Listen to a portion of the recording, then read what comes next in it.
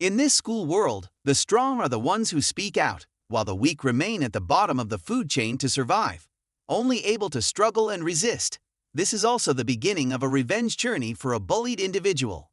In a classroom at a high school, the teacher stands above, announcing that the exam has started, strictly prohibiting cheating.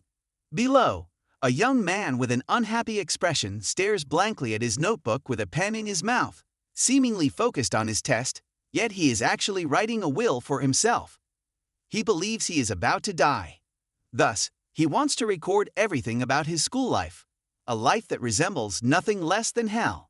On his birthday, his so-called friends gifted him a massive present, which turned out to be a merciless beating. The bullies took great pleasure in tormenting him, treating Imda Jun like a dog, tossing food on the ground and making him eat it, then proudly taking pictures of their conquest to share on social media. Imda Jun recorded everything in his will. He knew that humans are the most adaptable species in the world, yet even after being beaten and tormented to the point where he could barely eat his daily meals, he still couldn't adapt to being treated like a fellow human being. But that name, Yun, along with his gang, saw him as no different from a dog for them to trample on. Not only did he have to endure the beatings from Yun, but the more terrifying aspect was the gaze and mockery of everyone around him. Standing before them, Daejun felt like a naked man exposed entirely in front of them. This made him loathe life more than ever, which is why he wanted to leave peacefully. After much hesitation, whether to take the exam or write his will, the will was finally completed. Daejun lamented his writing skills and believed that if there were a competition for the best will, he would surely win first prize. He sat there daydreaming about what life would be like after his death. Perhaps Yun would have to pay for everything he had done to him. Although he wouldn't witness it, the mere thought made Daejun feel joyful.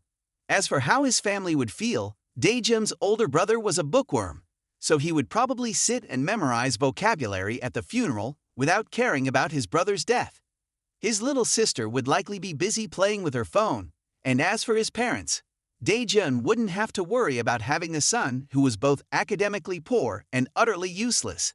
After the exam, Daejun trudged home, as he felt he should at least say goodbye to them before ending his life. When he returned home, the family sat together for a meal, yet no one spoke to each other. Daejun turned to his brother and asked, "Where's Mom?" His brother, focused on his studies, vaguely replied that he wasn't sure when she would be back. After saying that, he stood up as he had finished eating and returned to his room to continue studying. Daejun looked at his father, intending to reveal everything that had happened, but his indifferent father interrupted him, wanting to watch the news. "Don't sit there and disturb my entertainment." Daejun could only bow his head and comply, waiting for the TV noise behind him to catch his attention. It was a news segment reporting that the police had decided to reveal the identity of the bully who had been harassing and killing classmates at a high school. The day before, the person dubbed the Demon had confessed after murdering 7 of his classmates. This case was hot news, with reporters surrounding the scene for updates. The so-called killer stood before the journalists, his face showing no sign of remorse. He boldly denied being a murderer, claiming that if they hadn't mocked his family and made his daily life a living hell, they wouldn't have to pay such a hefty price. Hearing those words stirred Daejun's hatred, causing him to grit his teeth as he recalled the bullies who tormented him at school. Meanwhile, the demon's unfounded words enraged the victims' families. Not stopping there, the demon uttered even more provocative statements, urging the bully to rise up and fight back against the trash at their school, just as he had done that day. "Don't ever end your life like that. It will only leave you feeling more resentful and your family in greater sorrow. Therefore, no matter what happens, you must survive. If you want to die, then just go ahead and die, you fools." The words spoken by the one called the demon awakened Daejun. He realized that why should he have to check out when he hadn't done anything wrong? All of this was due to those savage bullies.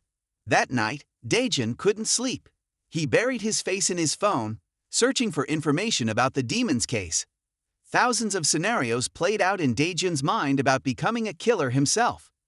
However, Daejun's courage wasn't strong enough for that. He realized that he couldn't kill anyone. He cried over his own helplessness, thinking that if things continued like this, nothing would change. All Dae-jun wanted was to live a normal life. Why was it so difficult? He pleaded for someone to deal with Lee Do-yoon for him. But if he didn't act, no one would do it. So Dae-jun found himself a knife and repeatedly stabbed a pillow, practicing how to kill. The terrifying expression on Dae-jun's face appeared as he made up his mind. The one who should be checked out was Lee Do-yoon, not him. The next morning, he went to school as usual, sitting in class while his mind wandered elsewhere. He had thought a lot the previous night about how to deal with that Lee Do-yoon, yet he felt shaky as soon as he arrived at school. Before he could finish his thoughts, Lee Do-yoon approached and struck Dae-jun on the head. He laughed delightfully, causing Dae-jun's mind to unravel.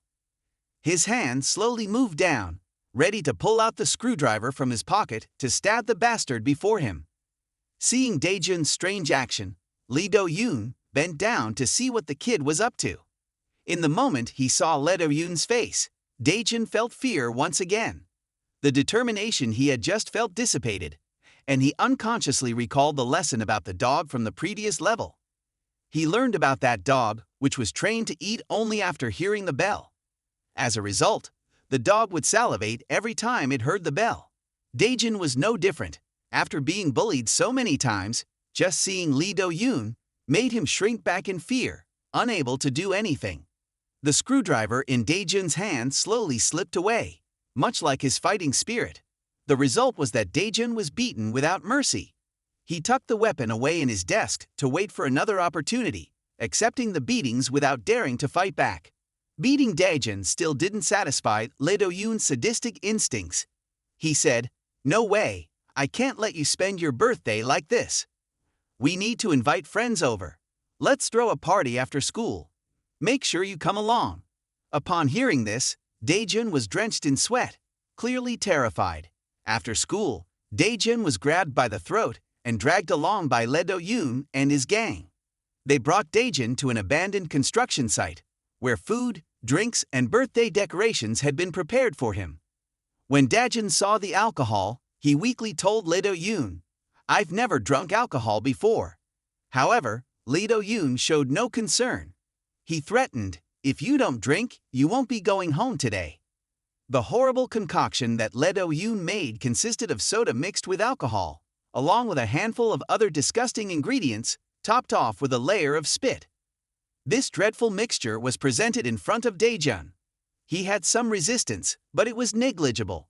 He refused to drink it, but before he could finish his sentence, he was punched in the face. Lee Do-yoon, with a terrifying expression, warned Dae-jun, "Say that one more time and see what happens." In such a dilemma, Dae-jun didn't know what to do. Drinking would kill him, but refusing would also lead to a beating. The three bullies even took out their phones to record the moment. Left with no choice, Dae-jun gulped down the horrifying drink in one go. After finishing the drink, you immediately vomit because it's too horrible. You can't stand the smell of it. Yet the beast inside Lee Do-yoon remains unsatisfied. He laughs and says, "Since you've thrown up, lick it up quickly. If not, I'll make you drink another cup. You won't be allowed to leave today without finishing it." As evening falls, the drink and food have all been forced down by Dae-jun, but Lee Do-yoon still hasn't spared him. He sends his underlings to buy more to keep the fun going. Back to Dae-jun, his head is spinning, and his stomach is churning on the verge of exploding.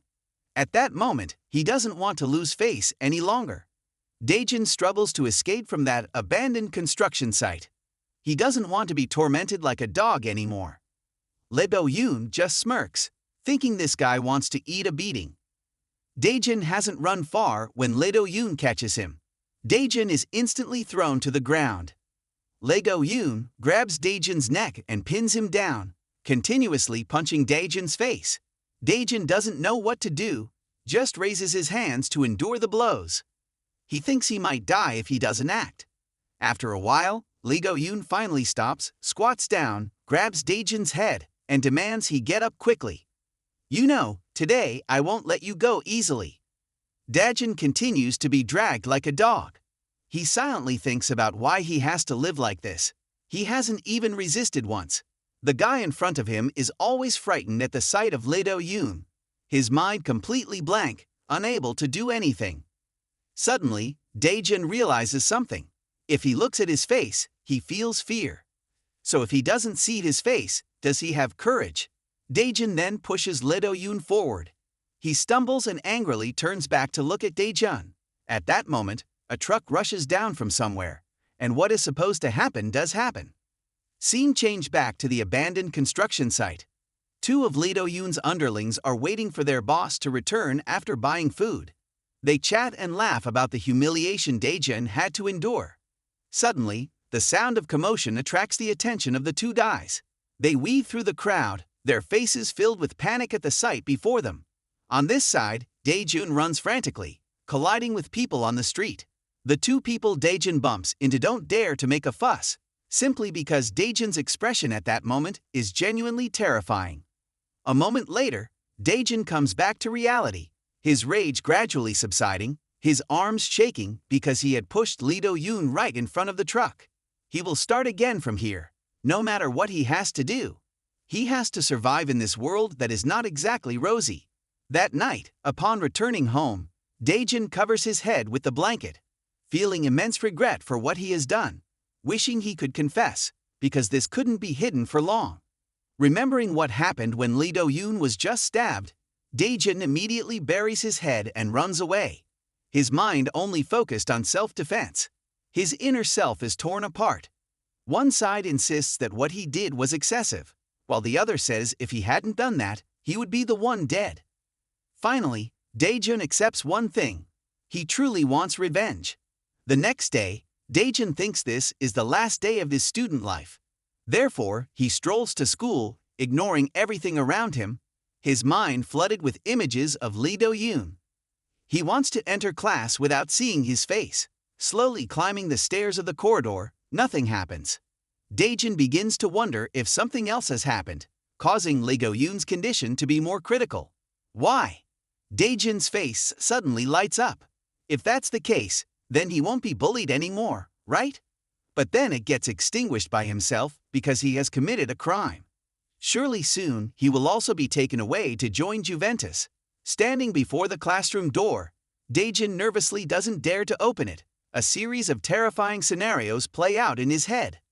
Could it be that behind that classroom door is a squad waiting to catch him? Jun cautiously opens the door, peeking inside.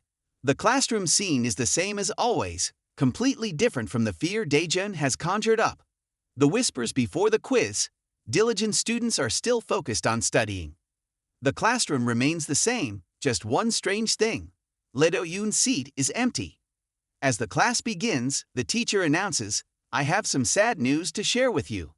Last night, Lee Do-yoon was involved in a traffic accident on his way home from school.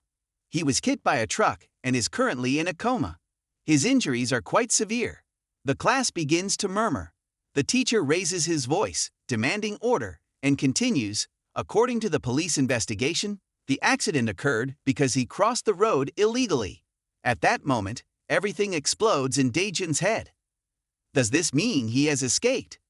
He clenches his teeth, then covers his face, trying to calm himself down. He won't allow himself to think such things. If that's the case, then he's no different from people like Lee Do-yoon. Jun decides to turn himself in to ease his guilt. But then, he wants to enjoy this normal life a few more days. A life without violence, without threats, not worrying about facing Lee Do-yoon at the end of the class. Jun cries for his fate, such a beautiful life, and now he has to give it up. While crying, two of Lee Do-yoon's underlings from yesterday come over. One laughs, pointing directly at Lee Do-yoon's empty seat, saying, "Hey Jun, you pushed Lee Do-yoon, right?" Jun, crying and sniffing, immediately falls silent, his face turning in surprise towards the other guy, who apologetically pulls his friend away, saying, "Sorry, he's just being nosy." The other guy is dragged away but still says back, "I saw them together yesterday." The two continue chatting, ignoring those comments. Jun observes the classroom. It seems the atmosphere has changed. The kids who used to bully him no longer come to pick fights. Indeed, without the alpha dog, these pups can do nothing but play. The classroom has returned to normal.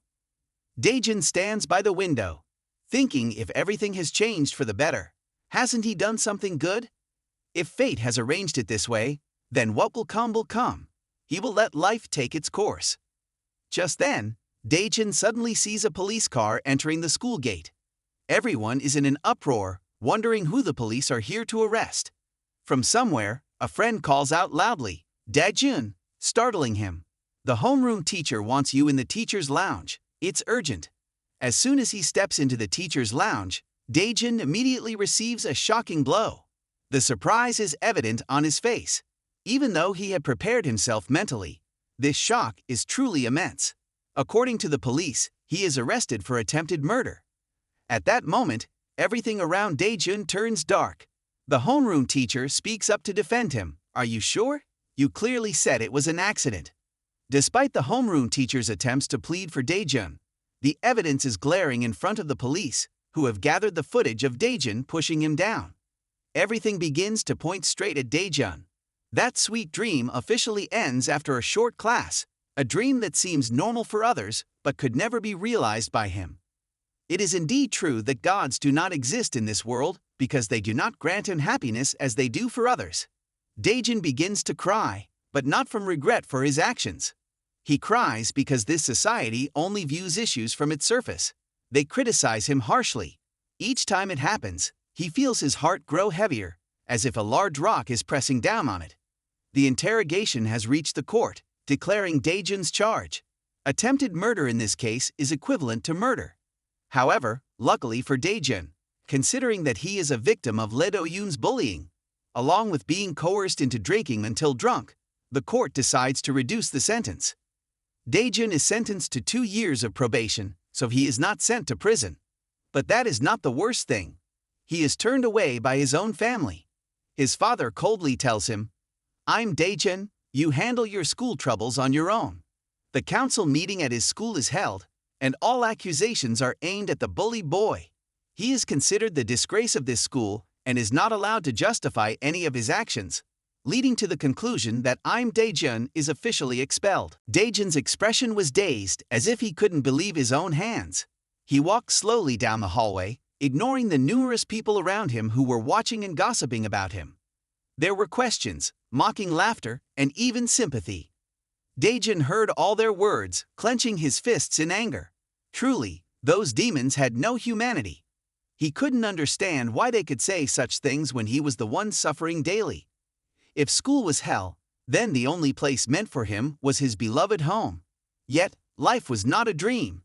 Dae-jun knelt at his doorstep, but his grandfather turned away and said, "Get out of my house." Those words struck him like lightning. Tears streamed down Dae-jun's face as he stood up and stepped out of the house.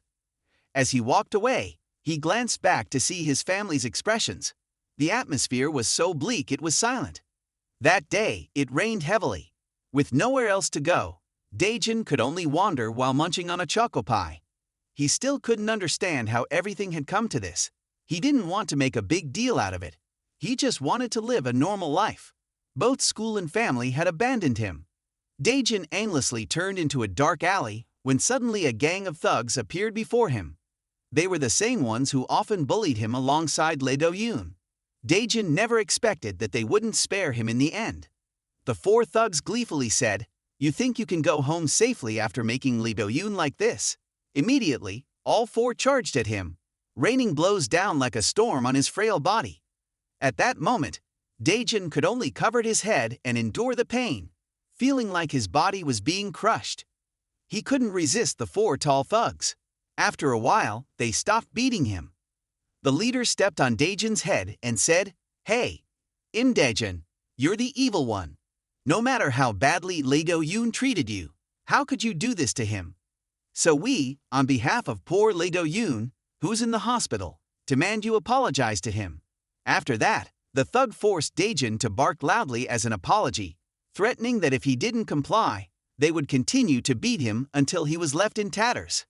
At that moment, Dae-jun thought about his miserable fate, about this unfair life.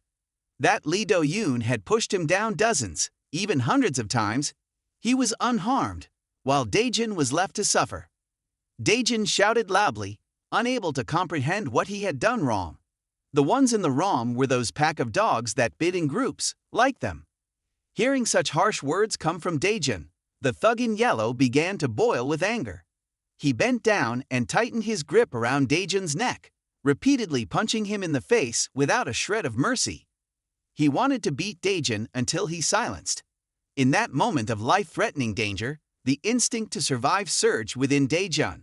He reached for a brick nearby. The thug noticed the move, but it was too late to dodge. The brick struck the thug's head directly with a crisp sound that could probably be heard from afar. Daejun felt like he had gone mad.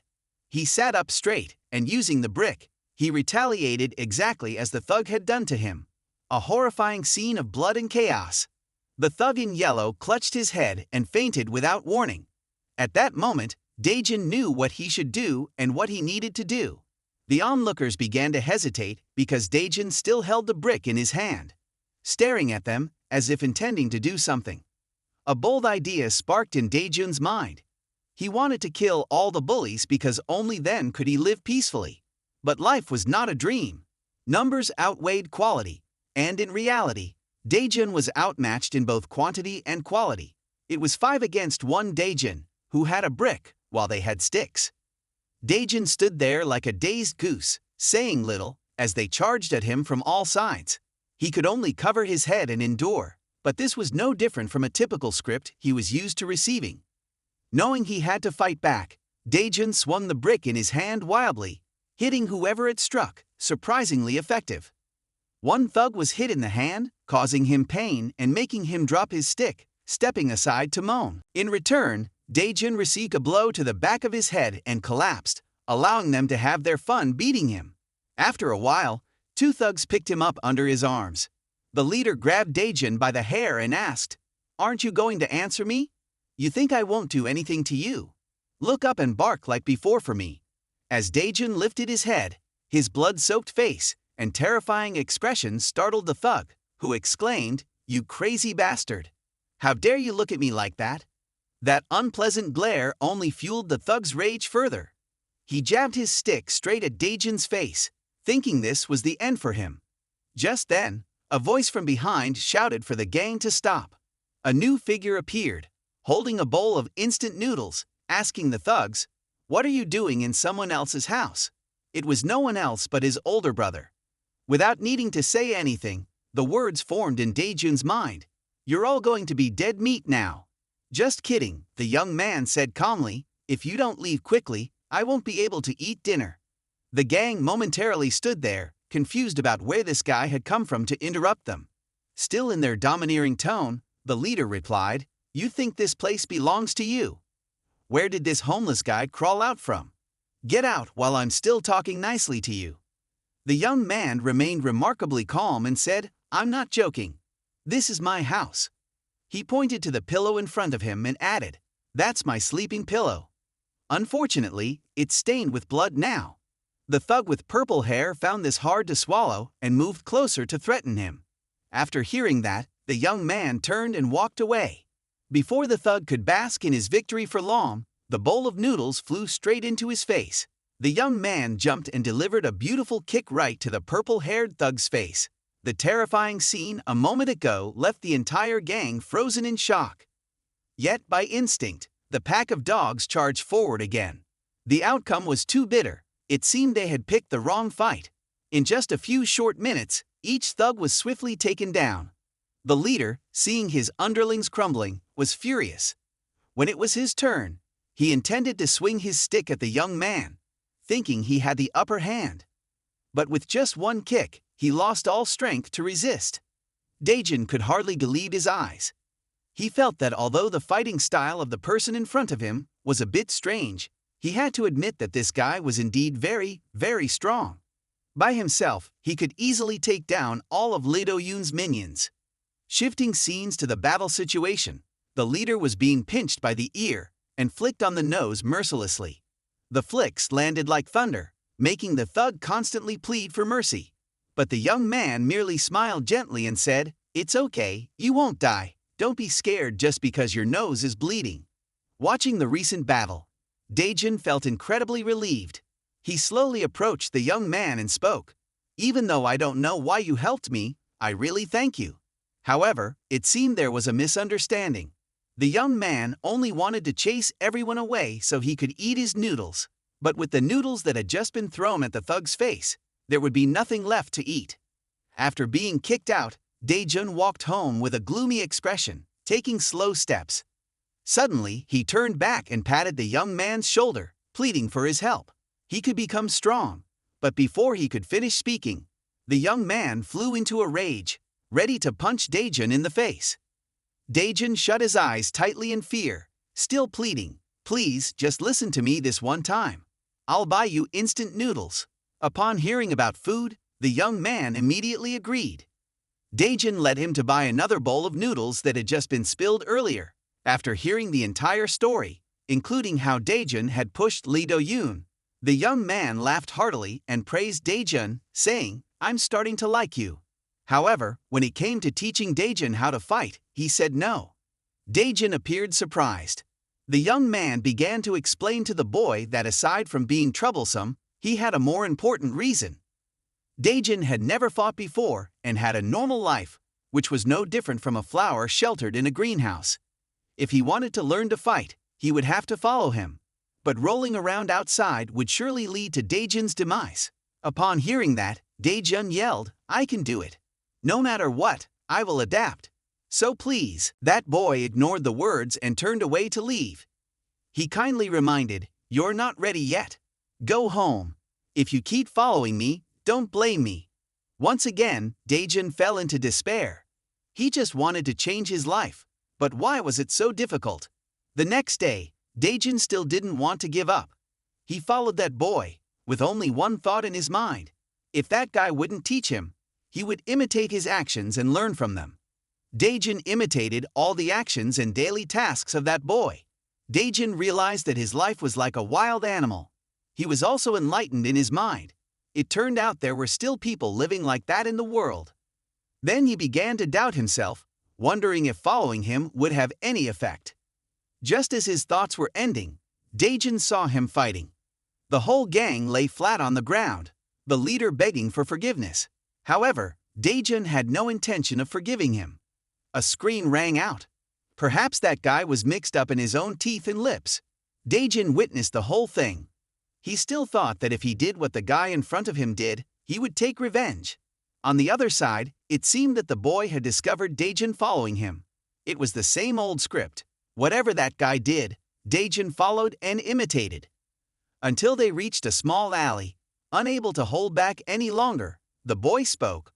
"Why have you been following me since yesterday? Do you want to learn how to fight? To take revenge?"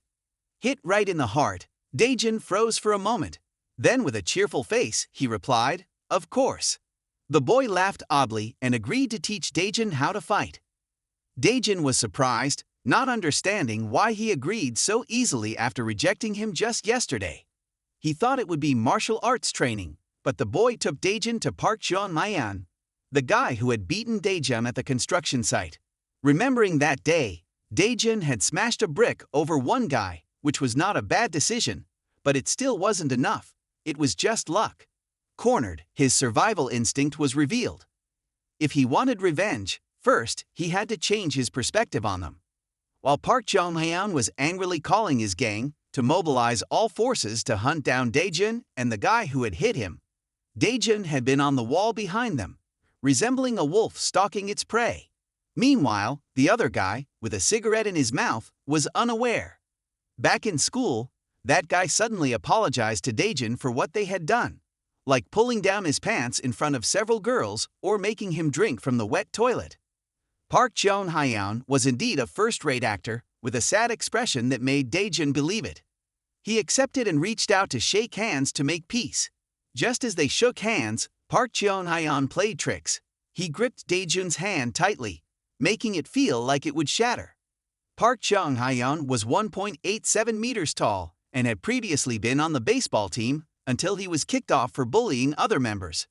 His right hand strength was 84 kilograms, which explained why Jun couldn't fight back against him. The scream of pain from Jun was deafening, yet he showed no mercy. Instead, he threatened, "From now on, I'll apologize to you every day." Back in reality, Jun hesitated a little. He was reminding himself not to be scared because as long as he followed the plan, everything would be fine. From the high wall, Daejin jumped down, kicking him in the back, causing him to fall flat on the ground. The other boy watched, impressed by the move. Daejin landed safely and thought he had succeeded, feeling joy, but it was short-lived. Park Jong-hyun punched Daejin squarely in the face without holding back. Daejin felt pain and trembled all over. Park Jong-hyun rubbed his neck and grimaced, saying, "I thought it was someone else. Turns out it's you." Then, just like that, Park Jong-hyun charged at Daejin, throwing punches. The look of exasperation appeared on the young man's face. The initial headbutt seemed fine, but now it was over. Daejin thought there was no need to check further. This time, he was taking hits harder than ever before.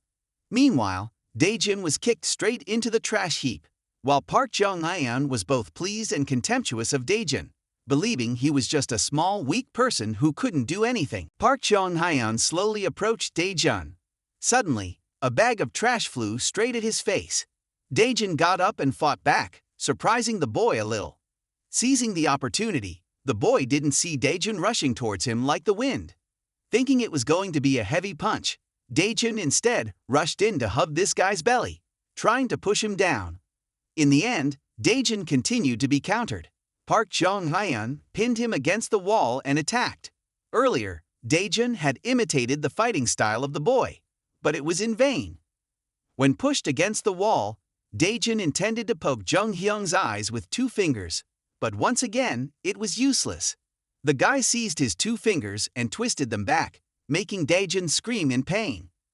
The guy was extremely furious, simply because he didn't expect a weakling who was only fit to lick his feet would fight back. His fierce expression was evident. Conversely, Daejin was no longer scared, he had changed. He no longer backed down but started to fight back. "Aren't you going to put away that gaze?" His attitude drove Park Jong-hyun insane. He continuously slapped Daejin across the face, wanting Daejin to get rid of that look he had just given him. Daejin's head spun. He could only think of making these people sleep with the dogs because they had turned his life upside down. Previously, Daejin had asked that boy, "I just want to take revenge on Park Jong-hyun. Why won't you teach me?" The boy didn't answer and turned to leave, knowing for sure that Daejin couldn't do it. Knowing he had to change, Daejin agreed with that boy that he would take revenge himself. Although the odds of winning were low, until the ball was kicked, anything could happen. Just as he was about to leave, he heard a strange noise behind him. The boy turned to look back, his expression showing surprise, unable to believe that Daejin could do such a thing. What was Daejin doing? He was cornered, pulling out a hidden knife aimed straight at Park Jong-hyun's belly. The guy seemed frightened. As Daejin displayed his madness, he was paralyzed with fear. Seizing the opportunity, Daejin kicked Park Jong-hyun down to the ground. This was understandable, because even if he was confident in his strength, facing a madman holding a knife who could stay calm, Park Jong-hyun slipped away, only to run straight into a dead end. He was terrified, turning to see Daejin, resembling the Grim Reaper, holding a knife aimed at him. The time for counterattack had arrived. Daejin struck the head of Park Jong-hyun repeatedly, while the latter could only cower and defend himself, fearing that if he made a move, Daejin would stab him. After being beaten mercilessly, Park Jong-hyun raised his hands in surrender, seemingly with broken ribs. He apologized for bullying Daejin, but that was too easy. Daejin continued to pummel him. The pain he endured was a fraction of what Daejin had suffered. He had lived in humiliation, in a state worse than death, despite having once begged on his knees. But who would forgive him? Despair overwhelmed him to the point where Daejin just wanted to think about death. Reflecting on these matters made him momentarily let down his guard. Park Jong-hyun quickly seized control, attempting to snatch the knife from Daejin's hands. With overwhelming strength, he regained the upper hand. Unlike Daejin, he did not show mercy. He plunged the knife straight down. The boy panicked at the sight, but no catastrophe occurred. The knife plunged into the ground next to Daejin, revealing its true form. It was just a ruler wrapped in a newspaper. Realizing he had been tricked, Park Jong-hyun grew angrier. The observing boy now had a different view of Jun. It turned out Jun had been following his lead all along. To think of using a ruler as a knife at that moment was truly a sharp and adaptable mind. However, that still seemed insufficient.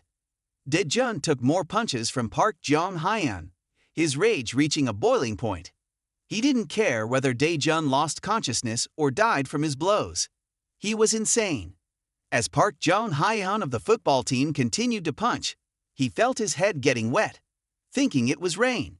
Turning around, he discovered the boy had poured water on him, blood rushing to his brain. He lost all awareness of how badly he had been beaten by the boy before him.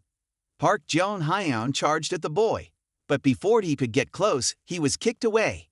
After dealing with him, the boy regretfully told Jun, "You failed." Upon hearing this, Jun could not contain his rage. Was it just a moment more, and he would have won?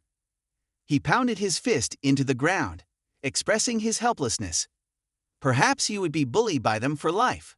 Suddenly, the boy squatted in front of Jun and asked, "You still want to get stronger, right? Then I'll give you one last chance. But this time, it will be harder. Can you do it?" Jun burst into tears, for once again he had the opportunity to change his fate. After that, the boy led Jun away without uttering a word. When Jun finally asked, the boy replied, "You think the ones at school are the scum of the world. That thought is too simplistic. Those at school are not a match for these guys." The boy's serious expression was unusual. He told Jun, "Leaving school is not the end. There's a dark life out there in society. The thugs with nothing to lose are the most dangerous." His expression suddenly turned somber as he mentioned those people, and where they stood was the center of danger. Jun trembled in fear. He still didn't understand why the person in front of him had brought him here. He was led into a house, and before he could do anything, the boy kicked him inside with a sinister smile, only advising, "Just find a way to survive here." The door slowly closed behind Jun, leaving him puzzled. Turning around, he found 3 people, 2 boys and a girl, had appeared. Jun's expression changed upon seeing this scene. The leader, likely the red-haired guy, sat confidently in a chair and asked Jun if he had come to learn to fight. Jun, kneeling on the ground, quickly responded. After hearing everything, the group realized the one who had thrown Jun in here was Jo-han-gil. A few more questions followed to assess what Jun could do, but the outcome revealed that Jun was useless. The red-haired guy, Cha-dae-yeop, frowned in confusion, not understanding why Jo-han-gil had brought a useless person. However, he couldn't kick Jun out, as he respected Jo-han-gil. That night, Jun was assigned a place to sleep, though it was quite uncomfortable, as he only got to sleep in the laundry room. Cha-dae-yeop smirked repulsively and said, "You don't need to thank me because I didn't give you a free place to sleep. You'll have to repay me with your body." Upon hearing this, Jun's face went pale. Clearly, since that day, Jun had to do all the housework, including scrubbing the toilet. However, he was not dissatisfied at all, as Jun had food and shelter, a place where he wouldn't be beaten. He knew there were homeless people who weren't as fortunate as he was. Especially here, it was better than going to school. The next morning, after stepping out of the house and observing the people in this area for a few days, Jun realized they were truly savage, worse than anyone he had ever encountered. He suspected this place might be where all the runaway teenagers in the world gathered. Accidentally, Jun locked eyes with a particularly scruffy-looking guy. He lowered his head and walked straight ahead, silently praying they would let him pass. But as he got closer, the guy ordered him to stop. This guy initiated trouble with him for no reason, saying, "Do you want to touch my girlfriend's leg? I'm asking you, answer me. If you bow your head and apologize, I'll reconsider letting you go." Jun thought to himself, the guy was bullying him to show off in front of his girlfriend. Remembering Jo-han-gil's words, he knew he had to find a way to survive in this den of thugs. Seeing Jun silent, the guy intended to slap him to wake him up. Just then, Jun's bag fell from his hand. Jun took the initiative to punch the guy first. The guy was stunned, not because he was surprised by Jun, but because he was taken aback by the presence behind him. Cha-dae-yeop had been standing behind Jun all along.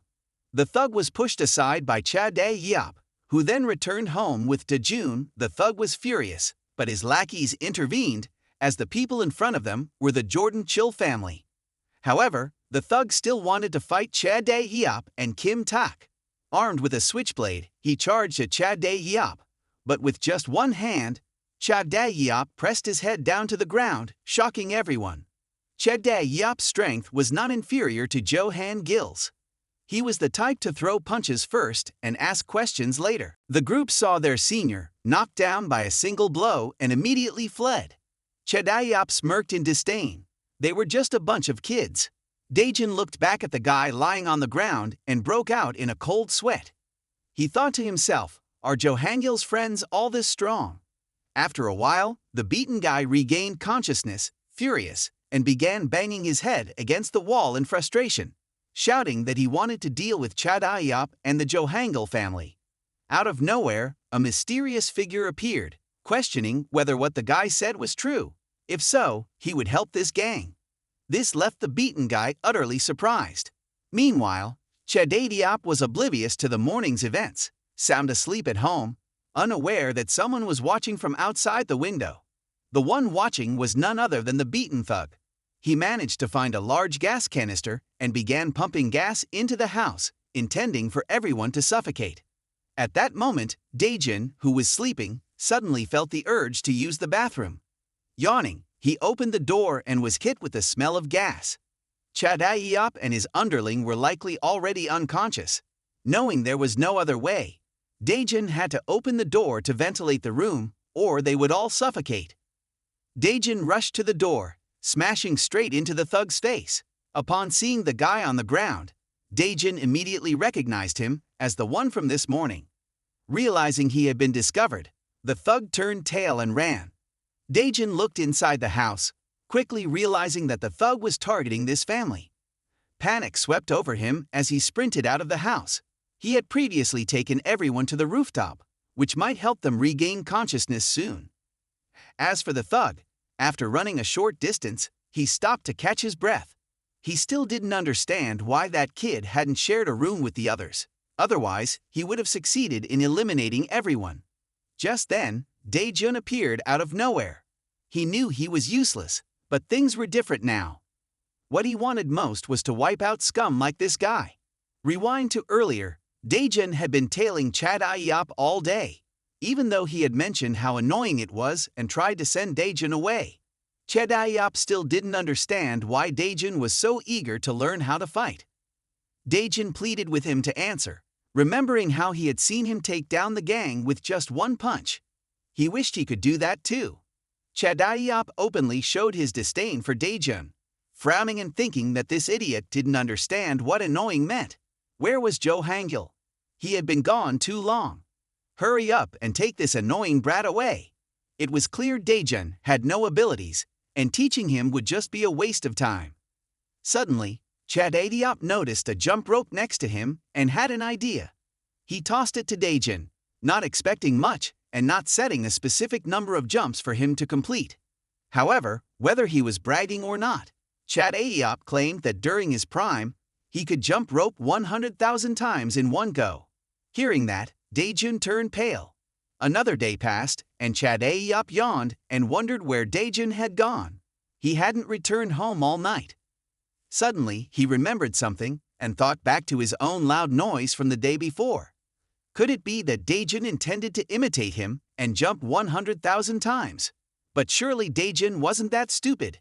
However, when Cha Dae-yeop went up to the rooftop, he was shocked to see Dae-jun still there, jumping rope.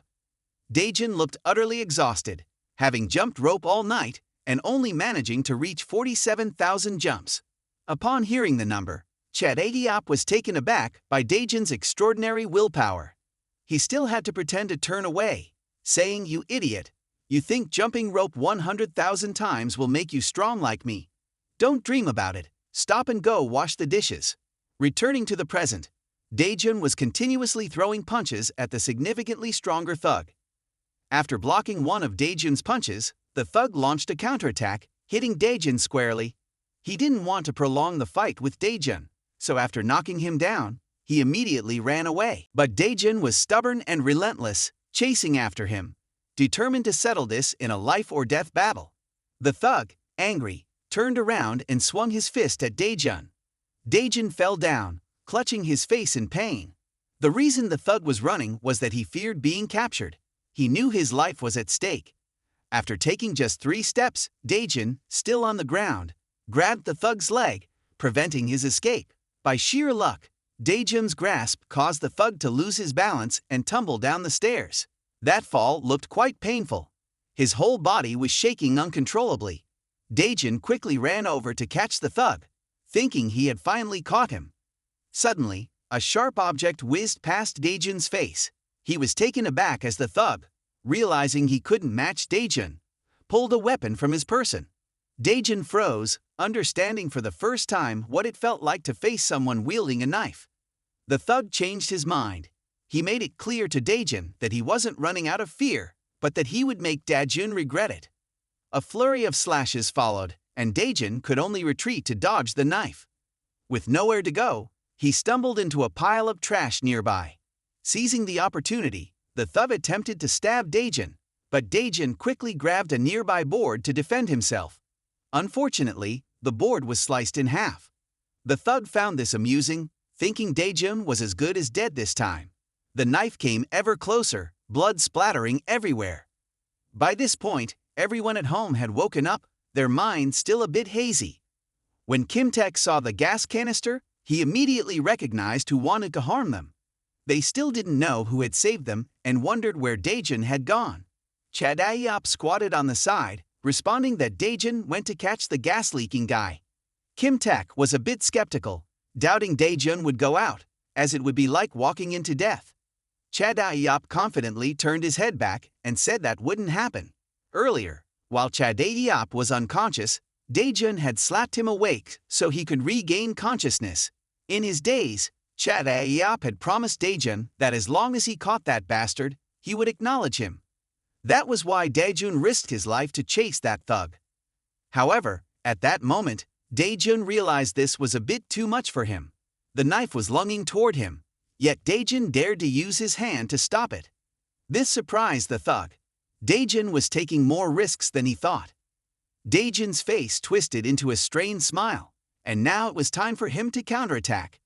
His eyes were filled with determination. Jun shouted loudly, grabbing the thug's arm with one hand while positioning his feet for the next move. The thug recognized this was a move used by Chadaeop and quickly countered it. He felt joy at having easily outsmarted Jun. However, that joy didn't last long as Jun burst into wild laughter. His real intention wasn't to throw the thug to the ground, but to push him off the railing below. Using his own body as leverage, both of them flew down from the top. The knife fell from the thug's hand, and Jun couldn't avoid the pain from the fall. The thug rolled several times before landing, while Jun grit his teeth to stand up, looking over and seeing his opponent lying unconscious. Jun picked up a brick beside him, intending to hit him on the head for safety, but then realized he no longer had the strength to fight back. He had fallen and unfortunately hit his head against a nearby electric pole. Exhausted, Jun collapsed to the ground, panting. He felt joy because this was his first victory in life, something that had only appeared in his dreams before. He never expected it to become a reality. Suddenly, he felt something wet below his stomach and looked down to find himself covered in blood. It turned out that during the fall, the knife had accidentally stabbed him in the stomach. Jun lost a lot of blood and fainted beside the thug. When he opened his eyes, he found himself in a hospital, surrounded by Chadaeop and his friends. Fortunately for him, Vega discovered him at that moment and rushed him for emergency treatment, or he would have been in serious danger. Despite his injuries, Chadaeop patted him on the back enthusiastically, praising him. By the time Chadaeop and his friends arrived, the thug had already been taken away. Even though Jun hadn't captured him, Chadaeop would still recognize this victory, fulfilling all the promises he made to Jun. And even Kim-taek acknowledged Jun. Jo Hanjil, after a period of disappearance, finally reappeared. He smiled and said to Jun, "So you survived, huh? Now you have to learn how to fight." He added, "If you want to give up, just say it. Standing in front of a great opportunity. A dream that Daejun had long wished for every night. How could he give up? Without hesitation, Daejun replied, I will start learning immediately after I leave the hospital. After being discharged, his family showed their gratitude by teaching him to fight, just as he wished. Kim Taek was grilling meat while reminding Daejun not to eat grilled meat anymore. If you want something better, just say it. Imda Jun ate as if he had never eaten before, grabbing food eagerly because he really loved grilled meat. Chadaiyop scratched his head and laughed awkwardly. If anyone saw this, they would think we starved you. Just then, a sob from Daejun suddenly broke the atmosphere, surprising everyone. Chadaiyop instantly became the target of blame. It's definitely because I made Daejun eat canned tuna every day that he turned out like this. Chadaiyop protested. Clearly, everyone agreed to this. Kim Taek approached him, confused, and explained, we were just a bunch of runaways like you. So back then, we couldn't share the meat with someone who suddenly moved in like you. Daejun's eyes brimmed with tears. He understood these things. He just didn't expect that living independently outside would be so tough. He only wanted to live a normal life, but it turned out like this. Chadaiyop was the first to respond to him. Do you think you're the only one suffering? We're just like you. Who here isn't? Some were also kicked out of their homes like you, so we all understand how hard it is to survive out there. If you have nowhere to go, or if you don't want to wander around out there, we don't mind. If you stay here, you won't have to worry about eating separately like before anymore. Even if that means I have to beg to survive, but we've gotten used to living freely, so it's okay. The others smiled as if they agreed with Chadaiyop. At that moment, a warm stream of water suddenly flowed down Daejun's body. It had been a long time since he felt this warmth. They all laughed together, forgetting the world around them. It had been so long since he laughed like this. After that day, his life changed completely. Daejun no longer had to sleep in the laundry room, but had to sleep with a bunch of limbs sprawled out, making it hard to find a decent position. He wasn't sure if this was a good thing. The others in the house also started talking to him. Although everyone was around the same age, he still hadn't adapted. Even though they said to share household chores, Daejun still mostly took on the same responsibilities as before. After all, everything was fair, because the others had to work part-time to earn money. Only Daejun and Jo Hangil remained at home. Jo Hangil was yawning and suddenly remembered he had to teach Daejun how to fight. Daejun wondered why he wasn't doing anything, not even household chores. Jo Hangil laughed. Of course, it's because I'm the boss. Before long, Daejun was kicked out of the house and forced to earn money. Jo Hangil said, if you want to share the chores, you have to work like us. Why are you relying on me, who can't even make a penny? Once you earn money, I'll teach you how to fight. Daejun was still confused when he saw Jo Hangil sweeping the house from a distance, cheering him on. Turns out that even a boss has to work. Imda Jun was then hired by a pizza shop in the alley by a neighbor. However, on his second day of work, he wanted to quit. He couldn't understand why people came into the pizza shop demanding soju, and the owner wasn't teaching him how to work, but instead kept making him work and yelled at him. Daejun finally understood the feeling that runaways had to endure. It seemed he had to find another place.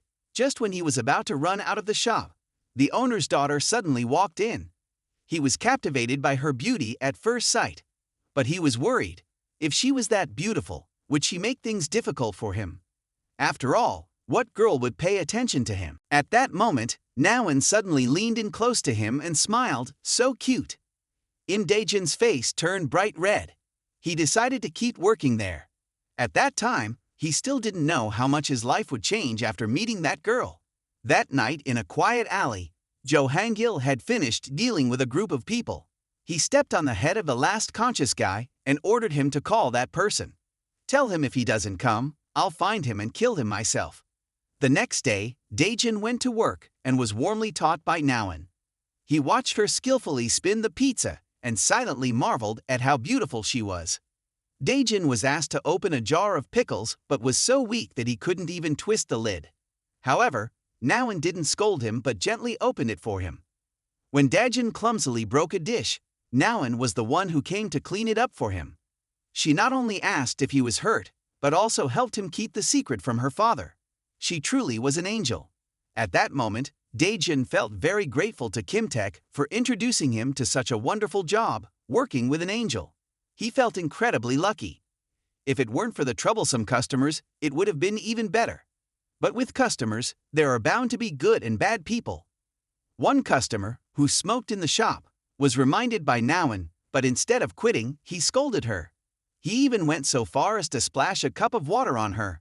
Seeing this, Dae-jun lost his composure. He just wanted to rush out and punch him. Just as he was about to run, the owner stopped him and told him to wait a bit. Nawan can handle this. Meanwhile, Nawan just put on a professional smile and apologized to the customer. The owner also went over to apologize and offered to replace the cup for the customer. Dae-jun was surprised by the owner's attitude. He didn't expect him to humble himself like that. After this incident, the shop took a short break. Then Dae-jun wondered why the owner acted this way when his daughter was being bullied. Nawan was wiping her head and said she was fine. The owner sighed. "What do you think I should do in this situation? Do you want to ruin my shop?" Nawan quickly defended Dae-jun and explained to him why they had to behave this way.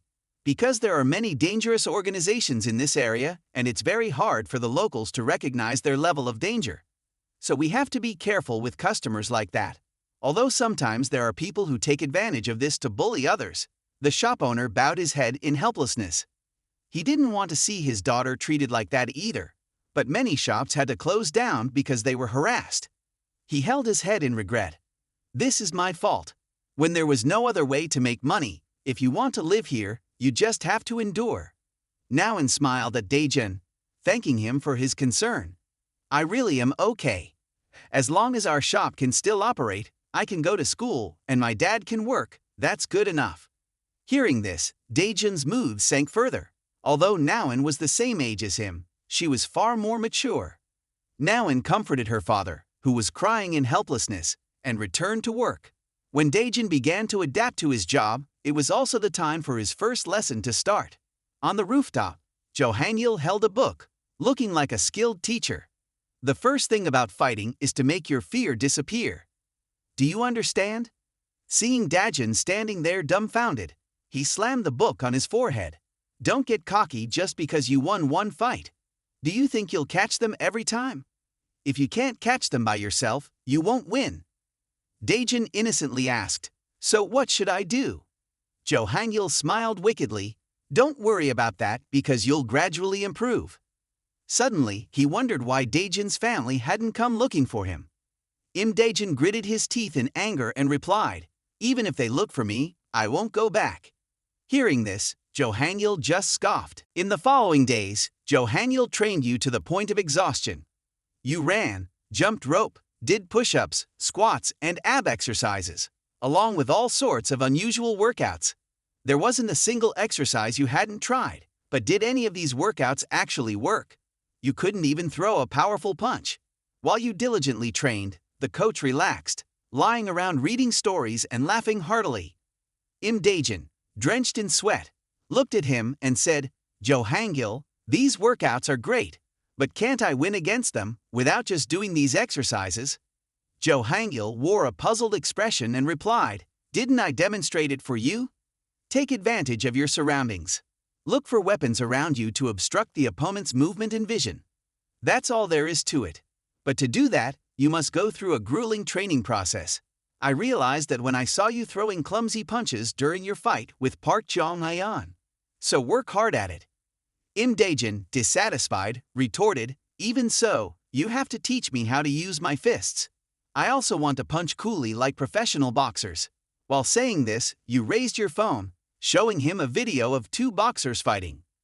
Jo Hang-il jumped up, intending to hit you on the head with the book to knock some sense into you. "Are you just focusing on the glamorous exterior?" he snapped, swinging the book in your direction. Yet you dodged smoothly, surprising both of you. Jo Hang-il then continued to throw a few more punches, and indeed, Dae-jun didn't have to exert much effort to evade them all. Jo Hang-il sneered, "Nice, I know how to teach you to fight now. Use your body directly." As he spoke, he cracked his knuckles. Imda Jun watched this action, breaking into a sweat. A few days later, At an abandoned building, a young man wearing a helmet was ambushed by a group of people. This group was the rival faction of Joe Hangul, worried because he had been continuously bothering them lately. The main fighter of their group, who just finished dealing with the helmeted guy, smirked and said, "What do you want me to do?"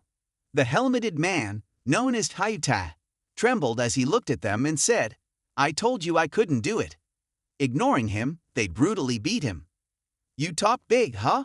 Why didn't you just leave then? Why did you even take the money?" Hyuta yelled, "Stop! I'll pay it back. Please let me go." The other man smirked dismissively, "You don't need to waste your breath. Have you ever seen me overlook this?" As he spoke, he poked Hyuta with a stick in the mouth. "But I also need to show my face, right? I don't want to be discovered by the big bosses." The group behind him immediately chimed in, "If you step up, it'll be much easier." He ordered them to bring Joe Hangul before him within 30 minutes. This was indeed harder than climbing to the sky. Before they could say anything, the guy struck Hyuta to intimidate them. This tactic of killing a chicken to scare the monkeys always worked. The group immediately scrambled to find Joe Hangul. A little later, they arrived at Joe Hangul's house and knocked frantically on the door. One of them suddenly had a bright idea. Why not deal with his disciple? Only a fool would think of that. He was even scarier than Joe Hangul. How could they? Meanwhile, on Daejin's side, you were walking to a store, contemplating whether to ask to switch to a weekly salary. Upon arriving at the store, you suddenly noticed a piece of the shop's window had been smashed. Turns out the group had come here and was wreaking havoc. The fat guy was gripping the shop owner by the collar, shouting, "Hey, I heard you're close with Kimtek. Don't you know where he went?" The shop owner, covered in wounds, weakly replied, "I really don't know." Hearing this, the fat guy asked someone on the phone, "Is it really here?" Then he spotted Imda Jun standing outside and yelled, "You little bastard! What are you looking at?" Daejin clenched his teeth in anger, watching the poor Naoan, his fury rising even higher. But at that moment, Naoan told you to run away. Naoan was very different from Daejin. She was perfect and gentle, unlike you. She could endure things you couldn't for a long time. She was truly mature. Naoan had grown tired of trying to endure in the store. After confirming with her teammates that this was the right place, he turned to Naoan and demanded she reveal where Kimtek worked. Naoan firmly stated that she didn't know.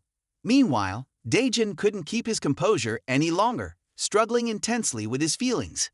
Everyone has their way of living. He wanted to act mature like Naoan, but not in this situation. After coming to a realization, a bottle of ketchup was promptly sent flying toward the fat guy. Naoan looked on in surprise as you glared at the fat guy.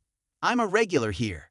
This fat guy is Kim Tae-yang, 17 years old, 1.81 meters tall, and weighs 110 kilograms. It's not an exaggeration to say he's a giant." He was muscular, even though no one had ever seen him train. It seemed Kim Tae-yang was born to fight, and he'd have been expelled from school at the same time as Daejun. No one could rival him, but that was only true when he was in school. Until he had the chance to face that guy, everything changed. He had thought that no matter where he was, only the big boss was worthy of being his opponent. But now, Kim Tae-yang was panicking because of you, who reminded him of himself at 7 years old. Daejin was like a fearless dog to him. He swallowed hard, ordering you to stop. Fighting him would only lead to death. Daejin, seeing this action of his, boldly replied, "Don't spit on the floor, pig." He looked stunned. It seemed this dog didn't understand. "Then I guess I'll have to make you lick up what you just spat." With that, he lunged at you, but rather than feeling scared, you felt eager to practice what you had learned. The first rule of street fighting is to use the surroundings to prevent your opponent's movements. You quickly kicked a chair to block Kim Tae-gang's path. The fat guy couldn't stop in time and tripped. Then you applied the secret move that Joe Hangul had taught. Daejin remembered the lesson on the rooftop. For some miraculous reason, when Joe Hangul threw punches, your whole body froze, unable to move. Joe Hangul, seeing this, yelled, "Don't stand there like an idiot. Get up. Your foot, knee, waist, shoulder. This is GAB." The right-handed punch. Joe Hangul spun on his heel while continuing to lecture. But the true power behind GAB came from the legs until it was unleashed as a straight punch. Seeing the decisive punch before him, Daejun felt immense admiration. This is boxing. After completing the move, Jo Hangil was out of breath but continued. Although this move is hard to apply in real combat if you keep practicing. He was rambling on when he suddenly realized Daejun had been lying on the ground for some time. Perhaps he had accidentally hit you. Back in the present, Daejun had learned that move over time and threw a quick jab at Kim Taeyang, catching him off guard. You moved while recalling every word Jo Hangil had taught you, channeling power from your feet into your fists. After a precise pivot, you delivered a straight punch with speed and accuracy. Seeing the fat guy knocked over backward, Naoin felt incredibly surprised. In her eyes, Daejun had always been someone who needed help, but now he was so different. On the other hand, Cha Daediop is currently talking on the phone with Jo Hangil. Did you teach him that? You need to go to work too. Jo Hangil insists that he doesn't like going to work. Hearing this, Cha Daediop shifts to wondering why Daejun wants to learn to fight. It's because he wants to take revenge on those who bullied him. Indeed, that's a classic reason for someone who specializes in being bullied. Still, he will have a spirited demeanor after learning martial arts to go fight. After hearing this from him, Cha Daediop sneers. Do you think he'll beat anyone after learning that? The strength of new recruits is limited. Sure enough, Cha Daediop is never wrong. The recent GAB punch, although it hit, didn't cause much damage to the stout guy. The guy grimaces, looking at Daejun. You surprised me. Did you learn martial arts? How could you do that? After saying that, he throws a punch right in front of Daejun.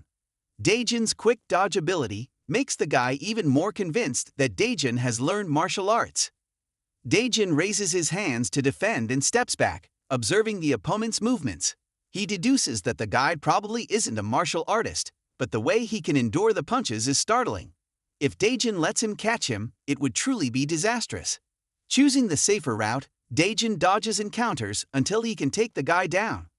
Thinking about it, Daejun throws a punch and immediately retreats. This cat and mouse game goes on for almost 10 minutes. Daejun is now panting from exhaustion. Although he has hit the guy many times, he doesn't look in pain at all. He even has a taunting smile on his bruised face. More importantly, Daejun is running out of strength, just waiting for the moment. Kim Taeyang swiftly grabs Daejun by the collar and delivers a punch. His punch is as strong as 10 of Daejun's. After that last punch, Daejun is left with blood dripping from his nose. Could everything end here? The guy smiles, lifting Daejun up like a doll. He tightens his grip around Daejun's neck, making it harder for him to breathe. Just when Daejun thinks his life is about to end here, Naoin arrives to stop him. As expected, when the guy can toss Daejun aside with just one hand, Daejun's eyes go wide in panic. He questions in helplessness if he cannot escape the fate of being bullied. Looking back at Cha Daediop, he had once thought that Daejun was good at fighting, because he looked quite smart. Who would have thought he was only good at getting hit? He warns Jo Hangil. Even if you teach him, he won't be able to do anything. He isn't a genius like you. But contrary to his thoughts, Jo Hangil is very confident in his intuition. At this moment, Daejun tilts his head back and spits in the guy's eye.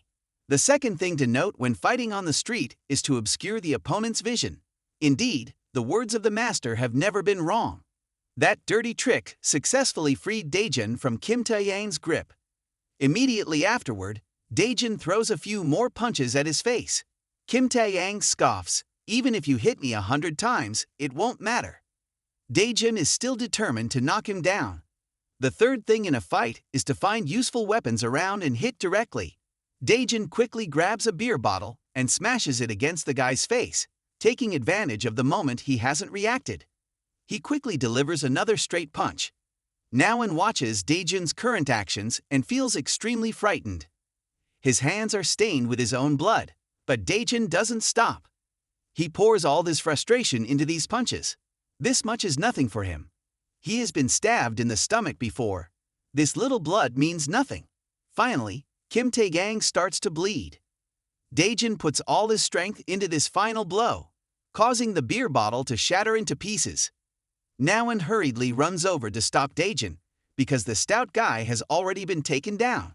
The shop owner is also very surprised. Daejin looks at him and grits his teeth in a threatening manner. If you dare to come here to cause trouble again, I will kill you. I will wipe out all your trash. After saying that, Daejin collapses to the ground, just like last time. This is not luck.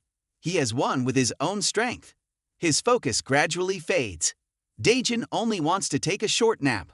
A moment later, the two companions of the stout guy have also appeared at the shop. They did not expect that the stout guy would be knocked out here. Thinking that it was the old man in the shop who did everything, the two of them force him to stand up to face them. But Daejin is quicker. I was the one who took down that pig. Now in panics.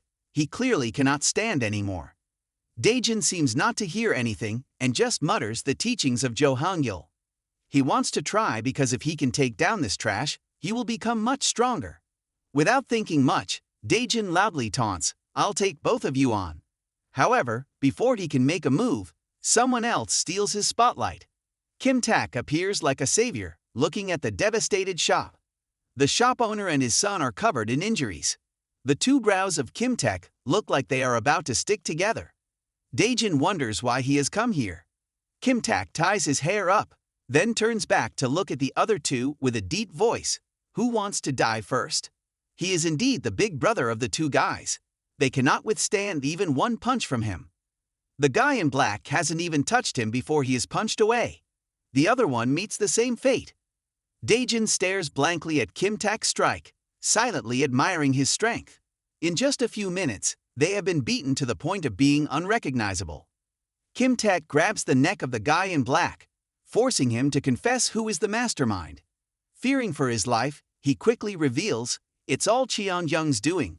I had nothing to do with the ghastly incident, so don't hit me." As soon as he finishes speaking, Kim Tak kicks his face. Looking at the bastard lying unconscious on the ground, Kim Tak angrily speaks up. Indeed, it was those Haegwang guys who caused this.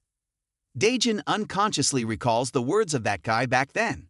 Perhaps this is the organization he mentioned.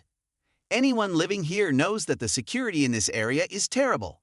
Crime is on the rise to the point where the police are helpless. Thus, the gangs have chosen this place to conduct their illegal dealings. That organization has been dealt with by a group of teenagers who have run away from home in this area. They are known as Haegwang. The gangs have joined Haegwang and managed this area. A notorious figure known to everyone from Haegwang is Cheon Jung. Perhaps Daejun's and Kim Tak's families are also being targeted because they have interfered with the gang's control of this area. They came to this pizza shop probably to warn Kim Tak not to set foot here again. The shop owner finally speaks up to clarify that Cheon Jung has been to their shop before. Kim Tak frowns, wondering why he didn't mention this to him. It's not that he didn't want to, but he couldn't. Because they dare to do anything.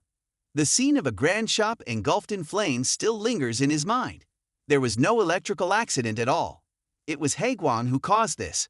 Upon hearing this, the murderous aura around Kim Tak intensifies more and more.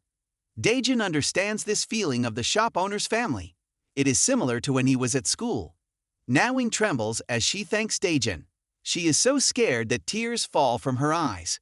This is also the first time Daejin sees a strong Nawan, grown up and crying. There are too many bad people in this society. There is no place without trash. News of the pizza shop being destroyed finally reaches Chae-dae-yeop. Kim Tak calls him to inform him that the Haegwang gang is also targeting them. We need to find a way to deal with them. You know how dangerous Cheon Jung is. First of all, you need to train your body. At this moment, he notices a shop being vandalized. The thugs are gleefully smashing the shop, and the two grandmas who own it can only hug each other and cry. It's truly heartbreaking. Chae-dae-yeop immediately hangs up. On the other side of the road, a thug with a bat threatened the two women. "Let me see the old man." The elderly woman could only fearfully hold her small grandson. She explained that her health wasn't good, so earning money was a bit difficult. He didn't distinguish between young and old, and aimed to strike the bat down on the two of them. Fortunately, Chae-dae-yeop arrived just in time to block the bat. The thug immediately received a punch to the face. Seeing their comrade getting hit, The others temporarily stopped vandalizing the store to confront Chadaeyop. Confident in their numbers, they looked down at him. Do you dare to interfere with our business? We're Haegwang. Whether they were Haegwang or not didn't matter to him. Chadaeyop jumped up and kicked them in the face. Just a few minutes later, they were all left groaning on the ground. He turned to check on the two women, and the boy suddenly warned him from behind. But it was too late. Chadaeyop got hit. The back of his head was struck by a baseball bat from the thug behind. Cheonjung wasn't alone. He brought many subordinates with him. Blood from Chadaeyop's head dripped down to his chin. They dared to call Chadaeyop Johangel's dog. How short-sighted they were. That night, everyone gathered in the house. Hong Gaeon angrily pointed at Kim Taek. You should have run away. Let them do whatever they want with that pizza place. Why did you suddenly interfere in Haegwang's affairs? Kim Taek looked at her sincerely and apologized for what he did. But that pizza place really was good. What if that place closes? The guy standing next to him nodded in agreement. Hong Gaeon was really furious with the men in this house. She yelled angrily, "What if we have to confront them?" Daejun was surprised. He didn't expect everyone to be so tense. He then voiced his confusion about why Chadaeyop hadn't returned yet. At that moment, all four of their phones buzzed with messages. Images of Chadaeyop tied up, covered in blood, along with a message about an abandoned construction site near the forest. No, no. Hong Gaeon gritted her teeth, cursing the scum. At the same time, at the abandoned construction site where Chadaeyop was being held, Cheonjung slapped Chadaeyop a few times. Aren't your friends coming? If they don't arrive in 10 minutes, I'll kill you. Before he could finish, Chadaeyop interrupted. If I die, they'll have one less mouth to feed. Isn't that great? Cheonjung glared, raising his bat, but the group of four had appeared. Kim Taek spoke up. We're here to confront you Haegwang scum. A moment ago, on the way, Kim Taek suddenly turned back and advised Daejun to go home. Of course, he couldn't leave his teammates and go back alone. Seeing how stubborn Daejun was, Kim Taek retorted, Are you confident you'll be of help? Back to the present moment, Hong Gaeong hissed under his breath. There are too many of them, must be more than 10. Without beating around the bush, Kim Taek directly asked them, Where is Chadaeyop? They sneered and gestured toward Cheonjung. Chadaeyop weakly lifted his head and muttered, What are you all here for? I could have called them all by myself. As soon as he finished speaking, a stick struck Chadaeyop's head, causing outrage in Johangel's family. Cheonjung sneered provocatively, stepping on Chadaeyop's face. Aren't you supposed to be the strong Johangel family? Where's Johangel? I don't see him. You lot trust him too much, and that's why you've ended up in this mess. Kim Taek clenched his teeth, but before he could say anything, a girl quickly retorted, What the hell are you barking about, you dog? Hey, you scruffy bearded bastard, stop throwing your weight around. She boldly pointed straight at his face without a hint of fear. You're all a bunch of filthy scum. It was the first time someone had dared to insult him like that to his face. Cheonjung's face darkened as he stared at her. Got guts? Say that again, you bitch. Grab them. At his command, the entire Haegwang gang rushed toward them. Daejun broke out in a cold sweat. Even though their team was strong, could they really take on this many people? Seeing the others fighting 2 or even 3 opponents at once made Daejun even more surprised. With his precise kick, Kim Taek managed to fend off 3 enemies simultaneously. Hae Seung-bin wasn't falling behind either, dodging attacks swiftly while delivering counterpunches with pinpoint accuracy. At that moment, one of the enemies noticed Daejun and Gaeon standing still and shouted for his comrades to catch them both. Without thinking, Daejun instinctively ran ahead to shield Gaeon. The situation only made sense if the person behind him was Naoan or some ordinary girl. But who was standing behind him now? It was Hong Gaeong, the girl who had just verbally sparred with that guy. Hong Gaeong immediately shoved Daejun aside, then quickly slipped behind the opponent and locked her arms around his waist, executing a perfect throw. Daejun's jaw dropped at her move, leaving him wondering why on earth he had tried to protect her earlier. Hong Gaeong stretched her arms, casually looked at the remaining foes and asked, Which one of you said you wanted to catch me, huh? Now that even Hong Gaon had joined the fight, Daejun felt even more confused. He had to fight too, but was there anyone here he could handle? Just as he wished, one of the enemies was sent flying right in front of him. Meanwhile, Kim Taek was in the middle of an intense fight when he suddenly felt a murderous aura from behind. His instincts were spot on. A guy from the other side was trying to attack him from behind. If it weren't for his quick reflexes, Kim Taek's blood might have stained the stick by now. Although the blow didn't hit a vital spot, it was enough to injure his leg. Seizing the opportunity, the opponent charged at Kim Taek. Meanwhile, Daejun was still struggling with his opponent. The guy was too fast, and even dodging his strikes was exhausting. Daejun accidentally backed into a barrel that was being used to stoke a fire. Thinking quickly, he grabbed a burning stick and struck his opponent. However, the man still wasn't down. "Stop!" A voice suddenly rang out, freezing everyone's movements. In an instant, the guy from earlier had caught Daejun, and his life was now in danger. One wrong move, and the glass shard would sever his carotid artery. Blood was already trickling down Daejun's neck. Seeing the situation shift in his favor, Cheon-young grew more excited. "If you don't want your friend to die, kneel now." He jeered at Kim Taek, laughing. "Why don't you charge in like you did earlier?" Kim Taek hung his head, hands limp by his sides. Seeing him like this, Cheon-young burst into even louder laughter. "You lot are hilarious.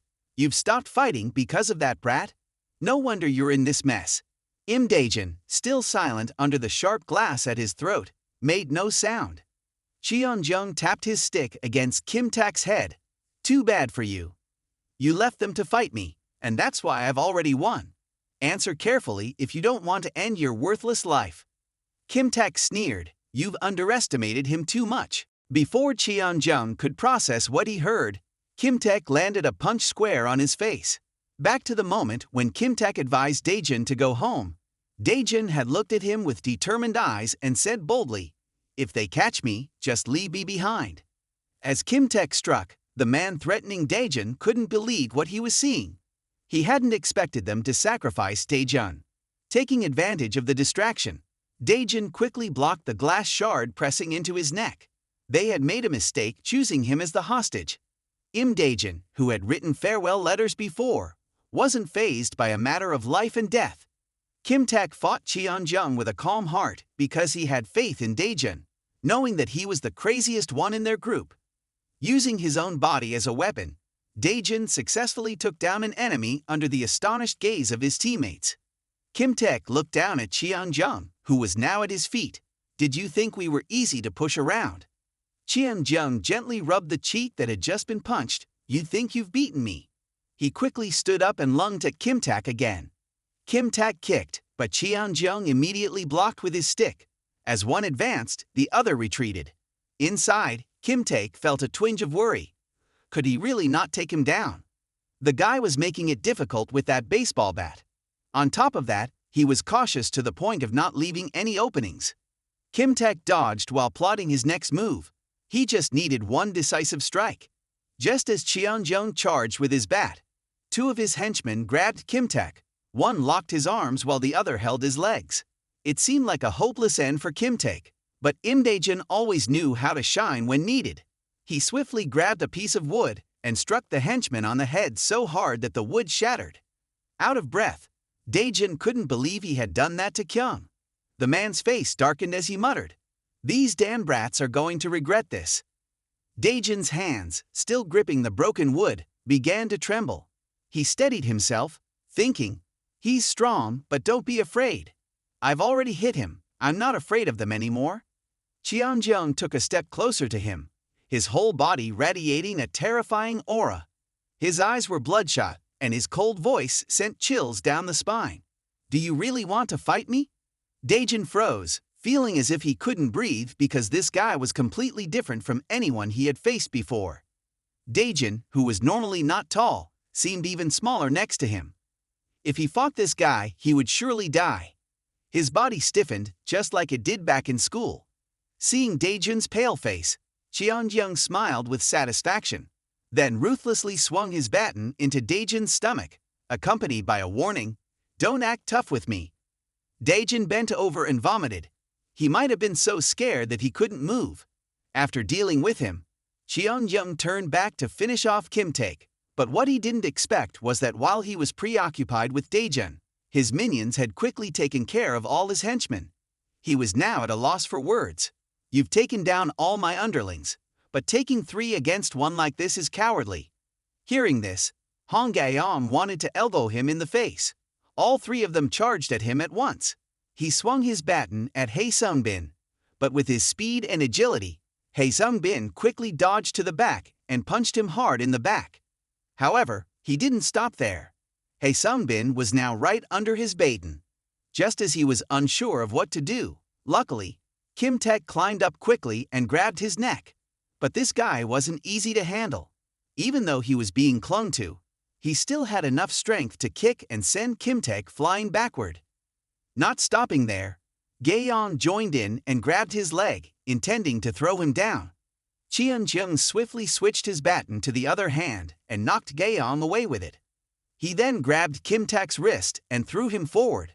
Although the 3 of them could still fight, they were already exhausted. They needed to continue taking advantage of their greater numbers. Cheon-jung looked at them with self-satisfaction. This is the last privilege I'm granting you. All of you, kneel before me. The stubborn girl Gaeon spoke up. Did you hit your head and become stupid? If you're scared to fight, then go back to your mom. Cheon-jung scoffed, then slammed the metal bar of the shelf behind him. I've given you one last chance to survive, and you're not accepting it. Indeed, his laughter had a reason. Another group of soldiers had gathered here and surrounded them. Kim Taek gritted his teeth. How many of them are there? Cheon-young glared and ordered his minions to move in.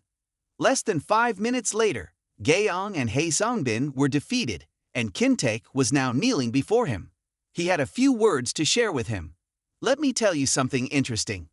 I heard from my underlings that you lied to us about disappearing from your beloved pizza shop, right? So I sent a friend of mine there, just in case they forgot who I am. That friend is Yun Sung-bo, the psycho who set fire to Haegwang. Kim Taek screamed, demanding him to stop. Would someone as crazy as him still have the sanity to listen? He pulled out his phone, quickly searching for Yun Sung-bo's number. But before he could call his friend, he suddenly felt a sharp pain in his leg. To his surprise, Daejin still had the strength to crawl over, and even dared to bite his leg. Cheon-jung, furious, stomped on Daejin's head. What the hell are you doing? Let go! Daejin's blood splattered everywhere. He thought that this bastard was truly terrifying, but should the shop disappear because of him? What would Nowan do then? Suddenly, he shouted, I won't let you touch that shop. After saying this, Daejin bit down hard on his leg, ignoring the blood from his mouth and nose that was mixing together and flowing down his leg. Cheon-jung was genuinely taken aback by his attitude. Not wanting to let this drag on any longer, he decisively swung the baton and knocked Daejin far away. After that, he continued to search for Yun Sung-bo's phone number, intending to tell his friend to burn that pizza shop. But then he realized that the voice on the line didn't belong to his friend and seemed somewhat familiar. Without making him and his minions wait long, the body of the arsonist was soon thrown at the door. Meanwhile, the person on the phone was still talking to him. Yun Sung-bo lay before them, looking utterly defeated, with one of his front teeth missing and his eyes blank. A familiar pair of Converse shoes appeared before them. Are we setting fire to another place again? Why do you need to deal with so many people lately?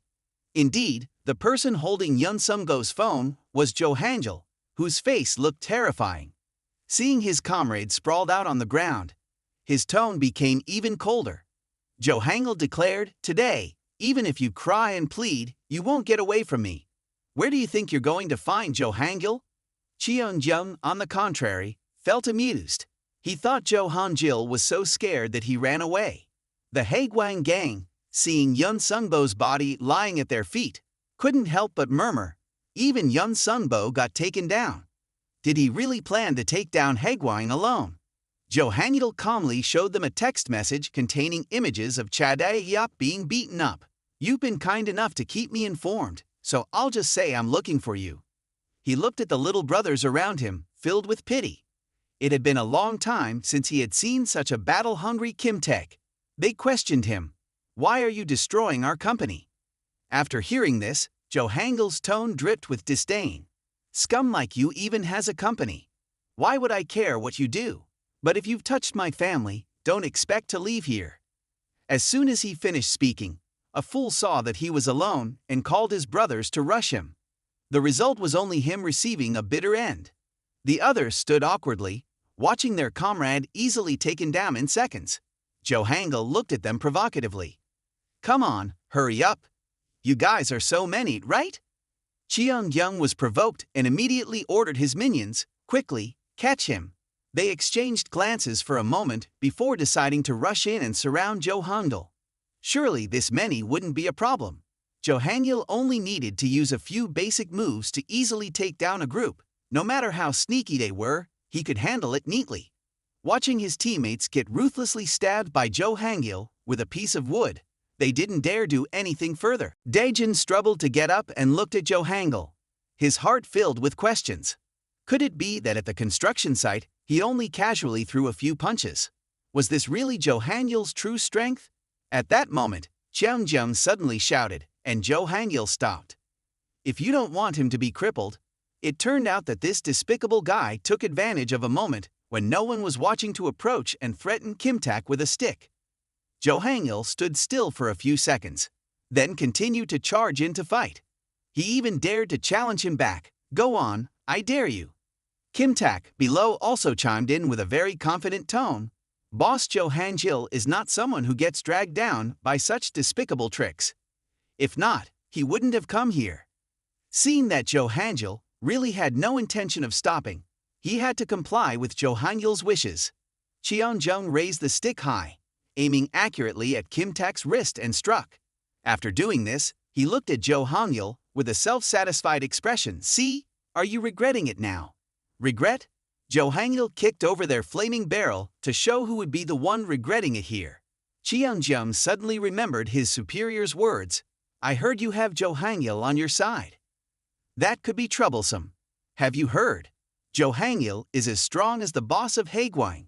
Whatever you do, don't get involved with those Jordan Chill guys. At that time, he still naively wondered, do I have to endure if he gets in my way? That's right, just keep your distance from him and obediently collect the protection money. Nothing good will come from touching him. His heart was now full of hatred. He wanted to take Jo Hangul down because if he could defeat Jo Hangul, nothing would stand in his way anymore. Cheon Jung charged in wildly, swinging the stick around like a lost fool. Jo Hangul just needed to push lightly, and one of Cheon Jung's guys became a shield for him. Jo Hangul took on 5 opponents. While dodging Cheon Jung's blows, he counterattacked the henchmen. Not only that, but he also used Cheon Jung's own subordinates as cover for himself. This guy was the last subordinate left here, and he was the one being taken down. Cheon Jung was dazed. He was fighting against Jo Hangul, while also dealing with all those henchmen. Jo Hangul spoke disdainfully, you will be my last dessert. Cheon Jung gritted his teeth and swung his stick at Jo Hangul. But this target was not so easy to hit. Jo Hangul dodged and punched him straight back. Cheon Jung still refused to give up and continued to charge at him. Jo Hangul had to admit that he was quite strong. Making his henchmen struggle like this was no small feat. For this reason, he would not let him off easily. As Jo Hangul spoke, he kicked Cheon Jung squarely in the stomach and his stick.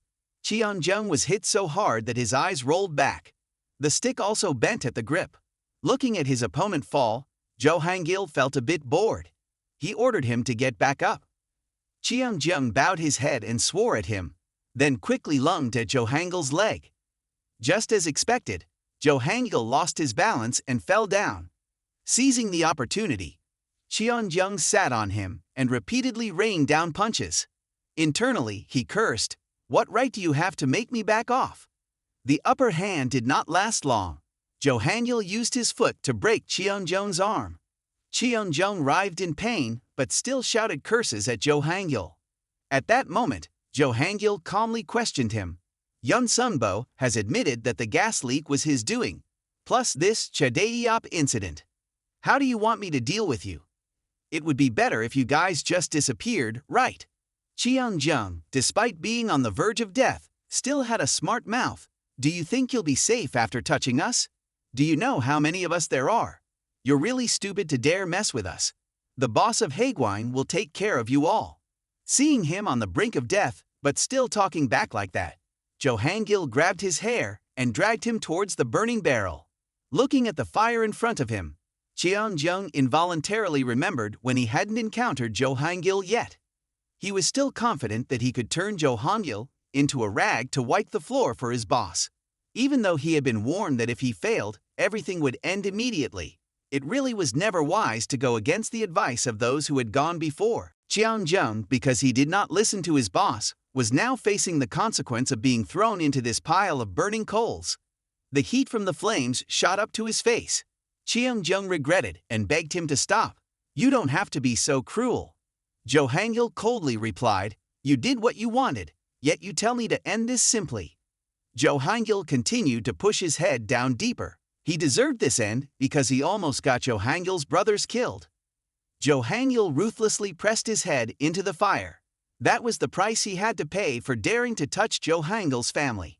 Moments later, a blood-curdling scream rang out. Jung broke free from Johangil's grasp, accidentally knocking over the flaming barrel. His face and hands were blackened, and the fire began to cling to his clothes. Watching him writhe in agony like that made Johangil even more uncomfortable. He was really getting a headache, so he stepped down on Jung's mouth, forcing him to shut up. Daejun had been following the fight the whole time. This was the first time he saw Johangil's terrifying side. A moment later, the fire died down, and whether Jung was alive or dead, no one noticed. Johangil walked over and slapped Chadaeyop's face a few times to wake him up. Johangil approached Imda Jun and called out to him. On his shoulder was the unconscious Chadaeyop. He looked at Daejun and smiled. This life of crime is exhausting, isn't it? Let's go home. Imda Jun couldn't help but smile back. Indeed, there was nothing that the boss couldn't handle. Thanks to his powerful fighting ability, they all survived and returned after the battle with Haegwine. However, at that time, they had no idea that their fateful connection with Haegwine had only just begun. After that day, they all had to stay in the hospital for a while. The high medical fees and job loss almost left them in dire economic straits. Luckily, the owner of the pizza shop helped them pay the hospital bills. Perhaps this was his way of thanking them for driving away Haegwine. After that day, Haegwine in this area became very quiet. Jung, who once caused a stir in this area, had disappeared from the pizza shop. Thanks to the presence of Johangil's men, they faced less harassment.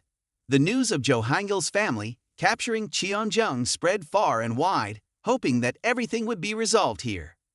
Today, everyone gathered at Johangil's house because he wanted to share some not-so-good news. Haegwine would return. He knew that Haegwine had many more guys like Jung. Even though they were a group of runaways banding together for money, their teamwork wasn't very strong. But if someone organized them, like Jung did, they would come back to rob and vandalize immediately. When that happened, they would target the person who caught Jung, which was Johangil and his family. Today's meeting was to discuss whether to leave or stay and fight them. Chadaeyop spoke up first, looking cheerful. He understood the situation best, saying, "Where else do we have to go?" After the meeting, Johangil went up to the rooftop alone to reflect. Daejun wanted to ask him something, hesitating. "Isn't there a way to help me get stronger faster?" Johangil smiled encouragingly. "You're learning very quickly. Honestly, I didn't think you'd keep up this long." Daejun knew he would say that. He had changed. But this time, he realized that he couldn't dodge the enemy's attacks and had become a burden to everyone. He didn't want to be the reason others got caught off guard during a fight. Although he was certain that before Haegwine returned, he wouldn't be as strong as Johangil, he at least wanted to be as strong as everyone else. After hearing this confession, Johangil felt even more respect for him. He advised Daejun to optimize his speed first. There were methods, but they were a bit difficult. Johangil smiled at him. "You'll have to attend special training classes." No matter what kind of class it was, Daejun was determined not to become useless.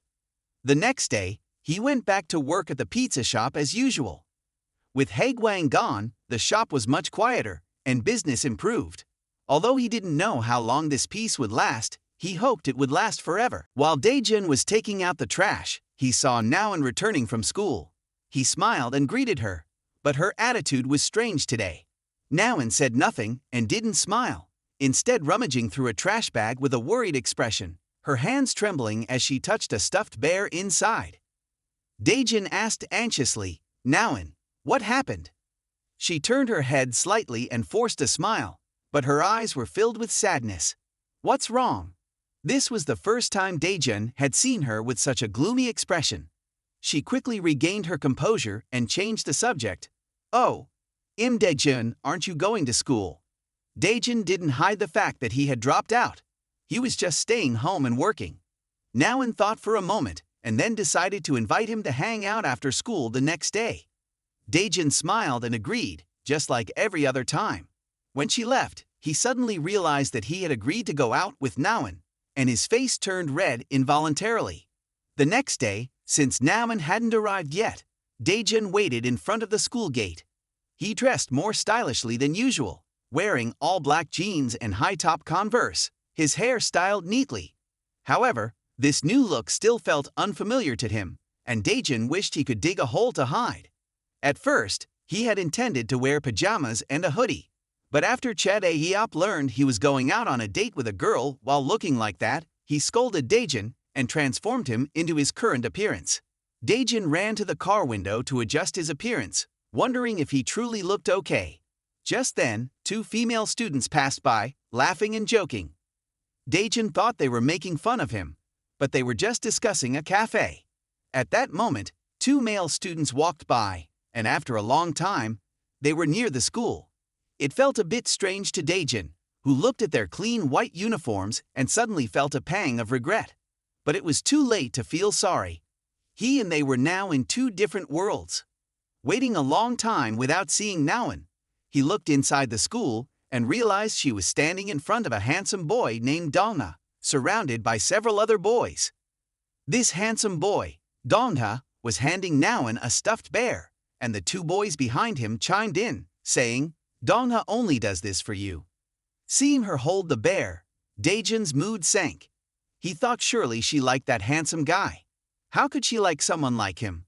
Dongha looked at her, instructed, "This time, don't throw the bear away again, okay?" Daejun was still watching Naon's expression, wondering why she looked so fearful. Then, Naon resolutely threw the bear to the ground, bowing her head and trembling. "How did you know I'd throw the bear away?" "I know you put a camera in those bears." Upon hearing this, Daejun was equally shocked. Students these days were indeed something else. Dongha laughed, no longer pretending to be a good guy, and teased her. "You're really observant, huh? How long have you known?" He added, "Do you know how hard it was to buy that bear?" With that, he moved to grab her. Just then, another pair of hands, quicker than his, stopped him. None other than Daejun. Dongha and his friends laughed mockingly when they saw Daejun. "Look at this idiot's outfit, it doesn't suit you at all." Daejun glared at Dongha, warning him, "You've never been beaten by an idiot, have you?" Hearing this, Dongha and his friends laughed even harder. "Are you trying to be a hero saving the damsel in distress? That's so pathetic." Dongha pushed Daejun's finger away, saying, "Don't interfere in my business, you fool." After hitting Daejun in the face, he dragged Naon away. Just then, one of his friends warned him to be careful. As Dongha turned around, he received a punch straight to the face. He looked at the blood dripping from his nose with rage. Daejun raised his hands defensively, warning them not to touch Naon. Dongha, now with a bleeding nose, saw how small Daejun was and felt no fear. He took up a boxing stance confidently. Daejun made the first move, but Dongha easily ducked and confidently threw a punch, landing squarely on Daejun's chin. Naon rushed over to support him. Although she didn't want to, she had to admit that Dongha was indeed strong. Dongha looked at him with a sneer, saying, "I'll show you what real boxing is." Daejun provocatively replied, "Are you going to use your mouth to smash my head?" Dongha gritted his teeth, his jaw clenched, determined to humiliate him in front of a girl. Just as he was about to rush in to hit Daejun, one of his friends suddenly warned him that many students were coming.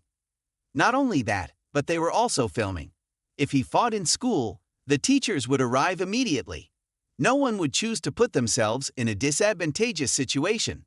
Dongha and his group left, but before going, he made sure to remind Daejun.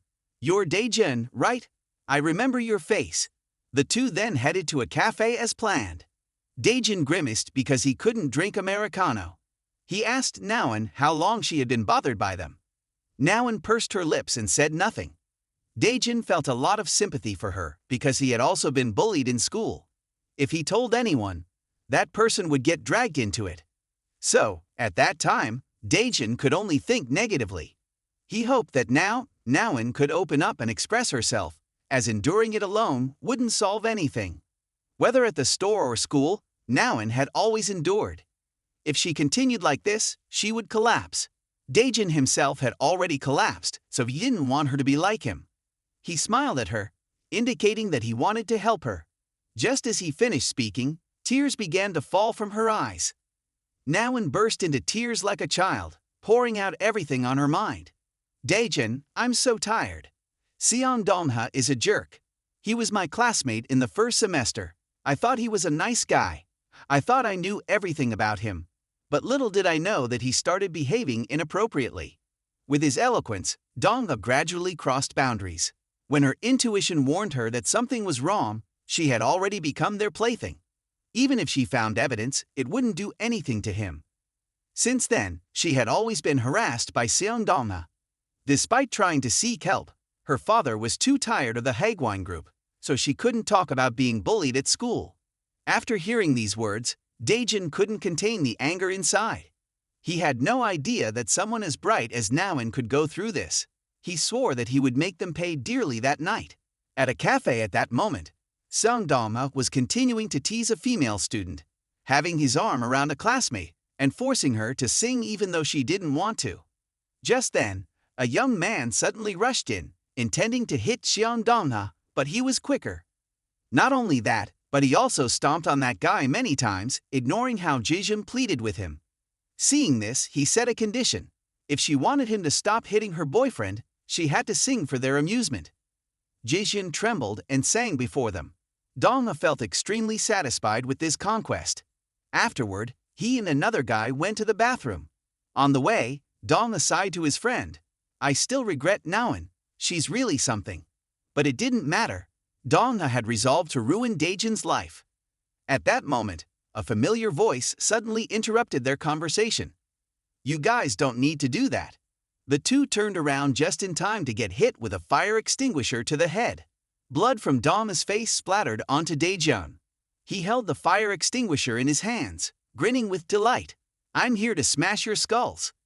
It turned out that the coward Dongha had hired to follow Daejun had been caught by Jo Han-yeol while secretly taking pictures.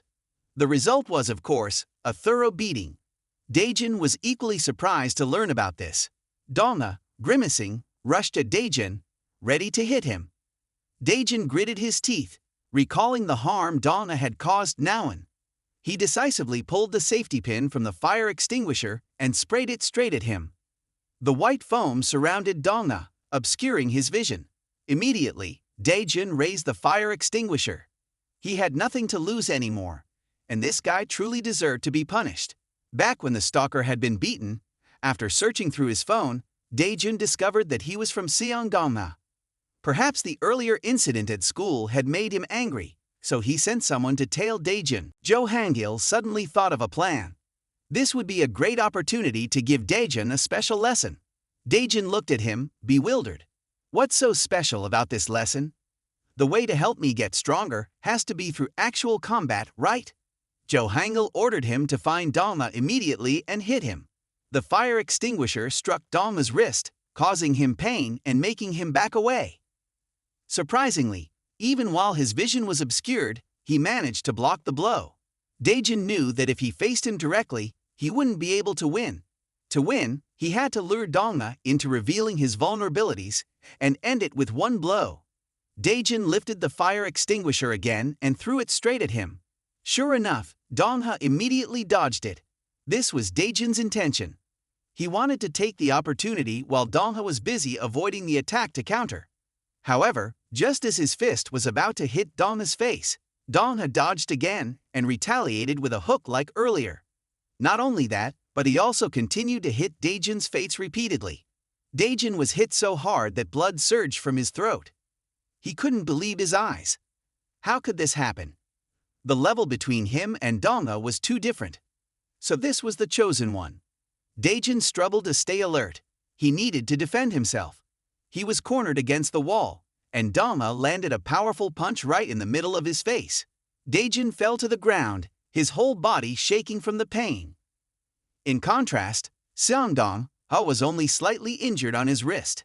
He looked at Daejun with a disdainful gaze, saying, "You're such a fool.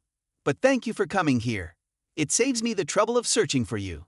Thanks to you, Newfound will get hit from now on." After saying that, he licked his lips in a perverted manner.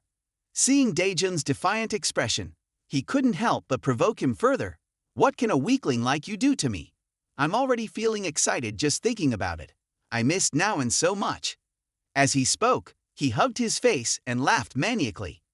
Daejun stood up and shouted at that pervert, "I won't let you touch Newfound." After that, he charged at Dongha, using the boxing skills he had just learned. The result was as expected. A well-trained person like Dongha easily landed a blow on him first.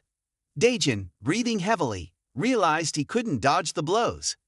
He wondered why he could handle the trash before, but couldn't with this guy. Reluctantly, Daejun had to admit it was due to his own lack of ability.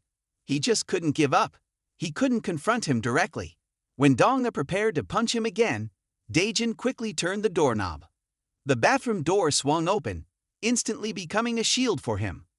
Dongha, in pain, clutched his wrist, his hand now swollen and red from hitting the door. If he couldn't use boxing, he would have to use his own methods. Daejun charged toward Dongha with both hands raised.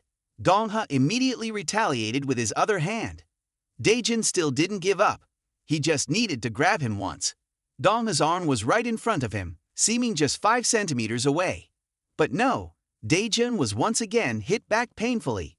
His face felt like a punching bag for him to practice on. Both sides were now exhausted. Dongha, however, still pretended to be confident, taunting Daejun. Daejun looked at him with a sneer, saying, "You can't hit me now. Your right hand is swollen. Didn't you lose the use of your right hand after hitting that door?" It was true. On normal days, Dongha could have knocked him out long ago. But because his right hand was swollen, it significantly affected his ability. But so what? He had more than enough confidence and continued to attack Daejun with his left hand. Daejun persisted in covering his face.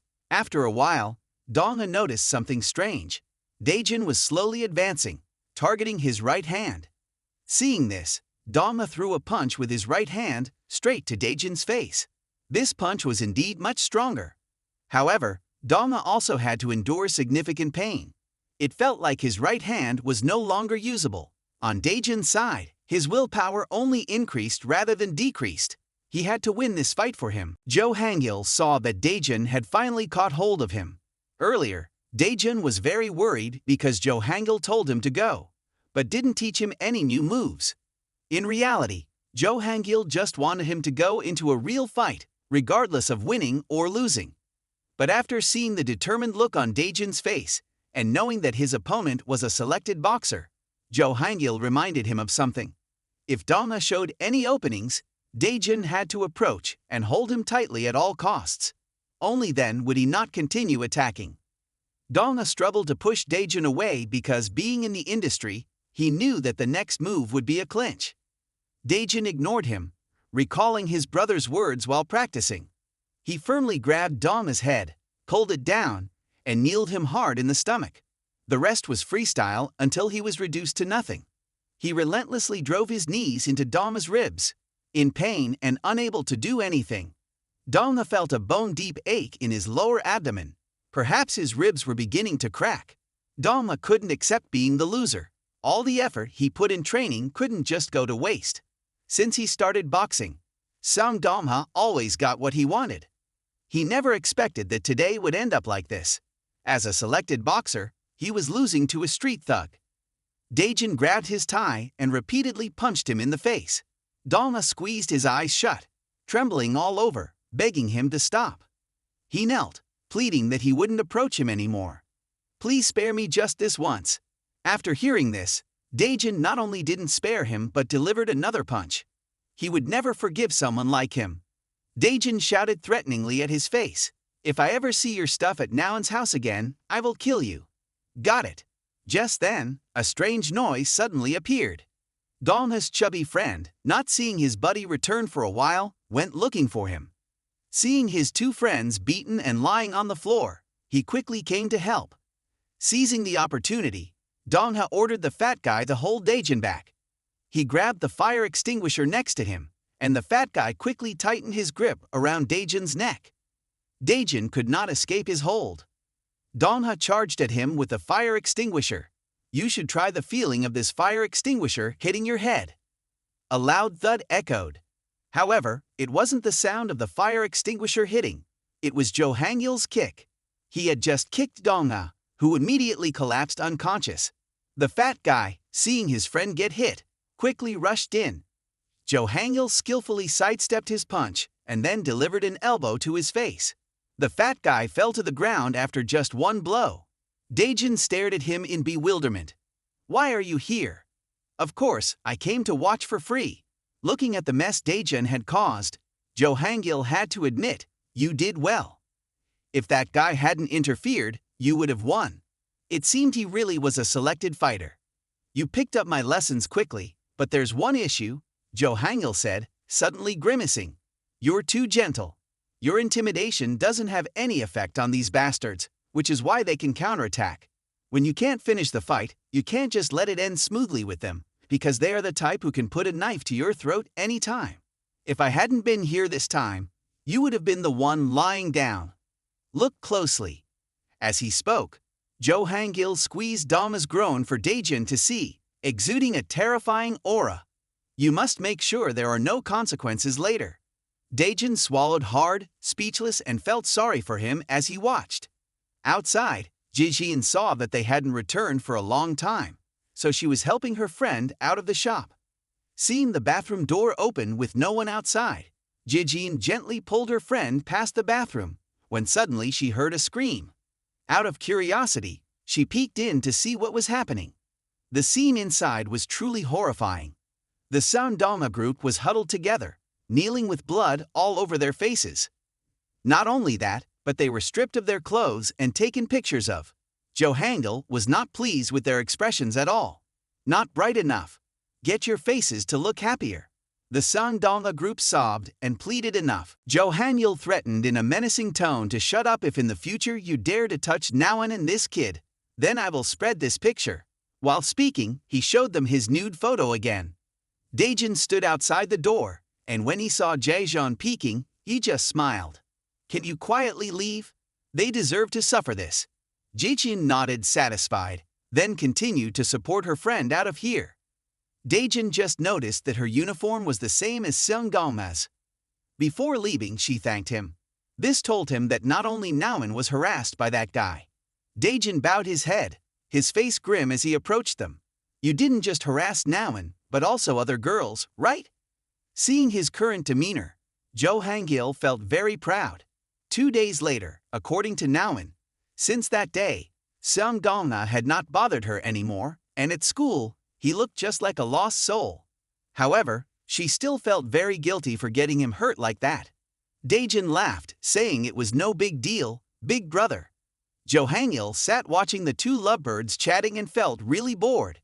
He expected to be treated to delicious pizza, but unexpectedly got this service as a bonus. Naoin smiled and thanked the two for helping her with this matter. Daejun then suddenly became serious.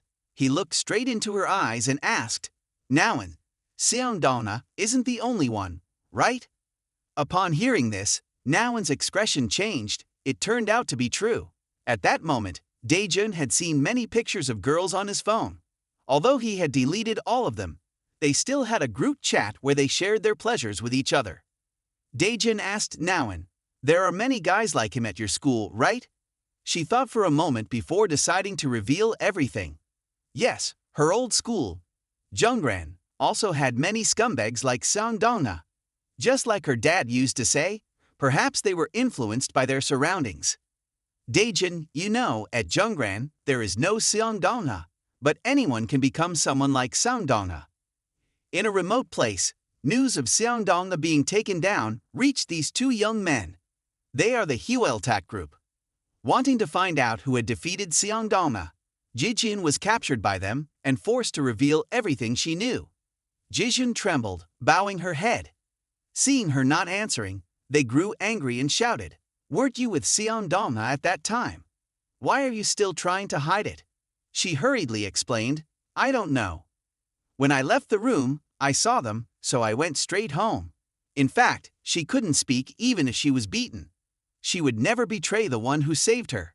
The long-haired man, not getting the desired results, grabbed her hair and raised his hand to slap her. "Then I will hit you until you remember," he said. Just as he was about to interact more with Jaejeon, Jo Hangil intervened. He looked at him curiously. "Who are you?"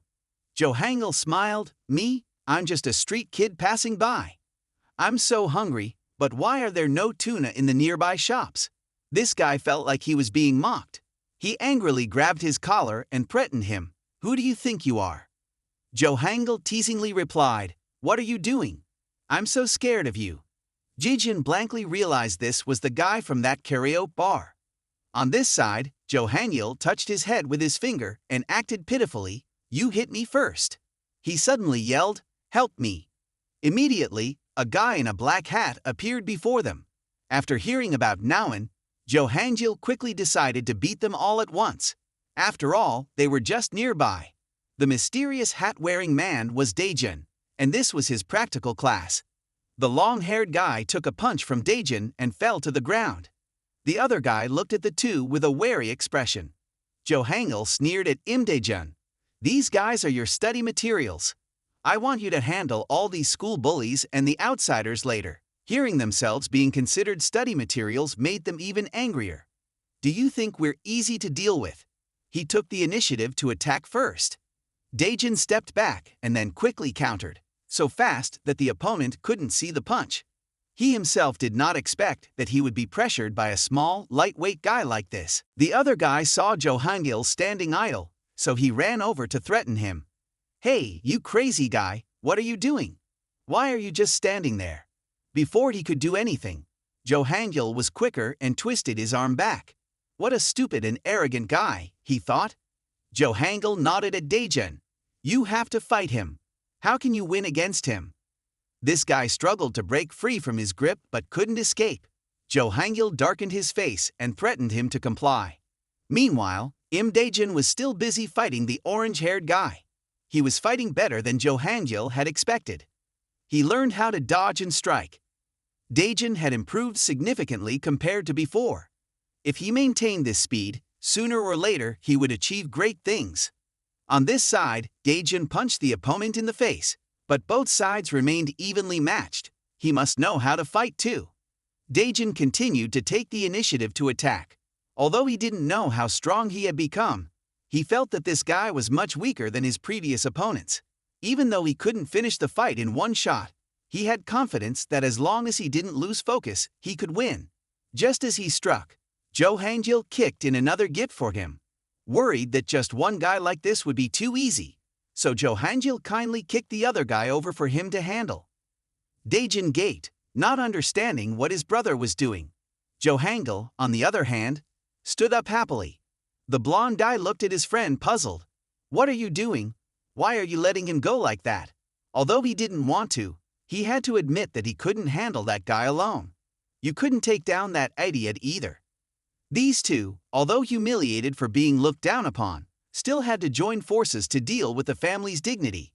Being attacked by two guys at the same time left Daejin with no time to rest. He took a punch from the blonde guy, and his teammate quickly followed up with another hit.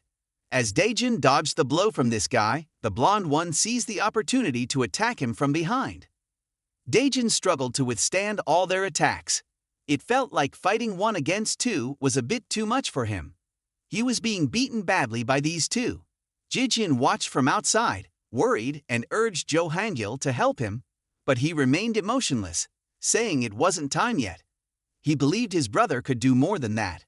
Contrary to his thoughts, Daejun was gradually giving up, thinking he couldn't defeat them. In the past, he had been a weak person, only knowing to curl up and take the hits. But now it was different. Daejun suddenly lunged at the orange-haired guy, pinning him down and hitting him repeatedly in the face. Seeing his teammate being attacked so unexpectedly, the black-haired guy couldn't just stand by. He immediately rushed in and threw a few punches at Daejun. However, no matter how hard he tried to hit Daejun, the latter didn't care at all and stubbornly refused to let go of his prey beneath him. This was the worst thing in a fight when you had to deal with multiple opponents at once. A gap would be created for the opponent's companions to counterattack. But for Imda Jun now, this was the optimal way. Daejun was determined to take one of them down. Even if he couldn't win, he had to inflict as much damage as possible. The black-haired guy saw that Daejun still refused to let his friend go and delivered a knee strike to his head. Indeed, this move finally worked. Daejun was knocked back. However, his teammate was also no longer conscious, with a bloodied face and a bruised body. The black-haired guy began to fear Daejun's strength. He didn't expect that while being attacked, Daejun still had enough strength to take one down. If he didn't intervene quickly, his teammate might not just end up unconscious. Furious, he turned back. "Damn it, I have to pay you back for everything." As he turned, he saw Daejun holding a broken bottle, which scared him. His face turned pale, and he trembled, stepping back, demanding that Daejun not come closer. Heaven didn't let him down. This guy, unexpectedly unfortunate, stumbled over a rock and fell down. At this point, all he could do was scream and plead for Daejun not to approach him. Daejun, with one side of his face covered in wounds, said nothing and continued to approach him. The guy, frightened, yelled, "I told you not to come here." It seemed that heaven had heard his pitiful pleas. Daejun suddenly collapsed right in front of him. He couldn't miss this opportunity. He rushed in, intending to hit Daejun.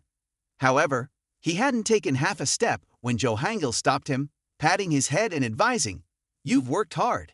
Go home and soak your feet." Seeing the guy's dazed expression, Jo Hangil threatened, "Do you want to say anything else?" Immediately, the guide hurriedly helped his friend escape. Daejun hesitantly approached to thank Jo Hangil. He coldly replied, "Don't worry about it, because this kid fought them not to save her." Jo Hangil looked at his brother, who lay motionless, deep in thought, and then carried him home. Later, there would be many things to teach him. When Daejun regained consciousness, he was being bandaged by Gaeong. He frowned, wondering why Jo Hangil had let him face two opponents alone. If it were a solo fight, he would have been sure to win. Jo Hangil explained to him, "You said you wanted to eliminate the bullies, right? Do you think they will line up to fight you one by one? You'll never know how many of them there are, so you can't just fight one at a time. Now, you're not fighting just to deal with them anymore. You have to fight to grow stronger. So don't be arrogant just because you won against a few guys. With your current strength, as long as you don't get hit, you're already very lucky, let alone thinking about revenge." After hearing this, Daejun felt a bit regretful. In another scenario, at a park, a mugging was taking place. A male student was surrounded and bullied by 4 classmates. The young man checked his wallet, frowning when he found it didn't contain as much money as he had hoped, and yelled, "Is this all you've got? Did your parents abandon you? Why is it so little, you dog?"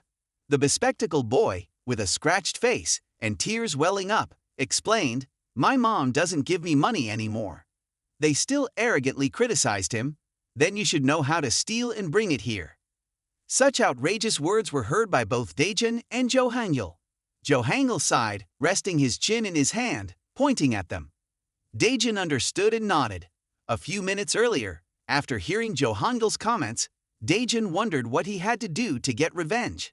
Just waiting for this, Jo Hangil immediately offered him a solution: to gather all those who also wanted to deal with the bullies like him. He couldn't just fight openly. If they gathered to ambush him, it wouldn't work. So he would have to fight in a streetwise way. Daejun quietly approached the bullies, determined to do everything he could to take revenge on those who had bullied him. Daejun also asked, "What if he doesn't go down after the knee strike?" Indeed, just as Jo Hangil had said, After taking this unexpected counterattack, the guy's body automatically retreated. This was the best opportunity. Dae-jin quickly grabbed his hair, extended his leg, and then kneed him in the chin. This was the price he had to pay after everything he had done. His instincts told him that this guy wasn't the one being bullied, and it was indeed true. Dae-jin hurriedly brushed his hand away from his hoodie, but Seo-yeon acted too swiftly. He immediately delivered a powerful kick to Dae-jin's stomach. Seeing Dae-jin crumple down like that, he sneered, "Don't tell me that's all you've got. You're already giving up." Dae-jin grimaced, looking at the person in front of him. "You came to take revenge for those trashy kids from Jungran, huh?" Wang Sion laughed, taking off his jacket. "Indeed, you are the one who beat up those guys from my school. Actually, no matter how much they get beaten, it has nothing to do with me. But I heard you have been looking down on Jungran. You really are an ignorant brat." After finishing his sentence, Wang Sion rushed toward him. Meanwhile, Dae-jin had taken a defensive stance. From his observations, this guy seemed strong on the outside, but his physique wasn't much different from his own. Dae-jin continued to choose the hook punch as his weapon. Even though he was the one to attack first, he ended up getting hit. His arms were too long, and Dae-jin couldn't even reach him. While your attack didn't hit him, you already took a beating. Hwang Stoyan kept attacking, laughing provocatively at you while hitting him. At least you should land a hit, right? Indeed, provoked by his taunt, you threw another punch and missed again. Hwang Stoyan deftly dodged, then slammed your head into the ground. At this point, Dae-jin could only regret entering this alley. However, he couldn't give up just yet. Nawan was waiting for him outside. Dae-jin trembled, picked up a handful of dirt and stones, and threw them at Seo-yeon's face. Immediately, Seo-yeon was forced to stand up, rubbing his eyes in pain. Taking this opportunity, Dae-jin quickly grabbed his head and kneed him. But unlike the previous thugs, this one was much craftier. He anticipated Dae-jin's next move and blocked it with his hand. Dae-jin gritted his teeth, trying to push harder with his leg, but he still couldn't move at all. At this moment, he realized he had been locked down by him for some time. Hwang Stoyan smirked, saying, "I'm getting angry now. It seems like you fight harder than your scholar-like appearance, huh? But you won't win against me." As soon as he finished speaking, he immediately kicked Dae-jin in the groin. Dae-jin groaned in pain, clutching himself on the ground, while he laughed as if he were very proud. "How dare you come to provoke Jungran School? Is this all you can do? You've made me feel my pride hurt." While speaking, he continued to kick Dae-jin's face with powerful blows. Dae-jin's head spun, not knowing what to do at this moment. He couldn't think of anything, only knowing that he couldn't defeat him. Meanwhile, Nawan was still sitting on a bench, waiting for Dae-jin, wondering to herself, could he be chased off by Taethao? It's been so long and I still haven't seen him. He doesn't even answer his phone. Nawan still remembered he had gone in that direction. When she walked to that alley, the scene before her was truly surprising. Dae-jin trembled, cursing under his breath, tears streaming down his face. After that, the two moved to a nearby park to sit down. Nawan worriedly asked if he was still in much pain. Dae-jin lowered his head, saying he was fine. Nawan hesitantly asked, "After the Seongdongya incident, are you still continuing to fight with the students of Jungran? Is that your combat training?" Although it may not be right for her to say this after being helped by him, she asked, "But Dae-jin, why do you keep getting into fights like this? When Haegwang came to the shop to cause trouble, just like when you fought Seongdongya, you fought as if you were pushed to the edge, as if you didn't care about getting hurt at all. Dae-jin, if you keep this up, something serious will happen. Can't you stop?" Dae-jin had been keeping his head down in silence until now, finally speaking up about stopping fighting and running away from home. He thought for a moment before telling her about his past.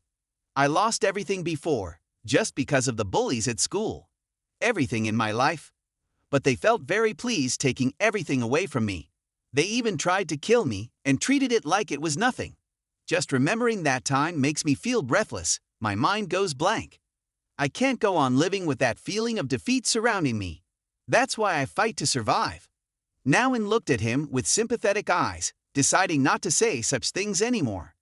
As long as he did what was good for his life, that was enough. In fact, she also wanted to punch those guys. Nawan smiled, saying, "You should take revenge on those bad guys for me.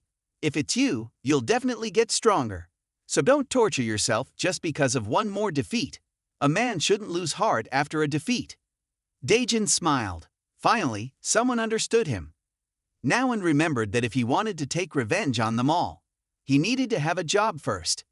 Daejin was surprised. He had never thought of this before and didn't know what to do anymore. After thinking for a moment, Nawan said something he didn't expect. "Why don't you take over your family's pizza shop?" Daejin was startled. Could it be that the shop had no customers, so he said that? Nawan also jokingly revealed it, didn't she? Haha, he didn't know how much of her words were jokes, but he still felt grateful to Nawan. Returning to the small apartment of the Johangul family, the family had a chance to gather. Johangul looked at him mockingly. "You got beaten up badly, huh? That's why you can only fight when I'm around." Daejin looked at him, feeling very gloomy. "But Johangul, this time I'm definitely dead. The guy who fought me today took a picture of me. That guy is deliberately coming after me. The students of Jungran will not let me off easily." Haezongbin wondered, "So what should our group do then?" Chaedayop frowned. "Why worry? If they dare to touch our family, they'll come to us for trouble right away. It's been a long time since I've fought in school. I suddenly miss the old days." Johangul pondered for a moment, then decided, "You guys must not go out. If you're a member of the great Johangul family, you have to take care of the whole school." Daejin couldn't believe his ears. "If that's the case, then let's expand our scale a bit. You should conquer Jungren's school. A bullied guy handling an entire school. Sounds interesting, doesn't it?" Daejin seemed unable to believe what he was hearing. "Johangul, so you're telling me to handle the entire Jungren school by myself?" Johangul's tone was incredibly nonchalant. "Go take them down as your homework. But I just got beaten up. Now you're telling me to go fight again. How can I stand it?" Johangul pretended to be disappointed. "So you can't do it, huh? Didn't you want revenge? Think about it. If you could handle an entire school, wouldn't you be able to get back at those bastards any time? So Imda Jun, how long are you planning to run away from this? You have to break free from the shell of those weaklings." After thinking for a while, Daejin finally got convinced. He resolved to try, whether he failed or succeeded.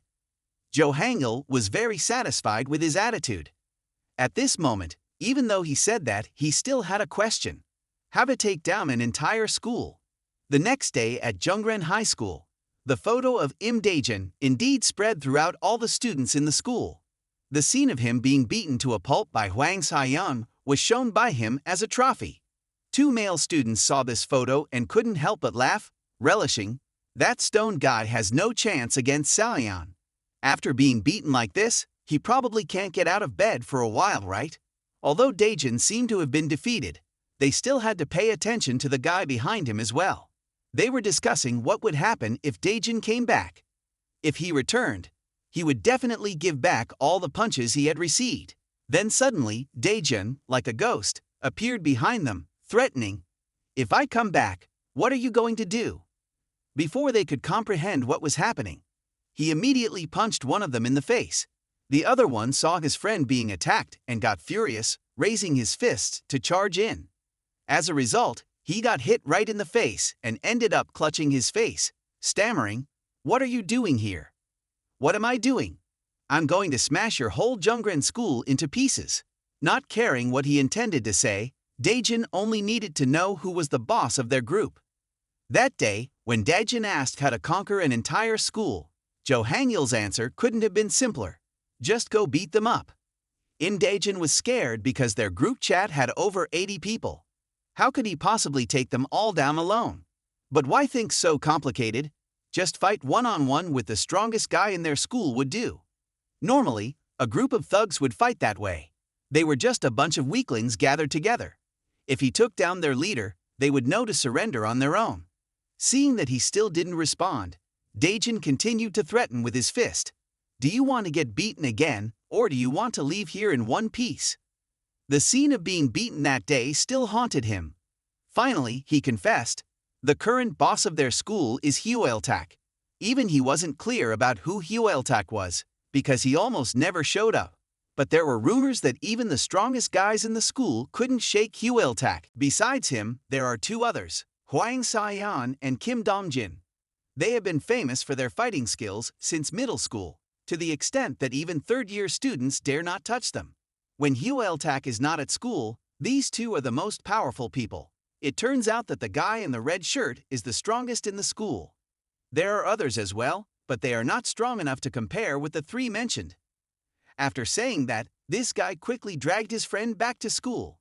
Dae-jin was a bit surprised. He didn't expect them to reveal everything so easily. In fact, he disclosed it so easily because he believed that Dae-jin wouldn't be able to defeat them. After hearing this, Dae-jin hit him on the shoulder and pulled out his phone, demanding that he give him their phone numbers because their school was about to change owners. Returning home, while washing the dishes, he started to think. Although he boldly declared that, could he really do it? Hwang Se-yeon had beaten him to a pulp, and without realizing it, he voiced his thoughts. Jo Hangdal, hearing this, couldn't help but laugh mockingly, asking how badly Hwang Se-yeon had beaten him that he looked so gloomy. That guy has very long arms, so Dae-jin couldn't get close to him, let alone fight him. Just thinking about having to face him again made everything around him dark. He worriedly asked himself if he could really win against him. Jo Hangil flicked Dae-jun's forehead, reminding him that he told him not to be afraid. Why aren't you still scared? You're not fighting against professionals. This is just a fight between a bunch of kids. Dae-jun persuaded Jo Hangil to show him how to overcome the disadvantage of his appearance, so that even if his opponent was Hwang Se-yeon, he could fight with confidence. Jo Hangil assigned this task to Gaeong. When she heard her name called, she reminded Jo Hangil to hurry up and do the laundry. Seeing this, Dae-jun became even more confused. Would she really teach him anything? A few days later, Hwang Se-yeon suddenly received a message from a strange number containing a photo of a Jungran student beaten unconscious, along with a challenge. Hwang Se-yeon, if you're brave enough, come meet me tonight at 9 p.m., you mama's boy. He immediately sped off on his bike. It turned out that a few days ago, that blonde guy had tipped off that Dae-jun was planning to target him. Moreover, he had already gotten his number. He'd have been waiting for this moment for a long time. The meeting place for the two was under a bridge. Hwang Se-yeon arrived, confidently kicking down the stand at his bike and shouting, "You bastard! This time I will really kill you."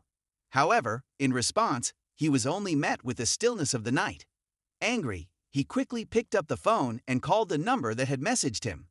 Indeed, the phone rang. Hwang Se-yeon followed the sound, cursing, "You have the guts to call me out, but you're too scared to show up." Unexpectedly, what he saw was not Dae-jun, but only the phone lying on the ground. Dae-jun suddenly appeared from behind him, launching a surprise punch. Yet this guy managed to dodge just in time. However, Dae-jun did not show any signs of surprise. Everything was part of his plan. Against someone like Hwang Se-yeon with long arms, he absolutely must not let him maintain distance from the start. He needed to be the one to throw intimidating attacks first. Even if the strike didn't land, it didn't matter, as long as he intimidated him. What he needed to focus on was targeting the lower part of Hwang Se-yeon's body, which was unprotected, and then immediately knock him down. Sure enough, Dae-jun successfully knocked Se-yeon down. The outcome seemed to be clearly determined.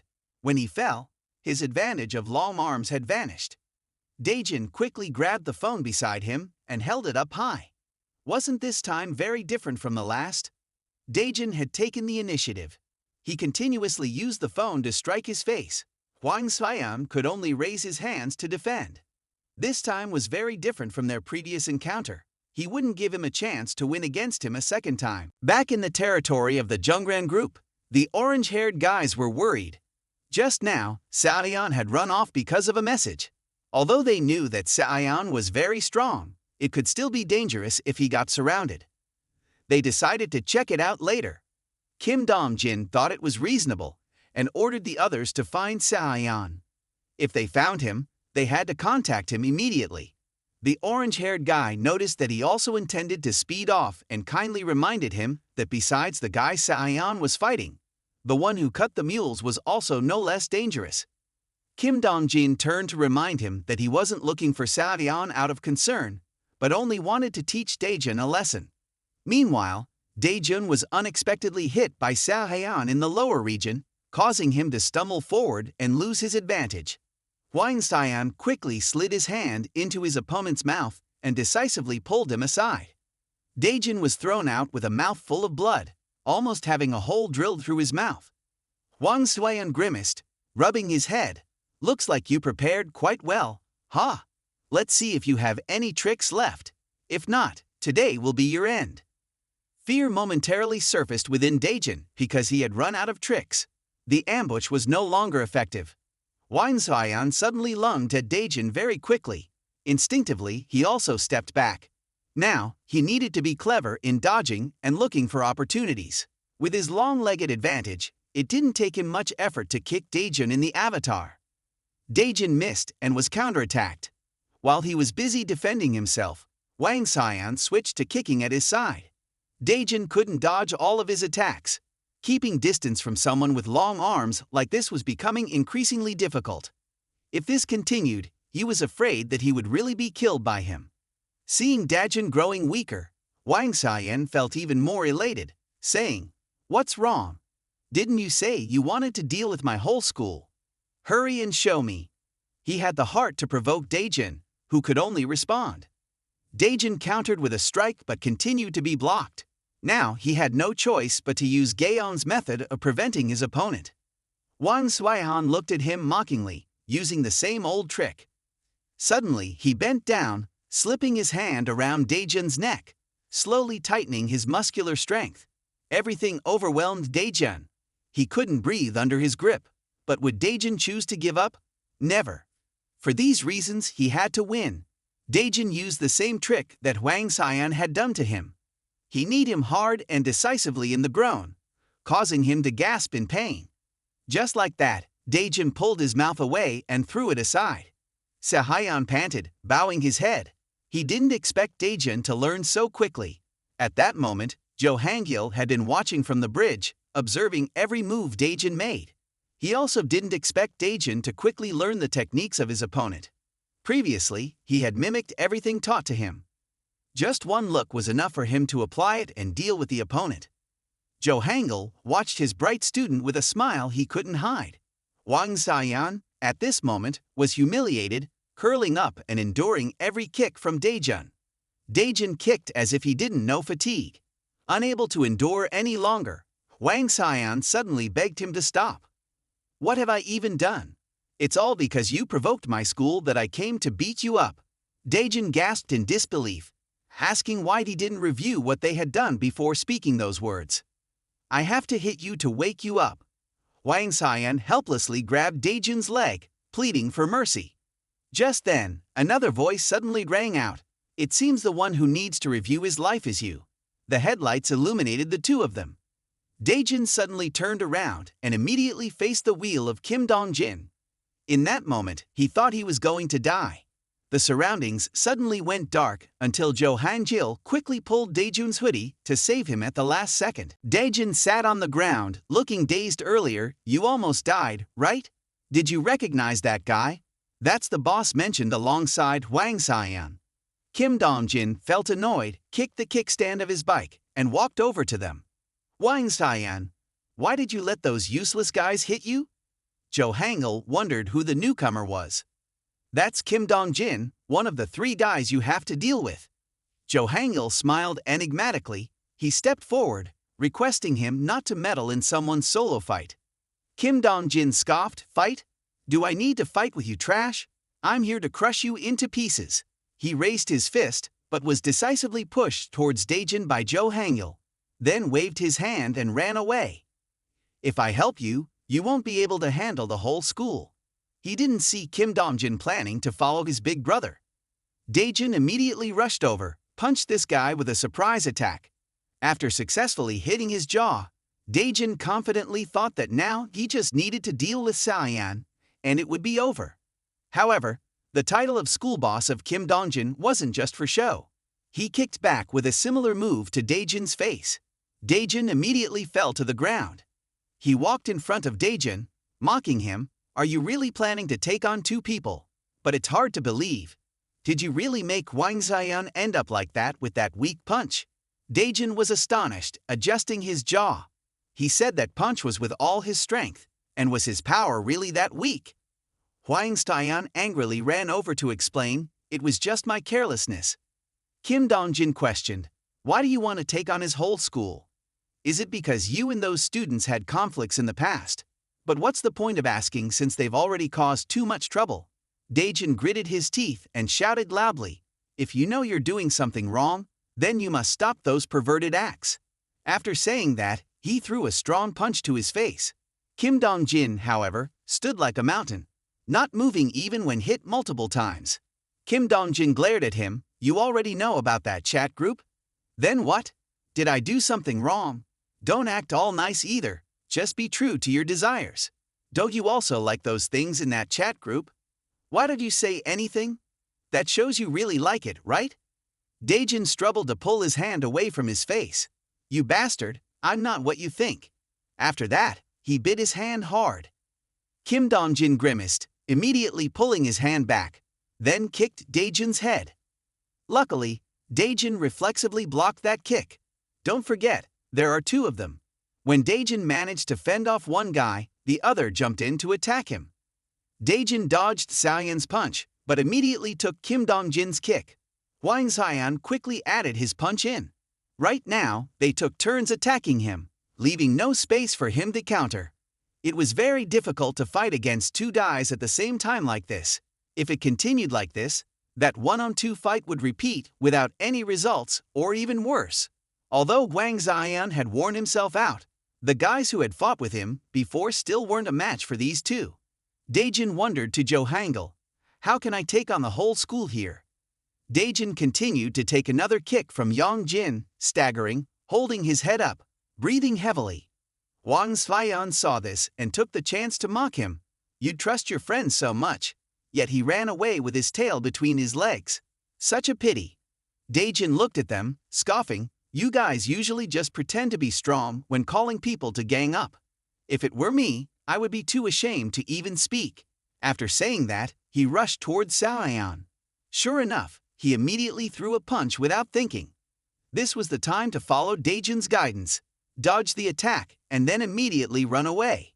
The two of them quickly chased after Daejun, but with Xian's long reach, he quickly grabbed him. Daejun immediately recalled the hook punch he learned from Sung Dongha and applied it to this guy. Wang Xian fell backward, facing the reproachful eyes of his teammates. A second ago, he turned around to scold his teammates, and the next moment he took a kick from Daejun. This was a move he had picked up from an opponent. However, Kim Dong-jin wasn't affected by this move at all. Jo Hangul was still standing on the bridge observing. Although that move was quite good, his opponent wasn't easy to handle at all. Sure enough, Daejun's leg was caught by him.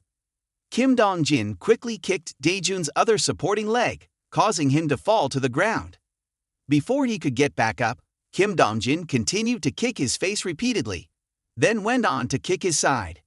Daejun could only hopelessly dodge the attacks, not understanding why this guy had such incredible speed and power. Daejun frantically tried to find an opportunity to run again, but life wasn't as dreamlike.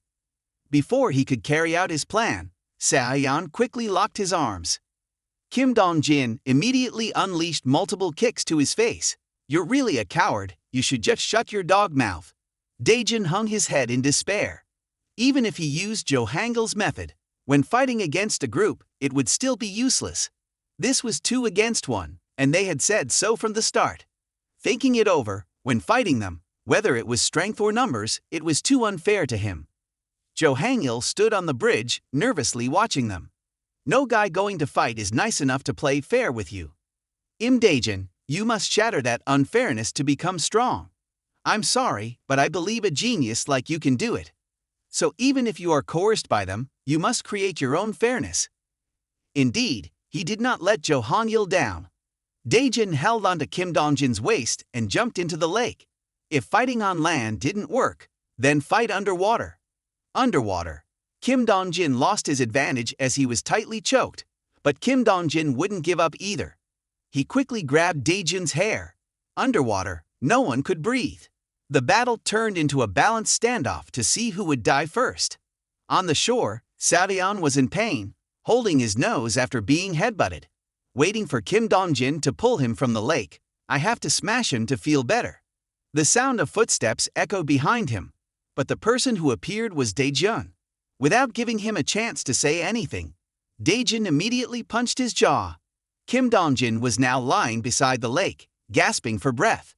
Dae-jun, after balancing the two of them, no longer had any strength left. At this moment, Jo Hang-gil finally appeared, praising him. Good job, Imda Jun. Now you don't have to be afraid of anyone anymore. But this matter isn't over yet because the Jungrin school still has one more guy. You have to defeat that guy to take over the school, otherwise they will continue to target you. The scene before Dae-jun now looked truly terrifying. How could it be that just earlier, he only had to deal with two because of Jo Hang-gil's efforts? Without him, Dae-jun would surely have lost. Still, he had done very well already. To celebrate his achievement, Jo Hang-gil decided to treat him to a beef meal using his own money. At the same time, one guy who hadn't passed out managed to report everything to Hwil-tak. A few hours later, Kim Dong-jin lay on the shore in a pathetic state, still shivering at the memory of Dae-jun's eyes back then. If Hwil-tak found out about this, who knows what would happen? Just as he mentioned Tae-thao, Tae-thao appeared. I told you guys not to embarrass me. After finishing his words, Savion took a kick to the face. Seeing his buddy beaten so badly, Kim Dong-jin panicked and apologized. We will take care of that bastard thoroughly. Hwil-tak smiled sinisterly.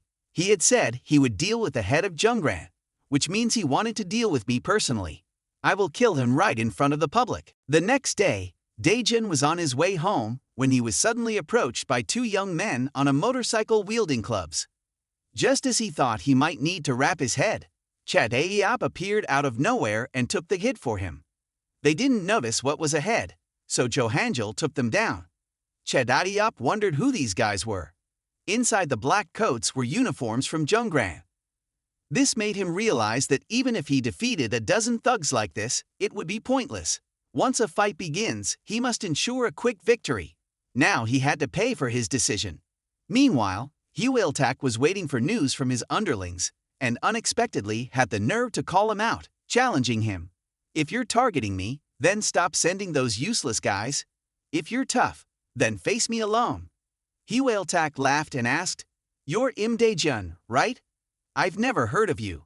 A solo fight, huh? If you're that confident, then come here alone. Dae-jun, foolishly, actually came alone. The thugs saw him unarmed and all by himself and burst into laughter, mocking him. Are you really that stupid or knave? Dae-jun shouted to ask where Hwil-tak was. This guy rushed at him with a bat. What a pity. But did he think Hwil-tak would tell him the truth? Immediately, a hand suddenly appeared and took him down. The Jordanchil family was present. This guy in a blue shirt immediately recognized him. He had single-handedly taken down a dozen from Jungran. Jo Hang-gil led the charge, glaring and demanding they clear the way for him. Indeed, Hwil-tak was sitting there waiting. As soon as Jo Hang-gil saw him, he shouted, Hey, school boss, stop wasting our time. We have nothing to do with this, so you should fight him fairly. Or are you afraid to face him alone? Are you scared of losing in front of your underlings? That's truly humiliating. Sure enough, being experienced, Hwil-tak felt his pride pricked and finally agreed to a solo fight. Now everything depended on Dae-jun.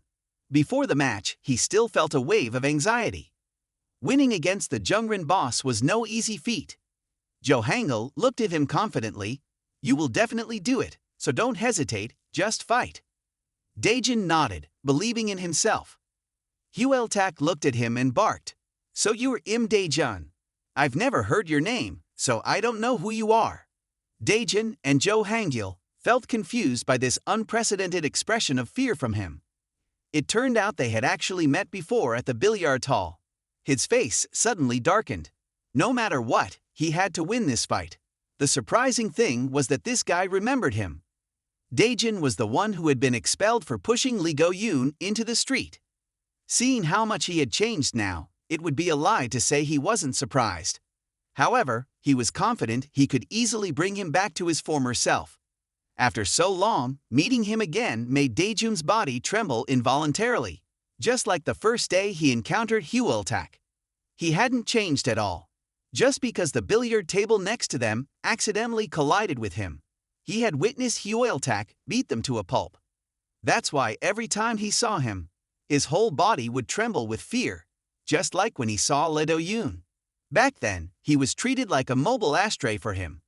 Lee Do-yoon proudly flaunted his achievements, and despite having meekly accepted being his ashtray, he still mercilessly beat him just to amuse himself. He would beat him senseless and even spat on his head, calling it a test of endurance. So when they saw Daejun's face change, they all laughed heartily. At that moment, all he could do was cry and feel wronged. The fear that dominated his heart back then still lingered until now. But precisely because of that, he was more determined to defeat him. However, having fought for so long, he found it easy to dodge all of Daejun's attacks. Suddenly, he jumped into the air and landed a beautiful kick to Daejun's face. Before Daejun could regain his senses, he quickly grabbed his collar and continuously punched him in the face. Daejun also tried to counter once, but unfortunately he missed. Hweltak laughed gleefully. Although he knew he was very strong, he didn't expect that facing him directly would reveal that he was really formidable. He looked at Daejun with a sly smile.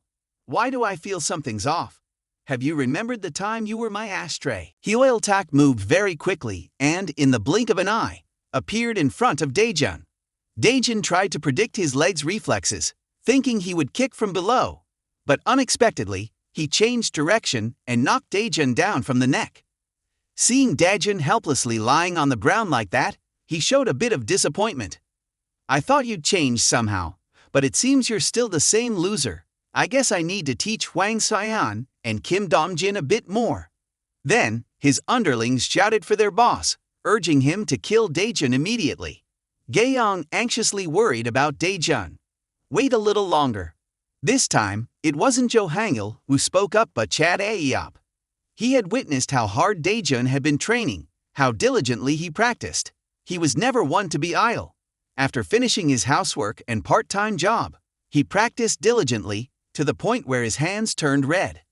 Seeing the determination in Daejun's eyes while he trained, he understood his high resolve. If they intervened now, Imda Jun would never improve. Indeed, Daejun always knew how to please others. He returned to tightly hug Intek's waist, regardless of how much pain Hweltak was causing him. He was determined to take down this guy. Just as expected, he managed to knock him down.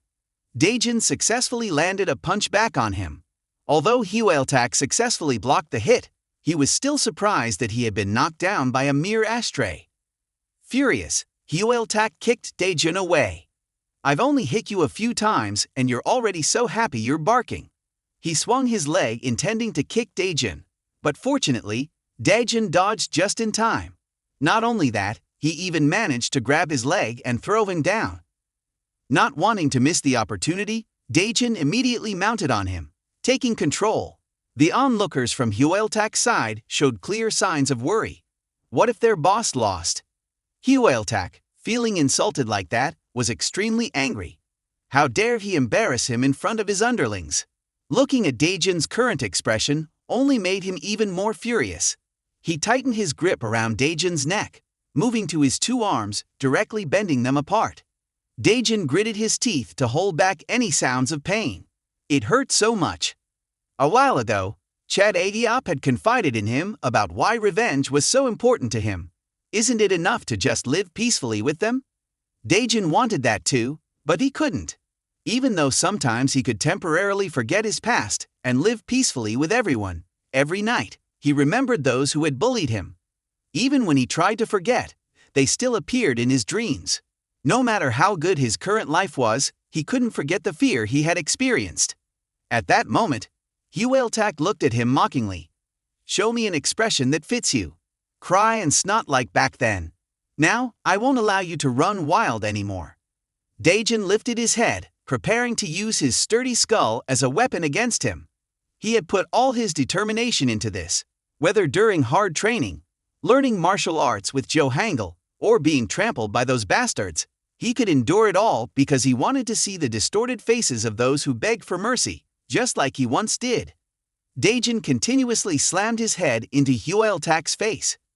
His teammates outside hadn't even had time to celebrate before that bastard Hyeol-tak came back. He wrapped his arms around Daejun's and tightened his grip on his neck. Hae-sung-bin anxiously wanted to rush in to help, fearing that Daejun might break his neck any second. But Cha Dae-yeop was still the one to hold them back. He looked over at Jo Hangil and saw his cold expression. He understood that it wasn't yet the time for them to intervene. However, he himself was very worried about Daejun returning to the fight. Hyeol-tak had tightly locked Daejun's arms. Daejun decided to jump and go over his head. That alone was enough to free his arms. Daejun resolutely pulled his hand away. Seeing him react so quickly, Gaeong couldn't help but praise Jo Hangil's teaching. But he had never taught Daejun this fighting style. On the other hand, Daejun, after successfully freeing his arm, kicked Hyeol-tak in the face and then continued to punch him, surprising everyone present. Seeing their leader about to lose, a hot-headed guy rushed in to kick Daejun away from his boss. They didn't expect him to act so boldly. Jo Hangil, of course, couldn't just turn a blind eye to this incident. Both sides jumped into a fight, reminiscent of the previous clash with Haegwang. However, while Daejun was being attacked by two of Hyeol-tak's men, he was the one kicking his own underlings away. He glared at them and said, "What are you doing butting in? Do you think I'm going to lose to him? Just stay put, because this guy is going to die by my hands. I'll send you all to hell soon enough. You don't need to rush." He turned to look at his opponent provocatively. "Looks like you've been getting a bit more action lately. I see your skills have improved, but from now on, if I catch you again, you'll be in a wheelchair for life." After saying this, he landed a very powerful blow to Daejun's neck. Perhaps this time, he had truly unleashed all the strength he had. Every attack seemed strong and precise. While he was frantically attacking, Daejun remained silent, on guard, waiting for the moment he let his guard down. As soon as he did, Daejun immediately counterattacked. The tables turned, and now it was Hyeol-tak who had to defend himself. Worried, Hyeol-tak thought if Daejun kept counterattacking like this, his underlings would definitely begin to doubt him. And indeed, that's exactly what happened. They started to show discomfort because they had made the effort to save him, and it was turning into a clear loss. Hyeol-tak fell into panic as he gradually lost the trust of his subordinates. No matter how good he was at fighting, it wouldn't matter without support. He couldn't let one guy undermine his position. Hyeol-tak threw a punch back, but was immediately blocked by another punch from Daejun. The two sides clashed again for one last time. Seeing Daejun's current abilities, his crew was genuinely surprised, not understanding what Jo Hangil had taught him. Jo Hangil honestly only taught him the basics. The reason he could fight like this now was entirely due to his instincts. While learning how to move and throw punches is easy, applying these basics in real combat is a different story, especially for someone just starting out. Yet, Imda Jun had not been learning for long before he was able to implement those techniques in a real fight. Since the first time they met, Daejun had made Jo Hangil worry. However, fighting was his talent, only he didn't realize it because he had never fought before. At that moment, both sides were still grappling with each other. Daejun kept telling himself that he would win. Just as the opponent prepared to throw the final blow, Daejun suddenly changed his stance, not only dodging the attack, to the astonishment of everyone, but also ending the fight right there. With a decisive uppercut, Hyeol-tak was truly defeated in front of countless subordinates. Imda Jun had taken down the school's boss. Even he couldn't believe he had accomplished this. He had used his own hands to take down the leader. They scattered like headless chickens. Some wanted to charge in because of their numbers, but they hesitated for fear of Jo Hangil. They all knew how strong he was. However, Jo Hangil wanted to put them in their place. The one they should fear right now should be Imda Jun. Are you all blind? Can't you see your boss has been taken down? If you dare to act up, I'll send you to join your ancestors. Though he looked scrawny, he was a real mad dog. As he spoke, he put his arm around Daejun's shoulders and whispered, "Imda Jun, pretend to be strong. You can't let them look down on you. No wonder you're known for your fighting talent." Imda Jun glared at them, threatening, You're all just hideout hunting dogs. You still haven't shut your mouths. If you want to fight, then come at me, but be prepared to eat porridge for the rest of your lives." As expected, they immediately scattered in all directions, each running for themselves. Daejin finally felt a weight lifted off his shoulders. Indeed, they were a bunch of cowards. Jo Hangul watched him, smiling with delight. "My little brother has done well. They won't dare to disrespect you anymore."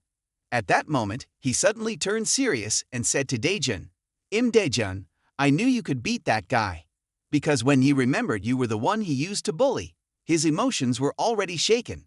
If he had been determined from the start, putting himself in a position to face someone on equal footing, you would have had almost no chance of winning. Anyway, congratulations on getting rid of that trash. After hearing this, Daejin felt relieved. The feeling of being trusted by someone else is always wonderful. A fresh breeze had blown into Jungren's school after the battle between him and Hyoiltak ended. The close-knit bond between Hyoiltak and his underlings had collapsed, creating an opportunity for the female students who were victims of the chat group to unite and report them. Therefore, the school administration organized a large-scale investigation. Daejin had also submitted all the evidence collected from the school bullies. Most of them were suspended individually, and the ringleaders were expelled. Moreover, Hwang Se-an, Kim Dong-jin, and Hyoiltak had to face the possibility of going to a juvenile detention center due to the incidents they caused. However, Hyoiltak completely vanished after that battle. Ultimately, Jungren School had eradicated all the bullies and returned to its original peaceful state. This was also the first time the pizza shop owner witnessed his daughter coming home from school with such a cheerful demeanor. He had won the battle and resolved everything. One day, the Jo Hangul family gathered again, but this time for a very special purpose, to celebrate their little brother's victory over the school boss. Cha Dae-yeop was the one wanting to organize it and was also the one who ate all the cake himself. Everyone in the house was quite surprised by his transformation. Hae Seung-bin encouraged him, "Now you can get your revenge." At the mention of revenge, his eyes changed. While the family members were busy eating and drinking, Jo Hangil sat in a corner, observing. As night fell and everyone had fallen asleep, the host of the party found it hard to close his eyes. Unable to sleep, he went up to the rooftop to get some fresh air. Suddenly, a voice broke the silence. "I thought you'd be feeling great. You got your revenge and became the strong person you wanted to be." The voice belonged to none other than Jo Hangul. Daejin hesitated. "This is the first time I not only won a battle, but also managed to directly subdue those scoundrels with my own hands. I've never felt so exhilarated, but I also feel extremely frustrated. Even if I kill them, I still can't live with my family and go to school like everyone else. Even if I get my revenge, I can't go back to my old life." However, he still really wanted to take revenge on those who had bullied him. Jo Hangul smiled and patted his head. "Come on, you're getting cocky, thinking you've completed your revenge already. Are you scared that after getting your revenge, you'll have to keep living here? Don't worry, even if you have to live at the bottom of society, I'll still make sure you have an interesting life. So just trust me." With such a solid support, Daejin felt very happy. The two continued to chat. Meanwhile, there was another person who had been quietly listening to their conversation all along. The next day, as Daejin prepared to go to work, Cha Dae-yeop suddenly brought news that he had texted Nawan to take a day off for him. Cha Dae-yeop then cheerfully took everyone out for a day of fun. It turned out that not only Daejin was forced to take a day off, but other family members were as well. Gaeong was very displeased with this, but they didn't seem like a family on a trip at all. At the very least, they should enjoy life a bit. And so the whole group left the karaoke bar and moved to the internet cafe to play bowling.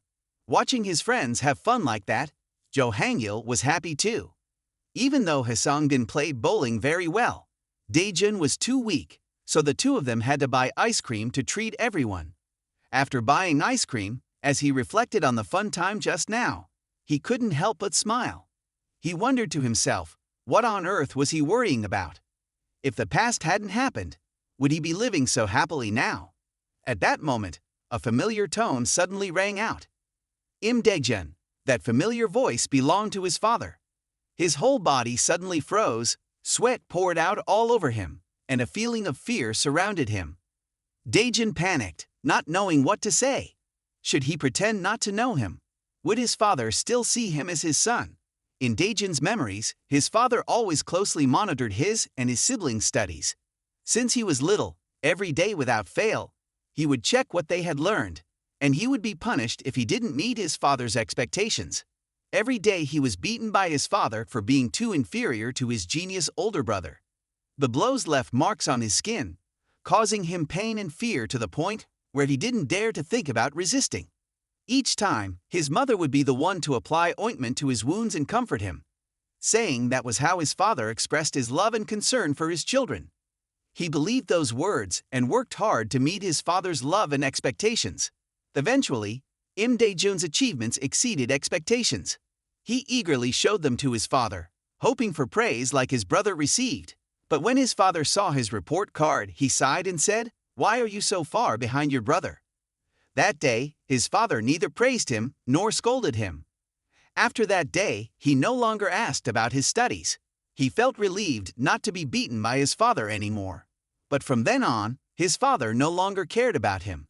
Whether it was little things at school or any small matters, his father didn't ask a single question. Even though he wasn't beaten anymore. Why did he feel more pain than being hit like this? His father's outburst brought him back to reality. The old man shouted angrily, "You have legs, so you should be able to find your way back. Where have you been living in hiding all this time? Do you know how ashamed I feel in front of the neighbors? Because of you, I can't hold my head up when I go outside. Come back with me right now." The ungrateful Daejin trembled with anger. Was his father going to hit him again? Should he thank his father for that? Usually, his father didn't care about him at all. He even kicked him out of the house. And now, his father was telling him to come back just because he felt ashamed in front of the neighbors.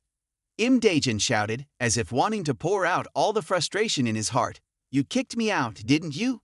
Don't pretend to be a good father anymore." Upon hearing this, he couldn't contain his anger. His father turned around and slapped him repeatedly. "You've gotten so used to living on the streets that you don't want to come home anymore, right? Where did you learn to shout at your father like that? Fine, if that's the case, you can just rot out here if that's what you want. Go. I don't need a disrespectful child like you in my house." After saying that, he tried to slap him a few more times, but Daejin just shut his eyes tight and endured the blows. But after a while, he felt nothing, because Jo Hanjil was holding his father's arm back. "Behave yourself a little, uncle." His father tried to shake off Jo Hangil's grip. "Get off me, you punk." Jo Hangil tried to maintain as polite a demeanor as possible. "Yeah, I'm the punk you call me. If you dare lay a hand on him, I won't be polite either." Daejin was taken aback by these words. This was the first time he was protected in front of his father. Jo Hangil's expression was cold, warning his father to leave immediately while he was still speaking calmly. Daejin's father, frustrated and unable to do anything, turned to yell at his son. "Imda Jun, do you dare associate with this kind of punk? Is this the life you want? I'll give you one last chance. Will you come home or not? If you don't come home, you will never be able to return for the rest of your life." His words struck like a death blow to Daejin's small frame. Daejin replied in utter frustration, "I don't need this damned family anymore." The two of them stood there, watching his father leave. Now everything had truly come to an end. He no longer had a place he could call home. Daejin lowered his head and cried like every time before. Jo Hangil flicked him on the forehead. "Don't be sad about losing a family like that anymore. You can build your own family. And family isn't just about blood relations. A real family is where everyone understands and empathizes with each other." After hearing this, Daejin seemed to realize something. His tears fell again, but this time it was out of happiness. Although he had been beaten, he didn't feel any pain at all. He thought his life would end if he returned to that house, but his life wasn't over yet. Now he had found his true family. Life at the bottom of society for him had gone on for a few months. Daejin gradually got used to his new life, no longer lingering on his past life. Every day he worked out, receiving praise from his brothers for his physique, which was an achievement he had just achieved. Daejin was also able to see Nawan while working part-time at the pizza shop. Since he had a bit of martial arts skills now, He no longer had to fear the arrogant customers. The pizza shop had become cleaner because of that. Now, the pizza shop was under the protection of Jordan Chill. He had also completely adapted to household chores, from washing dishes to doing laundry. He even had private training sessions with Jo Hangul. Training with someone skilled surely made him better too. For the first time, he was able to actually fight back against Jo Hangul. But compared to him, Daejin still had a long way to go. Still, he had improved a lot. It was time to start his journey of revenge. In another development in the hospital, the sound of machines echoed throughout the president's room. Lee Do-yoon had woken up. He whispered the words, Imda Jun. The image of that day when Daejin pushed him into that truck still haunted him. He kept dreaming of this scene when he slept. The next morning, at Lee Do-yoon's request, Seul-tae and Bae-suan were at the park near his house. While chatting, he finally appeared. Lee Do-yoon wondered, why did I ask all the brothers from Wonjin to come, but only 2 of you showed up? Bae-suan explained, because too many troubles keep popping up, no one dared to come anymore. Even though we really want to take revenge on that guy, lately, the other schools have been cracking down hard on school violence, so we didn't dare to cause a scene. Seul-tae advised him to hold back. As soon as he heard this, he grabbed Seul-tae by the collar and yelled, "You want me to hold back after what he did to me?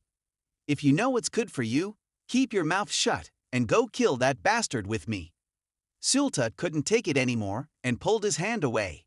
But Lee Do-yoon collapsed with just that small action. With that leg, what could he possibly do? Let alone seek revenge. Lee Do-yoon gritted his teeth in hatred. So you guys betrayed me because of my leg, huh? That's why those bastards didn't come. It wasn't like that, but since his leg was injured, it made him very sensitive and suspicious of everything. Lee Do-yoon angrily hobbled back. I don't need you guys anymore. You all can go back to your own pens. I can smash that bastard's face alone. His 2 close friends could only sigh in dismay. With that leg, he had become disabled. What could he possibly do with that body? Hearing this, Lee Do-yoon felt even more furious. But now, he didn't even know where Daejin was, so how could he seek revenge? In another development, in front of Jungren High School, the weather forecast said it would rain today, so the owner asked Daejin to bring an umbrella for her. Naeun awkwardly thanked him, because not only Daejin, but also his brother Jo Hangil inexplicably appeared behind him. Jo Hangil didn't bother to hide his intentions. I'm here to get some free pizza. 3 people then happily walked home together, unaware that a figure in a black coat was watching them closely. Seeing them so joyfully living their lives made him feel even more resentful, as he had to live a lifetime with his disabled leg. Seul-tae had informed him about Imda Jun being expelled from school and moving closer to Jungran. After hearing this, he remained indifferent. Wasn't Jungran the territory of his brother, Atex? He just needed to call him. However, Seul-tae's words afterward plunged him into despair. Hyeol-tak had vanished after being defeated by Imda Jun. Yet, he still couldn't believe that Imda Jun had any chance of winning against him. He tried to call his brother, but no one answered. Without help, he had to rely on himself. He was confident he could handle that guy just as easily as before. While walking down the street, he suddenly heard a voice. It turned out there was a gang fighting. Although Jo Hangil kindly reminded them, this fool refused to listen and even proactively attacked him. Well, let's consider it a warm-up. Jo Hangil handed the other 2 to Daejin, who acted like a robot, waiting for Jo Hangil's command to jump in immediately. Daejin skillfully took on the 2 opponents. This scene was completely captured in Lee Do-yoon's eyes, and he couldn't hide his amazement. At that moment, they realized that the guy in the coat was Jo Hangil. Not knowing was fine, but knowing and not running was indeed foolish. There was nothing left to say. Jo Hangil looked at him, praising Imda Jun, saying, "Now you can easily deal with guys like that, right?" Meanwhile, Naeun was worriedly asking about his uncle, who had just been beaten by the gang of youths. Jo Hangil advised his uncle to be cautious if living in this area, to avoid getting involved in any trouble because today's youths were very aggressive. The uncle struggled to explain that they were deliberately messing with him. Earlier, they had confirmed his identity before attacking. He was sure someone he knew had bribed them to do this. Was it possible that he had returned? Lee Do-yoon was now standing in a corner, silently observing them. He finally understood why Solte and Baezuan seemed apprehensive when mentioning Daejun. Daejun had indeed become much stronger. Moreover, if it was true that he had defeated Hyeoltak, then now he couldn't touch a hair on Daejun's head. He suddenly realized, unconsciously, that he was afraid of Imda Jun, whom he had mercilessly bullied before. His hands trembled uncontrollably as he remembered all the times he had picked on Daejun. He truly dared not think of the scene where he would be defeated by Daejun. Just then, two young men around his age suddenly bumped into him. Lee Do-yoon blankly asked who they were, only to immediately receive a fierce slap.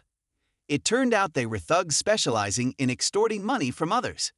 Lee Do-yoon couldn't believe his ears.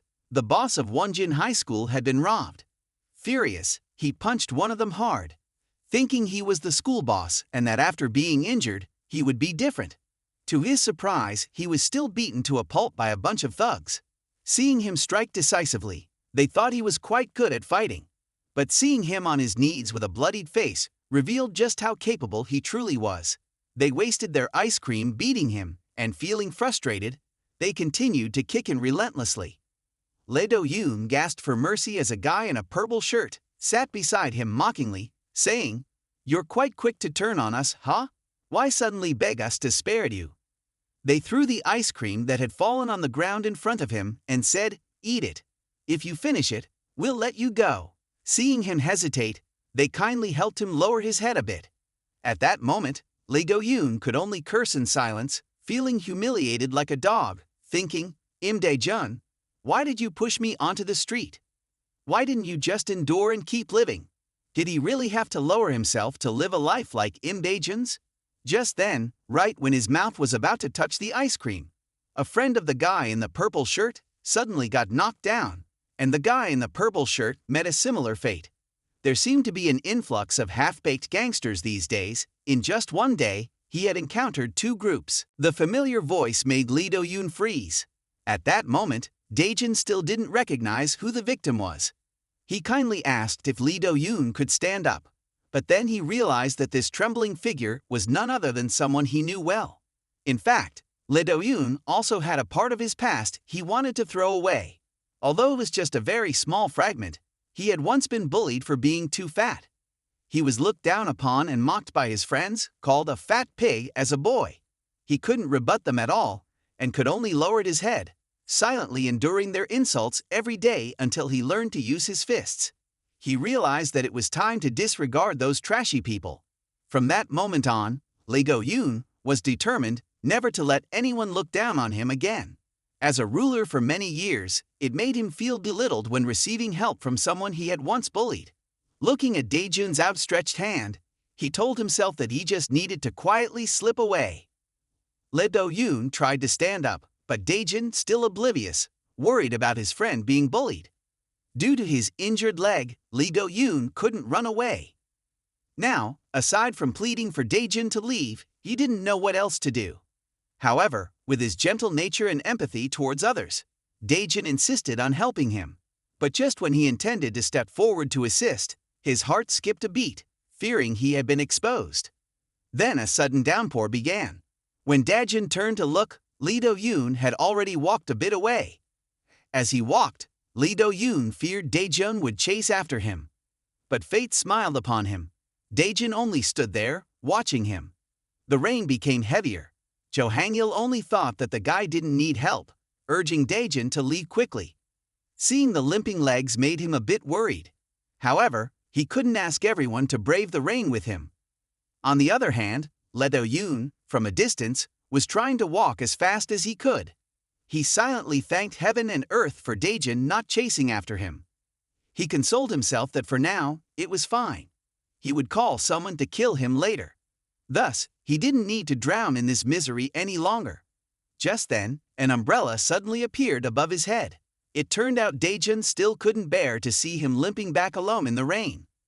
Lee Do-yoon firmly pushed the umbrella away with his trembling hands, making Daejun feel incredibly confused. Why was he still insisting on asking him to leave when his condition was already so pitiful? As soon as that voice rang out, the surroundings suddenly fell silent. Although the voice was very soft and drowned out by the rain, instinct told him that it was a voice that could send shivers down one's spine. It seemed to have touched a part of Daejun's memory. However, perhaps due to the rain, or because there were friends waiting, he let the person go. With his mind still in turmoil, Daejun regretted that day to this day. Lee Do-yoon had already distanced himself from them. As he walked, he felt an indescribable emotion in his heart upon receiving empathy from Daejun. Lost in thought, he tripped over his own feet and fell. This moment made him realize that he might have to live like this for the rest of his life, with Lee Do-yoon's childhood life filled with ridicule from everyone, accompanied by pitying glances. He stood on the edge of a bridge, having dropped a sandal. He wished he had never woken up and wished he could sink into sleep once again. In another development, Jordan Chill was sitting and chatting. Jo Hangil decided to end the fighting class for Daejun so he could graduate. Daejun's eyes brimmed with tears. Finally, his hard work received the deserved reward. The graduation ceremony took place amidst the cheers of the older brothers and sisters. Daejun was also gifted a shirt from Jo Hangil as a graduation present. Though Kim Taek's hands were sore, he still applauded enthusiastically, even tearing up because he had once been like that too. Daejun donned the oversized shirt he had just received, which looked just like Jo Hangil's, only in a different color. Perhaps Jo Hangil had given him his own shirt as a gift. After graduating, Cha Tae-hyop eagerly wants to return to middle school with you. Damn it, Won Jin. Daejun immediately intends to refuse because this is just his personal matter. However, right now, he is a member of Jordan Chill, so why should he fight alone? After hearing these words, Daejun feels very warm inside. Thanks to this family appearing, an unfortunate and lonely person like him could continue living until today. Now he is no longer alone. Daejun will resolve all the debts of the past and start a new life. In their small room, although cramped, it is cozy and filled with laughter. In contrast to their joy, Lee Do-yoon currently feels very desperate. Just when he intends to end his life, Hyeol-tak suddenly calls. As soon as he answers, a bold voice resounds, "Lee Do-yoon, you're awake, huh? Why did you come looking for me right after waking up?" Although he knows the reason, Lee Do-yoon yells, "Why are you calling me now?" Hyeol-tak arrogantly laughs, "I heard that guy has changed a lot, so you must be feeling helpless, right? Don't worry, I'll take care of it for you." Lee Do-yoon doesn't trust his words, much because he had already dealt with the entire Jungran school. Hyeol-tak scoffs, "What is Jungran anyway?" From the phone, Lee Do-yoon hears someone screaming in agony. It turns out he is currently involved in a gang organization, Haegwang. As long as you have some money, Haegwang will solve everything. The scum in this place are selected very strictly. They don't just use violence, they also do threats and kidnappings. As long as you have money, you're good. Lee Do-yoon seriously thinks he doesn't want to use threats through violence. This call has made Lee Do-yoon completely lose his humanity. He will do anything to escape this grim life. To avoid death, the only way is to resolve what has caused this fear. In a certain street, another young man appears, a victim of the Haegwang. As for Daejun, lately, apart from working hours, he has a lot of free time. This is partly because his classes with Jo Hangil have ended, leaving him so idle. Although Jo Hangil always sets difficult questions, he can still manage to overcome them with everyone's encouragement. He must especially thank Naon once again. However, the process of revenge will never go smoothly like that when he still has one thing troubling him. According to Jo Hangil, the Haegwang have returned. Although he doesn't know when they will appear in this area, all their acquaintances can become their targets. Jordan Chill has decided not to run away. So if they dare to act recklessly, they will show them what respect is. Daejun has resolved to protect everyone, including the pizza shop, the owner, and Naon, because he has become much stronger now. Daejun cheerfully pushes the door open. "Boss, I'm here." But the scene inside surprises him. His boss is sitting there, looking tearful with a hand in a cast. Daejun anxiously asks, "What happened to your hand, uncle? Was it the Haegwang?" The boss bows his head in fear. "No, you don't need to know." His attitude only makes Daejun believe in his intuition even more. Because of Daejun's insistence, he just smiles sheepishly and says that he got injured because he was careless and fell. Dae-jun is suspicious.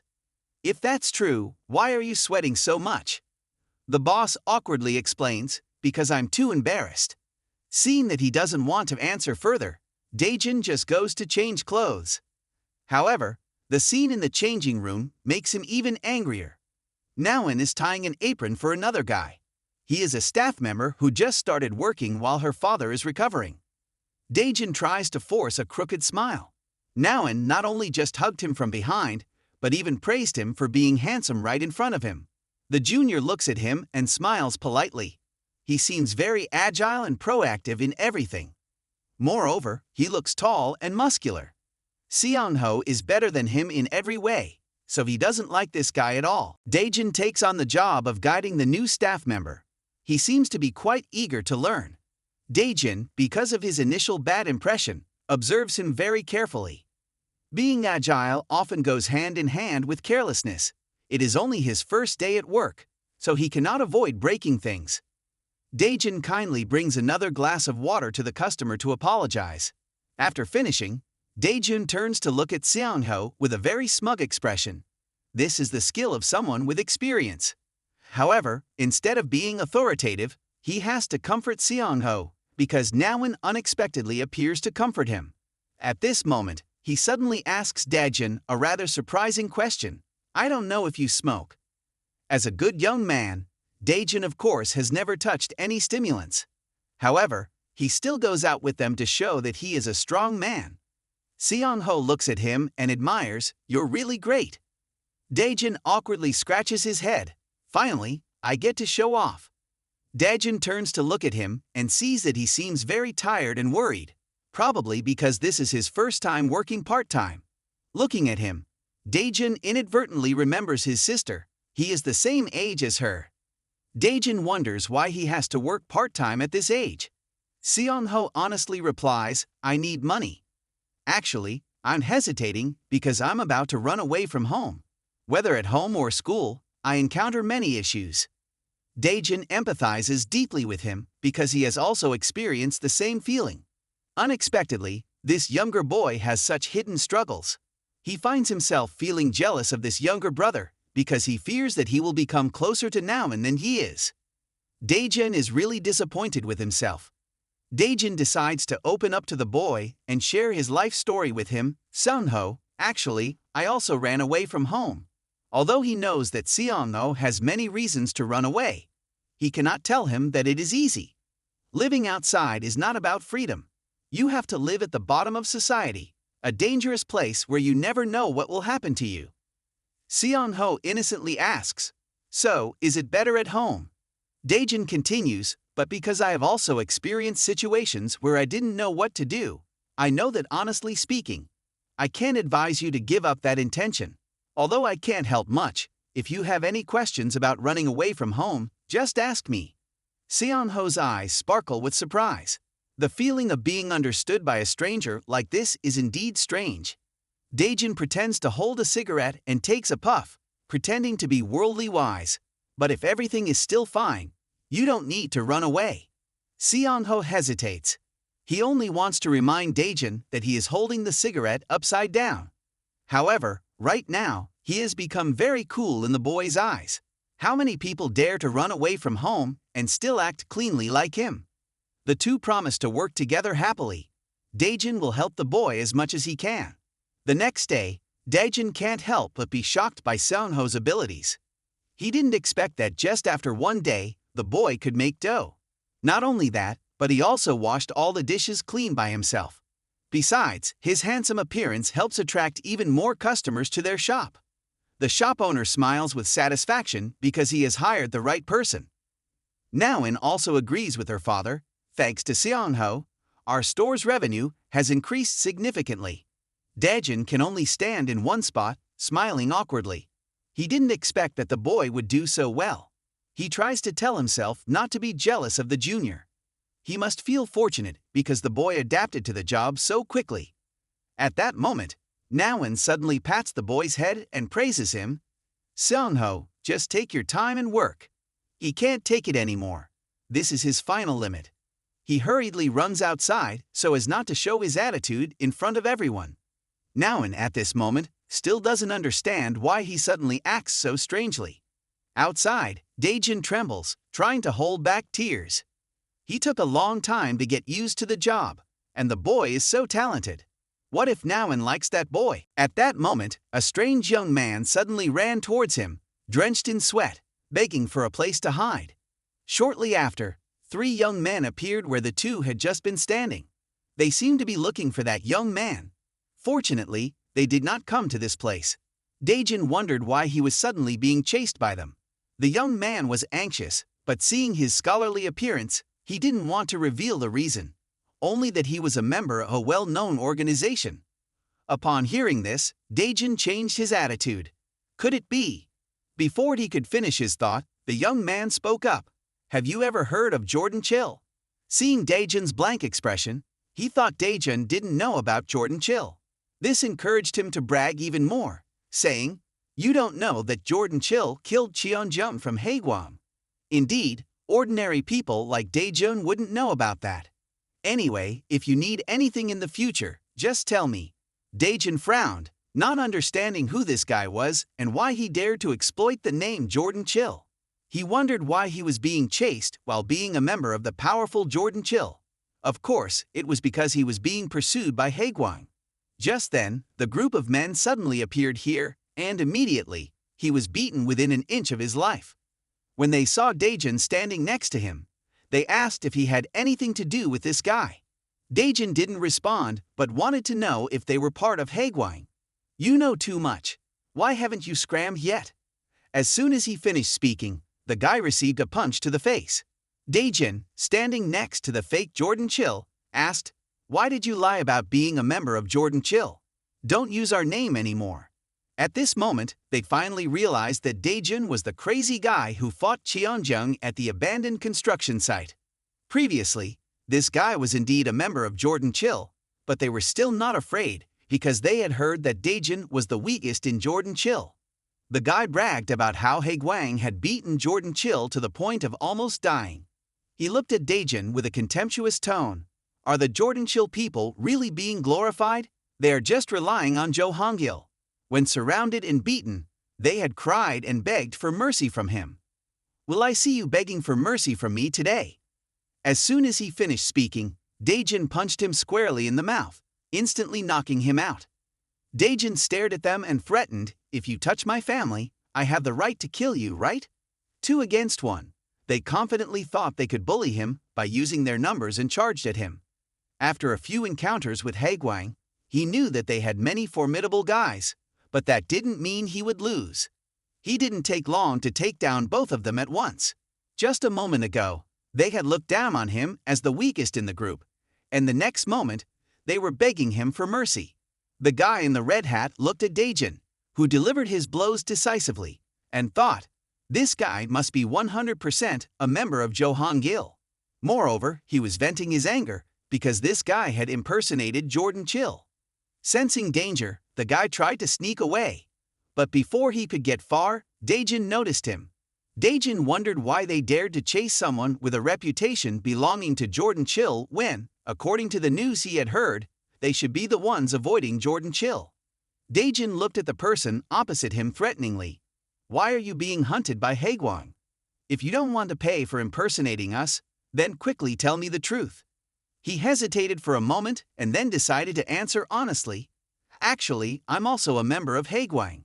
Immediately, Daejun took a fighting stance. Seeing that, the guide hurriedly explained that he was being hunted because he had betrayed Haegwang.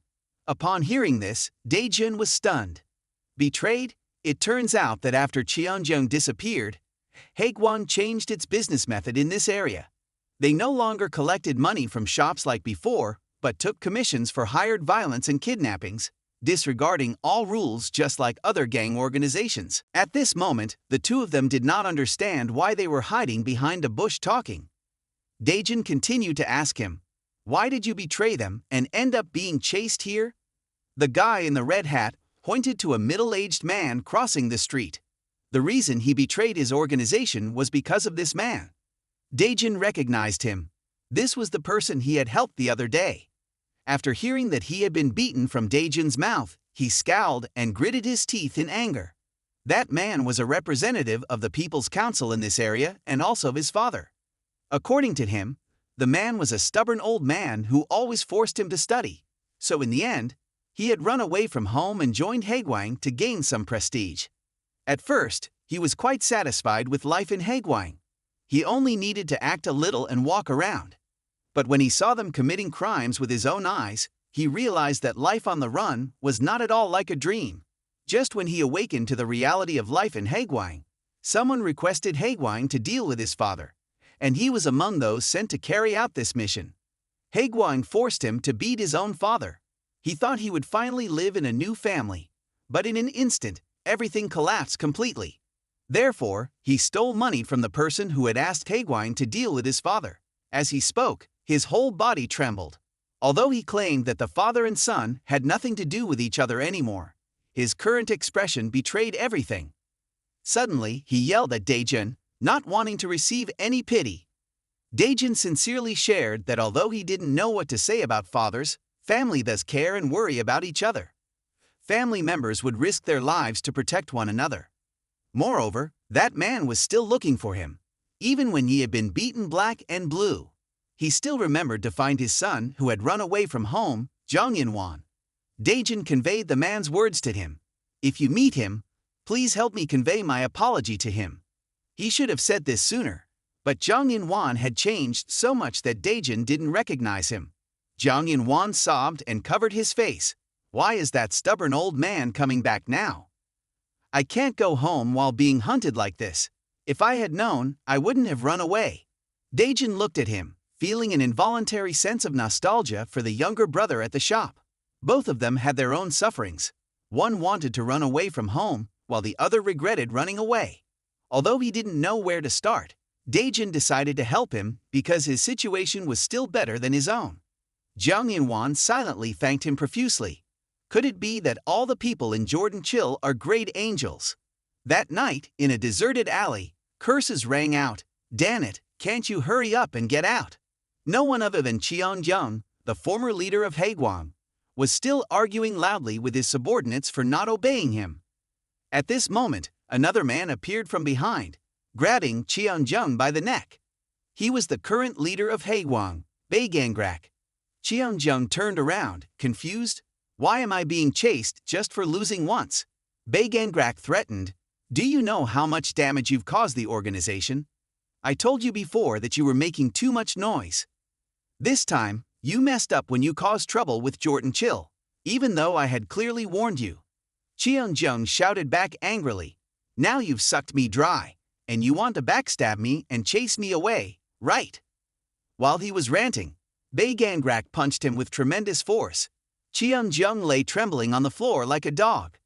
Bae-gangrak gave him a final warning before leaving him to his subordinates to deal with. At this moment, someone also warned him to be careful. This man was also a leader of Haegwang, Han Jungmin. Bae-gangrak scoffed. Why should I worry? You enthusiastically agreed to kill Jordan Chill, but now you're worried. Of course, there was a basis for this concern because he had witnessed how much danger Jordan Chill posed to Haegwang. Moreover, in the end, they had also received a commission to kill Jordan Chill. It was said that the one requesting this was a high school student. However, Bae-gangrak disagreed with the idea of wanting to kill Jordan Chill. Han Jungmin didn't know how Bae-gangrak planned it, but as long as they didn't end up like Cheon-jung, Bae-gangrak was confident. You don't need to worry, because I can end them whenever I want. An agent of mine has already infiltrated their ranks. At the pizza shop where Daejun was working, he had brought In-won and introduced him to Seong-ho. However, In-won had already casually met Seong-ho while both were smoking earlier.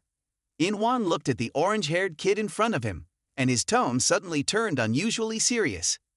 You want to run away from home, right? Seong-ho nodded vigorously. Then don't go, it's not as easy as it seems. That guy told you if you're too tired, you can just leave home, right? But he's one of Jordan Chill's men. In this area, only Jordan Chill can be trusted. All the other street kids are just trash. Seeing that the kid still showed no sign of giving up on this plan, he suggested that he join Haegwang. After hearing this, Dae-jun and he got into a heated argument. Watching the two fight over him like this, Seong-ho didn't want that at all. He hesitantly asked, "Isn't there any other way, brother?" Jang In-won wanted to hear the reason why he wanted to run away. Dae-jun also wanted to know. Seong-ho hesitated and recounted everything. Before his mother had the accident and passed away, his family was very harmonious. His father had completely collapsed, but always tried to ensure that he had a happy life. To ensure his son didn't feel the lack of a mother's love, he remarried. His stepmother treated Seong-ho as her own child, so he felt happy again. However, everything changed the day his younger sister was born. From then on, she treated Seong-ho like he was superfluous and tried every way to sever the bond between father and son. Although he had decided to tell his father the whole truth, seeing his father happy with his family made Seong-ho reluctant to destroy it. That's why he wanted to run away. If he wasn't there, that family would be harmonious again. After listening, Jang In-won could only look at Dae-jun with a blank face, seeking help from him. Although he felt he had no right to advise Seong-ho, he still wanted to tell him not to run away. If your dad really cares about you, he wouldn't want you to leave home. Moreover, don't just think about him. Think about yourself too. In-won agreed with him and even tempted Seong-ho to come live with him. He would use stolen money to pay the rent for the two of them. Seong-ho smiled and thanked the two of them. At that time, the three of them gathered to solve the problem with their dad. Jang In-won now only had to fight with those Haegwon guys, but they were numerous and stronger than the three of them. Dae-jun hung his head in worry, unsure whether to talk about this with Jordan Chill. Just then, Seong-ho suddenly came up with an idea. They would find the person who had commissioned the hit and ask him to cancel it. It was a good idea. Jang In-won had also seen his name written in the notebook while robbing his wallet. The three of them talked until late at night, and finally, Jang In-won was still puzzled about why Imda Jun helped him this much. He honestly replied, "Because you're also at the bottom of society like me. Moreover, both of you are good people." After hearing this, both couldn't help but chuckle. Just when Imda Jun said goodbye to them and left, a secret phone call rang. "It's me." Imda Jun had completely trusted him after being by his side. "Do I need to continue?"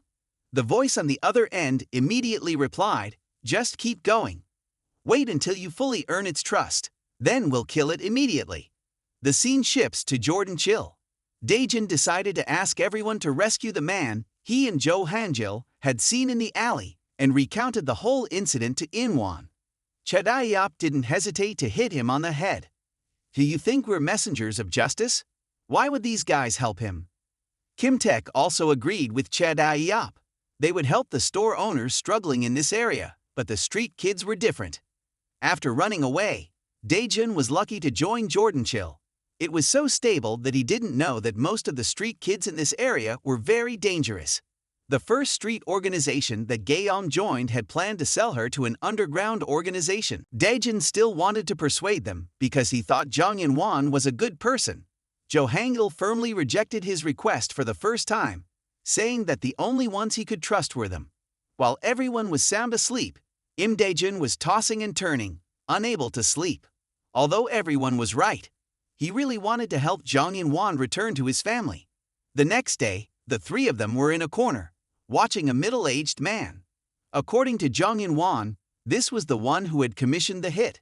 He was the representative of the People's Council, Kim Hyeon-yu. Jang In-won looked at him with a furious gaze. Even if he had to use force, he would make that man cancel the request. He suddenly moved into a bar. Jang In-won wanted to rush into the bar, but kids like them couldn't just walk in there. Dae-jun thought they should wait outside. However, just 1 second later, they were all seated inside the bar. Seong-ho looked extremely excited because, after all, it was his first time in such a place. It turned out that Jang In-won had prepared 3 fake IDs. Imda Jun saw this for the first time because it seemed like no one in Jordan Chill had one. At that moment, they had to split up to find Kim Hyeon-yu's room. Meanwhile, that old pervert was pinching 2 girls under his arms and laughing merrily. Not only were there 2 girls, but there were also 6 other girls he had called in to force them to drink. The two girls next to him poured drinks and asked why a mere representative of the People's Council was so wealthy. Did he have another side job? Just as he was about to answer, he noticed a girl who refused to drink. Although the girl next to her explained that this was a newbie and not used to drinking much, he ignored this explanation and immediately slapped the girl. The girl's eyes welled up with tears, trembling, not knowing what to do. Not stopping there, he even lifted an empty bottle to threaten her. "I told you to finish your drink." Meanwhile, while the three of them were fumbling, unsure of which room to find, a group of girls walked out from Kim's room. Hearing the old representative's name from the girls' mouths, the three of them immediately knew where to find him. In-won looked at the old man with a tone full of resentment. "I know you hired Haegwine to beat someone up. Cancel that request right now." Old Kim sneered. He remained leisurely drinking. "Are you guys Haegwine's enemies? Or did Mr. Jun hire you to come here? It can't be, right? That idiot couldn't come up with this." Hearing his father's name insulted made Jung In-won lose his temper and grabbed the man by the collar, threatening him. Just then, it seemed like the bouncer of the bar had appeared. In front of real gangsters, Seong-ho and Jung In-won shook like leaves. The owner, Park, saw the kids and rushed up to threaten them. But Daejin was quicker, attacking him first. He stood in front of the two, exuding an aura that could bear the entire team. "You two stand behind me." Seung-ho, worried, wanted to help. Jung In-won didn't want him to fight alone either. Although not confident, having someone who had fought before against them was better. The henchman of this guy confirmed that the three kids had sneaked in using fake IDs. Seeing their boss furious like this, Manager Park was a very dangerous person. Although he had only been here for a year as a superior, he seemed to have changed from the park manager of old. Whether in making money or in fighting, he had never gone easy on anyone, not even minors. The exact reason was unclear, but this guy hated minors to the extent that he just wanted to kill them. So when Daejin actively attacked, he would surely do everything he could to kill him. He ordered two henchmen beside him to attack Daejin, but this wasn't the first time he faced two opponents. Daejin dealt with each one very skillfully. The other two could only stand aside, astonished, not expecting Daejin to fight so well. However, to those who had been bouncers for a long time, his punches still seemed very admirable. While being careless, he accidentally stepped on Daejin's foot. Not understanding what he meant, Manager Park rushed in and kicked him back. Feeling that the two younger ones were fighting too foolishly, he had to intervene himself. With his sturdy legs, he continued to stomp down hard on Daejin's chest. Fortunately, Daejin managed to use his hands to block it. Otherwise, he would have been a goner long ago. Not stopping there, he ordered his underlings to hold Daejin down while he smashed a glass bottle, rushing in to stab him. At that moment, Daejin could only resign himself to fate. Little did he know, this was the gap between him and the thugs. It was overwhelming for him in this 3-on-1 battle. Just as he thought he was done for, a bottle of wine struck his attacker's arm. Seong-ho didn't expect to rush in and fight alongside him. After all, 2 was better than 1. He had said he would help. Yet Seong-ho still trembled in fear. Now, even the younger Seong-ho was going to battle, so Jung In-won couldn't just stand by and watch. The three of them lined up in formation, ready to face Manager Park. Although Daejin was very grateful for the two's intentions, he still wasn't completely confident in them. So he suggested that the two should take on one thug while he would face Manager Park and the remaining henchmen. The thugs, relying on their size, immediately charged in to attack first. Daejin could only buy time and wait for an opportunity. The grown thugs were indeed very strong. If he couldn't hit their weak points, his strikes would be no different from a mosquito bite on stainless steel. As they attacked him recklessly, it showed they were underestimating him. Remembering the moment he faced Hyoil-tak, Daejin decided to repeat that tactic. Taking advantage of a tiny opening, he ducked down and successfully landed a hook punch on one thug. Manager Park was somewhat surprised, but it wasn't a big deal. He advanced like the wind, easily blocking Daejin's punch. Daejin took a powerful hit to the stomach. Manager Park no longer held a dismissive attitude. Instead, he switched to a state of vigilance. Daejin was being hit continuously. he desperately tried to find every weakness of his opponent. It was this urgency that allowed Manager Park to read all his intentions. In a split second, Dae-jun accidentally remembered his last training session with Jo Han-gil. He was taken aback by the counterattack Jo Han-gil had pulled off unexpectedly. Jo Han-gil had punched him in the chest, showing that focusing solely on attacking the jaw wasn't the only way to take down an opponent. Dae-jun had memorized it and replicated Jo Han-gil's exact move. Manager Park's mouth dropped open in pain. He didn't expect Dae-jun to know such a technique. The shot to the liver was exactly what Jo Han-gil had taught him. No matter how strong the opponent was, if hit with this move, he would be just a dying fly. A punch to the chest and a punch to the chin officially ended the fight between him and this uncle. At this moment, he suddenly remembered his two teammates, who were now in an unknown situation. Jang In-won had a stunned expression as he looked at Seon-ho. He scratched his head and explained that he hadn't even thrown many punches, yet that the thug was already sprawled out on the floor. This kid, whether working or fighting, only needed to look once to perform very well, while Dae-jun had to train hard. This made him feel extremely jealous. After finishing off the uncles, they turned to threaten old Kim. He was trembling, shouting for them not to come near him. Behind Manager Park, he was still not unconscious. He struggled to get up, refusing to accept being beaten down like he was at Haegwang. He couldn't keep letting these kids, who hadn't even wiped their noses, push him around. Suddenly, he grabbed a broken wine bottle and charged at them. Luckily, Seon-ho was quick enough to shove Dae-jun aside. Dae-jun quickly threw a punch at him. Although his body wasn't injured, his clothes were stained with blood. The two were startled as they turned to look at Seon-ho. The broken bottle had stabbed into his back. When did Seon-ho start bleeding? Everything around them seemed to darken. Seon-ho lay in his own pool of blood, while Jang In-won stood there, dumbfounded. Dae-jun hurriedly shook him awake, insisting he take Seon-ho to the hospital while he stayed to deal with old Kim. He was still stammering threats at Dae-jun, saying, "I saw you guys beat someone up. I'll report you." Before he could finish, Dae-jun delivered a series of punches to him. Not all old men deserve respect. It was the first time old Kim had received such a beating, and he couldn't help but beg. Dae-jun glared, threatening him to spill the reason he had ordered the thugs to beat Jeong Dong-chae. Quickly, the old man trembled and confessed everything. Hours later, Seon-ho was fortunate to regain consciousness. Thankfully, they hadn't stabbed him in a dangerous area. Dae-jun wondered why Seon-ho had risked himself like that. The truth was, even he didn't understand why he had done that. Previously, he had always thought he was alone. Seon-ho smiled at his younger brother, who had rushed out instinctively. Seeing Dae-jun's sad expression, Seon-ho comforted him, saying, "You don't have to feel guilty.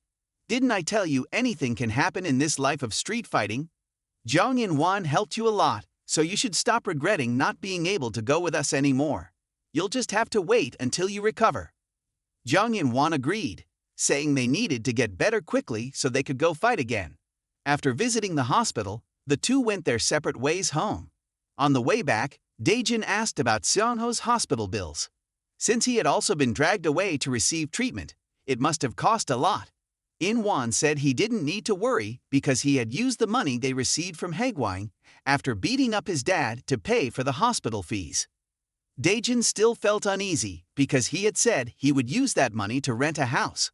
Although that money didn't belong to In-won, he still wanted to thank him for being so good to him. Jang In-won looked a bit awkward and changed the subject, asking about old Kim. Sure enough, after taking a few punches, old Kim was willing to confess everything. Because Jeong Dong-chae had noticed his embezzlement of the council's funds, he had sought Haegwang's help to warn him not to interfere in his matters. Dae-jun threatened him to cancel the request by any means necessary, otherwise, he would personally smash the old man's face. The old man said if they wanted to cancel the request, they would have to meet with Haegwang directly. So they had to go there because if not, he might incite Haegwang to target them. Dae-jun also had evidence of his embezzlement. Then Jang In-won gloomily said he would go there alone because, after all, Seon-ho had been injured, and they had already dragged him into too much trouble. Dae-jun comforted him, saying, "You just need to trust me. I had my reasons for helping you, as I've said. The two then headed home. In a corner, Jo Hangyil had been following Daejun's situation. Although he pretended not to care, he was always watching his every move. The next day, Han Jiangmin came to the bar where they had been, asking where the managers were. He couldn't believe that a group of veterans would let a bunch of kids handle things. Finally, he understood why Baegangrak wanted those Jordan Chill kids so badly. Just as the spy from Baegangrak had said, none of the group from yesterday had any fatal wounds. Baegangrak must have held back. Han Jiangmin asked what to do about the spy. At that moment, Baegangrak was digging a very deep hole. Haegwang didn't need someone like him. At the same time, Daejun and Jang In-won were following old Kim. They didn't understand what he was thinking by arranging a meeting in the woods. Feeling suspicious, In-won grabbed him by the collar, threatening, "I think you're acting shady by bringing us here. What are you plotting?" Old Kim pushed In-won's hand away, reminding them they had to erase the evidence of his embezzlement after he canceled the request. In-won gritted his teeth, threatening, "If you're still talking about this, you should be grateful I haven't punched you yet. If you dare to play tricks, I'll immediately release the documents showing you've embezzled public funds. You just need to cancel the request and get lost, got it?" Old Kim walked while saying he didn't want to meet that guy again. Daejun wondered who that guy was. Just as he was about to answer, they arrived at their destination. Old Kim went ahead to talk to the gang members, but unfortunately, their boss hadn't arrived yet. Jang In-won and Daejun stood nervously behind a tree. Just how many people did Haegwang have here? This was Daejun's first time in this place, and he never expected they would be doing business in the mountains. If it was just 5 people, Daejun thought he could handle it. At that moment, the boss of Haegwang appeared. As soon as Daejun saw him, the thought of being able to take down Haegwang with his fists vanished. This feeling was entirely different from the feeling of being crushed when he faced Cheonjung. This guy made him feel like he was facing a giant beast. Daejun decided to give up on the idea of confronting them. All he needed was for the man to cancel the request, and he would leave immediately. He planted his shovel next to him and sat down opposite the boss, saying, "I'm sorry for being late. I had some business to attend to. My underlings were supposed to handle this, but since the request came from someone lovable, I wanted to step in myself. I've heard you want to cancel the request to beat up Representative Jeongdong Chai. Right?" The boss hurriedly replied, "I want to cancel the warning against Jeongdong Chai. That's right, I've warned the old man enough already." However, first, he insisted that the boss pay the outstanding balance.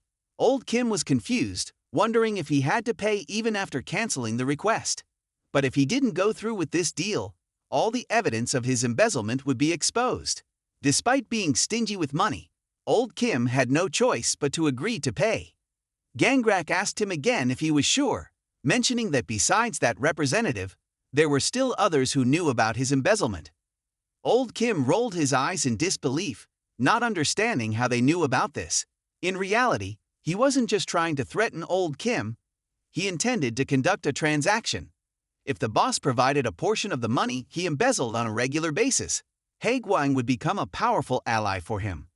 Old Kim was fearful because there were still people who knew about his embezzlement. If they exposed it, he would be finished. "You don't need to worry about that," he assured him. "I can guarantee that apart from me, anyone else who wants to dig into that matter will disappear without a trace. Even though you've canceled the request, Representative Jeongdong Chai is still one of them. And those two using the documents to threaten you are no exception." The roar of motorcycles echoed in the dark night. At this point, Daejun and Jang In-won had been surrounded. Daejun was caught off guard, not expecting them to know the two of them were hiding here. How could they have found out? It turned out the spy from Haegwang was none other than the one lying in the hospital bed. Human hearts are truly difficult to predict, Jang In-won feared. Were they going to die here? It was a serious situation.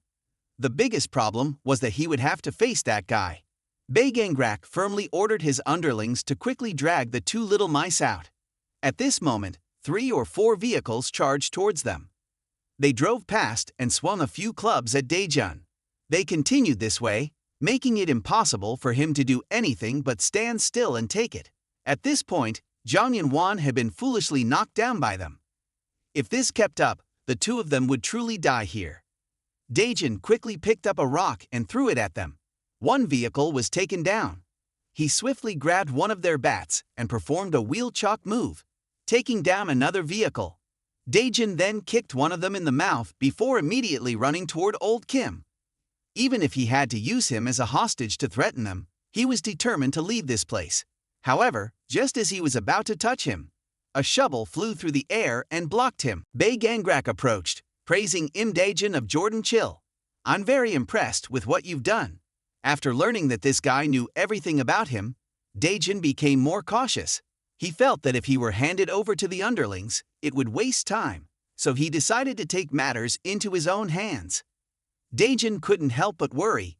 If he was as strong as Cheon-jung, he might not survive. While he was lost in thoughts about Cheon-jung, that guy suddenly struck without warning. Although Daejin managed to block it with his hands, he was still thrown against a tree. With this one punch, he realized that compared to him, he was nothing. Gangrak moved in to throw another punch. If this hit him, he would truly die. Daejin hurriedly leaned away. Although it didn't hit a vital spot, his legs were practically incapacitated now. It seemed like his leg bone was broken. He couldn't forgive what Jordan Chill had done. He was dragged away like a dog. From the representative Jiang Nanchai to the incident in the bar and the burn on Cheon-young's face, he pressed Daejun's face close to the flames, just like how Jo Han-gil had done to his previous opponent. Tears streamed down his face. The game was over. He still had so many things left undone. It couldn't end when he was still at the beginning. Daejin, unexpectedly, grabbed the burning wood with his bare hands and threw it at him, disregarding his blistered hand. He rushed toward the shovel, aiming it at him. But the one facing him was a monster, not a human. Yet he managed to grab the blade of the shovel with his bare hands. Daejin tried to pour all his strength into the shovel, but he snapped it like breaking a glimmer of hope within Daejun. He received a blow to the face from him and then fell to the ground. Before he died, he gave Daejun one last chance to join Haegwang. If he joined the organization, he would continue to live. However, he first needed to pass a test. He called over his underlings to bring out a corpse and tossed a shovel in front of Daejun, ordering him to bury this person. Kill or be killed was the simplest rule of society. As long as he could prove his hands were stained with blood, he could survive. This was Manager Park, who had stabbed his friend. He continuously urged and threatened Daejun, saying if he didn't do it, the one lying there would be him and his friend. Daejun looked at Manager Park, who was trembling, and internally wrestled with his thoughts. If he didn't comply, he would definitely die. Moreover, this guy was still a bad person after all. Daejun shut his eyes tightly. His next action made Bae Gangrak extremely disappointed. The shovel was planted right next to Manager Park's face. Indeed, he wanted to live, but he wouldn't live like them. Bae Gangrak looked at him and then threw a punch. After that, there was nothing more. He couldn't see anything anymore. Only felt like his body was about to burst. "Bury this guy too," was the last sound he heard. His mouth was now filled with dirt. Finally, he realized he was being buried. Daejun still had so many regrets. He had hoped to take revenge before dying. The greatest regret was not being able to live longer with them. He really wanted to see them again. Just then, a Hudwang member suddenly fell next to him. A familiar voice rang out, "Imda Jun, it's great to see you." Heavy breaths came out in gasps. How does it feel to be revived? Jo Han-gil stood with his arms crossed, arrogantly looking down at the unmoving figure on the ground. Suddenly, a group of people holding weapons rushed in, yelling loudly, "What the hell are you doing?" Jo Han-gil glanced at them and said, "Oh, there's still more." The opposing side swung a steel bat at Jo Han-gil and angrily shouted, "Bury this bastard for me." Saying that, he swung his hand toward Jo Han-gil, but missed. Jo Han-gil grabbed the bat, surprising the opponent. "I can't move," the opponent said. Jo Han-gil asked, "Have you ever kissed someone?" The guy didn't understand what Jo Han-gil was asking. He sweated profusely, gasping. Jo Han-gil casually said, "Kiss the ground," and then he lifted his shoe and stomped directly onto the face of the guy. he fell flat on the ground. His teammates looked on in shock at the scene. Damn, where did this guy come from?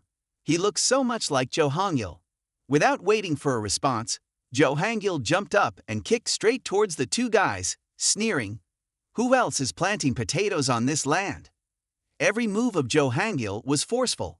The two guys couldn't react in time to defend themselves. After that, Jo Hangil kicked the remaining guy. Suddenly, a voice came from behind. Meeting Jo Hangil here is really a surprise. Imda Jun crawled up. The two looked at each other in astonishment. Wow, Jo Hangil, who is this? It turned out to be Jong Won, who was amazed, not believing his eyes.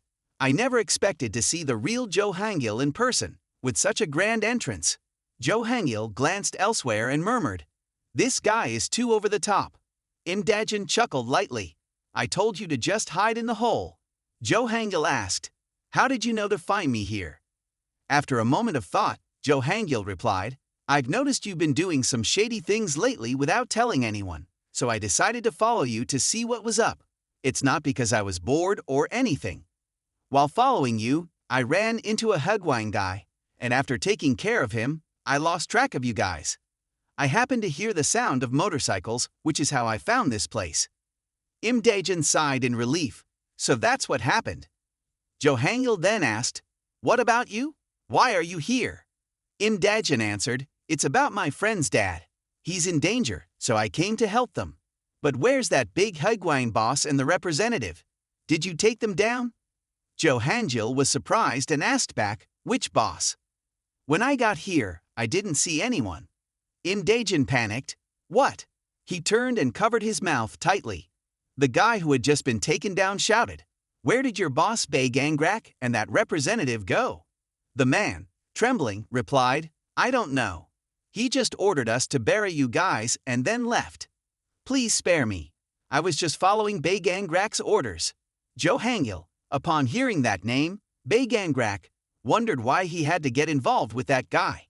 He turned to Imda Jun and said, "Let him go. And you, listen carefully and relay the message to Bae Gangrak that you buried Imda Jun alive." The other two were shocked. Jo Hangil continued, "Today, you've never met me here." The guy was slightly confused and said, "What? But if Bae Gangrak finds out the truth, I'll be dead." Jo Hangil shoved the guy hard to the ground and yelled, "It seems you're only afraid of Bae Gangrak and not of Jo Hangil." His gaze was fierce as he stared at the man. Imda Jun and Jong Won looked on in astonishment at the scene. Why is he doing this? Is it because of Bae Gangrak from Haegwang? Jo Hangil is so cool. At the CS24 convenience store, Jong Won held his phone and cheerfully said, "I'm taking a picture with the legendary Jo Hangil, who I've only heard about before." Jo Hangil, feeling tired and helpless, replied, "Could you stop taking pictures?" Imda Jun, standing nearby, chimed in, "If you want to save his dad and help him get back home." Jo Hangil registered his name on Jong Won's arm and asked, "What's your name?" He happily replied, "It's Jong Won. I'm going to get your autograph tattooed." Imda Jun coldly said, "I need to kill Bae Gangrak. I know this is very unreasonable, but can you help me?" Jong Won replied, "No need, okay? Jo Hangil doesn't need to get involved in my matters." Imda Jun hurriedly stopped Won. Jong Won softly said, "I can handle it myself." Jo Hangil took Imda Jun aside and said, "Then it's good. Imda Jun, come here for a moment." Imda Jun asked him, and Jo Hangil replied, "No. Don't even think about defeating Bae Gangrak or getting involved in Jong Won's business. After all, Bae Gangrak has already killed you, so there shouldn't be any problems." Imda Jun responded, "But if you step in, you're as strong as him." Jo Hangil frowned slightly and said, "I can't defeat Bae Gangrak. If you touch him, it will no longer just be a personal conflict between you two. Since this has already happened, you should stop it here for everyone's sake." Imda Jun felt confused. What should I do now? What should I do? Jo Hangil continued, "I've told you before to stay out of the other guy's business. This isn't a place for you to show compassion." After thinking for a while, Imda Jun asked, "Then why are you helping me? Am I any different from Jong Won?" Jo Hangil replied, Well, do whatever you want. Just know that I'm not getting involved in this anymore. Saying that, Jo Hangil turned and walked away, raising his hand to his head. The next day, Imda Jun muttered to himself, I have to defeat Bae Gangrak, but he had no way to do it. He felt no sense of victory when facing him. What should I do now? Then he wondered, why did he know we were there? I was clearly keeping a close watch on that representative. Imda Jun pondered deeply until his phone rang. Hey, are you okay? Seong-ho replied on the other end, I heard everything from Inwon. I heard you almost got into big trouble with a boss over there. Imda Jun answered, yeah, he's more dangerous than you think, Seong-ho. You don't need to get involved, you'll just get hurt again. Seong-ho replied, it's fine, I'm okay now. Plus, I want to help Inwon. But then, Imda Jun heard someone say, are you on a call? He quickly hung up, thinking, just so you know, when we meet, I'll explain it. Hey, Kimtek. Imda Jun called the person in front of him, asking, who are you calling? Imda Jun replied, oh, I was just calling my little brother who works at the pizza place. Is that so? Kimtek said just as he threw a punch at Imda Jun. Imda Jun, shocked, backed away. What are you doing? What's this? He hit me with his injured arm. Kimtek continued, I heard Jo Hangil talk about you. They said you were sticking your nose into others' affairs and planning to fight the boss of Haegwang. Haegwang's guys are weak, but their boss is completely different. They're not ordinary guys at all. If you want to meet them to talk, you'll have to beat me first, even with this injured arm. After that, 3 more people appeared behind him. The day after Daejun fought Bae Gangrak, Jo Hangil asked Kimtaek, what do you think about Imda Jun planning to face Haegwang's boss alone? The two suddenly fell silent. The atmosphere turned contemplative, and then they both burst out laughing. Jo Hangil asked, what should we do with him now? Kimtaek replied, we need to help him come to his senses. I think we should absolutely not let him meet that guy. Imda Jun asked, what are you talking about? How can I win against everyone? Kimtaek countered, how do you plan to defeat Bae Gangrak? Imda Jun felt slightly confused and said softly, about that, Kimtaek interrupted. If you plan to face him alone without a plan, you need to prove your strength to us. At the very least, you have to beat one person here. Imda Jun felt scared. Do they really have to go this far? Kimtaek continued, if that's the case, then why not just give up on your idea? Are you that confident? Hong Gaeong, who was standing nearby, chimed in, no need to say much. He'll give up as soon as he starts. Just as she finished, Hong Gaeong dashed like an arrow straight towards Imda Jun. Imda Jun fearfully backed away, his face showing fear. Wait, how can I possibly defeat Gaeong? She punched Imda Jun directly in the mouth, causing a tooth to fly out. After hitting him, Hong Gaeong glared at him. I'll keep hitting you until you collapse. Imda Jun struggled to fend off Hong Gaeong's attacks. Hong Gaeong hits too hard. If I keep getting beaten like this, I'll die before facing Bae Gangrak. But I can't hit Gaeong either. He gritted his teeth. Outside of this, he couldn't think of another way. He had to use the technique Gaeong had taught him to restrain her. Once he thought of it, Imda Jun lunged and tightly wrapped his arms around Hong Gaeong's legs. You really are dumb, Hong Gaeong said with a deadly tone. I'm the one who taught you this move. You think I can't block it? Hong Gaeong calmly grabbed Imda Jun's back and flipped him over. Imda Jun panicked. What? Hong Gaeong's specialty was wrestling, and she easily pinned Imda Jun down. Imda Jun lay motionless on the ground. As she walked away, she said, since there are still others waiting, I'll stop here. You should be grateful to them. In the first round, he was defeated by Hong Gaeong. After a 30-minute break, he continued to fight against his second opponent, Hae Sung-bin. Hae Sung-bin stood in front of Imda Jun and said, Daejun, just give up. Imda Jun thought to himself, the reason I lost quickly against Gaeong was that I couldn't attack. This time, I'll strike immediately. Imda Jun punched towards Hae Sung-bin, but he nimbly dodged. Imda Jun continued to throw punches, but none landed on Hae Sung-bin. He was just hitting the air. Hae Sung-bin's specialty was boxing. Imda Jun thought, I couldn't land a single hit. He can move his body like this. Bin threw a punch directly at Imda Jun's face, followed by a hit to his stomach, causing Imda Jun to sit down on the ground, breathless. Bin said, "Daejun, you should give up. You know nothing about life at the bottom of society." By the end of the second match, Bin had defeated Imda Jun. After a short rest, the third match began. This was his last chance against Kimtaek. He would have a chance to win while Kimtaek was injured. But why did he still feel the same fear as when facing Baegangrak? No, if I show fear, everything will end. Imda Jun dashed straight towards Kimtaek like a lightning bolt. I vowed to defeat Baegangrak. Kimtaek raised both hands in defense. Imda Jun kept punching his hands, but it seemed ineffective. Why isn't he moving at all? Isn't he injured? Kimtaek's specialty was boxing punches. He looked at Imda Jun with a piercing gaze and said, "That hurts, Imda Jun. You've gotten much stronger, but it's still nothing to me." He then kicked Imda Jun in the face, causing him to kneel down and hold his face. Kimtaek stated, "This is reality. Even someone injured like me, you still can't defeat." In the third match, Imda Jun was thoroughly beaten by Kimtaek. Your final opponent is Chad Ahyop. Two people assume a fighting stance. Chad Ahyop punches straight at Imda Jun's face. Imda Jun raises both hands to defend against the blow. Chad Ahyop's specialty is judo. Imda Jun thought that his strength was the closest to Chad Ahyop's among the others in the house.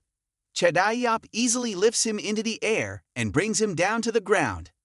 But it seems that Jordan Chill is a completely different image for me. Chad Ahyop calmly responds to Imda Jun. This can end now, can't it? Do you intend to defeat Baegangrak only with such strength? Have you never thought about that? What you consider right could threaten our lives. I once thought like you when facing Cheonjong. Although Kimtaek stopped me, I still tried to do something I couldn't handle, which ultimately put all of us in danger. So this time, I must ensure that such a thing does not happen again. Do you really think that with your current strength, you can defeat Baegangrak alone without any consequences? Daejun thought to himself, Chad Ahyop is right. I acted too rashly. If my family is in danger because of me, then yes, I should stop.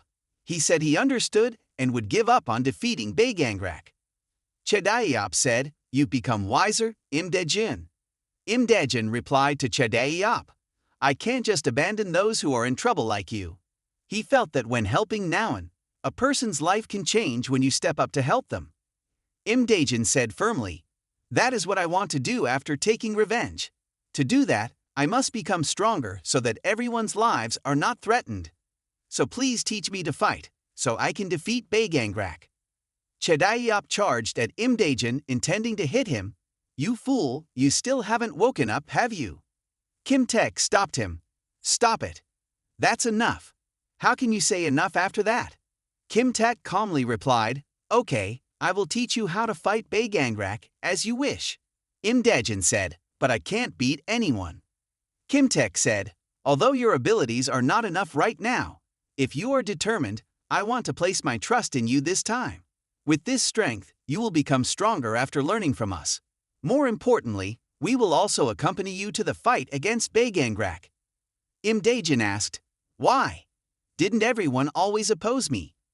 Kimtaek replied, "Actually, from the beginning, we intended to fight Gangrak." Jo Hangul told Kimtaek, "Listen carefully. That bastard Gangrak is targeting us. If we're not careful, we'll be ambushed like last time. But I can't confront Baegangrak directly." Kimtaek said, "If I confront him, he will confront me too. So you lead everyone to take them out first." "I understand, but what about Imda Jun?" Jo Hangul said, "I plan not to let him follow because he is very stubborn when he wants to defeat Baegangrak on his own." So Kimtaek said, "That's why Jo Hangul asked me to check and decide whether to let you go or not." Imda Jun thought, "So that's how it is." Jo Hangul clearly said, "At that time, he said he wouldn't get involved in this anymore." Kimtaek said, "You must be determined because later on, I will teach you to become strong enough that even Hangwang will not be your opponent." Imda Jun replied, "Yes, but first I still have something to tell you." Jo Hangul said, "They have approached us closely, and Imda Jun, you are the one in the most danger." Jo Hangul told Kim Taek. I happened to find out recently that two people have approached Imda Jun, Jong In-won and Son Ho. One of those two is a spy for Haegwang. The man in the room said, "Oh, you arrived. Your acting skills are quite impressive. It's sickening. You should also memorize my name. My name is..." Jordan Chill's entire family trailed behind Kim Taek. At this moment, he still firmly believed that Seon Ho and Jong In-won would not be spies. If he didn't believe it, Jo Hanjul would inform him. He pushed the door into the warehouse. Inside, this is where the Haegwang spy is being held. Daejun didn't understand what he meant. As soon as the guy saw them, he panicked and said he would confess everything he knew. After that night on the mountain, Jo Hangul thought this was truly strange. At that moment, he happened to discover someone monitoring their house. He told him that Bae Gangrak was targeting them. Then he realized something strange. Bae Gangrak knew that you were still alive. That's why he sent this guy to watch Daejun since he descended the mountain. Clearly, he had captured several guys there to confess that you had died. So when he questioned the people on that mountain, they eventually confessed that Bae Gangrak knew about it before they could return to report. He had heard them say that they didn't even know who the spy was, so the spy could only be one of the ones who knew you were still alive after returning from the mountain. Daejun was extremely confused. He didn't want to believe this, but indeed, only Jong In-won and Seon Ho knew about it. If they were truly the traitors, he didn't know who to trust anymore. Who among the two was really the traitor? Jo Hangul sympathized with him, but he still hoped Daejun would understand that you can't truly trust anyone in this society's underbelly. He had missed many calls from In-won while fighting people that morning. He said he couldn't find his father and was looking for him with Seon Ho. At that moment, another call came in. Chad Iop just wanted to jump up and turn off the phone for him, but was stopped by Kim Taek. There were too many what-ifs that Daejun was worried about. What if one of them was a spy? What if that person was Jong In-won? What would he do? At that moment, everyone was watching his actions. Daejun put the phone back into his pocket. Everyone was right. There was truly no one here he could trust. I'm sorry to everyone. I was too soft-hearted. Please train me harshly so that I can confront Bae Gangrak. In another development, Jong In-won called hundreds of times, but the final result was still just the familiar voice of the operator. Seon Ho could only pat In-won on the shoulder in comfort. 2 days later at Bae Gangrak's base, Jang On-chai had been imprisoned and tortured here continuously for those 2 days, yet still did not utter a word. He was resolutely refusing to submit, just like that old man Kim Ayeon-yu. At this moment, Bae Gangrak appeared. He showed no mercy to the elderly and kicked him into the water. After waiting for a while and not seeing him surface, he ordered his men to lift him up. Bae Gangrak leaned in close to the person opposite and said threatening words, "They will kill you because you dug into the business of Representative Kim Ayeon-yu. But now, I will give you a chance to live. You should share the council's fund with Representative Kim Ayeon-yu." As an upright person, Mr. Jang On-chai resolutely refused to do this despicable thing. Bae Gangrak sighed, "Do you know where your son Jong In-won is? Do you want Jong In-won to be killed too? Think carefully." At this moment, Han Jeong-min appeared and asked, "Are you planning to handle the Jordan Chill situation like this?" That person wanted them to reconcile with Jordan Chill. But Imda Jun was not qualified to pass the test, so Bae Gangrak wanted to kill him. But the spy reported that Jo Hanjul had stopped that from happening. Now, don't even mention the spies, the entire Jo Hangul family had disappeared without a trace. Because of this carelessness on Bae Gangrak's part, he could not send spies to deal with the other members of Jordan Chill. Gangrak admitted his failure. It seemed the ship had derailed at some point. Now everything had come to this because that person wanted to protect Jordan Chill at all costs. Han Jeong-min spoke up, "From the very beginning, you should have followed our plan. From now on, we will get involved in this matter. The leaders have agreed to eliminate Jordan Chill." However, the leader did not say anything about the Jordan Chill matter, and that was okay. Even without orders from above, the supporters wouldn't miss the chance to kill Jordan Chill. Sooner or later, they would eliminate its root cause. At that moment, a gang member, who had come out of nowhere, suddenly said there was a big issue. At the same time, outside their hideout, a group of strangers appeared. There were 2 guards outside and 2 inside, so they remained unfazed as if nothing was happening until one was punched through the glass door. Jordan Chill had arrived, and this was the urgent news. Their family had been oppressed by Haegwang for a long time, but this time they would kill them first. Imda Jun estimated there were about 10 people on the first floor. Gangrak's base had a total of 3 floors, and his room was number 301 on the 3rd floor. Upon entering through the main door, they just had to turn up the stairs on the left to reach his room. However, things weren't that simple. According to the spy, each floor had about 10 people always ready for action. Jordan Chill's group was still outnumbered, as they were 1 against 2, but they coordinated incredibly well. At one point, Daejin got a bit distracted and almost got hit by one of them. But thankfully, Chaedaehyop was there to support him just in time. Jordan Chill continued to eliminate an entire floor along with his teammates, making Daejin feel significantly more at ease. Thanks to training with everyone, Daejin felt he had become much stronger. Kim Tak had found the stairs leading to Gangrak's room, and they all rushed to room 301. Jordan Chill was heading towards the stairs, but the Haegwang group did not only not obstruct them, they even let them move freely. One Haegwang member begged them to pretend they hadn't seen them since they didn't like Gangrak either. They looked at each other without saying anything, while this guy secretly laughed, thinking Jordan Chill was too easy to fool. But soon after, he got punched in the mouth. It seemed they had made a slight mistake. Jordan Chill's targets weren't just Gangrak. They had come to wipe this place out. As he punched Chaedaehyop, he sneered, "You think I'll go soft-hearted when I see you begging?" Only now did they realize that Jordan Chill was vastly different from what they had heard about the first floor. They had dealt with the first floor, and Kim Tak led the group upstairs, but at room 301, according to reports, Jo Hanjil was not present. After hearing this, Bae Gangrak smiled satisfactorily. This was good news for them. On the other hand, Jordan Chill had reached the 2nd floor, but the way to the 3rd floor was blocked. Nearby, there were dozens of members waiting to engage. They were so many that it seemed like all the people in the building had been called in. Kim Tak observed that other members were moving down the stairs, indicating that the other stairs were not blocked. They had to take care of these guys first, and then head up the other stairs. In summary, they all charged in to fight. They were all much stronger than before, which gave him more confidence in winning against Bae Gangrak. As they advanced, however, the Haegwang members retreated. It wasn't just one person but all of them. They were not attacking but also not fleeing. Kim Tak tried to piece everything together. The stairs were blocked and they were avoiding confrontation, indicating they were trying to buy time. Meanwhile, Bae Gangrak stood calmly, confident that he would make all of them die here. As for Han Jiangmin, he had successfully called the big bosses to join. Bae Gangrak wanted to kill Jordan Chill along with them. They just needed to hold the soldiers at bay on the 2nd floor. At that moment, Han Jiangmin was worried it would take a long time for the bosses to arrive.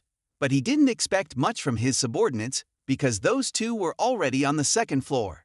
In an instant, Chaedaehyop and Kim Tak were ambushed. Those two had grown up with Cheonjung and were candidates for the position of Haegwang leader, the future Lee Bal and Choyeong Nam. Just a glance was enough to see how dangerous they were. After their recent punches, Choyeong Nam looked down on Cheonjung for losing to these weaklings. Indeed, every move of Bae Gangrak was carefully calculated. He was confident that with just these two, he could end everything here. Lee Bal had astonishing speed. Just then, a familiar heel suddenly appeared in front of Chaedaehyop. He felt very lucky to be with such skilled people. Even though everyone protected him, there were times when they could be taken down, which made him want to grow stronger. Daejin quickly replicated Kim Tak's kick against the two of them. They seemed quite surprised by this new factor. On this side, Daejin smiled and extended his hand to catch Chaedaehyop. He wanted to become strong so that everyone could feel safe standing behind him. Chaedaehyop happily grabbed his hand. Choyeong Nam, the stubborn kid, refused to accept defeat. He was determined to take them all down within 5 minutes, using his bare hands. Seeing this foolish kid trying to charge ahead, Lee Bal sighed and ordered the others to follow him up. Choyeong Nam targeted Daejin and launched a relentless attack, but he couldn't hit his opponent. When none of his attacks landed, they all became meaningless. Choyeon-nam was bewildered, not understanding why he couldn't land a single blow. Although he couldn't evade all of them, dodging most of his strikes was enough. The fierce attacks were too easy to counter. Daejun unexpectedly seized his arm, and then repeated the action as Chadaeyap had done to him. Choyeon-nam was thrown down. Although he knew Daejun had good learning abilities, they were all surprised at how quickly he learned. While he hadn't completely taken him down, being able to throw down a Hugwang leader was enough to make him happy. Indeed, he was not easy to deal with at all, but Daejun felt it was worth the fight. He returned one blow for every hit he received. The results of the training were beyond his expectations. Thanks to Daejun taking charge of Choyeon-nam, they could easily take down the remaining members. If they continued like this, they would likely finish off the guys on the second floor and then head up to find Baegangrak. Kim Tak used his injured hand to deliver a powerful punch to Lee Ball, who trembled and sat on the floor under the worried gaze of his subordinates. With just a little more caution, Kim Tak could take this guy down. However, while attacking Lee Ball, this crafty guy quickly slashed a deep cut into his own hand. Thankfully, he had this bandage, otherwise he might have lost a hand.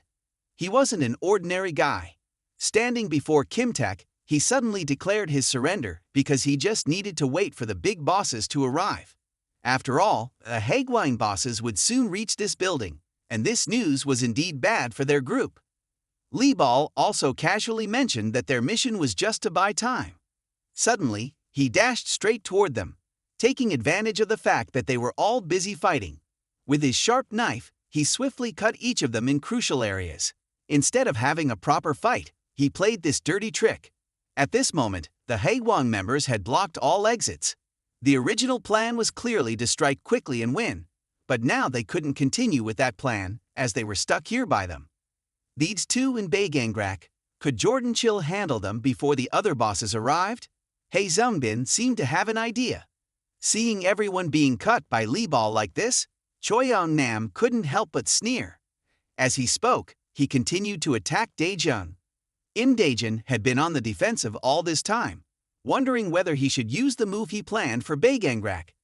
At that moment, Kim Tak suddenly charged in to strike Choyeon-nam while urging Daejun to run up the stairs.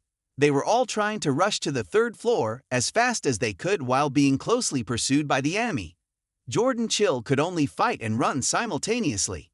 Gaeong and Hae Sungbin let everyone else escape while they held off those two, Chadaeyap and Daejun. Those two were always the most reliable ones, protecting everyone from behind. Seeing the smiles of the two, Daejun felt somewhat reassured. He was determined to successfully defeat Baegangrak to not let everyone down. Unexpected events took a turn when Lee Ball became furious. He was filled with murderous intent, wanting to compete with Choyeon-nam to see who could kill more people. Gaeong disdainfully looked at them and said, "If that's the case, let's wager on which side dies first."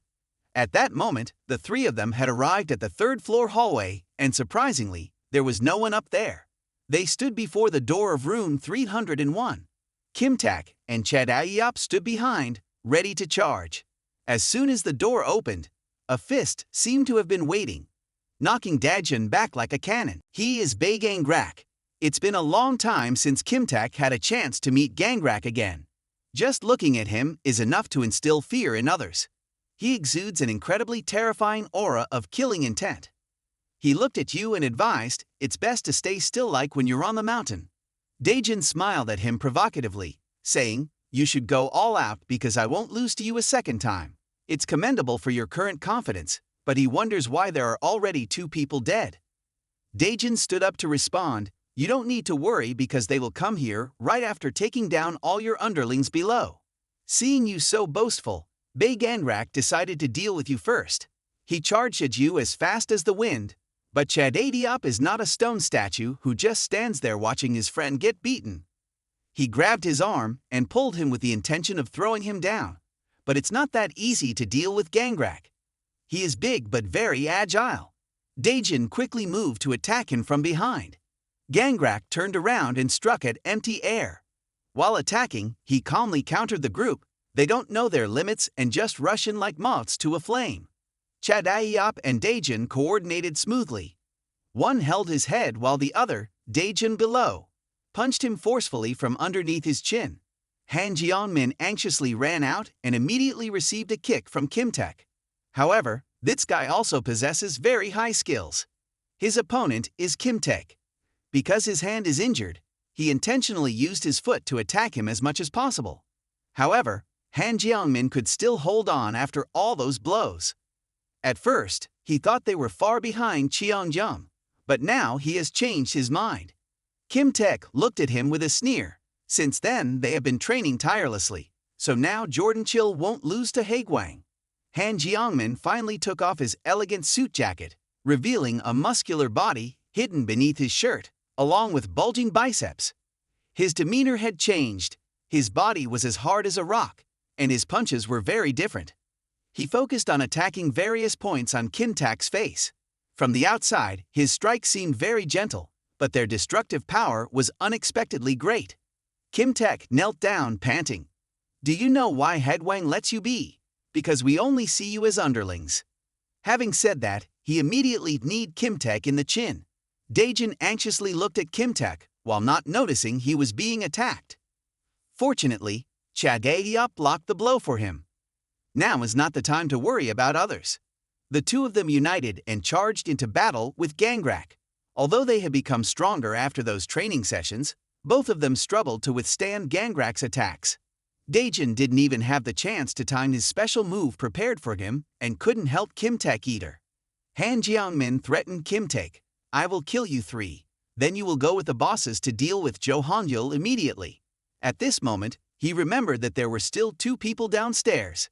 Aside from Jo Hangil, looking at the main forces Kim Taek and Chadaeyop, it's not surprising that they dared to stay and face the Haegwang boss candidates. He felt pity for the two of them for trusting and being willing to stay back to be slaughtered, only to die in vain. Han Jeongmin lifted his leg, intending to finish him off with this move, but Kim Taek managed to hold his leg back. He thought they would really be that easy to deal with. The two of them matched strength against strength to see whose legs were tougher. Kim Taek looked at him with hatred. "Those who were slaughtered on the second floor don't want your pity." Meanwhile, downstairs, blood from Gaeon flowed on the ground. She successfully caught Lee Ball's knife and threw him down. However, this guy still had another knife. He quickly slashed a wound into her arm and flipped over, securing the advantage in his hands. He rushed at her, intending to finish her off, but there was one person he didn't notice, Hae Sung-bin. Lee Ball was punched down. Hae Sung-bin had just been vigorously fighting Choi Yeon-nam, and in an instant turned around to punch Lee Ball. This guy is indeed no ordinary opponent. Choi Yeon-nam ordered his underlings on both sides to attack him. Although he is usually very gentle and quiet, once he gets angry, no one can stop him. One by one, they were easily taken down by Han Jeongmin. Han Jeongmin made a mistake thinking that only Kim Taek and Chadaeyop were the main forces. He looked at him with a confused expression. Downstairs, in the blink of an eye, Hae Sung-bin had defeated them all. He threw his jacket over Gaeon. In fact, he is the second strongest after Jordan Chill. Right now, Hae Sung-bin is fighting alone against two candidates considered strong contenders for the position of Haegwang boss, with comprehensive offensive and defensive skills. He can dodge attacks from both of them at the same time and then counterattack. However, Choi Yeon-nam with his powerful punches is also not an easy opponent. Hae Sung-bin was knocked back towards the door. He confidently defeated many opponents with his spiked punch and charged in like a storm. Hae Sung-bin calmly defended at this moment while the door behind him shook continuously. Finally, the door couldn't withstand the weight of the two and burst open. Hae Sung-bin panted as Choi Yeon-nam calmly walked into the room, demanding him to stand up to prepare for another punch. He had been silent all along but began to speak at this moment. "Punching like you is not a punch." Choi Yeon-nam recognized nothing but frustration. But on the contrary, Lee Ball sensed an unprecedented danger. In an instant, Hae Sung-bin suddenly rushed in, continuously hitting him. The key to punches and kicks is speed. After receiving a series of punches, Yeon-nam finally had to concede and lay sprawled on the floor. Hae Sung-bin cracked his neck to relieve the tension, ready to continue fighting the next opponent. Lee Ball complained, "It's because of you that Bae Gangrak will search us again. You are blocking my path to becoming the Haegwon boss." He suddenly threw his jacket at Hae Sungbin, then slashed it in two. Not only that, but Hae Sungbin also appeared with cuts on his body. Hae Sungbin, unarmed, dared to charge in bare-handed against a seasoned knife fighter. This was truly dangerous. Hae Sungbin suddenly widened his eyes and kicked him back, only to realize that a knife had embedded itself in his body at some point. Seeing that he was still alive, Lee Ball went berserk and charged again, intending to stab the remaining knife into him. The scene shifted to the third floor, where Chadaeyop also. Daejun has been struggling with the monster Bae Gangrak for a long time now, clearly always maintaining the upper hand, yet they have the feeling that they will lose. The two of them looked at him, gasping for breath. This guy is really hard to play against. Continuing like this isn't a solution. In tough fights like this, he couldn't help but remember his conversations with his brother. Jo Hangil had trained hard even into the night, but he still didn't think he could win. Bae Gangrak noticed the fearful expression on his face, so Jo Hangil devised an interesting trick for him. Back to the present, Daejun suddenly turned to Chadaeyop and asked, "Can you buy me some time to execute that move?" Although he didn't know what percentage chance there was of winning, as long as it was what he wanted, Chadaeyop would trust him completely. He immediately charged in and punched Gangrak in the face. Although Gangrak was punched, he didn't even budge an inch. Chadaeyop was then continuously punched in the face. If this continued, Chadaeyop would surely die. Daejun rushed in immediately. He had to make the most of the space that Chadaeyop had struggled to create. Jo Hangil had told him to shoot a penalty kick while he was fighting. First, he had to make a pass, but the first step was unsuccessful because this guy could still attack him while fighting. Could it be that from the beginning, Chadaeyop wasn't an opponent who could hold him back? He continued to charge in, but the result was still the same as the first time.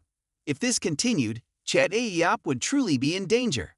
Bae Gangrak delivered another punch right in the face of Chadaeyop, with a self-satisfied tone, "You can't do anything to me." He was about to strike again, and Daejun decided to rush in to take the hit for him, but it was too late. Chadaeyop lay motionless on the ground. Daejun rushed in from behind, only to immediately take a kick. It seemed like he was the real ball in this case. Daejun gritted his teeth in pain. He felt regret. If he hadn't told Chadaeyop to buy time. Just then, a miracle happened. Chadaeyop trembled and hugged Bae Gangrak's leg. "Imda Jun, who are you worried about?" "I'm Chadaeyop." Bae Gangrak angrily gritted his teeth, his fist clenched in a threatening manner. "Get your hand off my leg." At that moment, Daejun suddenly lunged forward and grabbed Bae Gangrak's head. He couldn't avoid being grabbed by the head. Then, Daejun immediately kneed him hard in the face. Bae Gangrak finally fell to the ground. Chadaeyop's time-buying effort was not in vain after all. Now Daejun had successfully pinned him down. Next was the time for this dog to taste that move. According to Jo Hangil, if he could push the opponent down like this, then it was already halfway to success because he had blocked his attack. Even if he wasn't strong or big, there was still a way to help him win. As he spoke, he practiced on Daejun's body. Daejun repeated the steps of the joint lock he had learned. Daejun clung to his arm, trying every way to break it. It was clear he only needed a little more. However, this guy suddenly gripped the arm that was being held. With just one hand, he could lift Daejun up. However, Daejun had anticipated that he could withstand this move, but he wouldn't be able to endure it for long in that position. Daejun's face turned dark as he kicked furiously into his face, and then continued to maintain this arm locked tightly. He wouldn't give him a chance to touch a hair on his family. Saying that, Daejun stretched out and directly pulled his arm. Gangrak screamed in pain. Chadaeyop smiled proudly. Even a bull can't stand this guy. On this side, Han Jeongmin heard Bae Gangrak scream along with Kim Tak's confident declaration and was not afraid. Instead, he laughed. "You guys have underestimated Haegwon too much." As he spoke, he lunged to punch Kim Tak's injured arm. Although he didn't like Bae Gangrak much, he wasn't just a big guy. Among Haegwon's leaders, he was a real monster. On this side, Daejun was unexpectedly lifted into the air. Daejun couldn't believe his eyes.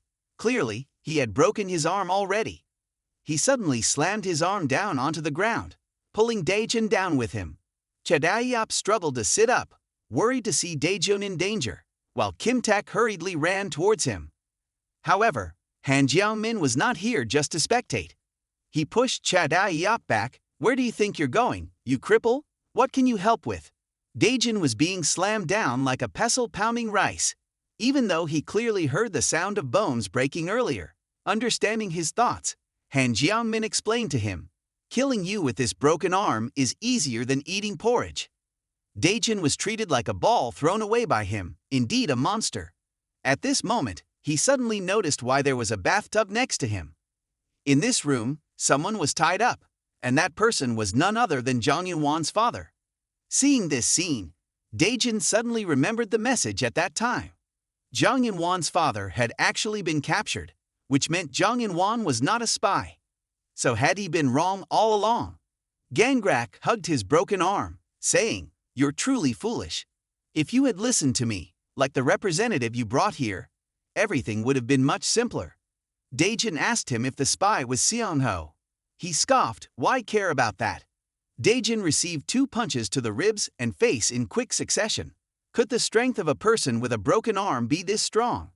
Gangrak clenched his fist and then delivered a powerful blow to Daejun's forehead. His hand right now was probably not much different from a hammer. Daejun bent over and vomited in front of him. "You should have seized the opportunity. I've never seen anyone as pathetic as you.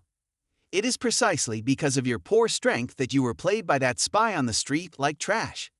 With more petty things, Jordan Chill was beaten up by Haegwang. Even if you ask to fight Haegwang, your weaklings won't be able to do anything.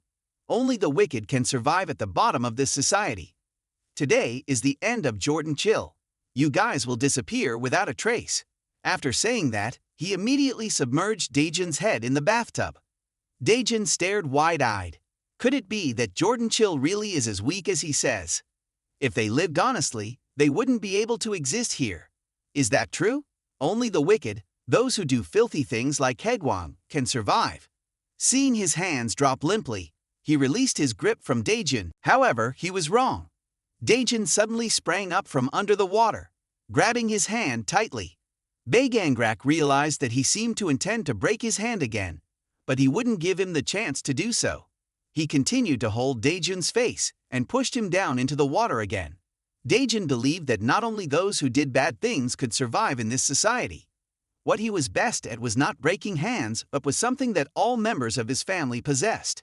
If this place could only be survived by ruthless people, it didn't mean that he had to do those filthy things too. The ruthless people were those who never gave up. Daejun immediately tightened his legs. "I will break this arm of yours, Baegangrak." Bodies were lying all over the second floor. The guy, Lee-ball, had just tried to attack Gaeong. However, the blood on the ground now belonged to Hae-sungbin. Gaeong looked at him with concern. Lee-ball mocked the two of them, saying, "What can you do, being good at fighting? That girl is getting in your way, so it's only right that you die. That's why I said you should quickly throw away all the useless trash." Hae-sungbin ignored this trash talk and directly slapped his mouth. He looked at him with hatred and shouted, "Take back what you said about my friend being trash." Lee-ball showed clear signs of worry. He thought Hae-sungbin would be exhausted from having to protect his friend while fighting, but he was getting stronger day by day. If it weren't for Gaeong behind him, he probably would have lost long ago. Feeling certain that he was not his opponent, he immediately shifted his target to Gaeong. Hae-sungbin once again took the blow for his friend. "You crazy, are you willing to sacrifice yourself to protect her that much?" Hae-sungbin accepted the sacrifice because he always felt he was the most useless person in the house. Hearing that, Lee-ball rushed up, saying he would take both of them out. Jordan Chill were the ones who helped a guy lying helplessly by the roadside, like the corpses at the bottom of society. Thanks to Jordan Chill, a corpse like him had the chance to be reborn. So, no matter how many times he had to die for them, he would accept it. Hae-sungbin bravely stood in front of Gaeong, while Lee-ball confidently prepared to send him to the afterlife. At the same time, in the corridor on the third floor, Kim Tak was still fighting Han Jiangmin. He could counter every blow from him, even deflecting his attacks back to the cast on his body. Kim Tak, with his still healing hands, felt immense pain. Han Jiangmin continuously punched at the cast. Kim Tak always used both hands to block all his attacks. He intended to kick back to create distance for both of them. But once again, Han Jiangmin read his moves. Kim Tak suddenly turned around and used all his strength to kick hard into his chest. He gasped, telling him, "If we hadn't been so stubborn, we would have been a pile of corpses long ago. And today, I have decided to persist in living." Han Jiangmin took a breath, then lunged forward and punched him hard in the stomach. He kept delivering punches into his body while continuously cursing, "Die, die." Kim Tak lay shivering on the ground while he continued to show off. "Don't think about showing off to me, you rag." While saying this, he stomped on Kim Tak's broken hand. "Do you know how many guys I took down when I was your age?" At that moment, Chad Adiop could only tremble, watching his friend being tortured. The most unexpected thing happened. Everyone thought Kim Tak would actually lose an arm, but Hae Sung Bin arrived just in time and gave this guy a blow. Seeing him appear, Chad Adiop felt much more at ease. Seeing him appear here, the other guy was taken by surprise, not understanding what the guys on the second floor had managed to do. Below, Choi Young Nam had passed out at some point, and Lee Ball was no better off, with his body twisted and his knife broken into pieces. Kim Tak struggled to get up because he saw Hae Sung Bin was bleeding, but Hae Sung Bin insisted that Kim Tak should rest. It was time to switch places. Then the scene shifted to room 302, where the battle between Daejun and Baegangrak was more intense than ever. Daejun struggled to tighten his grip around Baegangrak's calf, gritting his teeth to suppress the pain, trying to push him deeper into the water. Daejun was also about to reach his limit underwater. He had to quickly break this guy's arm. However, he suddenly raised his right arm, which had been broken, and aimed directly at Daejun's forehead. Daejun thrashed around. He felt he had truly reached his limit. The boss of Haegwang was indeed not like any other person. Seeing that Daejun's legs had loosened from his arm, Baegangrak finally felt relieved. He was also afraid that his left arm would be taken out as well, but he wouldn't let Daejun stab him easily like that. Just at that moment, Jiang Nanchai, for some unknown reason, suddenly rushed in and knocked Gangrak down. He glared at the old man, threatening him. "You want to blame me?" Immediately, Gangrak stomped down hard on him, causing the chair behind to shatter into pieces. While trampling the frail old man's body, he mocked him. "Do you really think that kid came to save you? Don't daydream anymore. Are you so eager to die?" Just then, he suddenly felt wet on his head, followed by a stream of hot blood flowing down from his forehead. "Don't be careless, you won't have time to regret it." Daejun, who thought he had fainted in the water, could now attack him. Indeed, he hadn't been able to defeat him on that mountain, but the more he fought, the more he felt that Baegangrak was a suitable opponent for him. The worm that is squished too much writhes. "Now, Daejun, you are that worm." Gangrak gritted his teeth and cursed. This seemed to be the first time someone made him bleed. Baegangrak furiously shouted, "Imda Jun." Meanwhile, outside, Kim Tak was worried, not wanting Hae Sung-bin to fight this freak alone. Han Jiangmin, after hearing his name, was about to say something, but Hae Sung-bin's punch cut him off. Feeling disrespected, Han Jiangmin became furious. Hae Sung-bin frantically attacked while Han Jiangmin dodged all his blows. He countered with a hook kick. He knew how to dodge just as Hae Sung-bin knew how to evade. Hae Sung-bin hit him back in the face, just as Kim Tak had thought. Hae Sung-bin had indeed become stronger than before, to the point of forcing that monster to be injured. He was indeed not ordinary. Although his body was still injured, now was the opportunity. Kim Tak, suppressing his pain, ran to the two of them. He believed that if they both worked together, that bastard would be finished. However, unexpectedly, even while falling, Han Jiangmin managed to dodge the attack. Not only that, but he also countered. Kim Tak's body was so fatigued that he couldn't react in time to avoid the blow. However, Hae Sung-bin stepped in to take the hit for him. Once again, Hae Sung-bin urged him to let him handle this guy alone. Kim Tak gasped, declaring he wouldn't make the same mistake as before, so he didn't need to worry. Hence, they didn't understand why Hae-sung-bin resolutely refused Kim Taek.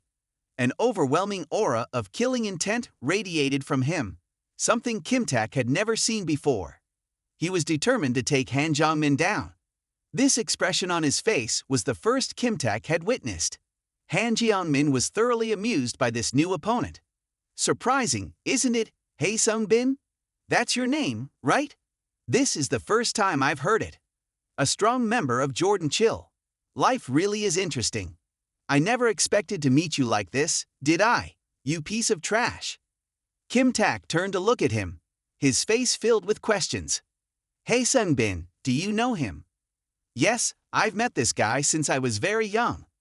At that time, he was still just a weak little boy, while Han Jeong-min had been roaming this underworld for a long time. Encountering him had been the greatest misfortune of his life. Only now did he realize that Han Jeong-min was also a part of Haegwang, but it wasn't too surprising given that scum. This was the first time Kim Taek witnessed him so furious. Meanwhile, Han Jeong-min remained remarkably calm while speaking. Seems like you've gotten stronger, huh? Are you planning to catch me? In that case, I should treat you well like I did back in the day. Hae-sung-bin stepped closer to him, saying, I don't know what today's outcome will be, but I will cut off this damn connection. Then the two charged at each other, creating an intense clash. On the third floor, Jang Dong-chai lay still on the floor, watching Dae-jun and Bae Gangrak fight. Dae-jun, being small but agile, easily dodged Gangrak's blows. Right now, he could be sure that Gangrak's left arm was also not intact anymore. The damage from his punches had decreased, which was why he could endure a little longer. More importantly, Gangrak was in a state of agitation. If so, he would have a chance to apply what he had learned to win against Gangrak. First, he landed a strong punch to his stomach, followed by a kick to the chin, then gripped his arm tightly, preparing for a beautiful throw. However, things didn't go as smoothly as he thought. Gangrak's sturdy body made it impossible for him to lift him. Those tough hands landed on his head. Dae-jun thought that even though he was being beaten, he had retaliated and thought he could try again. But after remembering the time he and Cha Dae-yeop fought 2-against-1, he realized it had only been luck. Gangrak slammed his head down onto the ground and yelled, "Don't even think about it. Know your place." With that, he immediately threw Dae-jun's head like a ball toward the bathtub. Despite the pain, Dae-jun struggled to get up. Seeing his battered appearance, Bae Gangrak sneered, "Where did your earlier spirit go?" He lunged at Dae-jun, punching him again in the stomach, then followed up with a hit to the face. His punches echoed throughout the room. Jeong Dong-chai weakly begged Gangrak to stop, saying Dae-jun would die if this continued. Gangrak walked over to the torture instruments, saying that attacking Haegwang was Jordan Chill's most foolish act. He grabbed a crowbar and reminded them that at the bottom of this society, they were the kings. As he spoke, he raised the crowbar high above Dae-jun's head. Haegwang meant even more than just a group of wayward teenagers. They could do anything they wanted. At that moment, Jang In-won's father suddenly rushed in, tightly grabbing Gangrak's leg and begging him to stop. Conveniently, the old uncle was there, so he hit the old man in the face with the metal rod, as an example of his earlier words that he could do anything he wanted. He would show Dae-jun one thing before he died. The most powerful people in this world were not the foolish Jordan Chill, but those who specialized in robbery and extortion. He shouted as he madly stabbed the metal rod into Dae-jun's body. Dae-jun's blood splattered all over the room. There was no place for him at the bottom of this society. Dae-jun gritted his teeth against the pain. At that moment, he accidentally recalled the moment he stood in front of Jo Hangul, when he apologized for acting on his own. Because of his trustfulness, he had almost put everyone in his family in danger. Dae-jun bowed his head and apologized to Jo Hangul once more. But Jo Hangul remained completely indifferent, saying, "What do you expect me to say? We've always protected the people in this area. You may have been scolded, but if we were you, we would foolishly help others just like you."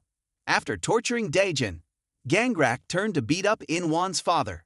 "You've been waiting a long time, right? Then it's your turn now." The old man trembled, holding his head to take the blows as the rod struck down upon him. With each hit, Gangrak became more fervent, hitting harder. Just then, he suddenly felt that something was off. Going back to the night before they went to battle, Daejun had promised not to let anyone in the family help him anymore because he always got stupidly involved in dangerous situations. Johangil sneered, "Aren't idiots supposed to gather together?" Here, it was completely free. There were no laws dictating how to live. So there was no need to help others. You just had to follow your own desires. Daejun gripped the metal rod, standing in front of his uncle. Gangrak saw that Daejun hadn't given up yet, becoming furious. Daejun, with a dark expression, struck hard at his forearm, which was also a protest against Gangrak's earlier statement that Haegwang was king. Jordan Chill was notorious for being foolishly meddlesome, so they would beat down anyone who dared to obstruct them. Returning to the fight outside between Han Jiangmin and Hae Songbin, 8 years ago, when he was still young. Hae Songbin was raised in an orphanage. At that time, he was 10 years old. Although the place was quite old, there was a director who took good care of them, along with friends he grew up with. That place was always full of warmth. Because he was young, he didn't understand that warmth and hated it. He couldn't understand why everyone talked and joked every day when they were all orphans. At that time, the kid didn't know how to think about family feelings and encountered someone he shouldn't have met. That bastard Han Jiangmin, who caused the greatest misfortune in his life. Han Jiangmin had planned to kill him to silence him for witnessing his crimes. But when he heard that Hae Songbin was just a child living in an orphanage, he let him go. He took Hae Songbin hostage to threaten the director, demanding a large sum of money for his release. Even though the director gathered money to give him, he still wouldn't stop. As a result, the director died, and the orphanage was closed down. After the tragic death of the director, all of Hae Songbin's friends were scattered, each being transferred to a new orphanage. That warmth, their home, had turned cold. Hae Songbin ran away like before. Everything became like this because he had met that bastard Han Jiangmin. He ran while crying, constantly wondering why this only happened to him. The director and all his friends, he had lost everything. If he could stop that bastard, it would be great. At that moment, in Han Jiangmin's lair, someone called out his full name. Back then, the kid Hae Songbin was only 10 years old, but dared to hold a knife and stand before them, trembling with fear. He held the knife and rushed straight at Han Jiangmin, shouting, "Give our home back." No miracle happened. A 10-year-old child couldn't win against a thug. He finally realized that he was the kid from the orphanage back then. He held the knife to his forehead and said, "You dare to come here alone? You're really brave, huh? But kid, don't risk your life like that. If you don't have strength, get used to losing everything." He continued, "Every day, look in the mirror and remember this." The dark red blood flowed and stained his forehead afterward. Even if Hae Songbin came to find Han Jiangmin several times again, he could only see himself as useless. From then on, he lost a family and became an orphan again. Therefore, he would hold on to his current family tightly. Hae Songbin parted his hair to reveal the scar that Han Jiangmin had given him. This was the moment to reclaim everything. Hae Songbin threw a surprise attack but was blocked by Han Jiangmin. He sneered, saying, "You still can't grow up. Do you even look in the mirror? I told you, a weak dog like you has to get used to losing everything. That director died, and you still haven't come to your senses." Suddenly, he raised his hand high. Kim Tak, who was supporting Chadayup to sit up, recognized that posture. This was the punch he had hit Hae Songbin with earlier. Hae Songbin had to dodge this blow if he didn't want to get hurt. He hurriedly shouted a warning to Hae Songbin. Fortunately, Hae Songbin noticed just in time and dodged the blow. He bent down and retaliated with a punch to the thug's stomach. The other guy remarked that Hae Songbin was a resilient fighter, but his childish appearance remained the same. However, it seemed he had underestimated his opponent. Hae Songbin's eyes radiated a terrifying killing intent. "You have to pay me back with both principal and interest." He continuously punched at his ribs and finally finished with a blow to the stomach, sending Han Jiangmin flying. Kim Tak and Chadayup stood outside, laughing in delight. This guy, how could he have such terrifying strength? However, Hae Songbin realized that this fight was far from over, because Han Jiangmin was not an ordinary thug. He slowly got up and took off his shirt to reveal intimidating tattoos. All right, I admit you've grown up. In fact, he was originally the leader of a real gang, Daesung Gang. Han Jiangmin excitedly shouted, "Come on, you bastard. If you're tough, come at me. Today, let's fight to the death." Immediately after that challenge, Hae-sung Bin lunged in, and the two exchanged punches to the face. Both quickly followed up with strikes to each other's stomachs. Neither of them was willing to back down. From the outside, Kim Taek noticed that Hae-sung Bin was gradually weakening. As a gang leader, it was evident that the opponent was no easy feat. Hae-sung Bin's punches had no effect on him. Sensing the situation was dire, Kim Taek wanted to rush in to save his friend. But he was held back by Cha Dae-yap, who understood that the only thing hindering Hae-sung Bin right now was his physical condition. Kim Taek didn't want to helplessly watch his friend weaken like this. They had already fought too much today, and Hae-sung Bin's body was exhausted, making it difficult to dodge attacks. His punches were losing accuracy, and at this point, one punch from the opponent could be enough to take him down. That day's memory was still vivid in his mind, the day Jo Han-gil found him at that abandoned building and took him in. Since that day, his life had turned a new page. Jo Han-gil had taken the trouble to nurture him, providing him with a new life. Could he really give up so easily here? Han Jiangmin was taken aback that after that punch, Hae-sung Bin didn't fall. Hae-sung Bin stepped forward, promising Jo Han-gil that he would protect him in return. He had to protect his family and this new home. Hae-sung Bin delivered a knockout blow to his opponent, sending Han Jiangmin flying backward. His two teammates were also surprised by this display, getting used to losing everything. Hae-sung Bin, you'll never get used to losing it all. Meanwhile, in room 302, Dae-jun charged forward and landed a punch on Bae Gangrak's face. He immediately retaliated with a counterattack. Dae-jun deftly dodged and continued to strike. No matter how strong he was, Dae-jun believed he still had a chance to win. Dae-jun tried to summon the feelings he had when fighting hideout. He kicked Bae Gangrak square in the forehead, right where it was bleeding. Blood poured out more and more, making him increasingly uncomfortable, just like when they were on the mountain. Because of his belief in the bonds of family, he dared to look at him with that expression. This only made Bae Gangrak more irritated, as he also had a family once, with children who left home to wander. Just like Dae-jun, he truly believed that was his new family. It wasn't long before he discovered the truth in that place, where nothing resembling a family existed in this bottom of society. At this moment, he unintentionally met someone who also knew this truth, just like him, the kid who founded Haewang. He started joining Haewang from then on, committing countless crimes, dragging or opposing powerful forces that hindered him. Aside from himself, he saw everyone as an enemy. He had lived a solitary life like that, and yet Dae-jun dared to use that family sentiment to fight him. Wasn't that intentionally trying to hit his sensitive spot? Bae Gangrak began to counterattack, but Dae-jun swiftly evaded. At that moment, Bae Gangrak saw Dae-jun's fist and predicted his next move.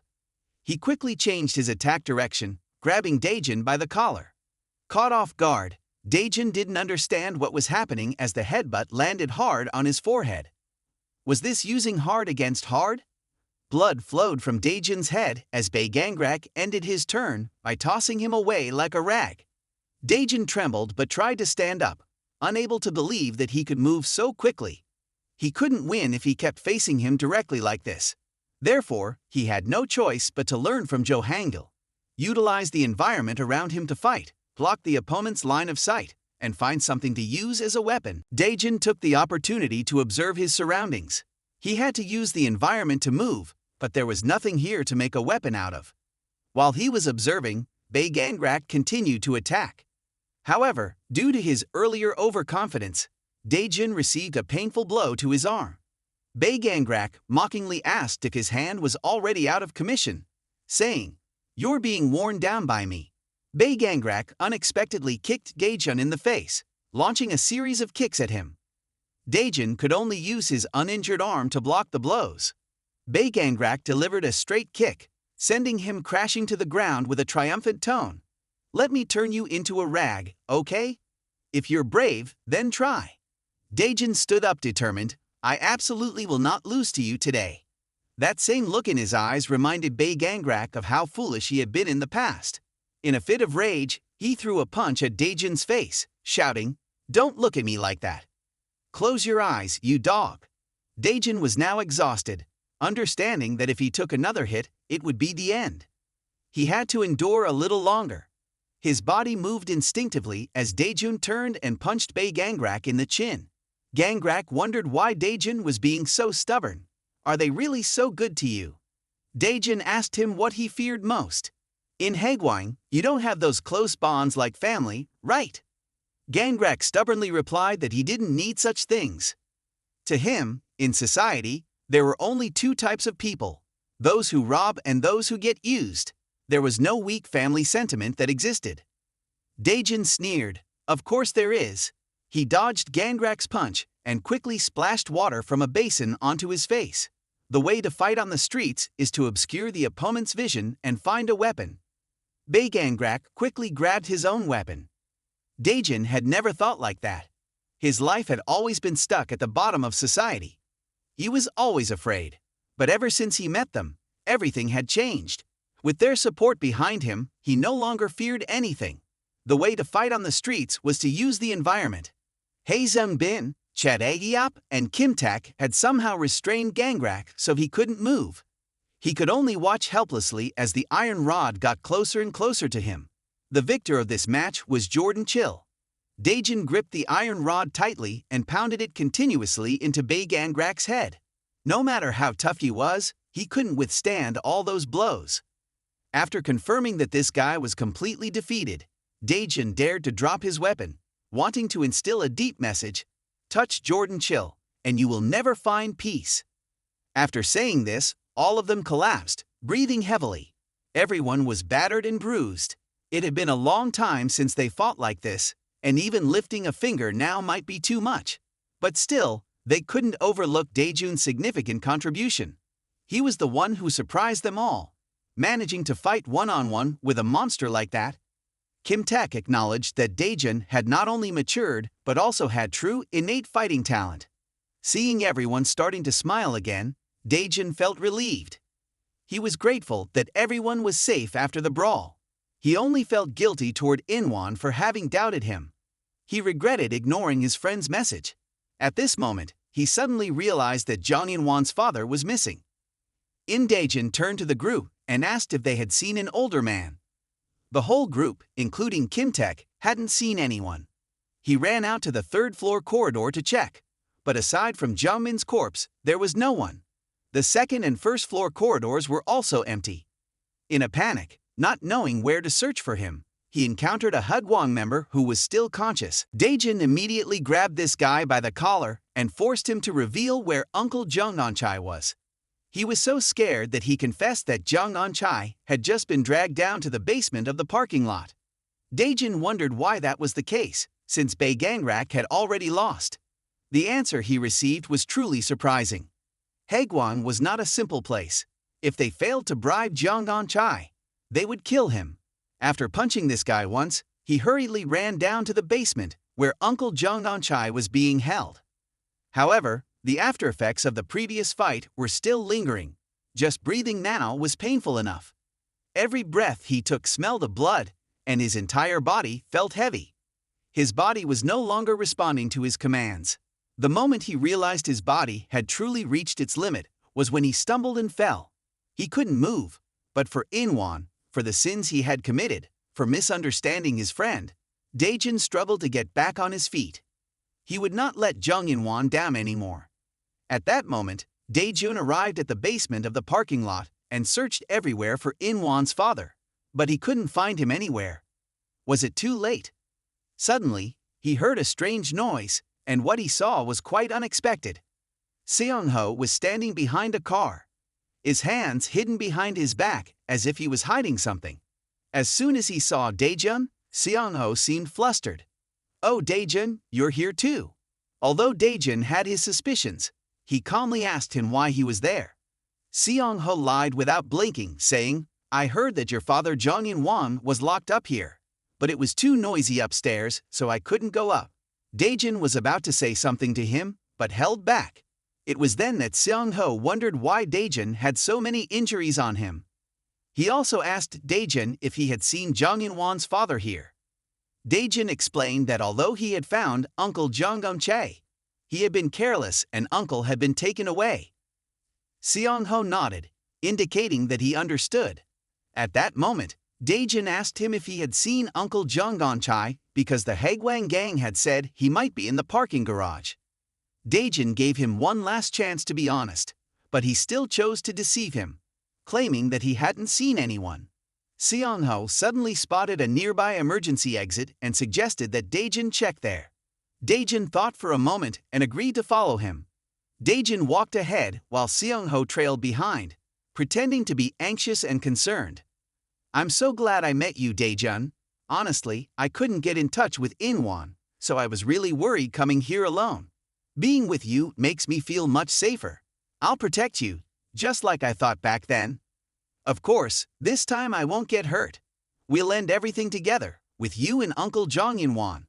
Before he could finish, Daejun's fist connected squarely with his face. Only now did Daejun expose this traitor. "Mon-son-ho, where is Jung In-won's father?" While this guy continued to pretend to be clueless, Daejun kept questioning him. "Why didn't you go in front of me? Is it because you were hiding something all along?" Sure enough, his hands were covered in blood. Anyone who just came here wouldn't have blood on them. At this point, Mon-son-ho stopped pretending. He smirked mockingly. "Wow, you're bleeding a lot. Did you really suspect me all along?" His attitude only fueled Daejun's anger more. He truly didn't want to believe that he had been so blatantly deceived by someone he considered a close brother. He wanted to trust the kid he had met. He glared at him angrily and shouted, "Was everything we went through together a lie?" As he spoke, he threw a punch at him, but Mon-son-ho easily blocked it with one hand. Since he was part of Haegwang, it was no surprise he was skilled in fighting. Moreover, he was someone the leader trusted to handle espionage. Seong-ho mocked him. "Hey, I nearly threw up. I have more experience fighting and running away than you do." The most unexpected thing finally happened. This guy was actually part of Haegwang's leader's crew. This time, Daejun seemed weak, but it was only a little. Daejun's arms shook because Seong-ho had a tight grip on him, rendering him unable to move his upper body.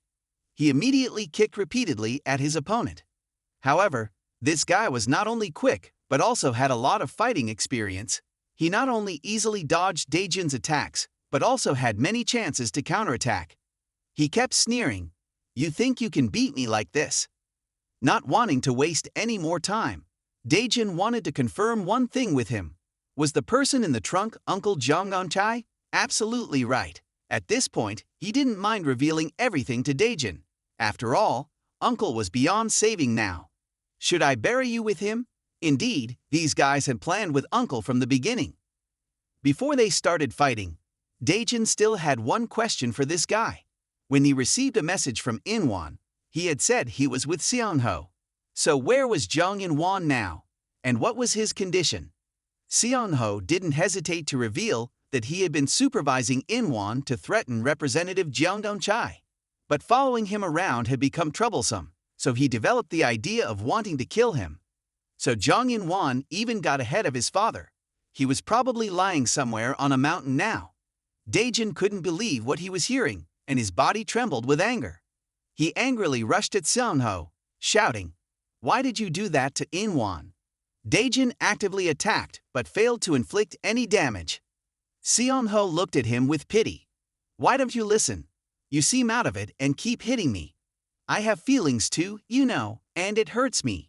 He kept talking while his limbs didn't follow his orders. Daejun was hit back, struggling to get up after being kicked. This guy then came over and kicked his leg. Not stopping there, he followed up with a punch to Daejun's face. Daejun tried to fight back, but his punches felt heavy, as if they had been soaked in water. His legs were shaking continuously. Daejun now seemed like a child just starting to learn martial arts, only flailing his fists in the air. Seong-ho suddenly closed in on him and threw another punch. No matter what he calculated, he couldn't deny that Daejun was too weak. Why do you still keep fighting when you're so weak? Daejun continued to charge at him, but he realized that he was incredibly disoriented. If he continued like this, he wouldn't be able to become his opponent. With this body, it was clear that Mon Seong-ho was really strong. Daejun had felt this since they were at the bar, but thought it was just the bravado of some new guys. Now, facing it, he felt completely hopeless. Daejun had to endure the humiliation of being held by his beloved brother and mocked. Did you defeat Bae Gangrak? That guy is much weaker than me. Looking at his kick, everyone could guess that Daejun would indeed perish after this blow. But heaven did not forsake him, especially the main characters. Jang In-won suddenly appeared out of nowhere and took the hit for him. Imda Jun struggled to stand up and asked, "Why are you here?" Clearly, Seong-ho had said that he had killed him. Indeed, Daejun had nearly lost his life at the hands of this guy. Mon Seong-ho pretended to search for his father with you after luring Jang In-won to the mountain. It began to reveal its true nature. Although Seong-ho buried Jang In-won before leaving, he could not accept being buried alive twice. Therefore, he revived and used a knife to stab the remaining Haegwang, while interrogating the whereabouts of Seong-ho and finding his way here. Jang In-won wondered how he could find this place while clearly not answering the phone. At this point, Daejun regretted even more, apologizing for what he did to In-won. But now was not the time for the brothers to have a heart-to-heart. The two quickly got into fighting stances, needing to kill the guy in front of them to save In-won's father. Seong-ho remained calm, even threatening the two with a glare. He said, "Am I going to beat you to death? How heartbroken, huh? Remember this, weren't you almost killed because of you guys?" Daejun admitted the situation back then, having to thank him a lot. He had truly considered him like a brother. But all of that was nothing but falsehood, wasn't it? After finishing his words, Seong-ho immediately charged at the two. With his fighting ability, he could easily dodge the attacks of both. Daejun was no longer alert or quick enough to evade his strikes. Seeing that he was about to be defeated, Jang In-won secretly drew a knife from himself, but the Haegwang leader was not as easy to handle as some minor thugs. Jang In-won's speed was still too slow compared to him. He was easily knocked away by him. He had to accept the humiliating truth that he was not his opponent. Wasn't his father truly not going to be saved? Seong-ho looked at him threateningly, saying, "This time, I'm not burying you on the mountain. I'm throwing you into the sea." Just then, a sudden cracking sound rang out. Seong-ho was somewhat surprised. Clearly, he wasn't hitting lightly, yet Daejun could still squirm like this. Daejun shouted, "I will not be defeated before saving my uncle." This angry attitude was the first time he had witnessed.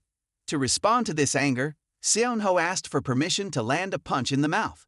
Looking at the force of the blow and Seong-ho's physique compared to Daejun, it was clear that he was being beaten badly. Jang In-won looked at his friend with emotion, not expecting that Daejun would risk his life to save his father like this. Although very tired, Daejun still tried hard not to let himself collapse. Watching his unsteady steps made him even more excited. Seong-ho confidently asserted that the only one who could win was him. He had no one else. He suddenly gripped Daejun's arm tightly, saying, "Don't resist in vain anymore, because everything at the bottom of this society is decided by the strongest." Daejun's arm might very well be broken after this blow. However, someone stronger than him appeared. Jo Hang-il flew in and kicked him hard. Seong-ho was hit so hard that he slammed into the car behind him. Jo Hang-il was like a guardian angel to him, always present at the most crucial moments to protect him. Daejun was surprised to see him, clearly having said he wouldn't come. When it came to this, his attitude suddenly changed. The situation had changed. Once this kid was dealt with, he would explain everything to Daejun later. Seeing him take action like this, Seong-ho was somewhat surprised. He kept rambling about things that no one cared about, making Jo Hang-il extremely uncomfortable. If he said that everything at the bottom of society was decided by the strongest, then Jo Hang-il had no choice but to stand up to become the strongest. It was indeed not without reason that Jo Hang-il's punches echoed throughout this so-called bottom of society. And Mon Seong-ho was eager to test himself against this punch. He charged straight towards Jo Hang-il, attacking first, and while Seong-ho punched, Jo Hang-il blocked. Conversely, when Jo Hangil struck, Seong-ho easily dodged. Outsiders could clearly see that they were fighting on equal terms. Dae-jin was no exception. He suddenly recalled Seong-ho's words from earlier. "No one here can win against you." His words were indeed not unfounded. On Seong-ho's side, his confidence grew even higher after realizing that Jordan Chill was nothing special compared to what he thought. The rumors outside were trash. Seong-ho confidently threw another kick at Jo Hangil. He had to admit that this guy's fighting skills were indeed very good. But what did that mean? Jo Hangil forcefully pushed his leg away, declaring that from now on, he would play fair, still holding the attitude of not crying until he saw the coffin. Seong-ho thought that his words were just fake. He felt this fight was truly worth trying. Jo Hangil remembered all his movements, and conversely, he also confidently believed he could read all of Jo Hangil's moves. This was a battle of equals. However, Jo Hangil's punch shortly thereafter made him reconsider. Not only in the way he threw punches, but every movement of Jo Hangil had changed, leaving Seong-ho with no chance to adapt. He was forced into a defensive position, unable to do anything but stand still and take the hits. Although he had heard from the underworld that Jo Hangil was very strong, he only understood the feeling of fear when confronted directly like this. Realizing Jo Hangil's fist was about to hit his stomach, he immediately lowered his hands to guard, resulting in a feint right to his face. If he couldn't dodge the next strike, it would truly endanger his life. Fortunately, he still had enough presence of mind to avoid the car window, enduring the blows in place of his annoying face. Jo Hangil looked at him threateningly, saying, "I've met many delusional kids like you. If I meet you again, I will teach you a lesson." On the other hand, Dae-jin, still in shock at Jo Hangil's display, realized no one could become his opponent. Returning to the fight, just when Jo Hangil was about to deliver a blow to end everything smoothly, Seong-ho suddenly raised his hand in surrender, saying, "I give up." He stood up to admit that it was still too early for him to win. "I had already predicted you, so I won't be stupid to continue." Of course, he wouldn't just talk empty words. "If you let me go, there won't be a fight with Haegwaning anymore. You know that, right? If you found the base of Baegangrak, then you've given us a reason to fight. But if you let me go, I will tell my brother not to hold this against you. Think carefully. This is Jordan Chill's last chance to survive." After presenting everything, he extended his hand to express his desire to shake hands with him. Dae-jin was nervous, not knowing how he would handle it. Jo Hangil pondered for a moment before reaching out his hand. Seong-ho was very satisfied with this action of his, saying, "You must protect Jordan Chill, right?" However, he was mistaken. He was very wrong. Jo Hangil's sturdy hand quickly directed a punch to the center of his face. Seong-ho trembled, touching his face, saying, "Jo Hangil, are you crazy? Do you want to die with them? Don't you want to negotiate anymore?" Jo Hangil didn't hesitate, running straight in front of him, declaring, "The negotiation is over. I met it and then came here with your brother. A full-scale war has begun." After that, Seong-ho continuously suffered merciless blows. He held his body, defending against the strikes while wondering why his brother did not intend to go to war. Just when he didn't know how to find a reason to escape this torture, suddenly Imda Jun's panicked voice rang out, "Brother Jo Hangil, watch out!" Above his head was a large motorcycle. Although he avoided his bike, unfortunately, he let those two scumbags escape. Indeed, the motorcycle driver was the one Haegwaning sent to ambush. Although he was saved, he still had a worry in his heart. He had been unable to deal with that representative. He didn't know how his brother would handle him. At the same time, Dae-jin stood watching his brother sobbing, saying, "I let Seong-ho get away. I should have beaten him up properly. Everything was caused by that guy." Jo Hangil didn't scold or ridicule him like usual, but instead patted him on the shoulder, reassuring him, "You have destroyed Haegwaning's base and saved that kid's father. You don't need to regret it." That day, Jordan Chill defeated the Haegwaning gang twice since he ran away from home. There was no easy fight, and this battle helped Dae-jin understand more about life outside. The first thing is that you shouldn't trust anyone carelessly in this bottom part of society. Jeong In-won carried his father on his back, tears in his eyes, apologizing for doubting him and also thanking him because, thanks to him, his father was saved. The second thing is that there are still people you can trust to survive in this place, you just need to be with them. After a long day of exhausting fighting, everyone finally managed to drag themselves back to their beloved home. Chadaiyop had a swollen face from being punched, but stubbornly ate instant noodles, and the result was more pain than pleasure. But luckily, everything had ended. Everyone returned to normal. Their fighting skills had improved significantly, thanks to practicing together. Everyone was completely different compared to when they fought Cheonjung. Despite the brothers arguing over credit, Jo Hangil was quietly sitting, slurping a bowl of noodles. At this moment, Daejin remembered what happened earlier and asked, "What was that about, Jo Hangil?" Previously, he had said that if he showed up, there would be a fight with Haegwang, so he didn't participate. He had gone to Baegangrak's base, and when fighting with Seongho, he said that a total war with Haegwang had already begun. What does that mean? Chadaiyop looked confused and asked, "What is total war?" Jordan Chill didn't hesitate to tell everyone, "It's just as the name suggests. Recently, I've learned that Haegwang has planned to kill us, whether I show up or not. Because of this, I attacked Baegangrak's base." At this point, Kim Tak hesitantly asked why he always seemed to know all that information. Previously, when facing Cheonjung, he also knew that Haegwang would come back. Even though he didn't have any doubts, Kim Tak wanted to hear Jo Hangil explain why he could grasp the information about Haegwang so well. Since things had come to this point, hiding it was pointless. It wasn't anything special, it was just a matter from the past. Haegwang was actually founded by Jo Hangil. Returning to 2 hours before the battle at Gangrak's base, Jo Hangil secretly went to a mysterious place to meet the second boss of Haegwang, Nanwan Chang. His attitude when meeting him seemed very flippant, while Jo Hangil was the opposite. In the shared house, everyone was surprised to hear this news from Jo Hangil's mouth. It turned out that he was the one who founded Haegwang. To be precise, he established this organization along with him, Shin Yuseong.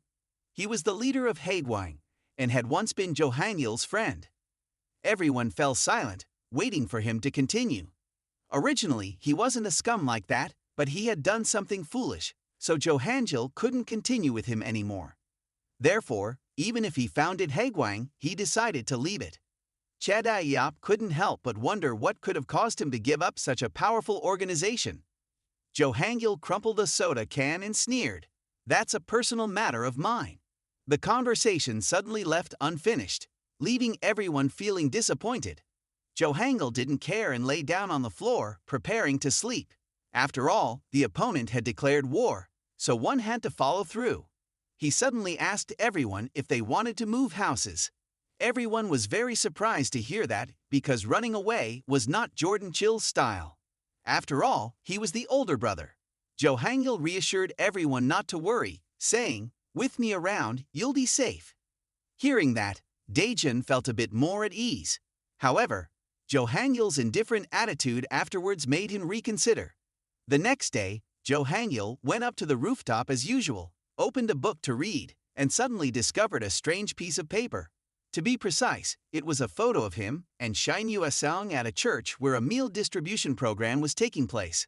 This place seemed to be filled with runaway teenagers coming to eat. These two were Lee Jun-soo and Kim Hae-gyun, third-year students at Taeseo High School, currently running away from home. Lee Jun-soo was bargaining with the food distributor for a bit more meat, but this meat was also meant to be shared with many others. Because he was too big, the distributor had to endure and scoop more meat for him. After receiving the meal, he and his friends sat down at the table to eat. They were all runaway teenagers without money or a place to rely on. Kim Hae-gyun was determined that he couldn't continue living like this. He had to get into Haegwang.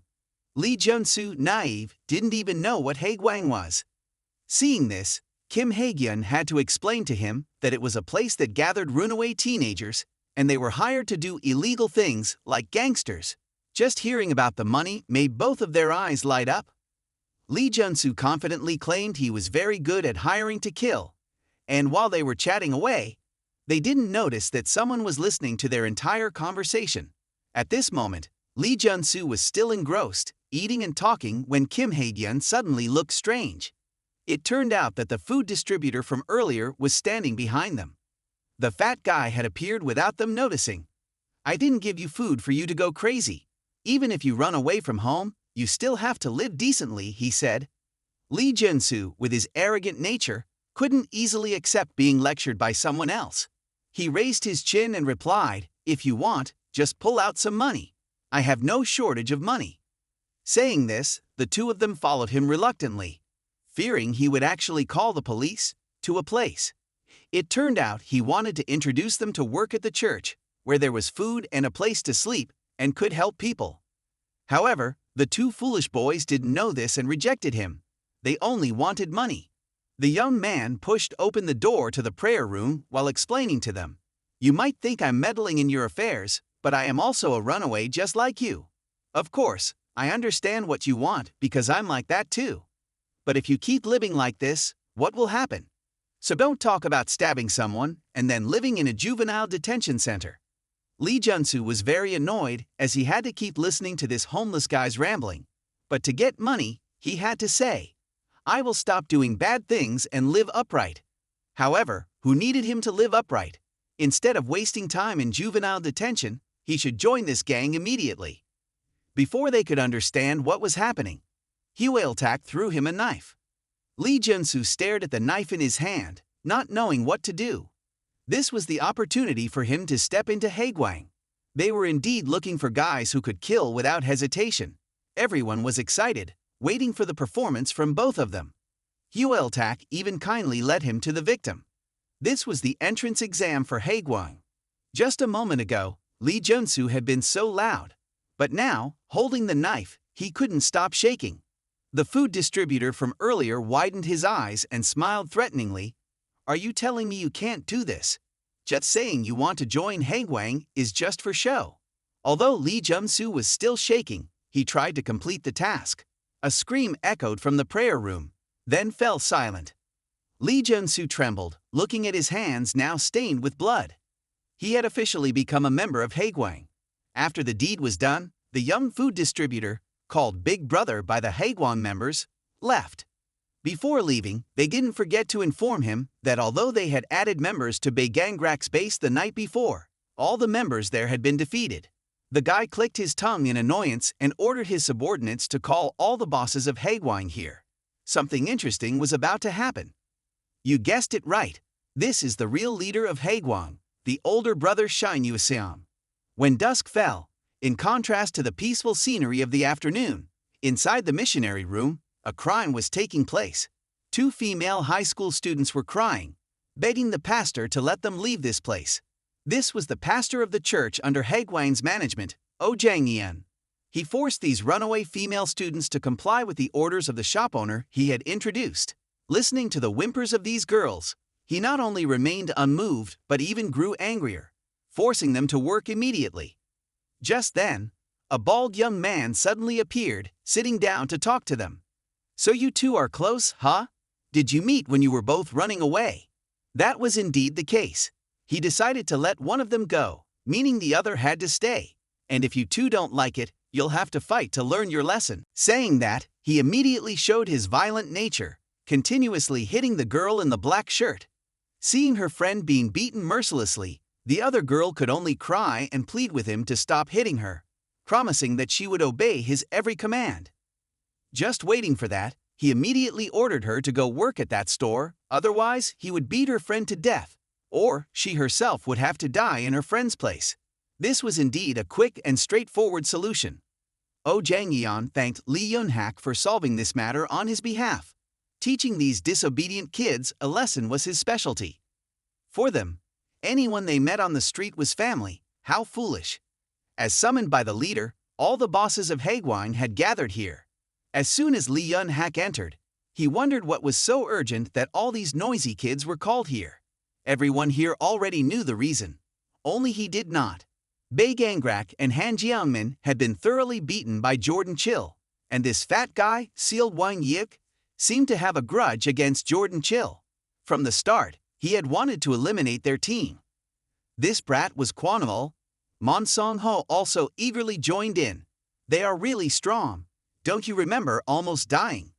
The elder sister, Ju Ram, scolded him for being shameless, boasting about winning while feeling ashamed of having lost.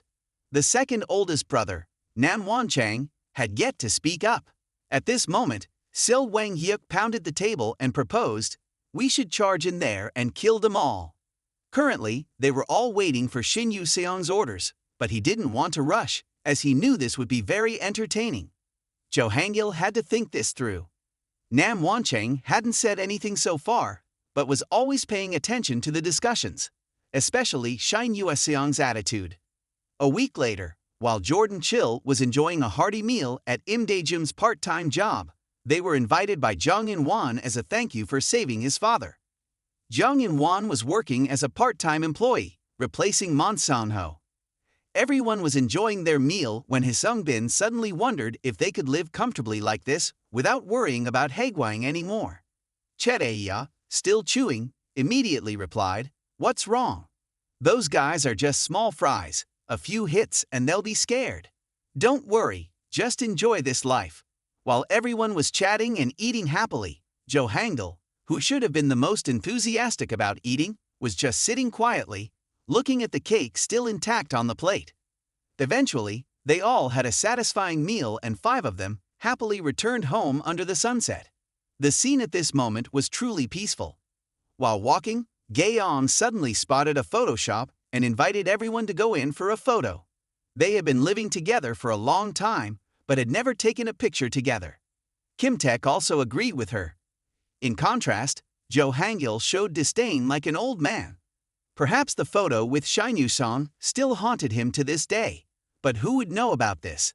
Hee-sung-bin eagerly pushed the old man to take a picture with them, so the 6 of them squeezed into the tiny photo booth to take a picture. After taking the photo, each person would receive one. Jo Hangil also looked at the happy photo of the 6 and unconsciously smiled. That night, Jo Hangil went outside to smoke alone, filled with melancholy. Kim Tak, who was taking out the trash and saw him standing alone, stopped to ask, "Haven't seen you smoke for a while, Jo Hangil. What's going on? You look unwell these days." Jo Hangil didn't answer but instead asked a somewhat unrelated question. "Have we been living together for a long time? Has it been a few years?" Indeed, compared to Imda Jun, they had been together for longer. Kim Tak didn't understand why Jo Hangil was saying this. It turned out that during his meeting with Nam Wanchang, he had revealed to him that Haegwang had received a commission to kill Imda Jun, and they were about to do it. While drinking, he also added another piece of news. There were many voices within Haegwang demanding to eliminate all of Jo Hangil's group, but his boss had a special proposal. If they agreed to hand over Imda Jun, Haegwang would not touch Jordan Chill. Nam Wanchang seemed very pleased with this, and Jo Hangil had to choose one between Imda Jun or the remaining members.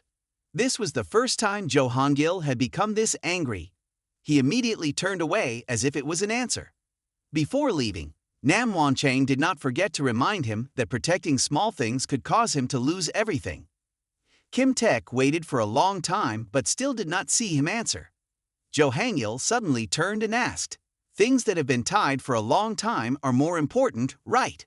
Kim Taek scratched his head, not understanding what he meant. Kim Taek just wanted to make sure that nothing would happen. Jo Hangil turned his back and walked into the house. "Nothing, don't take it to heart, I'll go inside first." Nevertheless, Kim Taek knew for sure that something was troubling him. After meeting Kim Taek, he still did not go home, but went up to the rooftop, filled with thoughts. He could not tell them about Haegwang's proposal. They were all gentle kids, so they would definitely help Imda Jun.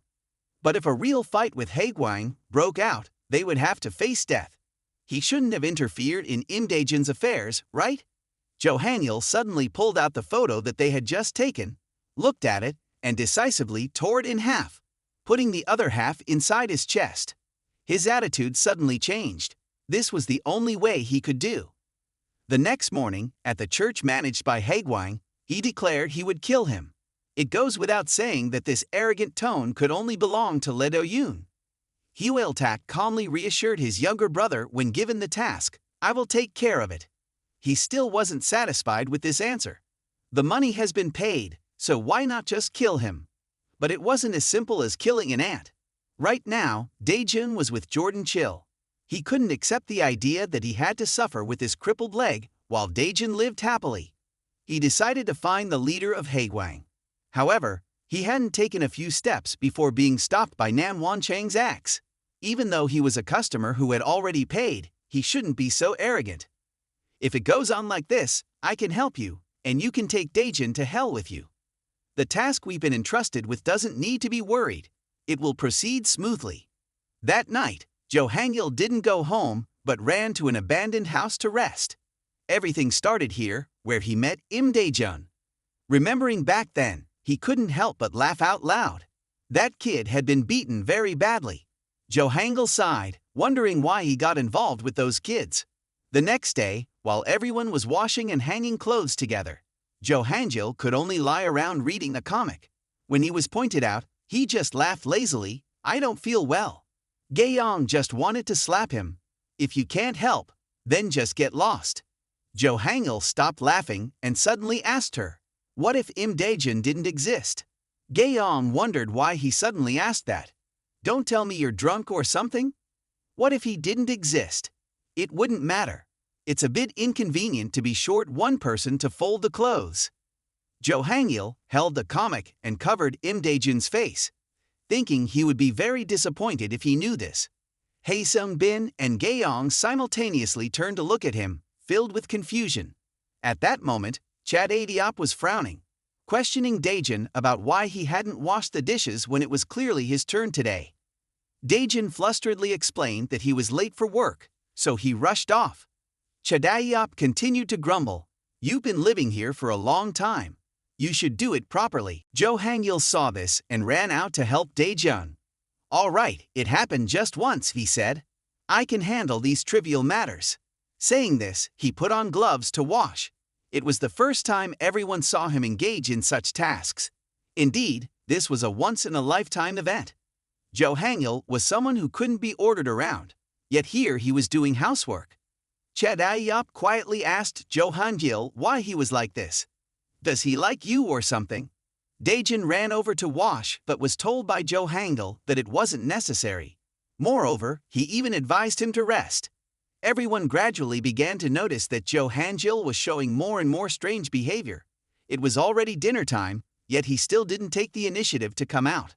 Gaeyong spoke up. "I've noticed he's been deep in thought these past few days, so I bought a lot of meat to relieve the tension." Calling him out but receiving no response, they had no choice but to eat first. Gaeyong continued to wonder. Jo Hangil is treating Imda Jun very well, as if he wants to make amends. Did he do something wrong to you? At this moment, Kim Taek also recalled the strange words Jo Hangil had said to him. That day, something must be wrong with Jo Hangil. While everyone was worried about their leader, Chad Adiop remained the optimistic one, reassuring them not to say nonsensical things.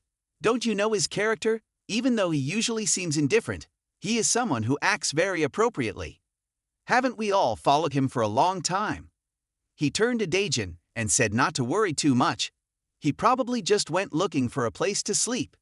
After hearing this, Dae-jun also convinced himself, that's right, nothing's wrong.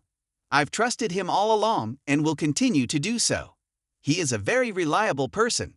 While everyone was discussing him, Jo Hangil was walking alone on the road. How long has it been since I last saw you? At that time, everything was still very good. The night fell as Jo Hangil arrived at the Haegwang church. It had been 5 years, hadn't it? This was also the place where a connection began. Upon stepping inside, he lamented his fate. I really only got involved with these kids. At the same time, someone at home was anxiously waiting for him to return. It was none other than Dae-jun. He stood there, worried, not understanding why Jo Hangil was late coming home today. Just then, he caught sight of a torn piece of the photo that Jo Hangil had ripped. Meanwhile, on the other side, Jo Hangil was alone, meeting Nam Won-chang amidst the siege of dozens of other Haegwang members. Nam Won-chang was still waiting for an answer from him. Have you chosen Jordan Chill or Imda Jun yet? Jo Hangil bowed his head. I'm sorry, Imda Jun. I have no other choice. At that moment, Imda Jun picked up the torn photo. not expecting it to be Jo Hangil's face that he had torn off.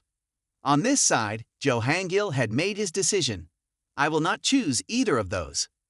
Nam Wanchang advised him to reconsider, as it would be the biggest mistake of his life.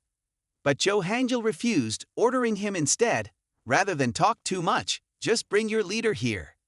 The Haegwang group behind him was also surprised by Jo Hangil's attitude. On this land, how many would dare provoke the leader of Haegwan like this? Nam Wanchang, however, did not allow himself to be overshadowed, saying, "You sure have some guts, Jo Hangil. You guys must treat the former leader of Haegwan well."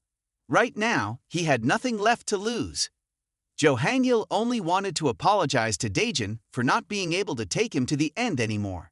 After picking up the photo, Daejun immediately brought it to show everyone. Kim Taek asked again, "You said a piece of this photo fell outside.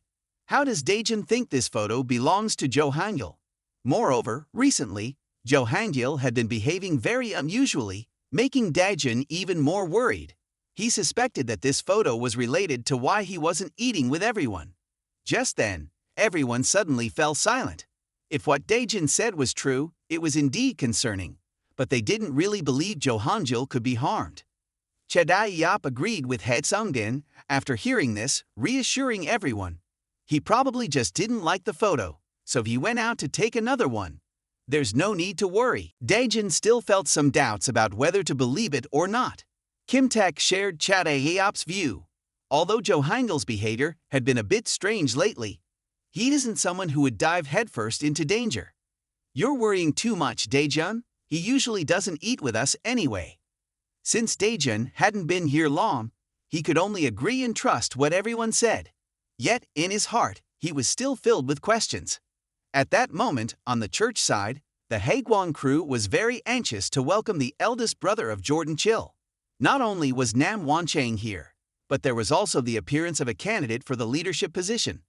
This person wanted to see if the rumor about Jo Hangil being untouchable was true or just nonsense. Jo Hangil, with his quick reflexes, immediately jumped up, seemingly flying over all the thugs, heading straight for him. The candidate couldn't believe his eyes. There was truly someone who could fly like that without wings. Before he could react, Jo Hangil had already kicked him in the mouth. This candidate for the leadership position was instantly taken down easily in front of his companions. Although they were very confused, they still had to reassure each other that they were outnumbering him, relying on sheer numbers. They rushed at Jo Hangil, who was clearly an idiot not knowing his limits. Having once been the leader of this gang, these few low-level guys were nothing to him. Jo Hangil didn't expend too much effort to deal with this group. He just needed to throw a punch, and immediately, one would drop. Watching an entire team get taken down so beautifully in such a short time, they finally realized that he was indeed a monster. Seeing them look at each other in confusion, Jo Hangil shot a look of killing intent at them and asked, "No one else wants to step up?" Even though everyone was holding weapons, they trembled in fear before a person who was unarmed. At that moment, Nam Wanchang burst out laughing. Sure enough, Jo Hangil. Just like back in the day. He also joined in, throwing a punch at Jo Hangil. The Haegwang gang felt much more confident seeing Nam Wanchang taking action. How could Jordan Chill possibly defeat him? They believed if it was a fight with Nam Wanchang, Jo Hangil was doomed. However, they were wrong. Despite having to fight against Nam Wanchang as well, it seemed that Jo Hangil faced no obstacles at all. Each Haegwang member was easily taken down by him with just one hit. Jo Hangil dodged Gold Chang's attack while smoothly attacking Haegwang's subordinates. Even with their overwhelming numbers, they had to face defeat from one man. At this moment, Jo Hangil fought as if he knew no fatigue. He just kept taking down one after another, and not only that, he had to face Nam Wanchang too. However, to Jo Hangil, the confidence that they always had in Nam Wanchang posed no threat at all. While Jordan Chill punched, he demanded, "Bring Shin Yu-sung out here." Suddenly, he realized something unusual about Nam Wanchang. Why was he deliberately putting his chin out for Jo Hangil to strike? Indeed, this sly fox was not simple. Jo Hangil was unexpectedly punched backward by another thug. The one who hit him was the chubby old man Seol Won Yeok. Following that, All the other leaders of Haegwang also began to reveal themselves. Lee Yunhak, Ju Aram, Kwanol, and the familiar face Mon Songho. Finally, the person Jo Hangil had been looking forward to the most appeared, Shai Nuaseong, the leader of Haegwang. Upon seeing him, immediately changed Jo Hangil's expression. The other Haegwang members saw their leaders gathered here, feeling confident that victory was in their hands. Shai Nuaseong was the one who clearly stated, "I gave you a chance, but you still want to come here and fight alone. Your foolish decision will lead to your death, and that of all Jordan Chill." Jo Hangil still kept his head down. "You finally turned into that form." Shai Nuaseong reminded him not to mistake him, as this was truly his real self. Although he was an old acquaintance, he showed no mercy and ordered his subordinates to rush in to attack him. Jo Hangil was immediately surrounded by the group. It must be said that compared to that bunch of weeds from Haegwang, these 5 people were indeed somewhat skilled in martial arts. These monsters, continuously attacking one person at the same time, would make it difficult for anyone, no matter how strong, to get through this. After a while of continuously defending, Jo Hangil finally took a hit. He looked at Shai Nuaseong with an expression of utter outrage. That guy was actually smiling with immense satisfaction. Shai Nuaseong, whom he once considered a close confidant, was likely truly dead now. At this moment, an image of Jordan Chill appeared in his mind, watching a former friend being beaten. Shai Nuaseong gleefully spoke, "You won't be able to live peacefully like before." The pig, Seal Wang Hyuk, was getting more aggressive with each punch. He seemed to be quite resentful towards Jo Hangil. "Haha, you're just a weakling," he sneered. Before he could finish his words, a hand quickly shut his mouth. "Stop right there. My mood is not good." Jo Hangil finally showed his most terrifying side. Shai Nuaseong felt a bit uneasy at that moment. If he was determined not to stop, then fine, I will help you. In just 2 words, Jo Hangil managed to take down Seal Wang Hyuk. The Haegwang group was even more stunned to see this, the leader of their gang, and yet he was taken down in an instant. "Why put aside all the brotherhood of the past?" Jo Hangil declared loudly, "Today, if it's not you, then it's me. One of us must die to end this once and for all." At the same time, Imda Jun was walking to the park to see if Jo Hangil was here. There was no one around. He continued to the abandoned house that his brother often visited, but the result was the same. Imda Jun called out, but no one responded. He had gone to all the places where his brother usually went, but still could not find him. As he walked, Imda Jun wondered where he could be wandering. Looking at the bricks scattered on the floor, memories flooded back. It had been quite a while since that day. This was where he and Jo Hangil had first met. It felt just like yesterday. Looking at the picture of Jo Hangil in his hand, Imda Jun couldn't help but smile.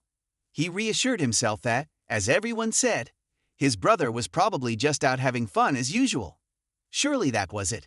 That was the Jo Hangil he didn't need to worry about. Imda Jun intended to take a stroll a little longer before heading home. Just then, he suddenly heard someone calling out loudly, "Are you in there?"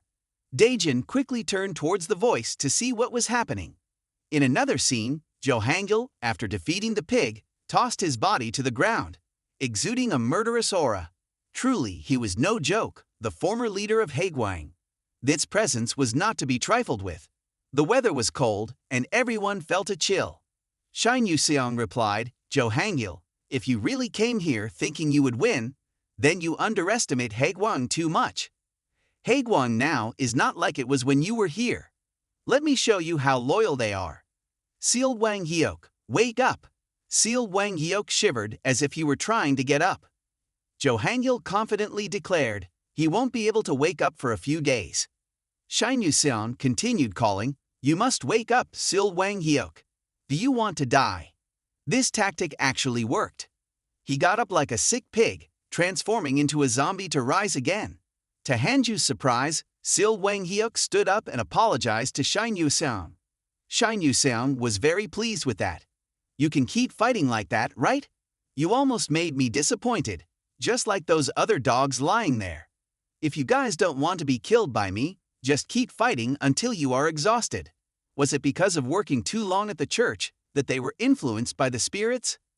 As soon as they heard Shin Yuseon's threat, even those lying unconscious on the floor stood up and rushed towards Jo Han-gil as if nothing had happened. He thought these guys would all be dead, but they seemed different from before. They all radiated a murderous aura. Shin Yuseon grinned savagely. "Do you see this, Jo Han-gil? This is the Haegwang I created." Jo Han-gil was very puzzled, not understanding what exactly that guy had done to Haegwang. At this moment, memories of both flooded his mind. The two had once been inseparable, sharing everything, even though they argued daily. The picture from that day was still kept until now. Jo Han-gil panted, feeling bitter as he saw the friend he once considered a confidant now so corrupted. On the contrary, Shin Yuseon seemed as if he had never seen him as a friend. No matter how much he hated, he never thought that he could be so cruel. Meanwhile, Daejin curiously followed the screams from earlier and found himself at Haegwang's church. At that moment, two people were chasing each other. The pursuer was the pastor of Haegwang, Oh Jang-yeon, who was trying to catch that girl. Anyone looking would see that he was undoubtedly a villain, while the girl seemed to be in danger. Daejin was dumbfounded, unsure if he should help, because in the past, wanting to help someone had only caused great trouble. He was afraid that if he helped someone again, it would only create more problems, but he also couldn't just turn a blind eye, as that would be inhumane. So he decided to help without really helping. Daejin looked up at the sky, pretending not to notice, and tripped the pastor. Seeing him fall as he wished, Daejin pretended to ask if he was okay. The pastor angrily scolded, "You damn brat, can't you watch where you're going?" Daejin could only smile apologetically and scratch his head in apology. He glanced to check if the girl had managed to escape, but surprisingly, she had been caught by two other men. So that old man had accomplices. There was no choice but to stand up to them. Daejin immediately got into a fighting stance just as Lee Yun-hak walked by and bumped into him, warning him to stop posing like an idol. "If you're not involved, then get lost." The pastor slowly stood up, gasping, "I almost lost it." "Thank you, Lee Yun-hak." Daejin was bewildered, not understanding what they were doing. At that moment, Lee Yun-hak suddenly mentioned Jo Han-gil's name. That girl must have taken the opportunity to escape while Jo Han-gil was here. "But didn't I warn you? If you don't go over there, your friend will die." The wicked girl only knew to scream and beg someone to save her. He had mentioned Jo Han-gil, and Daejin asked him with a murderous look, "What did you just say about Jo Han-gil?" Meanwhile, Jo Han-gil was dealing with Kwon-ul and Mon Seon-ho as they attacked him together. He had to block the blows of both while analyzing the situation to handle the rest of the lackeys. Jo Han-gil quickly borrowed the strength of one guy to deal with their cronies. The pig-sealed Wang Hyuk was suddenly struck in the face by his underlings. He was both furious and afraid that Shin Yuseon would eliminate him. Suddenly, he ran over and hugged Jo Han-gil. Jo Han-gil struggled to push him away as the eyes of those present spun around. The new recruit, Lee Jun-soo, appeared and stabbed him. Jo Han-gil quickly used his head to counterattack sealed Wang Hyuk, then swiftly kicked the bastard Lee Jun-soo away. The stab wound looked quite deep. Jo Han-gil looked at Shin Yuseon and asked, "Why did you have to go this far? Why does Shin Yuseon have to control these kids like this? Using a knife." Shin Yuseon, far from feeling ashamed of his actions, was even proud of them. "What's so terrible about it? You're over-exaggerating. After you left, Haegwang became an organization where anything I say, even if illegal, they will do without hesitation. Do you think that's cool? Just think about the huge money I could make from this. But before that, I should thank you. Because it's all thanks to you that I could be like this now." Jo Han-gil looked at him with an expression of utter outrage. Everything started 5 years ago at the church, the day Shin Yuseon was beaten to a pulp. Jo Han-gil was the one who showed up to save him. Yet now, he was flipping the script and blaming him, saying that he should have let him die that day. 5 years ago, inside the church, the atmosphere was incredibly quiet. Only a small figure was busily doing something. That was Shin Yuseon from 5 years ago. It seemed he was praying for something, his face reflecting indescribable emotions. At that moment, he was always bullied by the scoundrels around him. They beat him up, making him pray that one day someone would come to save him from this hellish life. and heaven had heard Shin Seon's prayers. It was Jo Hangil who came. Jo Hangil turned back to look at Shin Yu-seon, asking with a naive smile, "Why are you being beaten up by them?" He offered Shin Yu-seon to come with him, saying if he had nowhere to go, he could live with him. Shin Yu-seon, the name now came from Jo Hangil's mouth with a harsh attitude. Jo Hangil regretted, thinking he shouldn't have brought him to his uncle's place. However, it was too late. Shin Yu-seon smiled a strange smile, staring at Jo Hangil and said, "Let me send you to see him today." Hearing this, Jo Hangil couldn't hold back anymore. He immediately growled angrily and ran towards Shin Yu-seon, wanting to settle things with him.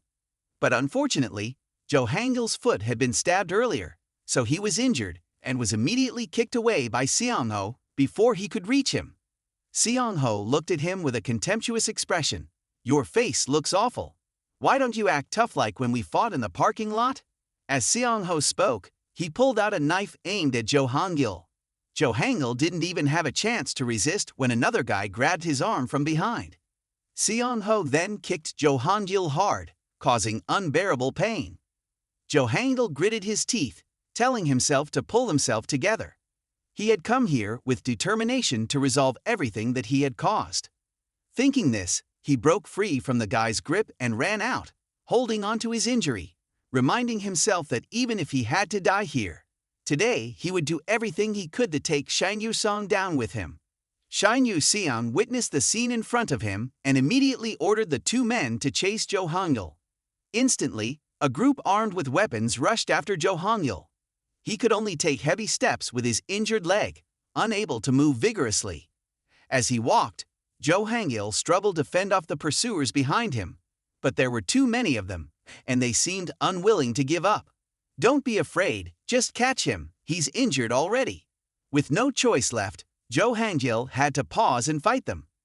Despite being injured, he fought like a bull, and the amateurs were taken down in an instant. In just a moment, the corridor was littered with the bodies of the henchmen, causing a few remaining men behind to hesitate. Even wounded, he was still so terrifying. Kwon-il also chased after him, leading another group while yelling, "Don't you know how to listen to your boss? If you want to live, you must kill that guy. No matter where he hides, you must find him." Meanwhile, Jo Hangil had been cornered against a door by the henchmen, desperately pushing against it. The door burst open, and Jo Hangil breathed heavily. Suddenly, a weak voice echoed in the room he had just entered. A child lying there, covered in wounds, desperately pleading, "I don't need money anymore. Please save me." Jo Hangil immediately realized they were exploiting runaway kids. But despite that, he felt powerless since his own life was not guaranteed at that moment. Just then, Shin Yu-seon entered with the intention to resolve everything immediately. Suddenly, the girl lying on the floor crawled over, begging desperately at his feet. Shin Yu-seon's cold gaze looked down at the weak girl, and he immediately stabbed her without hesitation. Seeing his actions, Jo Hangil couldn't help but feel enraged, only to be met with Shin Yu-seon's contempt. The girl continued to cry, stirring memories of Jo Hangil's terrible days. He had to think about how to save her. "What should I do, uncle?" On the other side, Imda Jun was trying to get Lee Yun-hak to tell him information about Jo Hangil, but all he received was a punch intended for him. When Lee Yun-hak found out that Imda Jun was Jo Hangil's brother, he showed a surprised expression, smirking as he bluntly said that Jo Hangil was being hunted down, leaving Imda Jun in shock. Jo Hangil rushed into Haegwang's headquarters alone, and "We said we protect you guys." Upon hearing this, Imda Jun could no longer hold back and directly lashed out in anger, wanting to throw a punch at Lee Yun-hak. Even though he was beaten badly and his face was full of injuries, Imda Jun's eyes still glimmered with determination as he yelled at Lee Yun-hak, "I told you to step aside." Imda Jun continuously fought Lee Yun-hak, pondering internally why his brother was risking everything like this, why he had to sacrifice himself. "I still haven't repaid your kindness." Images of Jo Hangil appeared one by one in Imda Jun's mind, returning to Jo Hangil's side. Fortunately, each amateur brought by Shin Yu-seon could not challenge him. One by one, he defeated them, but the strength of the group seemed to lie in their numbers, as there were still many more behind.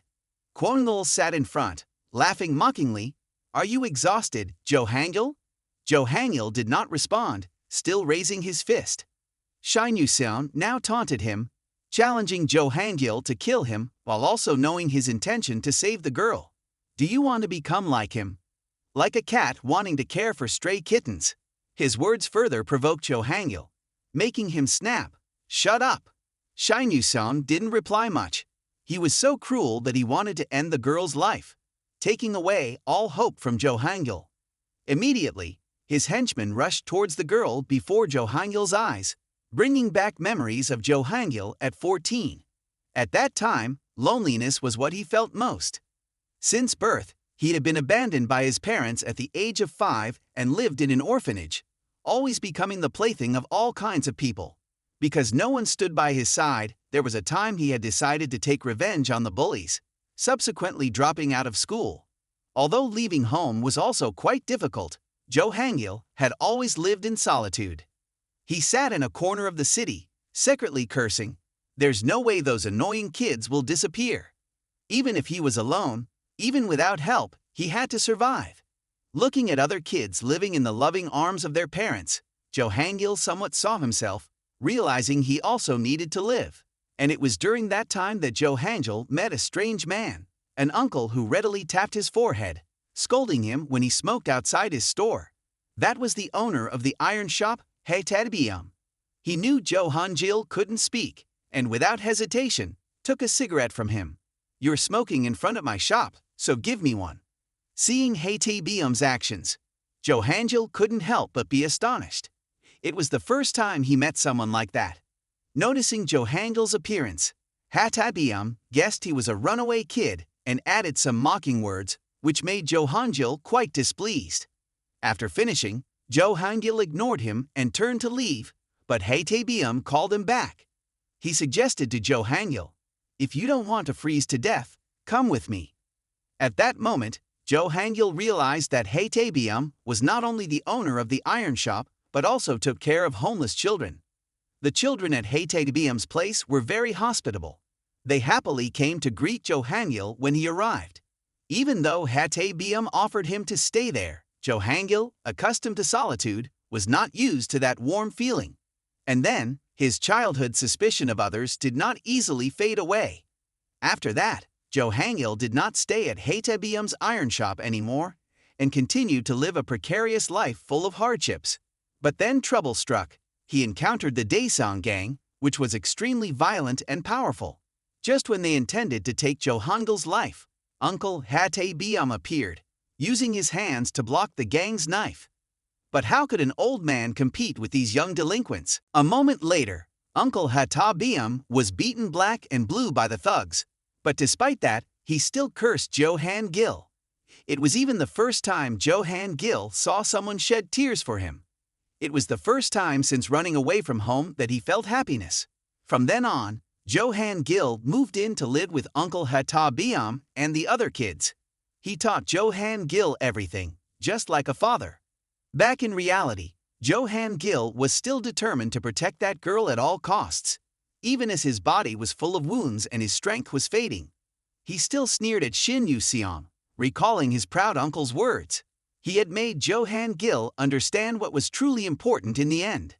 These words made Shin Yu-seon uncomfortable, immediately enraging him, and he ordered his subordinates to kill Jo Hangil at all costs.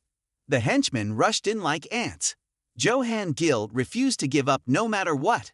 Suddenly, the lights in the room went out, which worked in Jo Hangil's favor, giving him a slight advantage, even though he wasn't quite sure why. At that moment, a hand was placed on his shoulder. Imda Jun appeared with a relieved smile. "Let's go." A few minutes earlier, Imda Jun had been fighting with Lee Yun-hak. As everything seemed to be going downhill, because Lee Yun-hak was too strong and completely dominating the fight, Imda Jun knew he didn't have much time left here. Quickly thinking on his feet, he grabbed a handful of dirt nearby and threw it at Lee Yun-hak, taking advantage of the distraction to escape, not forgetting to bring the captured girl with him. Just a moment later, he arrived at Jo Hangil's location.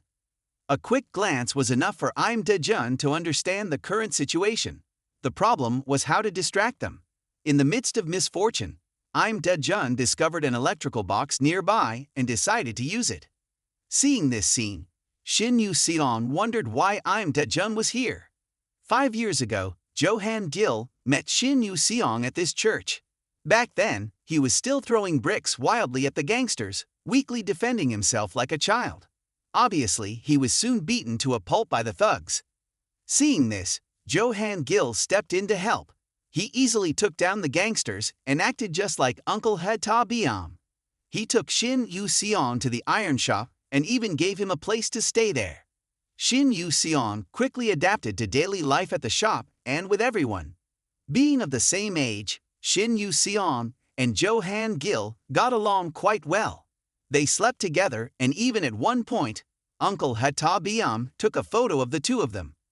They didn't know when they became best friends during those happy days.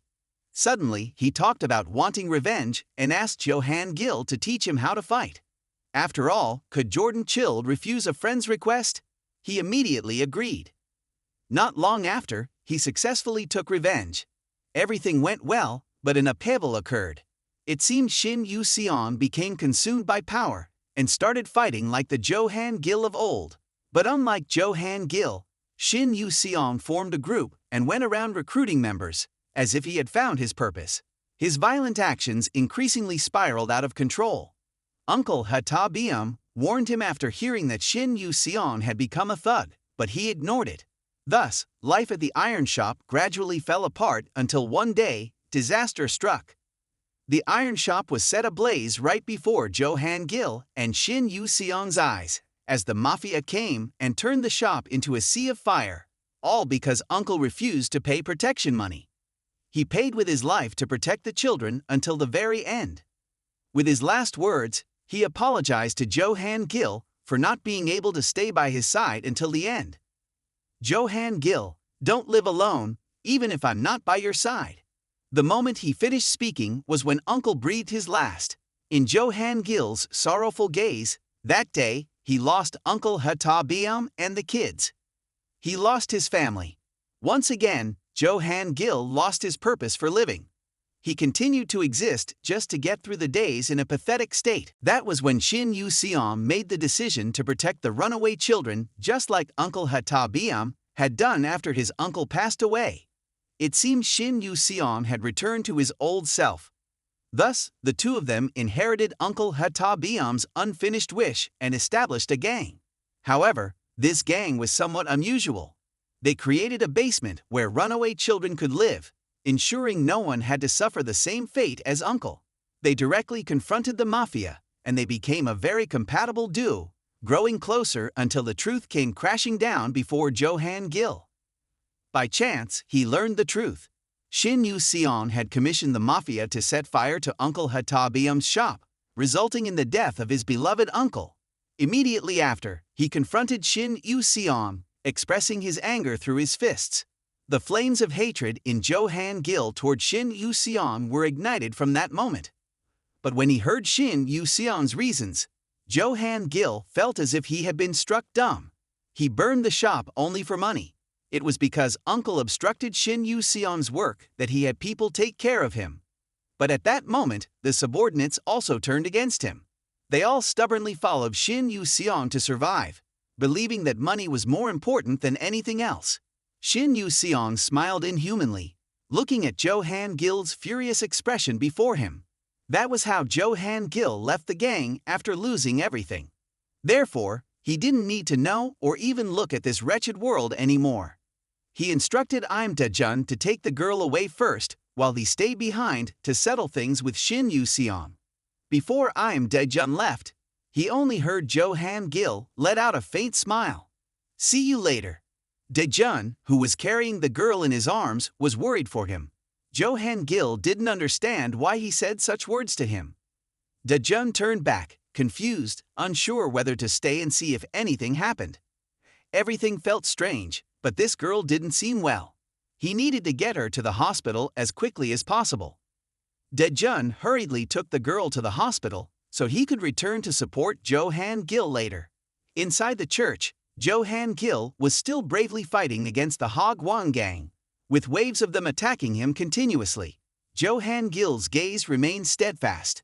Shin Yu-seong stood outside observing, having to admit that he truly was a born fighter. Previously, a mafia organization had nearly been obliterated at Jo Han-gil's hands, a real monster. However, he wasn't the only reason Hagwon had come this far. Even though he had left after clearing out half of the mafia, Shin Yu-seong was confident that, even without him, Hagwon had more than enough strength to deal with them, all thanks to these talented men and women. Kwon Olal looked somewhat skinny, always carefree, but his knife skills were sharper than anyone else's. While Jo Han-gil focused on dodging Kwon Olal's blows, the pig seal Gwain Hyuk struck from behind with a bat. Following that, Mon Seong-ho and Ju Aram teamed up, one aiming for the head and the other stabbing toward the neck. Although he managed to dodge the attacks, he was always hanging by a thread against these scoundrels. Now they were even using weapons. This was quite troublesome. Shin Yu-seong continued to prattle on. Jo Han-gil, it's thanks to you that Hagwon has come this far. But don't get cocky. Hagwon has its own monsters too. You should remember that even without you, Hagwon is still strong. Jo Han-gil, panting, replied to him, Shin Yu-seong, you created this mess just for money. When did you plan this? Was it from the moment we first met? Didn't you just want revenge? Shin Yu-seong smirked, admitting, at first, I was naive, believing that revenge was enough. But then I realized, after learning how to fight from you, the moment I smashed the faces of those trash, I knew something was wrong. The feeling after revenge wasn't anger or relief. What I felt was empathy. That was what I sensed when I saw their fear, the feeling of being above all. I had never felt such satisfaction before. I wanted to be stronger than ever. I wanted to keep that feeling in my heart. So, I gathered the runaway kids and used them to eliminate stronger enemies. That's when I learned the taste of power. But there are still a few rats in my way. Those who cover for the ones who abandon their homes in this area are you and your uncle. The path to becoming stronger is right in front of me. Yet I feel like I'm being held back. It makes my blood boil. The only way to remove that obstacle is by using the mafia. And that's how that uncle died. And I am comfortable using you to create Hagwon and destroy the mafia. That's how we devour the mafia and become stronger than ever. I appreciate everything you have contributed. Currently, this church has become our headquarters, a place for recruiting new soldiers for manual labor jobs. In the future, Hagwon will continue to develop without stopping. At this moment, everything around him seems to be darkening. Shin Yu-seong and the whole Hagwon gang are very dangerous. Soon after, he faced a new wave of attacks. Kwanul and Seal Wang-yeok continued to join forces to attack him. Seeing that he was about to collapse, Kwanul hurriedly ordered his men to pick up their weapons and attack. Jo Han-gil immediately closed his arms in front of his chest, being pushed by Kwanul into the warehouse. He then ordered his men to surround all the exits, not giving him a chance to escape. Jo Han-gil finally fell, breathing heavily, his hand gripping tightly, the wound on his arm bleeding profusely. He currently has no way out, and the gangsters are advancing closer. It seems that this time they are very determined.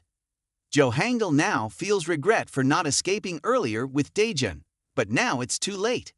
Indeed, misfortune came unexpectedly when they attacked. Jo Han-gil casually picked up something and threw it straight at Ulel's face, surprising him and causing him to drop his knife. By the time he realized his knife had been stolen, it was already too late. When Jo Han-gil decisively sliced off one side of his ear, Seal Wang-yeok took the chance to sneak attack him from behind. Ju Aram and Mon Seong-ho also quickly slashed 2 more cuts towards him. Jo Han-gil, in anger, ran over to slash at them, each attacking in a different direction. Shin Yu-seong felt uneasy. He realized that even if he had reached his limit, the attack was still too powerful. Seeing the fear on his face, Jo Han-gil seized the moment to taunt Shin Yu-seong. Are you scared now? You boast about your gang, but in reality, they are nothing special.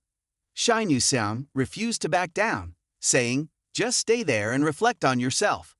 You are struggling and haven't taken down anyone. Jo Han-gil scoffed, and you hide behind your men without knowing shame. Now I understand why you are obsessed with power and gathered these people together to gang up on me. Isn't it because you are weaker than me? No matter how strong you want to become, you still can't catch up to me, right? So just shut up and come here, coward." As he spoke, he beckoned with his knife, provoking him. His opponent was a leader of a notorious gang, while he was covered in wounds. He had already given too much favor to this old friend. His invitation was finally answered by Shin Yu-seong, who replied, "You will die at my hands," then slowly stepped forward and ordered everyone to step back. Jo Hangul was satisfied, saying, "Good, it should be like this. From the beginning, this can only be resolved between the two of us, right, Shin Yu-seong?" He clicked his tongue, taking credit. "You don't know how lenient I was in letting you withdraw from Haegwang and still leave intact. So I'll deal with you quickly, whether to kill or do anything. I accept to follow your will." Jo Hangul threw down his cigarette because today he had nothing to regret anymore. Shin Yu-seong, stupidly, still did not understand the meaning of his action of shooting the cigarette. Turning around, he realized he had fallen into a trap. The most important thing in a fight is to know how to utilize the environment. The cigarette he shot landed in the gasoline spilled on the floor, and now they were surrounded by flames. Kwanul finally realized that they had been set up by him from the moment he intentionally knocked over that oil can.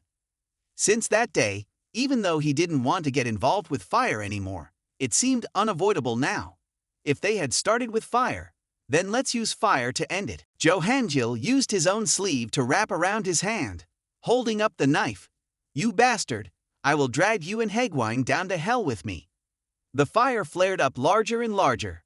The Haegwang gang was both helping their leaders out and trying to use fire extinguishers to put out the fire. However, the flames were too strong.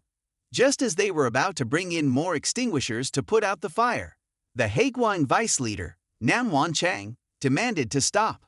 This man looked at him and explained, "Boss, we need to put out the fire now." Without saying much, he immediately used an axe to kill one of his own subordinates. He did this simply because he didn't want that fire to go out. 5 years ago, when the relationship between Shin Yu-seong and Jo Hangul was still good. At that time, Shin Yu-seong was just a teenager who had just run away from home and was fortunate to meet Jo Hangul, who introduced him to a job at the iron shop. Jo Hangul was worried about Shin Yu-seong every little bit because he wanted to keep this same-aged friend with him for a long time. Shin Yu-seong hesitantly thanked him for saving him when they were at the church after being beaten. He had expressed a desire to learn how to fight after that incident. He was very self-conscious at that time, saying that he wanted to become stronger and take revenge on those who bullied him. He didn't want to live in defeat forever. Hearing that was very familiar, just like Daejun's circumstances. Was it also because of this that Daejun received more of his attention than others? Jo Hangul naturally agreed because he truly regarded this person as a friend. And those two friends from that year now stood together in a sea of fire. It was cruel. Shin Yu-seong had committed 2 crimes, betraying his mentor and turning against his friend. Outside, seeing that the fire couldn't be extinguished, someone intended to rush in to pull Shin Yu-seong out. But this idea was immediately dismissed because he was Shin Yu-seong's boss, the one who had overthrown the entire mafia organization along with Jo Hangul. Moreover, Jo Hangul was injured and exhausted. Their boss could not escape from this place himself. Inside the fire, Shin Yu-seong angrily questioned him why he dared to burn the church. "Do you think you will win if you solo me? You are trying to provoke me, claiming that I have some sort of complex or whatever. But the truth is, you are the one who taught me how to fight. And now I am stronger than you." Jo Hangul calmly scoffed. "I don't know if you're better than before, but I can verify it in the same way as before, right? Let's begin the life and death battle between you and me to see how much you've matured."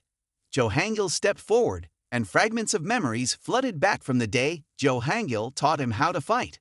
The two looked at each other and then immediately rushed in. Shin Yu-seong, in a hurry, stabbed first at him.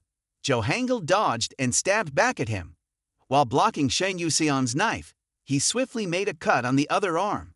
Shin Yu-seong wouldn't back down either, managing to slash his arm. Shin Yu-seong executed the old kick successfully, knocking Jo Hangul's knife away. Seizing this opportunity, He continued to rush towards him, intending to slash. But he made the same mistake as before by being overconfident and not defending, leading to him being pushed against the wall, causing his knife to be thrown far away. Jo Hangil now held the upper hand, continuously raining down punches on him, not allowing himself to suffer losses for long.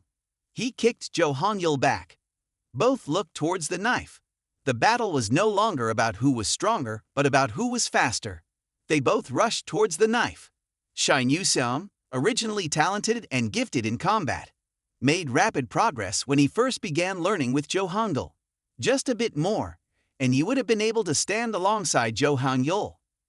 Now Shin Yu-seon had grabbed the knife's handle, while Jo Hangil was firmly holding the blade, preventing it from sinking deep into his heart. He had indeed improved significantly. One could say he was very strong. Shin Yu-seon used his hands to push the knife deeper, causing Jo Hangil to spit blood immediately. Shin Yu-seon was taken aback when stabbed like this, yet Jo Hangil's pushing force did not lessen. He was indeed a troublesome fellow. If you still choose the wrong path, won't I be the one to take responsibility? Because I created you. Saying that, Jo Hangil pressed his head into the fire. He was being burned for the dirty actions he once took pride in, just for the desire to feel like a leader. Because we were friends, we had to kill each other before breaking into the church. Jo Hangil had seen a brick outside. It recalled the memory of the first time Shin Yu-seon took revenge. Perhaps because he did not want the friendship they had at that time to be stained with blood, he placed the photo of the two, which he had always kept secret, on the brick. Now, the entire church seemed to be engulfed in flames. Nam Wanchang felt extremely satisfied with this, in contrast to him. The leader of Haegwang was screaming endlessly.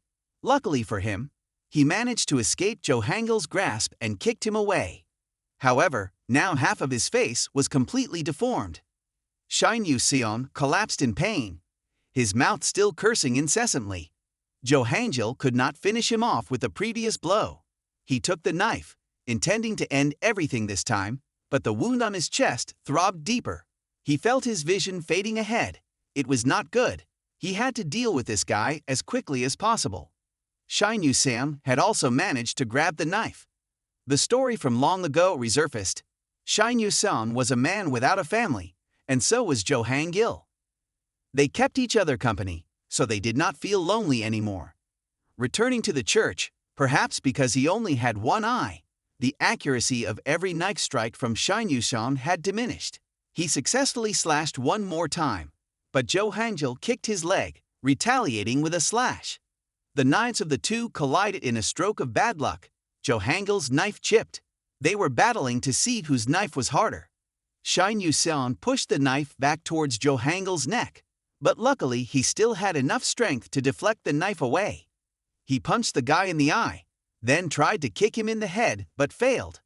Shin Yu-seon grabbed his shoulder and stabbed the knife through his rib. Jo Hangil, in pain, could not utter a word, yet he still did not give up. Jo Hangil headbutted him hard. Shin Yu-seon quickly pulled the knife out, causing Jo Hangil to spit blood. Blood sprayed from his mouth onto his face. Shin Yu-seon kicked him away. Jo Hangil gasped for breath, unable to say another word, while the other was doing somewhat better, able to shout curses at him. I disgust you for just pretending to be a good person and helping those orphans. You have accomplished nothing. I will make you die in pain. Jo Hangil felt like he had nearly reached his limit. Shin Yu-seon could not turn back since founding Haegwang.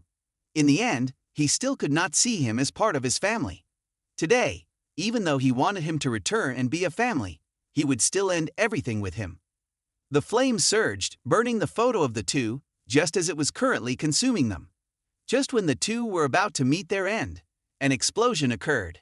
In another development, after successfully getting the girl to the hospital, Imda Jun and Jordan Chill were trying to race against time to reach the church as quickly as possible. As they ran, they prayed for Jo Hangil to be safe, just a little longer. But upon arriving, his heart sank when he saw the church engulfed in flames. Ignoring the firefighters trying to stop him, Daejin charged into the fire. The flames spread violently throughout the space. Imda Jun struggled to get past the flames, running inside despite the flaming walls continually collapsing, potentially taking his life at any moment. But the heat of the fire made it difficult for Imda Jun to move. He kept searching for Jo Hangul, and at that moment, countless memories flooded his mind about the first time he left home. The only thing he could think of was revenge. It was painful, but he had to do it to survive. Imda Jun quickly forgot everything. Jo Hangul had allowed him to forget about revenge thanks to the warmth of the family he brought to Imda Jun. He owed Jo Hangul a huge favor, so no matter what, Imda Jun could not let anything happen to Jo Hangul. Outside, it was incredibly chaotic. The wind made the fire harder to extinguish. At this rate, Jo Hangul's chances of survival would not last. Suddenly, just then, a downpour fell from nowhere, helping to extinguish the fire, and the flames began to weaken. Imda Jun seized the opportunity and hurriedly searched for Jo Hangul inside. He asked hopelessly, then suddenly paused when he saw something. That was Jo Hangul's body, covered in wounds, blood flowing ceaselessly, lying motionless on the ground. Imda Jun's spirit seemed to collapse. His eyes gradually became hollow. He tried to shake Jo Hangul, but received no response. "Why are you lying here? Let me help you up." Imda Jun struggled to carry Jo Hangul out. He took heavy steps, tears streaming down his face for Jo Hangul. He dreamily awoke in the flames, his hand still tightly gripping something. The only thing Jo Hangul remembered was being with Shin Yu-seong. Once he regained full consciousness, Jo Hangul found himself on an ambulance. In front of him, his underlings were crying uncontrollably. Seeing his underlings safe, Jo Hangul sighed in relief. It was good to see their faces again. First was Hae Sung-bin, who reminded Jo Hangul of himself at that time, seeing the tough situation and lack of shelter he faced after leaving home. Jo Hangul had offered to help Hae Sung-bin, and seeing the happy expression on him, Jo Hangul thought he would never regret not taking Hae Sung-bin with him back then. Next was the highly reliable Kim Taek. When Jo Hangul first met him, he looked so weak that he seemed like he could die at any moment. But Kim Taek was more focused than anyone else. Thanks to Kim Taek, Jo Hangul did not have to worry about Jordan Chill anymore. Then came Hong Gae-om, the most mature person in all their lives. She had struggled since childhood, forcing her to mature early, carrying the weight of the world on her shoulders. Jo Hangul's heart warmed when he saw Hong Gae-om able to smile with her peers. Afterward was Cha Dae-yeop, another important person who had caused Jo Hangul many troubles. There were times when Jo Hangul wanted to punch him for his tendency to cause trouble. But somehow Jo Hangul still couldn't hate Cha Dae-yeop. His knack for causing trouble anywhere always amazed Jo Hangul. And finally, it was the one who just saved Jo Hangul from the brink of death, Imda Jun. Jo Hangul only hoped that in the future, Imda Jun would not walk the path Shin Yu-seong had taken. Jo Hangul believed he was a kind young man. Thanks to all of them, Jo Hangul's solitary life had become somewhat meaningful. The photo they took together slipped from Jo Hangul's hand. However, Jo Hangul's breathing had stopped. He had left this life in front of his underlings. Returning to a few months ago, after the gas terror attack, Imda Jun and Jo Hangul were on the rooftop wanting to do something.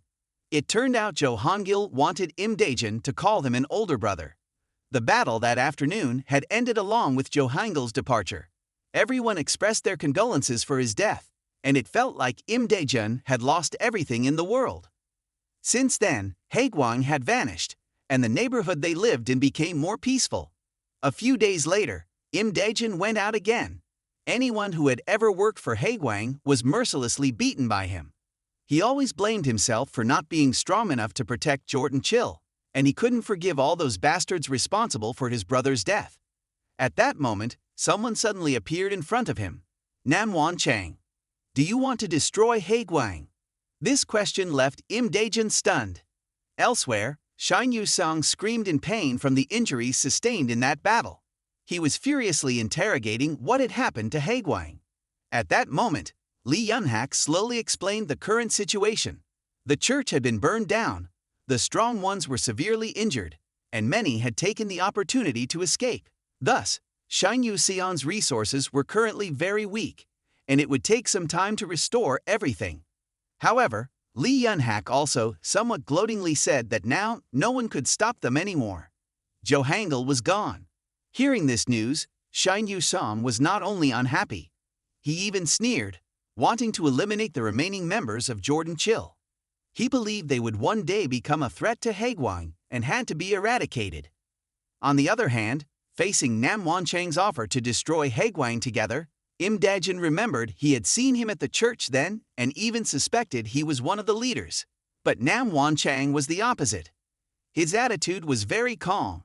While dodging Imda Jun's attacks, he explained, "Listen, I want Haegwang to disappear too, so don't lump me in with them."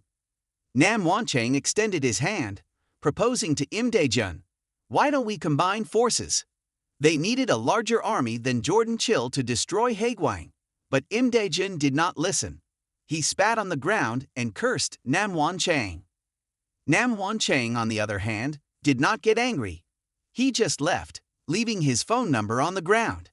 Back home, Imda Jun sat on the rooftop, staring blankly into the void. He tried smoking a cigarette that Jo Hangil had once rolled, but he choked so much he couldn't speak. Memories from the past kept flooding back in Imda Jun's mind. He cried out loud as he recalled those memories. Later that night, when Imda Jun was about to go out, Chad Ahyop suddenly called him back, startling him.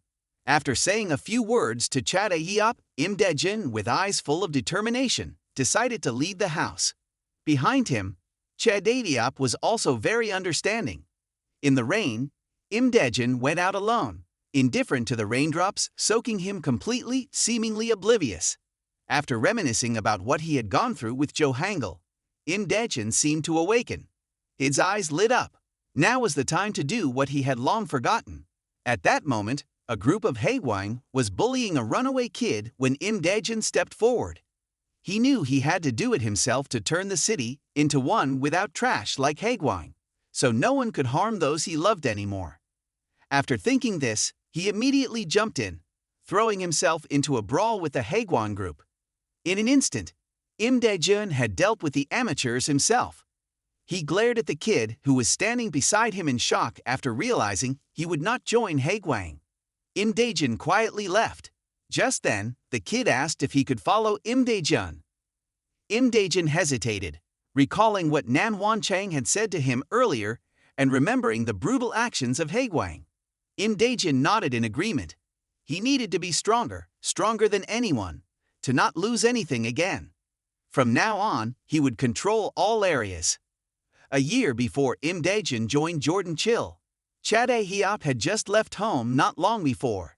He was already dubbed the street thug, and no one could defeat him, not even adults. Chad Ahyop quickly received disdain from everyone around him. At that moment, Haegwang came to provoke Chad Ahyop. It was unavoidable that Chad Ahyop clashed with them, but with his skills, those Haegwang members were not even a match for him. Nevertheless, Chad Ahyop's condition was not much better. His body was covered in injuries. Just then, it was also the moment Jo Hangil saw him. A year before she joined Jordan Chill, Gaeong was still sitting curled up in a corner of the city, her body freezing and looking very pitiful. At that moment, a man approached her, offering to help. He took her out to eat and pretended to be kind, but in the end, he brought her to a brothel. Gaeong didn't hesitate. She kicked the lewd guy down and ran out of there just as she was being chased by a bad guy and stood alone under the freezing rain. Jo Hangil arrived and sheltered her with an umbrella, but Gaeong had lost her trust. She didn't even trust Jo Hangil until she saw the group of guys earlier being beaten badly by Jo Hangil. Gaeong suddenly changed her mind. She decided to trust once more and chased after Jo Hangil. Next was the story of Kimtek with Kimtek. Every day he trained hard to become stronger. A year before Imda Jun joined Jordan Chill, Kimtek was also a drifter, constantly beaten by street thugs. It was Jo Hangil who entered his life, leading to a new chapter for Kimtek. He became a completely different person, even able to take revenge, defend himself, and repay the life-saving grace of his savior. Hae-seong-bin was the same. He met Jo Hangil when he was lying on the brink of life and death. Jo Hangil became the most solid support in Hae-seong-bin's life, even helping him find work and connect with more people. Because of that, Hae-seong-bin found the light in his life. A year later, at a high school, Lee Do-yoon, a bully, and his gang were picking on a bespectacled classmate. They were so unreasonable that they made him do all sorts of humiliating things, even eating ice cream that had fallen on the ground. At that time, Lee Do-yoon mentioned someone who was once like him, that bookworm who was now Imda Jun. In the past, he had also been bullied by those guys, beaten mercilessly day in and day out. Every day felt the same as he was continuously tormented. But on the day, Imda Jun pushed Lee Do-yoon into the back of a truck. Right after that near-death moment, Lee Do-yoon dealt with Imda Jun. According to his account, he forced the bookworm kid, saying if he didn't want to share Imda Jun's fate, he had to obediently obey him. In class, the bookworm had a chance to be at peace, but that peace was just superficial. Behind him, those bastards had plastered all sorts of humiliating notes all over him. It was only during class that they didn't beat him up, which was the only time he could find peace. He slumped down on his desk, exhausted. Suddenly, the school bell rang, and the bullies immediately went on the rampage. Hell was starting again for him during recess. On the other hand, under the evening light, a strong group led by Imda Jun was slowly approaching. Passers-by could not help but feel extreme fear as Imda Jun's gang entered the school. Meanwhile, with the bespectacled kid, Lee Do-yoon's group was even more outrageous. They directly hit the kid in a sensitive area, causing him pain and then screaming and falling down. They were so cruel that they even discussed it while he was in pain. Even worse, they forced him to undress in front of them. At that moment, the bespectacled kid looked far away, wondering if everything would change if he jumped down there. But before he could think, Lee Do-yoon rushed in and slapped him hard on the face. He even threw the kid's sandals away, telling him to go fetch them like a dog, nothing more, nothing less. Despite that, the kid didn't dare jump. He could only follow Lee Do-yoon's orders like a real puppy. If only someone could rescue him from this hell on earth. Just as this thought ended, Imda Jun appeared in front of the bookworm, naturally alongside his gang. Imda Jun silently returned the sandals to the kid, looking towards the rooftop before heading straight for it. The students in the hallway, upon seeing them, were all horrified. There are a few people who still recognize Imda Jun because he is a former student here. But Imda Jun no longer has that frail appearance. Those Lee Do-yoon guys are still unaware of what's happening, chatting and laughing among themselves. Just as they are about to leave, Imda Jun arrives. Upon seeing Imda Jun, Lee Do-yoon panics. Those inside the school hear news of Imda Jun's arrival, and some bullies like Park Cheong-hyeon also come to check it out, but they only see Imda Jun's juniors. Park Cheong-hyeon is unable to stand firm, while Imda Jun directly punches Lee Do-yoon in the face. He falls to the ground, his eyes filled with fear. He even kneels before Imda Jun to plead for mercy, but it all has no effect. Imda Jun continues to slap Lee Do-yoon 100 times, leaving him no chance to explain anything. In fact, when threatened to be thrown off the first floor, the bully Lee Do-yoon wet himself. But today, Imda Jun's purpose for being here is to warn Lee Do-yoon about hiring people from Haegwon to deal with his brother. Get lost and don't let me see your face again, or that day will be your death anniversary. Meanwhile, at Haegwon, Hyeol-tak keeps torturing someone, regardless of how much the man screams in agony. Just as Hyeol-tak is about to take that man's life, Imda Jun shows up to find you, Hyeol-tak of Haegwon. The appearance of Imda Jun makes Hyeol-tak freeze. Social hierarchy in human society has always existed, and Hyeol-tak naturally wants to stand at the top of that hierarchy. He used to be the top dog in school, respected and looked up to by everyone, just like that day. The day he lost to Imda Jun. His life has been completely turned upside down. Admiration suddenly became pity, and he has fallen to the bottom of society. Just when he thinks everything is over, that person appears, the leader of the Haegwon gang. As soon as Shin Yue-sung sees him, Hyeol-tak immediately feels that this person is someone who stands at the top of society. He wants to be like that, to stand at the top again, and this time, at a higher peak. So he makes a decision and starts working for Haegwon, determined to rise from the bottom until he reaches that high point. Everything seems to be going smoothly until Imda Jun appears once again. Hyeol-tak, turning around angrily, asks how he found this place, only to receive a punch to the face. Hideout falls back, and his subordinates quickly surround him when they see their boss being bullied. You're still using your numbers to bully the weak, you'll never give that up. They even dare to ask if he knows who they are. Daejun frowns, demanding they stay out of his business. Sure enough, foolishness remains foolishness. These guys can see, but they don't notice the towering mountains. Here, they rely on their weapons and their numerical advantage, so they boldly rush to attack him. Daejun calmly dodges all their attacks, not showing a hint of change in his expression. A guy behind him, holding a bat, prepares to sneak attack.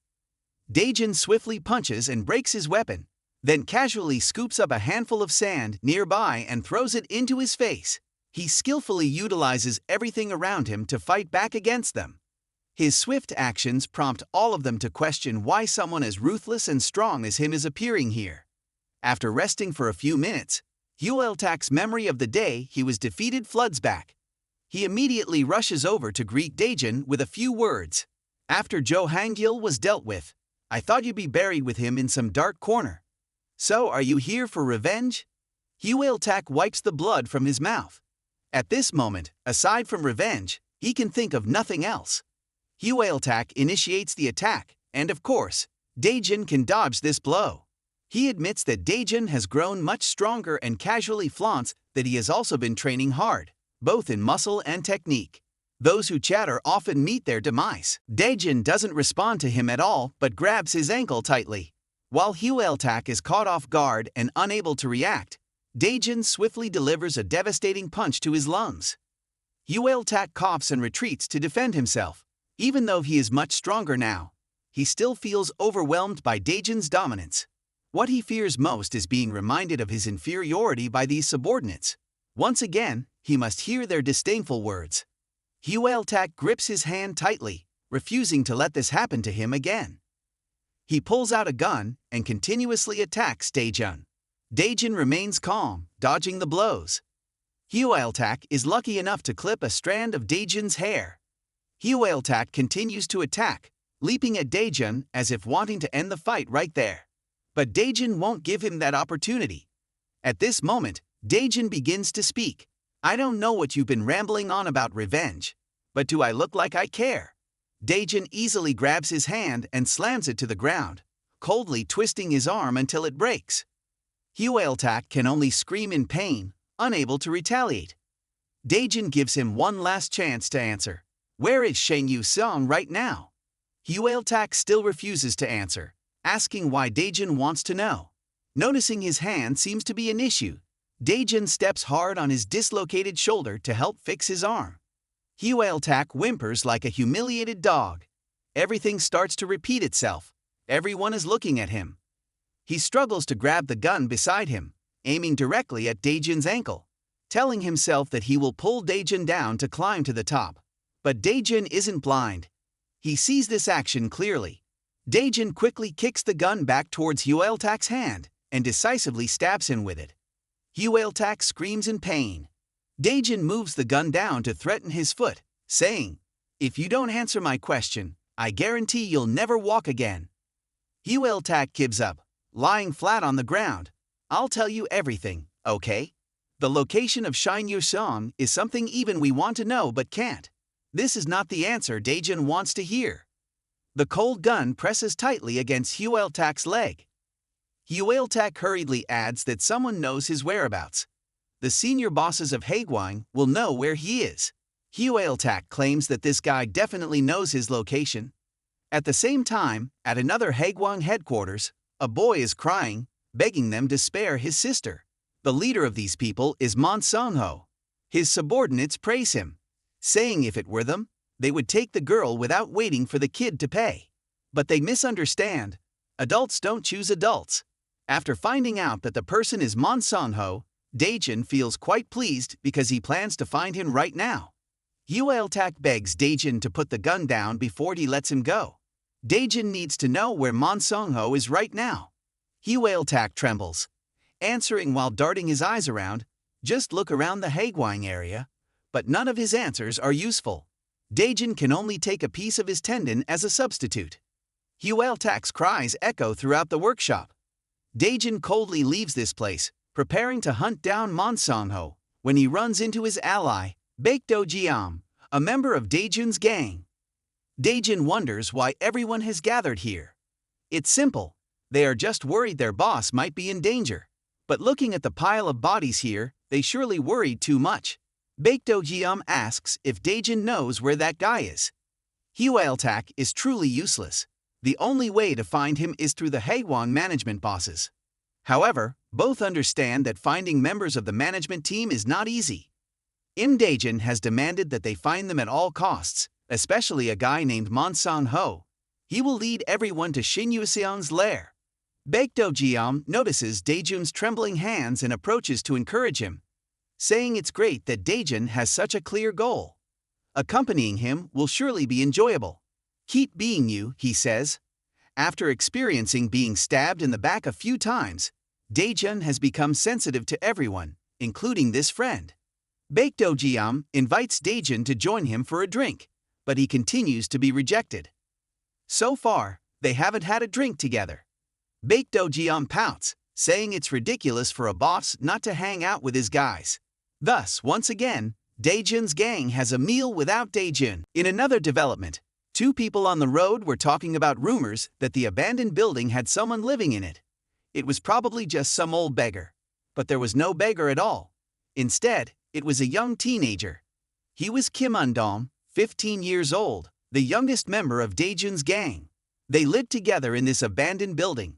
Although having too many people around was a bit inconvenient, it was still better than sleeping on the street. Most of the people here were teenagers who had run away from home, so they seemed a bit scary. However, everything was fine because Daejun was there.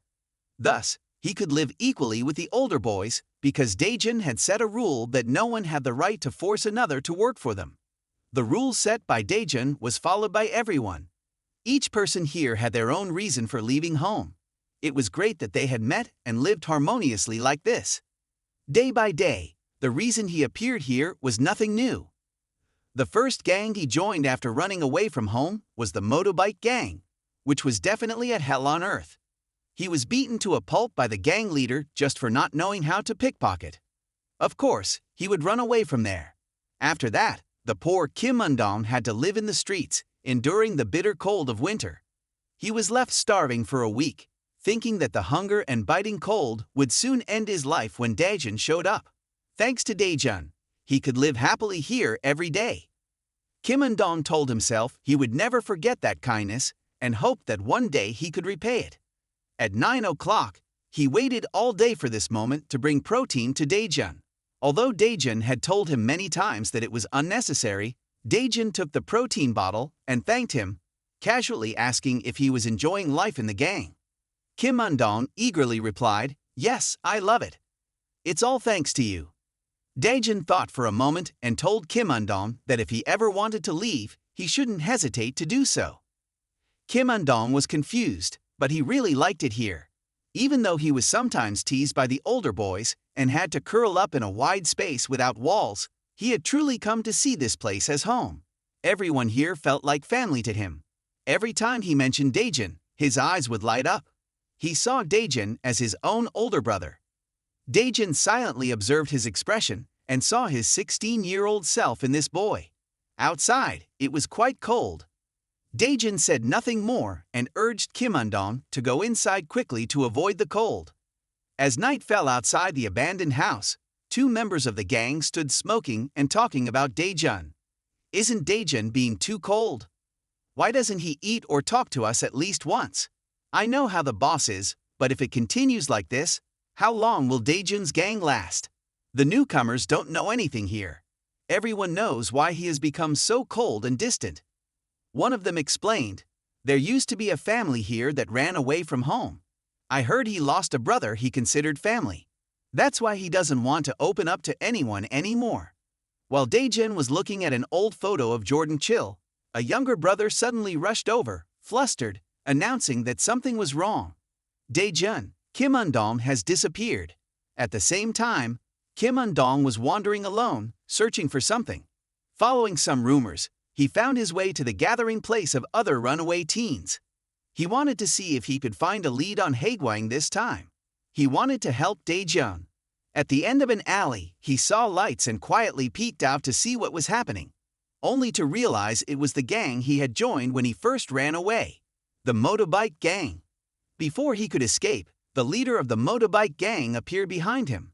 He obviously recognized him as his little brother and was eager to settle the score since they had previously let him go. So, Kim Undong was unfortunately beaten up by them.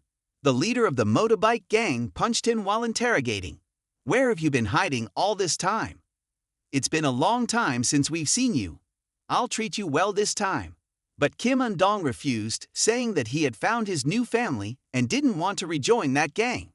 The guy laughed. "So you've joined another family of runaways, huh? Don't make me laugh. Where could someone like you be accepted? People in this world should know how to give and take. Why would they need a useless brat like you? Do those guys play with you at night?" Although he was a boy, he was still a burden to everyone. Kim Undong shouted for him to shut up. Furious, he grabbed Kim Undong's head. "So the little brother dares to talk back to me now? A dog that barks at its owner must be punished, right? I'll engrave that lesson into your body." Saying this, he pressed Kim Undong's head against a spinning wheel. At that moment, Kim Undong suddenly thought of Jun. Repaying him was just an excuse to stay in Jun's gang forever. But did he need someone useless like him? Because someone useless was ultimately just a burden to everyone. When Jun saved him, he had carried him because he had been starving for a week and couldn't even walk. Back then, he also wondered why Jun had helped him. In fact, even he didn't know the real reason. He just knew that the boy needed help. Now, Kim Undong just closed his eyes, waiting for the pain to stop. The owner of this phrase was none other than Jun. Before the other party could ask him who he was, Jun slammed his head to the ground. The other gang members were bewildered, not understanding where he had come from to dare attack a gang leader. Jun instructed Kim Undong to stand behind him. "This will be over quickly." After confirming with Kim Undong that this was indeed the gang he had joined before, he coldly rolled up his sleeves, deciding to wipe out all these thugs. These fools didn't seem to have heard of Jun's name, so they didn't know fear. At this moment, the guy realized he was the person Kim Undong often mentioned when he was in the gang. "You chose to leave us to get involved with this trash? Don't hold any grudges." Saying this, one guy immediately rushed in to punch him. But he made a mistake. They weren't sure they could even take him on together. Now they wanted to solo against Jun. As soon as he kicked the guy in the chin, the teammate quickly grabbed a brick and ran toward Jun. He directly snatched the brick from the guy's hand and then smashed it over his head. Just like that, two guys were taken down in an instant. Park Kwon-hyuk praised him, saying he was quite impressive. This time he decided to fight himself. Jun just stood there, ready to let him take on the hit, and he arrogantly said, "Let me teach you how to fight." Jun said nothing but responded with actions. He kicked his leg, as if that were his reply. Park Kwon-hyuk cried out in pain, clutching his leg, but Jun still wouldn't let him off the hook and forced him to stand up. He whined and begged to give up when the leader of the motorbike gang finally spoke up. "Let go of him before I make a hole in his head." The kid could only whimper and apologize, and he saw that his boss was still okay. Park Kwon-hyuk got up, preparing to ambush Jun along with his boss. The latter ordered his minions to eliminate Jun without hesitation. He rushed directly toward Jun, pressing the weapon against his forehead, forcing him to witness his older brother, whom he considered a real brother, be killed because of his own foolishness. Just as the words left his mouth, the imprint of a shoe from Baekdo appeared on his face. It turned out that Jun's gang had arrived. Baekdo said to let them handle these thugs. Jun just needed to complete his task. Jun nodded in agreement and charged to attack that scoundrel. With just one punch, his hand was dislocated. He couldn't hide the terror on his face, and now looking at Jun's demeanor, he felt a sense of déjà vu. Not allowing him to think, Jun quickly punched him in the face, ending the fight with just 2 blows. On this side, everyone had also dealt with the remaining gang members. Imda Jun had to thank Baekdo for being timely. He asked Kim Undong if he could walk by himself. After hearing the boy confirm he could do it, he quickly walked away. The boy, tears welling in his eyes, apologetically begged him. He honestly expressed all his thoughts. Maybe I really am just trash, I'm always a burden to everyone. Daejin looked up at the sky, reflecting for a moment. What a burden you are, you little brat. We are family. Let's go home. Kim Eun-dong was stunned to hear these words. The boy cried even more, but then quickly ran after the others home. On the way, Daejin reflected on the past. He had lost his family twice, once losing his blood relatives, and the second time losing those who weren't related by blood, but always brought warmth. He wouldn't allow this to happen a third time. In another development, it was just Baekdo Jeom and him. Baekdo Jeom wondered why he went to save that boy. It wasn't something he personally needed to deal with. He could just have the younger ones handle it. But Baekdo Jeom scolded him for being the leader. Why was he always taking the lead like this, acting alone? What if something happened? If he got caught, then the plan to take revenge on Shinyu-sham would be over. Baekdo Jeom frowned seriously, insisting he should act like a leader. Daejin coldly looked at him and replied, "Didn't I say before? I'm not a leader." Just as Baekdo Jeom mentioned Haegwang, a situation arose. A panicked underling rushed up to report that a crazy guy was causing trouble on the first floor, and he seemed to be looking for Daejun. Baekdo Jeom ordered the others to handle it, but they were no match for him. He took down 4 of them at once, continuously demanding to see Daejun. Eventually, the two had to go down to the first floor together. Baekdo Jeom grumbled at him as they walked. Why do you always have to take the lead? As soon as he spotted the crazy guy, Daejun's expression suddenly changed. Chad Aeop, upon seeing his best friend, also looked tearful and said, "I found you." The two couldn't hide their emotions. Chad Aeop hurriedly ran to embrace him, his expression earnest as he begged Daejun for help. Kim Tak was in danger. Haegwang had captured him. Chad Aeop wanted Daejun to help rescue Kim Tak. Daejun was shocked to hear this news. How could they have caught him? It all started a year ago. After this, Jordan Chill fell apart. Before leaving, Chad Aeop had carefully warned everyone that no matter what happened, they must absolutely avoid confronting Haegwang. Although everyone wanted to avenge Jo Hanyul, they were truly too dangerous. Everyone fell silent, not speaking to one another. After exchanging goodbyes, the 4 each went their separate ways. Chad Aeop regretted not being more perceptive at that time. He could have seen Kim Tak's anger. He had charged into Haegwang's hideout alone and failed, ultimately being captured at Incheon port, where they secretly smuggled people out of the country. In other words, they were human traffickers. Tonight was the night their smuggling ship would set sail. If they didn't find them before departure, Kim Tak would be done for. Although he knew this was as difficult as finding a needle in a haystack, they still had to save him. We are family. Daejun noticed Chad Aeop's hand on his shoulder was trembling uncontrollably. Before Daejun could speak, the young Kim Eun-dong behind them chimed in. "That's right, if we are family, we have to go."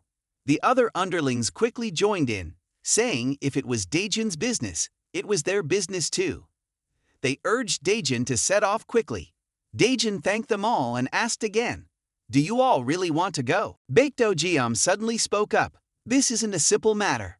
Think carefully before deciding to go. Haegwang is no longer just a group of street youths. They have merged many small groups and rapidly increased their forces. Haegwang has now become a notorious crime gang. Looking at us, we can only muster about 30 kids right now. We stand no chance against them. If we foolishly charge into Haegwang's hideout, it would be like trying to catch a tiger with bare hands, almost guaranteeing failure.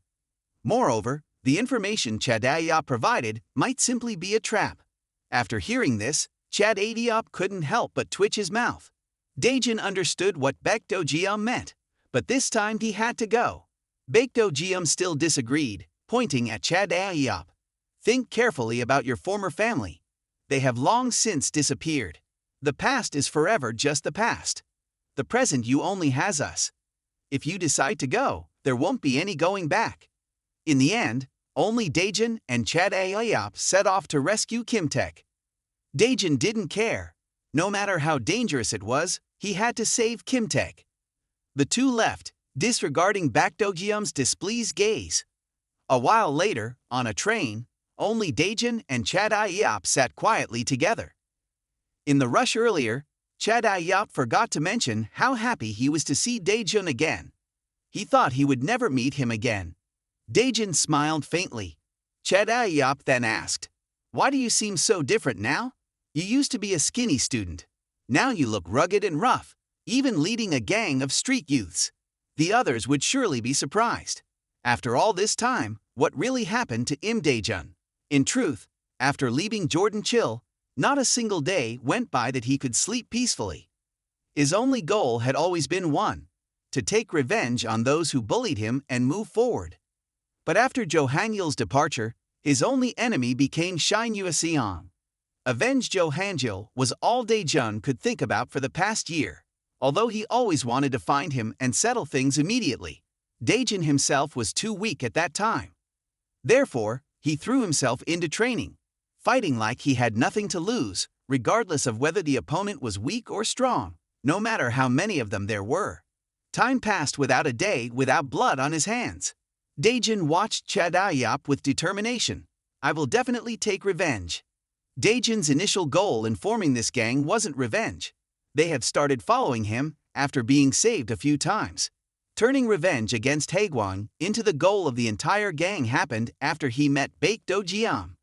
Meanwhile, at Incheon Port, Kim Taek gritted his teeth, enduring the pain in his shin from a hard kick.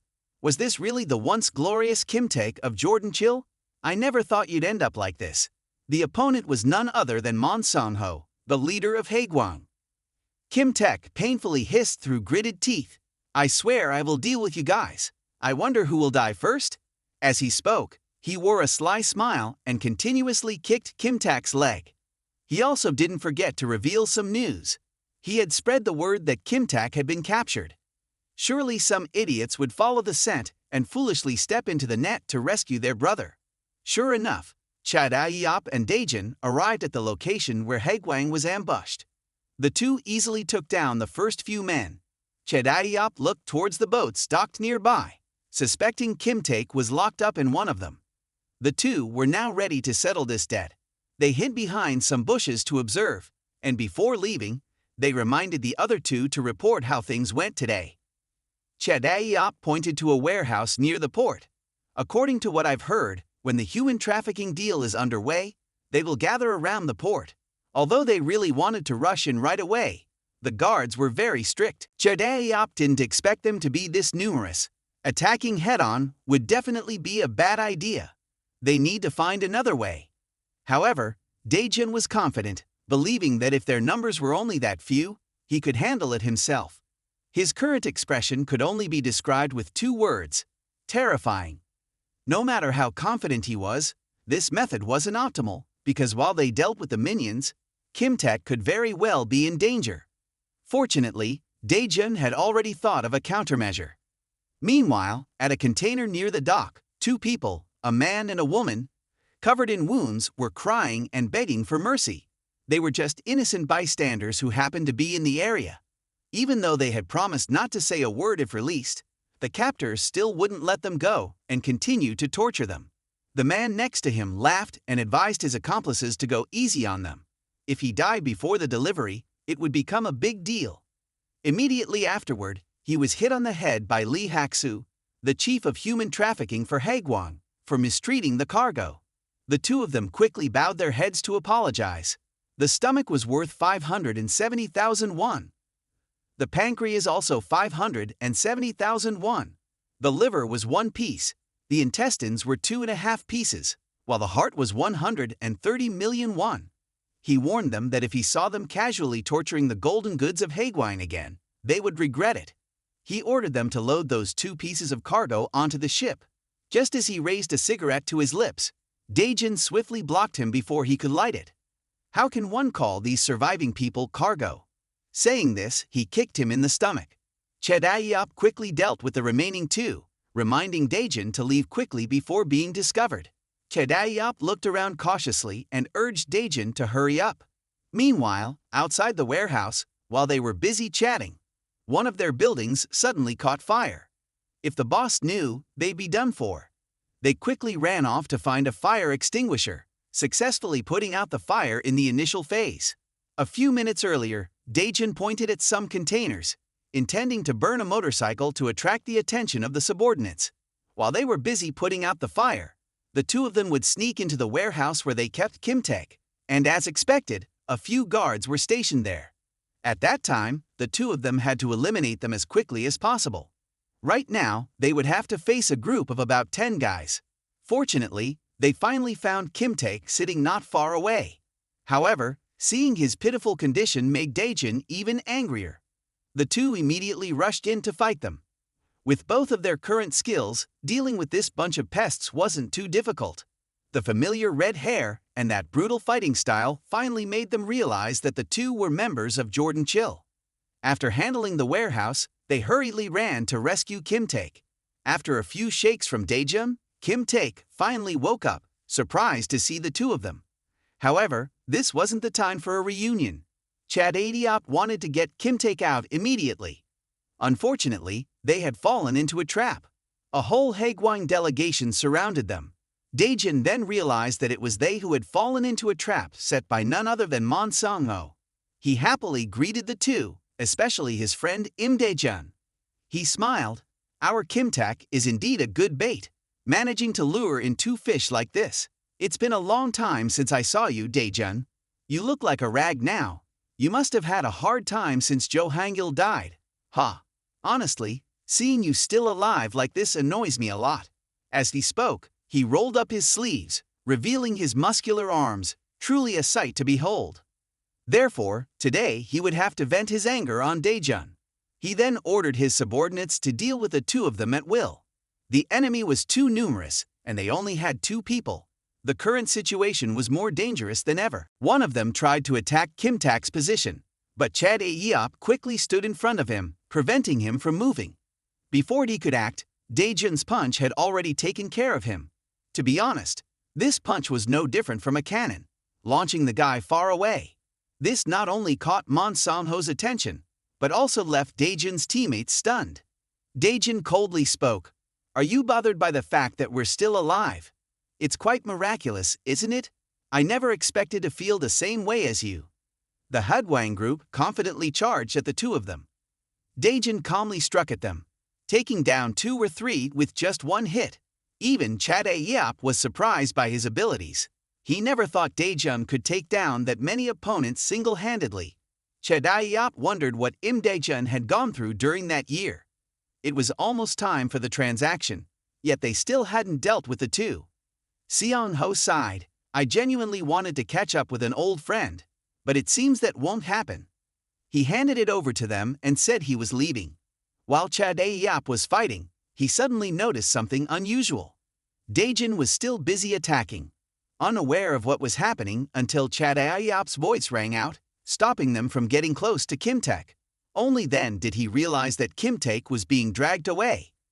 Seong-ho lifted Kim Taek's face, sneering, "Hey Dae-jun, I have an appointment, so I'll be leaving first. In business, keeping to schedules is paramount." Dae-jun rushed after them, determined to do everything he could to keep everyone there. His gaze was dark as if he were on a killing spree. Anyone who got close to him would meet a singular fate.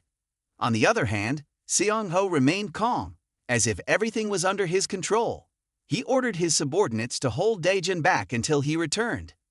Dae-jun sprinted out quickly, but another powerful force suddenly appeared, punching him back into the warehouse. Chad-Adiop watched, worried, as it turned out to be another leader of Haegwang, whose name was Song Min-yu. The moment they saw him, the Haegwang group felt much more confident. Chad-Adiop glanced at him. He looked quite tall and had a slight advantage. However, for Kim Taek, he still charged at him, resulting in a direct punch to the face. Chad-Adiop was not someone who would easily give up.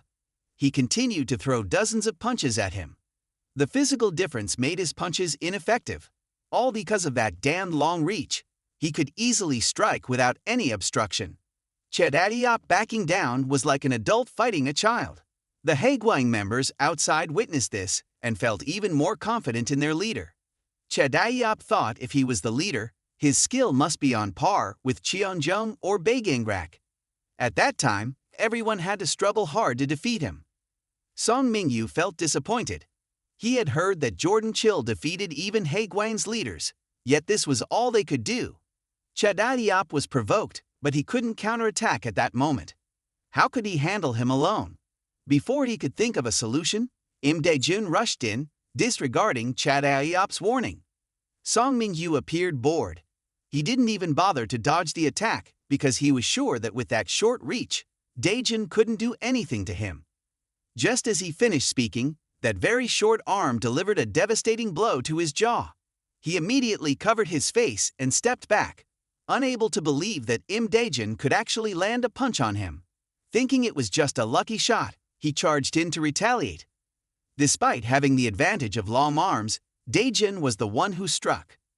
After landing a hit on one side of his face, Daejun quickly added another blow to Song Minyu's ribs. Finally irritated, he realized that there was no luck involved. Everything had been calculated by Daejun. However, he still couldn't fathom that Daejun could both evade and attack simultaneously in such a brief moment. Time was running out. Daejun jumped and delivered a powerful kick to his jaw. Song Mingyu stumbled, while Chadaiyop was still in shock from the recent display by Daejun. On the other hand, Daejun looked at him, his whole body filled with killing intent. "I told you to get lost." He thought he would have to fight a stray dog, but instead, he encountered a lost wolf. Song Mingyu stared at him, knowing he wasn't his match. He immediately ordered his 500 men to charge. Here we go again with the numbers game. Daejun took down each man as he advanced towards him. Song Mingyu kicked him hard, sending him back towards the encirclement of Haegwang's men. Watching him spin around with his subordinates, he felt immensely satisfied. Now he just had to wait until Daejun was exhausted. Then he would dive in to finish the fight. He would show him that he was the one truly holding the reins as a real hunter. Imda Jun would be as desperate as someone sinking in quicksand. But perhaps he had forgotten that Daejun was not fighting alone. While he was still rambling on about hunters and prey, Chadaiyop came around, grabbed his collar, and threw him far away. There wasn't much time left. Chadaiyop shouted loudly that he would take care of this place and handed over the search to Daejun. Daejun thought for a few seconds and then immediately ran away. The Haegwang men quickly chased after him. Chadaiyop told himself he had to endure. Daejun quickly dealt with a few stubborn guys chasing him and ran outside. He was determined to bring Kimtek back safely. When the Haegwang men saw that he had escaped, they quickly chased after him. However, Chadaiyop had swiftly closed the door. To chase after Daejun, they would have to step over his corpse first. Song Mingyu, the damn stray dog, got back up. Today, he would skin him alive. Saying that, they all charged to attack him. In another scene under the bright moon, a horrific crime was being committed. Kim Tak finally met the man who was about to buy him. This old man was named Yang Qian, a broker from China. He seemed very pleased with this merchandise. Seong Ho smiled. Haegwang's goods were always top-notch, and besides, they were all runaways that no one would search for, so there was no worry of getting caught soon. "Now can I check the money for the goods?" At that moment, a Haegwang thug was suddenly thrown in front of the two men. Seong Ho was still confused about what was happening when Daejun hurriedly spoke up, panting, ordering them to stop. "If I lose even a hair today, I swear I'll gut all of you." Yang Qian, seeing the stranger appear here, scolded, "How do you guys manage things? You're conducting an underground deal and let outsiders barge in here." Seong Ho's face darkened as he apologized to him for this inconvenience, explaining that this person was not an outsider, but actually their new merchandise. The scene shifted to the abandoned house of Baekdo Jiam. Kim and Dong wondered why Baekdo Jiam wasn't with Daejun, while the youngest brother anxiously fidgeted about their leader's safety. Meanwhile, Baekdo Jiam was nonchalantly reading a story. The kid looked at him in confusion, asking, "Aren't you worried at all?" On the contrary, Baekdo Jiam wondered why he should be worried.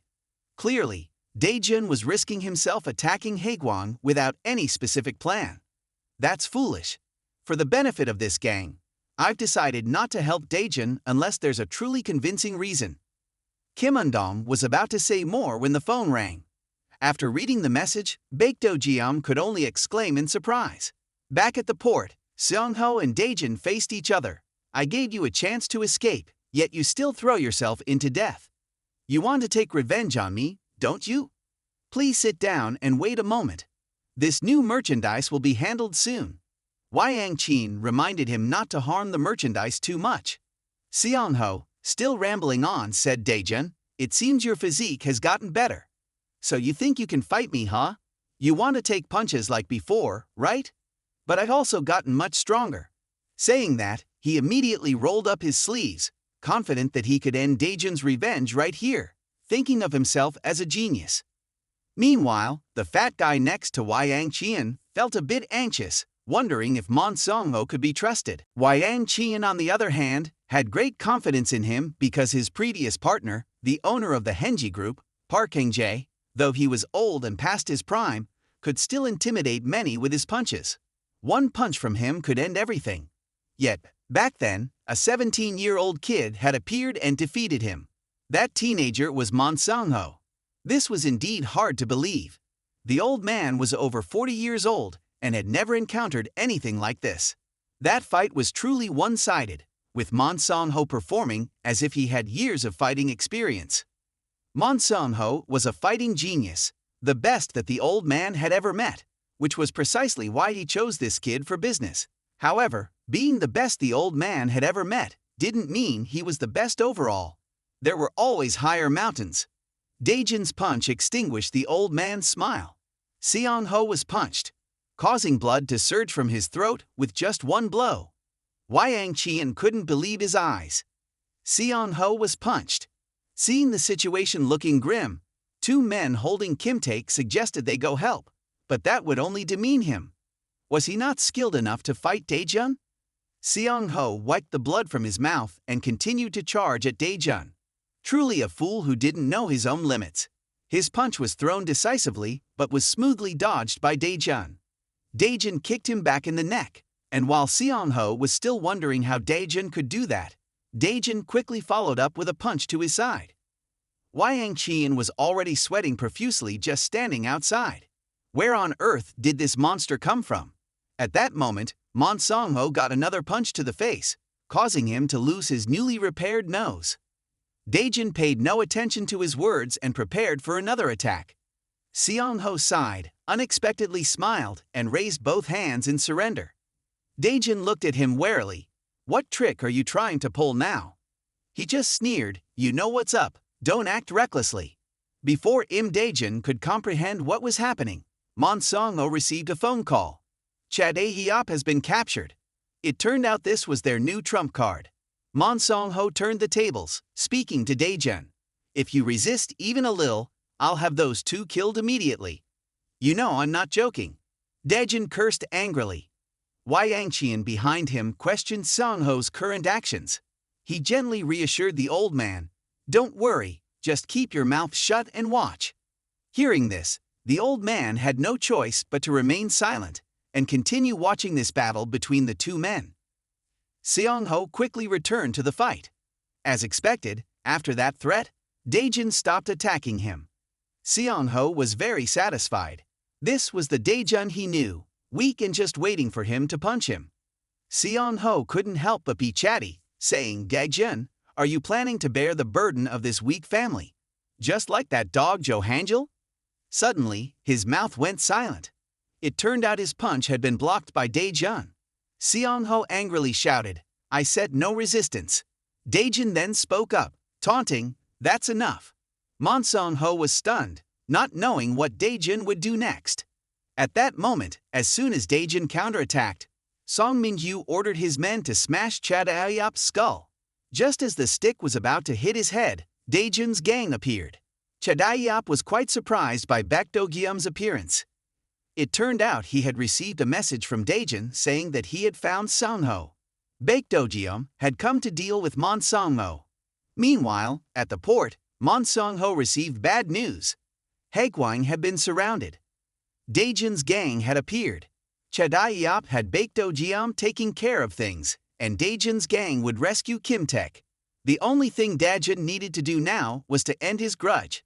Little did he expect that he had formed a gang. Before he could finish his curse, Seong-ho received another punch from Daejun. He gasped for air, looking into Daejun's eyes filled with killing intent. At that moment, he realized Daejun's true goal. not just to rescue Kim-taek, but to destroy Haegwang entirely.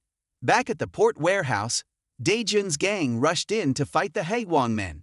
Chadaeop was still in their sights, but luckily, his younger brother, Kim Eun-dong, was quick to arrive to protect him.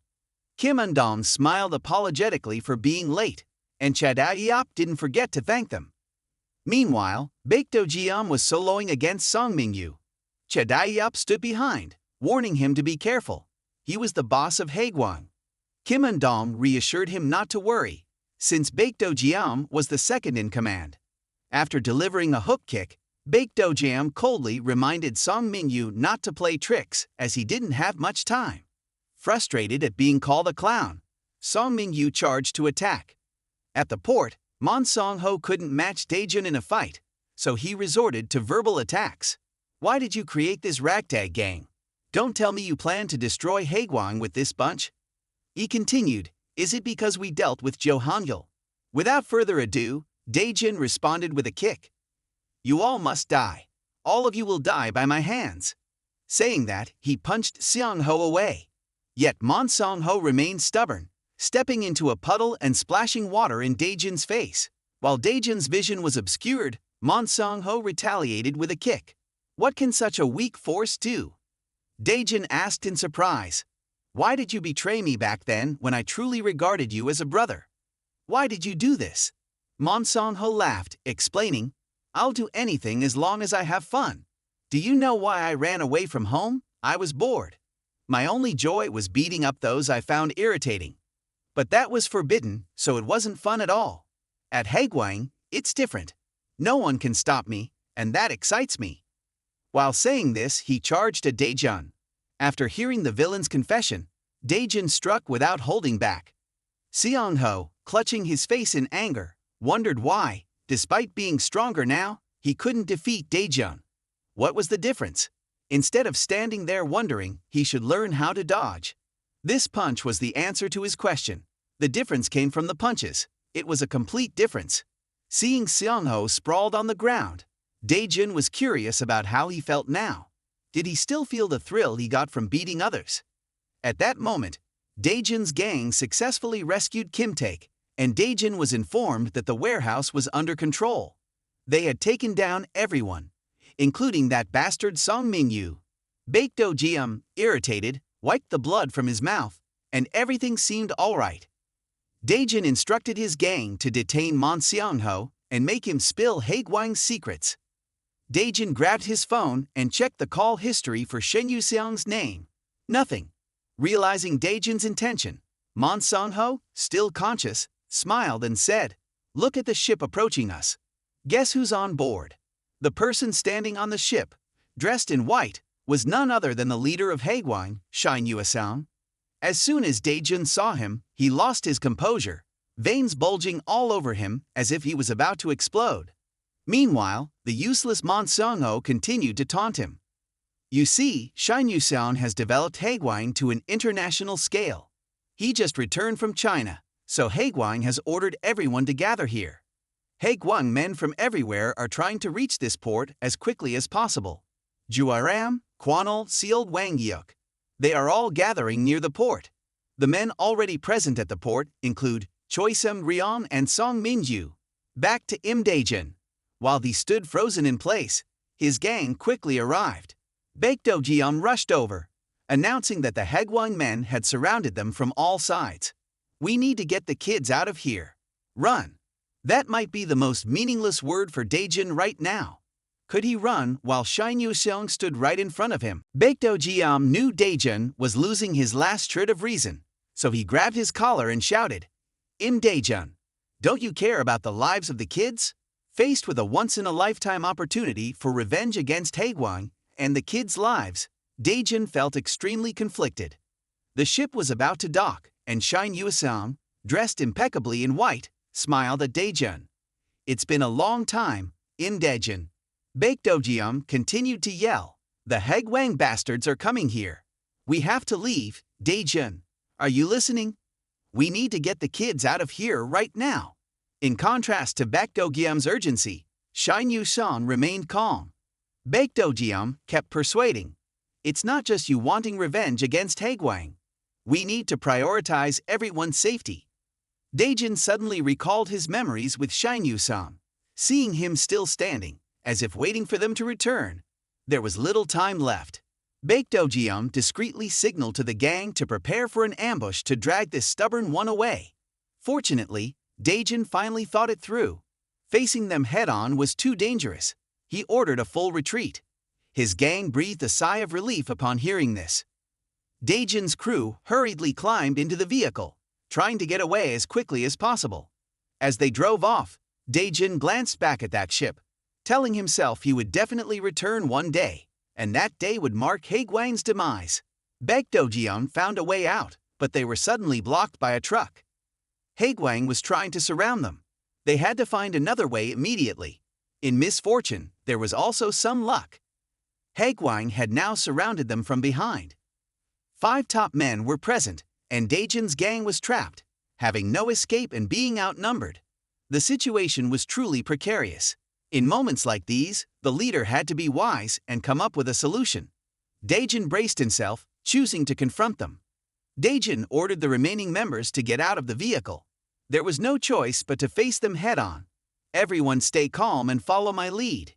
It was the same old tactic of overwhelming the weak. That's how Daejin's gang had initially been oppressed by them. Of course, they were just runaway teens. How could they match a full-fledged gang? Daejin still managed to perform well as a leader. Seongryeon leaned against the truck, enjoying watching the kids fight. At that moment, Baekdojium came flying in and kicked him. Surprised, Seongryeon easily dodged Baekdojium's punch. Old Ginger is still hot. He smirked, quickly countering with a hook. Watching Baekdojium stagger, he took the opportunity to lecture him. You know, the most important thing in fighting is knowledge, experience, and practice. What you guys are doing is like mosquitoes biting stainless steel. Indeed, Daejin's gang was being treated like children. They were probably at their limits now. No miracle could happen with such overwhelming force. Just when they all thought they would die here, the headlights of the truck illuminated a glimmer of hope ahead. Baekdojium had somehow infiltrated the truck and shouted for everyone to climb aboard. Seongryeon only realized too late what Baekdojium was targeting. The key. Wasn't this knowledge, experience, and practice? As Daejin's gang quickly climbed onto the truck, Seongryeon hurriedly ordered his men to block the truck's path. I haven't even finished paying for this truck. Everyone had nearly clambered up the sides of the truck, except for the young man carrying Kimtek, who was still running. But it was okay. Daejin stood behind to block their pursuit.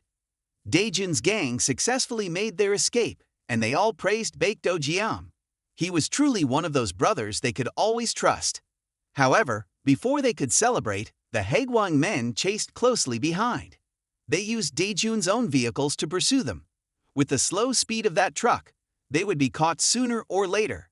If they stopped once more, it would be the end for them all. At this moment, Baekdojium had a bold idea. The Haegwang gang behind them was confidently chasing after them.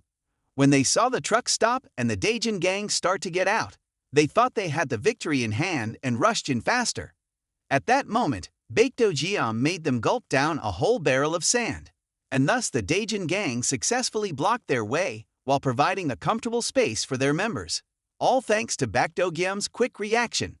Moments later, the Daejin gang arrived at an abandoned building on the rooftop. Baekdojium asked if they had a plan, as it was only a matter of time before Haegwang would come looking for them. Frankly speaking, this was an incredibly difficult problem. They were much stronger than he had thought, and their forces were overwhelmingly superior. Dealing with the Haegwang gang at this point was completely impossible. Before entering a tough battle, preparation plays the most crucial role. Right now, in order to face them, their gang had no choice but to become stronger. In another development, Daejun was standing alone when Kim Undong suddenly appeared, urging him to hurry up. It turned out everyone was organizing a barbecue and would call over some hot girls later. Kim Undong cheerfully led Daejun to join in the fun with everyone. Although everyone's faces were bandaged, they were still chatting and eating joyfully. It was good that everyone was still here. Seeing the kids happy like that, Daejun couldn't help but smile with satisfaction. Little Kim Undong was munching on a few pieces of meat and didn't forget to invite Daejin to eat with them. Daejin offered his meat to them, saying he would earn more later to treat them all. At that moment, the hero Baekdo was called out. Who would have thought he could drive a truck? Baekdo explained that it was quite normal since his dad used to be a driver. Just as they were enjoying their meal, Baekdo suddenly sensed something strange. Daejin quietly slipped away. He sat alone on the rooftop, recalling the face of the bastard Shin. Even though he had encountered that bastard again, he couldn't avenge Jo Hangil. Daejin trembled with anger, hating that he couldn't finish him off right now. Sensing something was off, Baekdo went up to the rooftop to comfort his friend. I know you're very disappointed that you couldn't deal with Shin in such a critical situation. There's no choice, the forces on both sides are too imbalanced. They outnumber us like ants. Right now is not the perfect time to eliminate them. After all, we've tried our best. Their base has also been thoroughly messed up by us. I have a feeling Haegwon won't let this slide easily. The scene shifted to the warehouse at the port, where the other bosses were sitting calmly. No one was talking to anyone else. This quiet atmosphere was quickly shattered by Seong-ho's noise. He kicked the door open and scolded them for letting the Daejin gang escape so easily. Is that how you call yourselves the bosses of Haegwon? Seung-ryong looked at him with half an eye, irritated. Who are you to speak loudly here? Saying that, Seong-ho received another punch from his own side. After years of being the boss, Seung-ryong had never seen anyone so ignorant and stupid. How can someone like this even be a boss in Haegwon? Lately, there seemed to be quite a few useless people just sitting around eating salaries. His words were directed at Sealed Wanghyuk and the beautiful Jua Ram. The two of them felt awkward and threatened by his remark. In contrast, another person was casually sitting and scrolling through their phone. Sealed Wanghyuk gritted his teeth and walked up to Seung-ryong, threatening him. Looks like you've forgotten the importance of having a strong jaw, haven't you? Didn't I used to be evenly matched with Jo Hangil? Seung-ryong scoffed. I heard Jo Hangil just had to punch lightly for this guy to be foaming at the mouth. The humiliation he had concealed for so long was being dug up, so how could he not feel frustrated? Just as the two were about to engage in a martial arts duel, the boss arrived. Are you guys trying to perform stand-up comedy here? This is Haegwon, not a market. Put down your fists and make peace with each other. I just stepped away for a moment, and you guys are already tearing each other apart. You just let Kim Taek go, and you also let them escape right in front of you. Sealed Wanghyuk, who had been the loudest before, now mumbled an explanation. It's because they played dirty, boss. Shin Yuseon suddenly burst out laughing. That damn Jordan Chill. I almost forgot they existed. That bastard Jo Hangil is dead, so why do they keep haunting me? One of them spoke up. If it's just those Jordan Chill kids, there's no need to worry because there's a phone of ours in that truck. Meanwhile, the Haegwon gang had found the truck and also discovered an abandoned building. He confidently declared, as long as they're still in our territory, we'll chase them down to the end. My guys are probably about to rush in and take them down. 30 seconds before they were beaten up, the Daejin gang was still enjoying their meal. 20 seconds before the meal, Kim Undong achieved a milestone by feeding Baekdo. 10 seconds before the meal, Baekdo was crying from the spice as he was attacked by the younger members. 3 seconds before the two sides met, Daejin heard the loud sound of running. Just as the Haegwon gang was about to storm in, the room was completely empty. They searched everywhere but couldn't find anyone, not even on the rooftop. They immediately reported back to the bosses that the Daejin gang seemed to have withdrawn from there. It turned out that Daejin's gang had managed to escape up this hill. Fortunately, in times like this, they still had each other by their side. It was during their time on the rooftop that Daejin had a bad feeling. He then decided to lead everyone away. The Haegwon gang was definitely plotting something. At that moment, the Daejin gang couldn't just throw themselves against a wall. What they needed to do now was improve their strength. First, they had to escape from this area, which was completely under Haegwon's control. The next destination for the Daejin gang would be Ganbuk. Daejin declared that they would develop their strength in this area. The Haegwon gang had rapidly grown in just a year. They would have to find a way to develop even faster than them. Only then could they have enough power to crush them. In their new place, Kim Un-dong was eager to learn his big brother's thunder punch. Everyone admired his fighting skills and wanted to learn a bit. Fortunately for them, Dae-jin found a nice boarding house like this. Though not very spacious, it was certainly better than the slums they had before. Baekdo-jeom looked dejected. After that fight with the Haegwon gang, they lost their whole fleet. He didn't know if the money they had saved up from odd jobs would be enough to get by for the time being. Noticing his friend looking gloomy, Dae-jin could guess it was because of the two buddies of his, the green and red ones. It was indeed true. After successfully rescuing Kim Tak, Dae-jin had expressed his wish to invite the two of them into his gang and return to being a family like before. Kim Tak smiled faintly. He truly missed the time they all lived together, but he didn't want to interfere with Dae-jin's current family. Perhaps it would be better this way for all three of them. Dae-jin could only hope that the two of them were doing well. Baekdo-jeom stood up, encouraging him not to be sad and to start looking for work if he didn't want to starve them all. That night, while everyone was sound asleep, Dae-jin went up to the rooftop alone. The pressure weighing on him was heavier than ever. Dae-jin had to rebuild everything in Ganbuk. Everyone had placed their trust in him and followed him all the way here. He couldn't let the kids down. He also couldn't lose them. In times like this, he couldn't help but remember Jo Han-yeol. He wondered what he would think. After all, they were in the same boat, being older brothers. Just then, Dae-jin suddenly heard a moan from somewhere. Not knowing what was happening, Dae-jin went down to check it out. Just as Dae-jin stepped down to the lower floor, a woman rushed over in a flustered manner and hugged him for help. Before Dae-jin could comprehend what was happening, another man grabbed her by the hair and started yelling, "I told you to cosplay, why aren't you doing it? I paid you 200 to do it, and you refuse. Didn't Kim teach you how to take care of clients?" This lewd guy was about to slap her, but Dae-jin quickly held him back, his cold gaze threatening, "You're making noise and ruining my sleep. Tell me, which hand is hurt?" Whether this guy was deaf to threats or just a little drunk didn't matter. He was still loud-mouthed. Dae-jin didn't waste words, silently dislocating the man's arm. The man dropped to his knees in pain, realizing he had messed with the wrong person and quickly fled. The girl, trembling, thanked Dae-jin for helping her. Although it felt a bit awkward, as she was earning 3 million yet, he urged her to quit for 50 million. Dae-jin still encouraged her to change.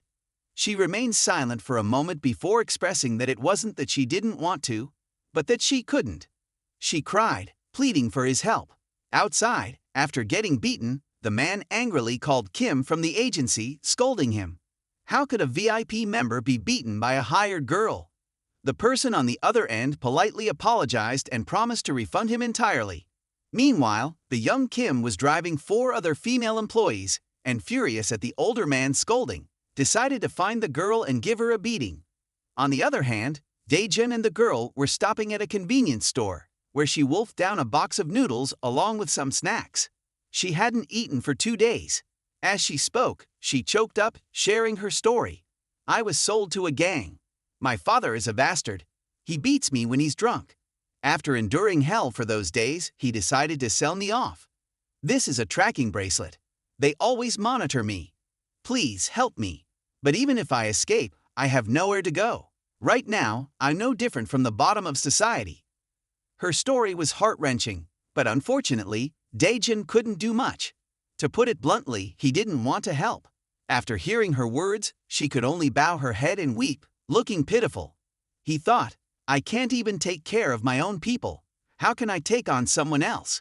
Just then, the young Kim appeared, saying, "Wow, that food looks great. Do you know what you just did?" Without giving the girl a chance to explain, he immediately grabbed her by the neck, threatening, "I need to teach you a lesson on customer care." Then he turned to Dae-jin, demanding, "Since you took the cake, you need to pay. Only fire is free. A single session costs 150, so pay up or get hurt." Dae-jin remained silent the whole time. He wouldn't let himself be threatened. But this guy wasn't Dae-jin's match. Dae-jin thought, just because I'm not roaring doesn't mean I'm a Hello Kitty.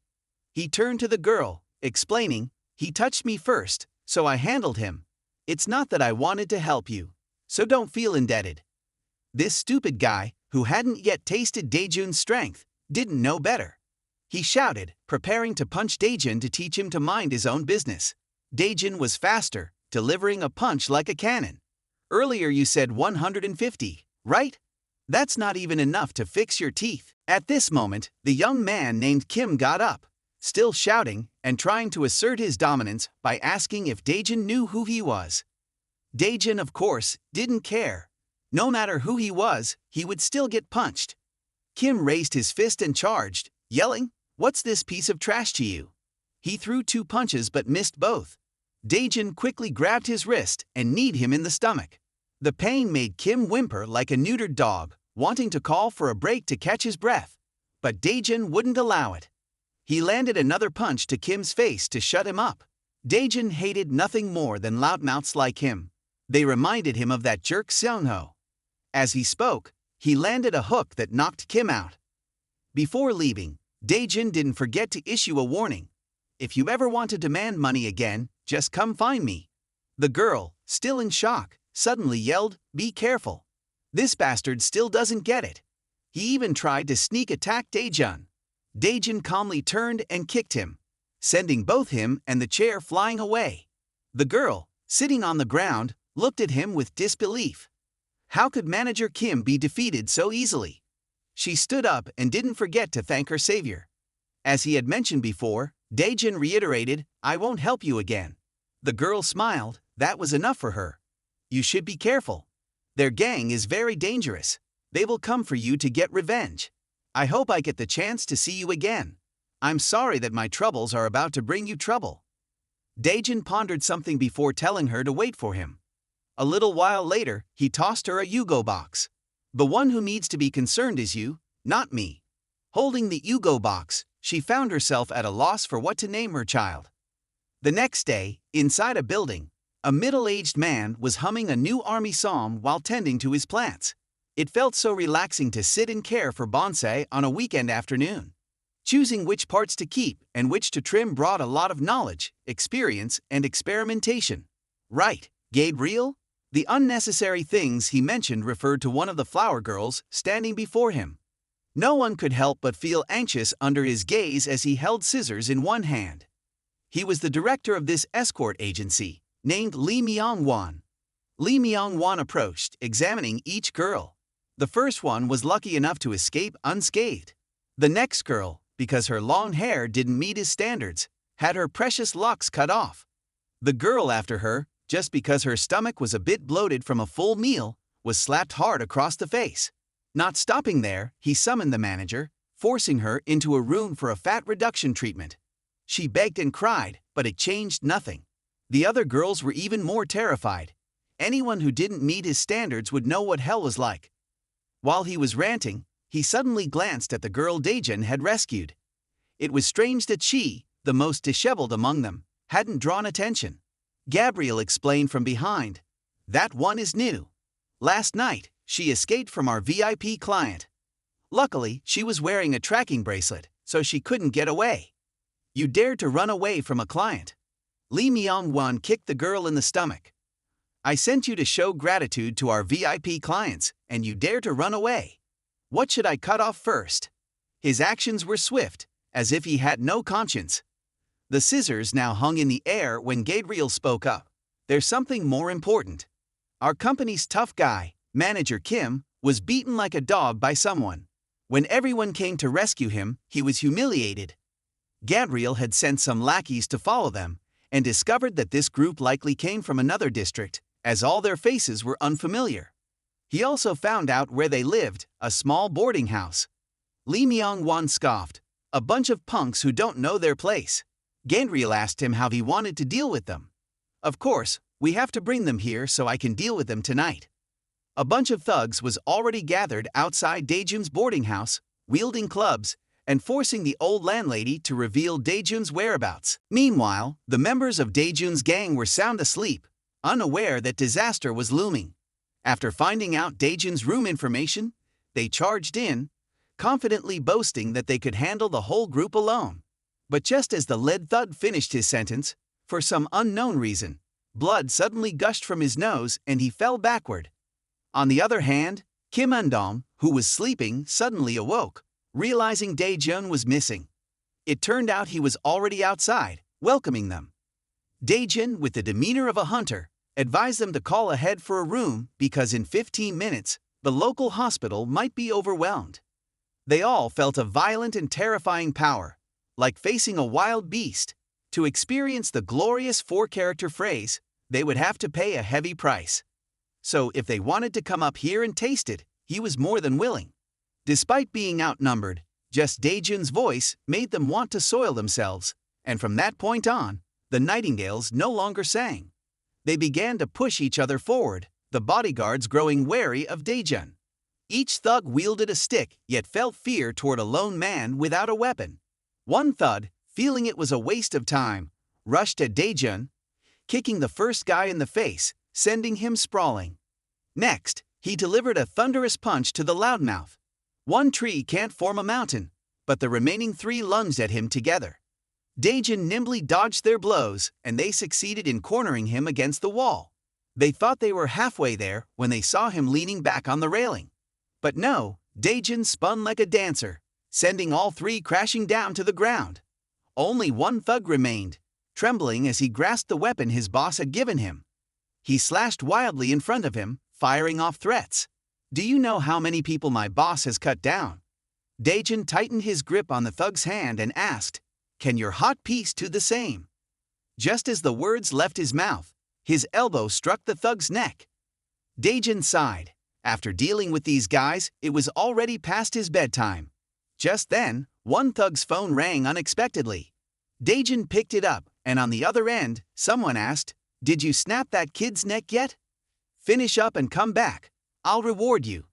Dae-jun asked, "Are you the one behind this?" "Don't worry. Your lackeys are still alive, but whether their teeth are intact is another story. What else do you want now? Someone like you who can only live under a woman's skirt." At this point, he realized that Dae-jun was the one who had saved his girl. He immediately pulled her over and threatened, "She's probably done for now. She's been whining all morning about what to name her child. It's giving me a headache. If you have the guts, come here. I'll welcome you warmly." Dae-jun replied in a tone colder than ice, "I have nothing to do with her, so you can threaten all you want. But if you come looking for me, I might have to show you what hell is like." Saying this, he immediately hung up, leaving the man seething with rage. Lee Myung-won tossed the girl aside and called for Gabriel, the captain of the escort agency's security team. He told Gabriel that if he succeeded in this mission, there would be a hot reward. Gabriel slowly approached, helped the girl up, and told her to go in and apply some medicine. Not only that, he told the boss that women are to be loved, not hit, even with a flower. Instead, they should be wrapped in a handkerchief with a brick. Saying this, he led her away under the envious eyes of the men in the room. One thug from the group asked why the boss only raised Gabriel's salary and not his. This thug didn't know about Gabriel's illustrious past. In the Philippines, he was a fearsome figure, on a different level compared to the local gangsters here. He treated human life like trash. Meanwhile, Gabriel began mobilizing his lackeys to prepare for tonight's grand event. In another development, Dae-jun sat in contemplation, staring at his phone when Baek Do-jium's voice came from behind him. "I've heard everything. When will you stop meddling in other people's business?" On Gabriel's side, he quickly threw on his leather jacket and silently prayed to the saints, because tonight, his hands would once again be stained with blood. He went downstairs to prepare to take everyone hunting, but the scene before him caught him by surprise. His gang members were sprawled unconscious on the floor, and he had no idea when it happened. Just as he approached to check on them, Dae-jun appeared from behind and landed a powerful punch on him. Indeed, the team leader wasn't just a title. Gabriel quickly blocked the blow, surprised by Dae-jun's skill, almost losing his breath. Dae-jun assessed the face of this bastard, noting he looked like the kind of scum that deserved to be punished. "You guys should probably pray before you die, huh?" Gabriel felt extremely irritated by this remark and rushed towards him, eager to see who would send the opponent back to the heavens. His first punch hit nothing but air, allowing Dae-jun to seize the opportunity and kick him back. Seeing this jerk keep talking, Daejun struck him in the stomach again. His speed was so fast that even someone with Gabriel's fighting experience couldn't predict it. Daejun then challenged him. "What's wrong, old man? Show your strength, just like your mouth. I'm not going to let you old-timers get away with it." Another punch landed on his face, but just before he was knocked back, this sly fox managed to slice Daejun's arm. Gabriel acknowledged that Daejun was strong, but was he as strong as his own sharp weapon? The real question was, if he couldn't win, would he resort to using it? Gabriel, with the sharp weapon in hand, confidently threatened, "If you don't give up, I'll send you back to the ground in the most painful way." The area where he lived, Alley 48, had never been peaceful. In this place, human lives were treated like weeds. The only way to survive was to stab each other, and he had been sold into slavery. He got beaten 3 times a day regularly. His only faith in God helped him survive. He lived with a misguided mission that he thought God had given him until now. That was to liberate all the souls he deemed filthy. He was even confident in boasting about his achievements, bringing in a bunch of souls to God every month. And Daejun was just the one to kick off this month. "Gabriel, may you find happiness when you return to eternity," he said, immediately swinging the sharp weapon towards Daejun's neck. He continued to approach dangerously close. Daejun had nothing to protect himself with, so his arms were cut numerous times. He couldn't keep taking blows like this. Sooner or later, he would bleed out and lose his life. He had to find a way to subdue Gabriel. Just as he was dodging a blow, he unexpectedly tripped over a gang member lying unconscious on the ground and fell backward. Gabriel took this chance to raise his weapon, aiming to stab Daejun in the heart. But luck smiled upon Daejun as he quickly blocked the knife with the belt he randomly grabbed. Thank goodness for that belt. He kicked Gabriel back. Daejun got up, swinging the belt in the air, while Gabriel still held the hot weapon tightly. Gabriel attempted to slash at him again, but Daejun swiftly used the belt to knock the hot cloth out of his hand and whipped it across Gabriel's face. Gabriel scoffed, "Is that all you've got?" Immediately after this remark, he experienced the sensation of being poked in the eye by the buckle of the belt. Just looking at it was painful enough. Gabriel, in pain, covered his eye, disregarding the fact that he was now one-eyed. He continued to grip the hot weapon, preparing to stab Daejun again. But Daejun once more caught his hand in the belt to restrain him, while the other hand quickly landed a punch to Gabriel's face. "That's enough chatter. The one going back to God will be you." Gabriel, of course, still refused to give up. "Don't get too cocky, your underlings are about to be in trouble. Our forces aren't just those cowards. The extremely dangerous and handsome ones are coming to your dorm. They are the F4 of the escort group." Gabriel was very confident in the audacity of his group. They would do anything as long as they were paid. But Daejun already figured all this out and told Dohyo about it, which is why he confidently ventured into this lair alone. Because at home, he had a highly reliable Baekdo Jiam to take care of the crew. Indeed, Baekdo Jiam was already waiting. When they saw Baekdo Jiam appear, he stepped out to greet them. F4 checked the information from their boss, with expressions suggesting they were about to settle the score. "Look, it's one of them," Lee Min-ho confidently shouted. "A fool is crawling into a trap. I'll take care of you in no time, Gabriel." Was this Uncle Gabriel overly confident in assigning this task to them? Because Baekdo Jiam's past was no ordinary affair. The F4 team was up against a real demon. Just a moment ago, Lee Min-ho charged in boldly, but a moment later, he was foaming at the mouth. Baekdo Jiam punched him, serving as a warning to the other 3. "You guys want to take me down, huh? Looking at you, you might seem like professional killers, and you do seem dangerous, but are you as dangerous as I am?" A brief overview of Baekdo Jiam's past. His father was a truck driver. His mother passed away early, so he had to take on the responsibilities of a mother as well. They lived happily together until that fateful day. A tragic accident caused by a truck bearing the number SD6969, with the driver fleeing the scene. This was his father's truck. Shortly after, his father returned home looking very panicked. He urged Baekdo Jiam to pack up and leave quickly.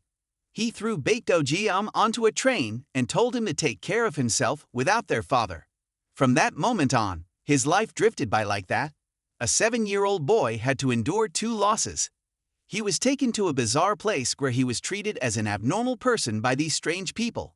Just when he thought he would lose his life there, a light shone in his heart. He was the one who saved him. Back to reality, the F4 group was now down to 3. Seeing Lee Min-ho knocked out with just 1 hit, they were very surprised. However, would they give up? If they couldn't fight back with their own strength, they'd just pull out weapons. 3 against 1. They weren't intimidated and charged in with this ridiculous motto. Baekdojiam kindly grabbed one of their hands, reminding him to hold onto his weapon tightly. He still vividly remembered his uncle's words, always obscure the opponent's vision. Immediately, Baekdojiam jabbed his hand straight into this guy's eye, while simultaneously snatching away his weapon.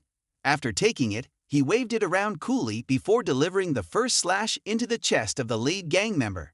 Next was the guy with the spike, who was standing off to the side, waiting to pounce.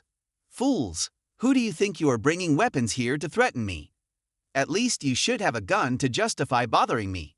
Baekdojiam then slashed repeatedly at the guy, shouting, "You guys probably haven't seen as much blood spilled as I have." Lee Min-ho trembled, praising him for being so cool, but the end result was still a slash to the chest. Baekdojiam felt a bit regretful for forgetting to ask what kind of coffin they preferred. Meanwhile, Daejun was still energetically battling Gabriel. The two had been playing a cat-and-mouse game for quite some time. Gabriel received a signal from God saying that God had been waiting for him for a long time, so he grabbed his weapon and jumped in. Just as he was about to strike, Daejun once again managed to block him. Gabriel used force to slide his weapon across Daejun's mouth, still arrogantly saying, "Is that all you've got?" Indeed, one move should not be used more than twice. Gabriel suddenly slashed sideways, causing the hot weapon's tip to turn toward his hand. Gabriel felt ecstatic seeing him bleed profusely. He confidently declared he would torture Daejun slowly, making sure he would die in the most painful way possible. Daejun had been silent all this time, deciding to deliver the final blow as he held a hot weapon, charging forward with fervor, only to accidentally step into a puddle of Daejun's blood and slip. No, there's nothing accidental about it. It's all because he intentionally used the blood as a trap. He overlooked this detail due to his overconfidence. Daejun then jumped back, slowly wrapping his belt around his fist. This is the gift he is giving him before sending him back to God. With that, a thunderous punch was thrown to send him back to God. After dealing with this guy, he didn't head home, but instead followed the corridor to the room at the end of the hall. The door opened. Without needing to hear a sound, Lee Myung-won already knew this wasn't one of his people.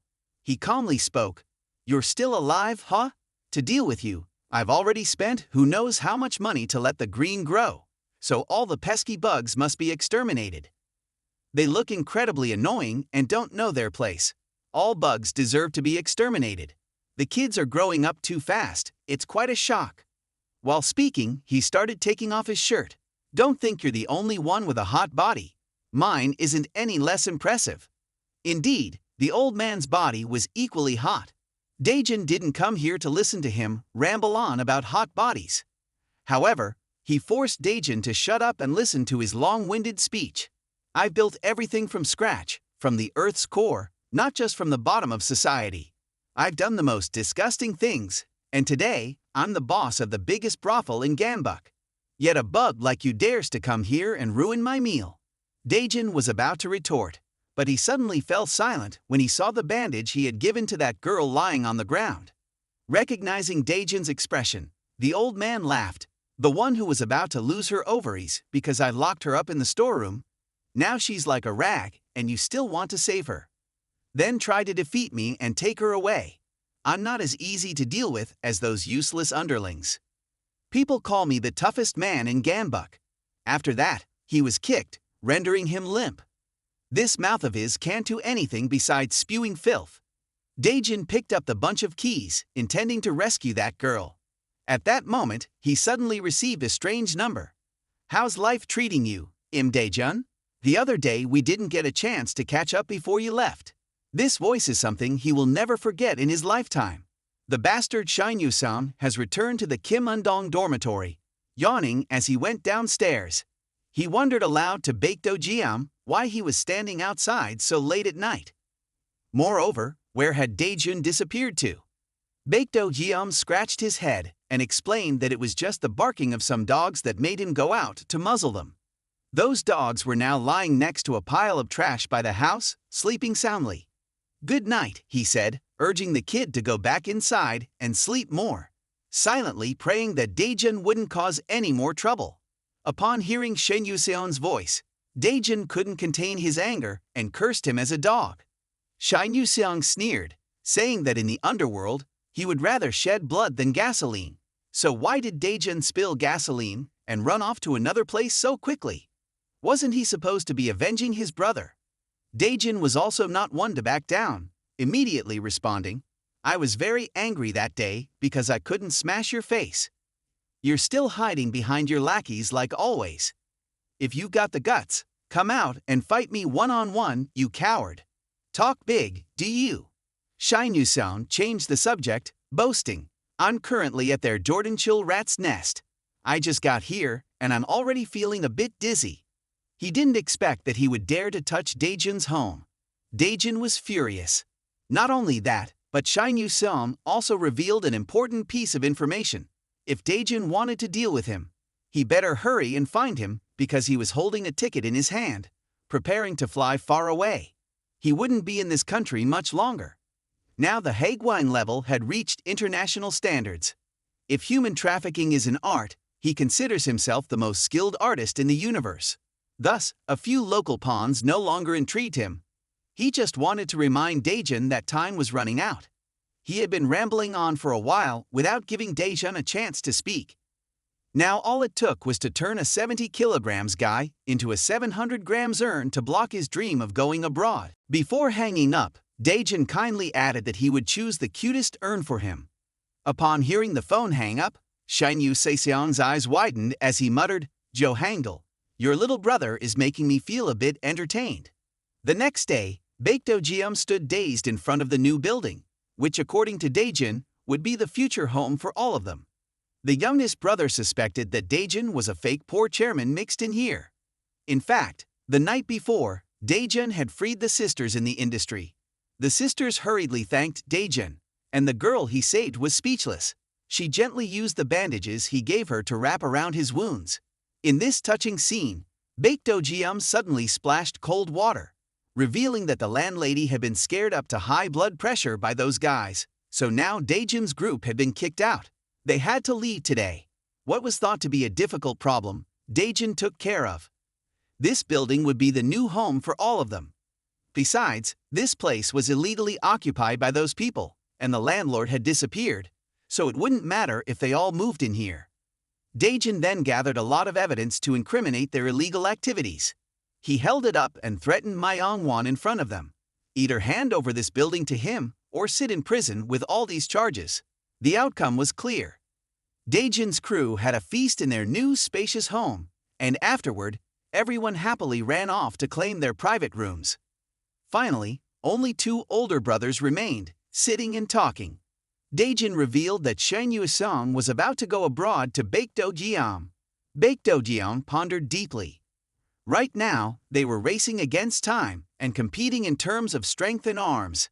At this moment, Baekdo Jiam suddenly remembered the four bosses of Ganbuk. They were the heads of the four infamous gangs in Ganbuk, not much less than Haegwang. Haegwang also felt quite intimidated when facing them. If they could pull them to their side, their chances of defeating Haegwang would increase. These four gangs had a close relationship, forming a society called the Sorcerers' Society, often gathering and exchanging ideas among the leaders. After hearing this, Daejun was eager to catch them. However, Baekdo Jiam wisely understood that they wouldn't be able to easily access that society unless invited by their leader. It sounded difficult, but Daejun had already made up his mind. If negotiation wouldn't work, he'd just let his fists do the talking. Upon hearing this, Baekdo Jiam could only smile wryly, his face full of question marks. The scene shifted to a beef supermarket, where fresh beef was being devoured by these gangsters. The scene looked quite horrifying. They were the four bosses of Ganbuk, gathering here to play some poker. The four of them were Park Muayol, the bespectacled one with extraordinary calculating skills. The one who just won against him was Wang Ziyang. The sweet purple-haired handsome man was Kim Wonbin. And finally, Na Song-grok, with his mouth literally sealed. Park Myeol led the charge, angrily scolding an unfortunate employee nearby, asking why the beef today smelled like chicken. Saying this, he slammed the guy's head down on the table. No one knew what happened to that young man afterward, but the table was smashed. Park Myeol pretended it was an accident and invited everyone to play a new round. But would this trick fool them? Of course not. Hwang Sayang grabbed him by the collar and threatened, "Do you believe I'll give you 9.5 points?" Park Myeol wasn't one to back down either, challenging Sayang. Just then, the door suddenly burst open, and Park Myeol found himself pinned beneath it. The newcomer was no stranger. Daejin politely walked in, apologizing for having opened the door with too much force.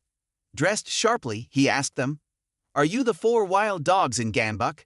Just a few hours ago, Baekdo Jeom had said that if they could seize the 4 bosses of Ganbuk, they would have enough manpower to take on Haegwang. But he didn't want Daejin to disturb the situation, needing him to act more subtly. Daejin immediately rejected that, saying they didn't have much time to linger because that Shin Yuasung guy was already on his way to the airport. Baekdo Jeom was at a loss for words with this thick-headed guy. He accepted to take Daejin there under the condition that they wouldn't provoke each other. However, Daejin once again gave him a headache. Kim Wonbin was the first to respond.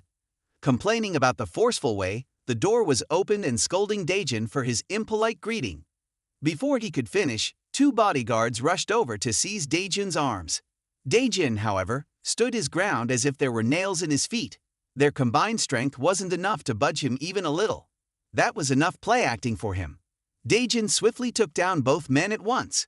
Seeing this, Kim Wonbin was even more intrigued and wanted to test his strength against Daejin's fists. Just then, Baekdo Jeom suddenly called for a ceasefire.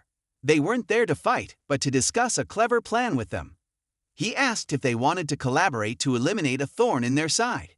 As soon as Haegwang's name was mentioned, all 3 of them fell silent. Baekdo Jeom reiterated his proposal for cooperation, suggesting that both sides could benefit. Imda Jun, standing behind, urged them to think carefully. This was their last chance to eradicate their enemies. Kim Wonbin playfully bit into a lollipop, wearing a mischievous grin.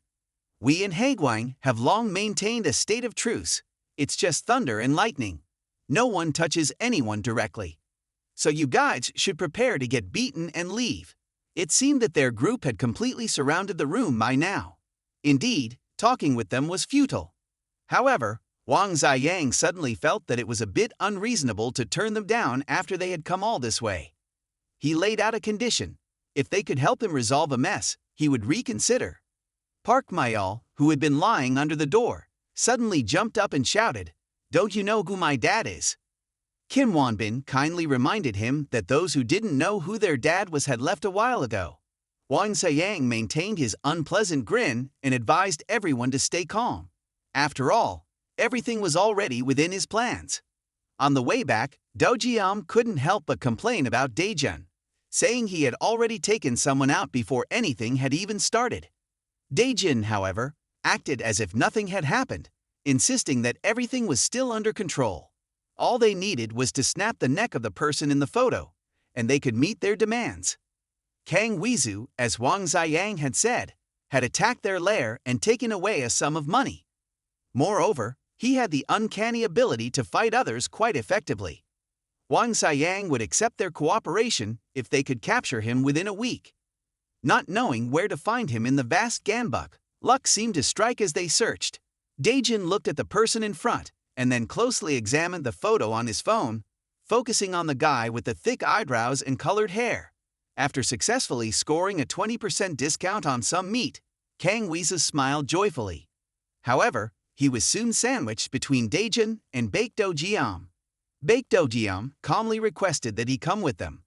Kang Weizhu contemplated for a moment before suddenly grabbing a nearby ham hock and hurling it at Daejin's face, then making a run for it. The two immediately chased after him, but they didn't expect him to be able to jump and run so skillfully. If they continued chasing him this way, they would eventually lose track of him. The two split up to corner him. However, he was not only fast but also remarkably agile. He could jump over an entire building from a considerable distance. Baekdo Jiam, of course, couldn't keep up and was left behind. The guy frolicked across rooftops, finally stopping on the railing of a stairwell, confidently declaring, "It's not easy to catch me." Just then, Daejun appeared out of nowhere, lunging for him. Although he missed, he successfully tore open the wrapper of the meat he had. It turned out that the gangsters had anticipated this. Kang Wizu was not an easy opponent. Even he alone could threaten the strength of their group.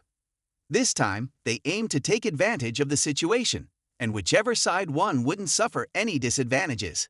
Looking at the meat, he had painstakingly negotiated for a discount. His expression suddenly changed. Kang Wizu, losing his composure, charged directly at Daejun, who immediately assumed a defensive stance, preparing to face his opponent. However, instead of attacking directly, Kang Wizu chose to jump over his head and run away. After confirming that no one was following him, he carefully returned to his house. He had sworn to himself that he would not allow anyone to find out where he lived and that no one was allowed to touch his family. As he was opening the door, he suddenly felt a sense of unease. His sixth sense was right. From above, Daejun and Baekdo Jiam had been observing all of his actions up to this point. But truly, chasing after this guy was extremely exhausting. It was all thanks to Baekdo Jiam's keen judgment.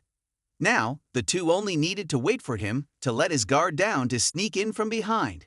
At that moment, Daejun was distracted by the sight of Kang Wizu happily bringing a bowl of seaweed soup.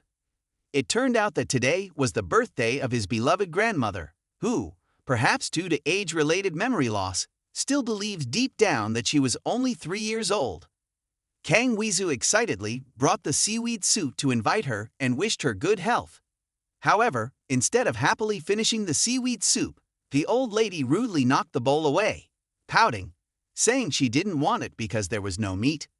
While saying this, she angrily hit him on the head with a teddy bear, demanding that he give her meat to eat.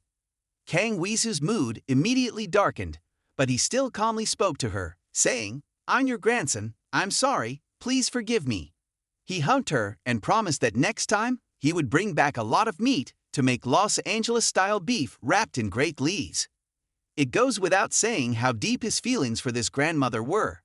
The old lady then stopped wanting meat and instead asked to go to the park to play, and the entire conversation between the two was witnessed by the two of them without missing a single detail.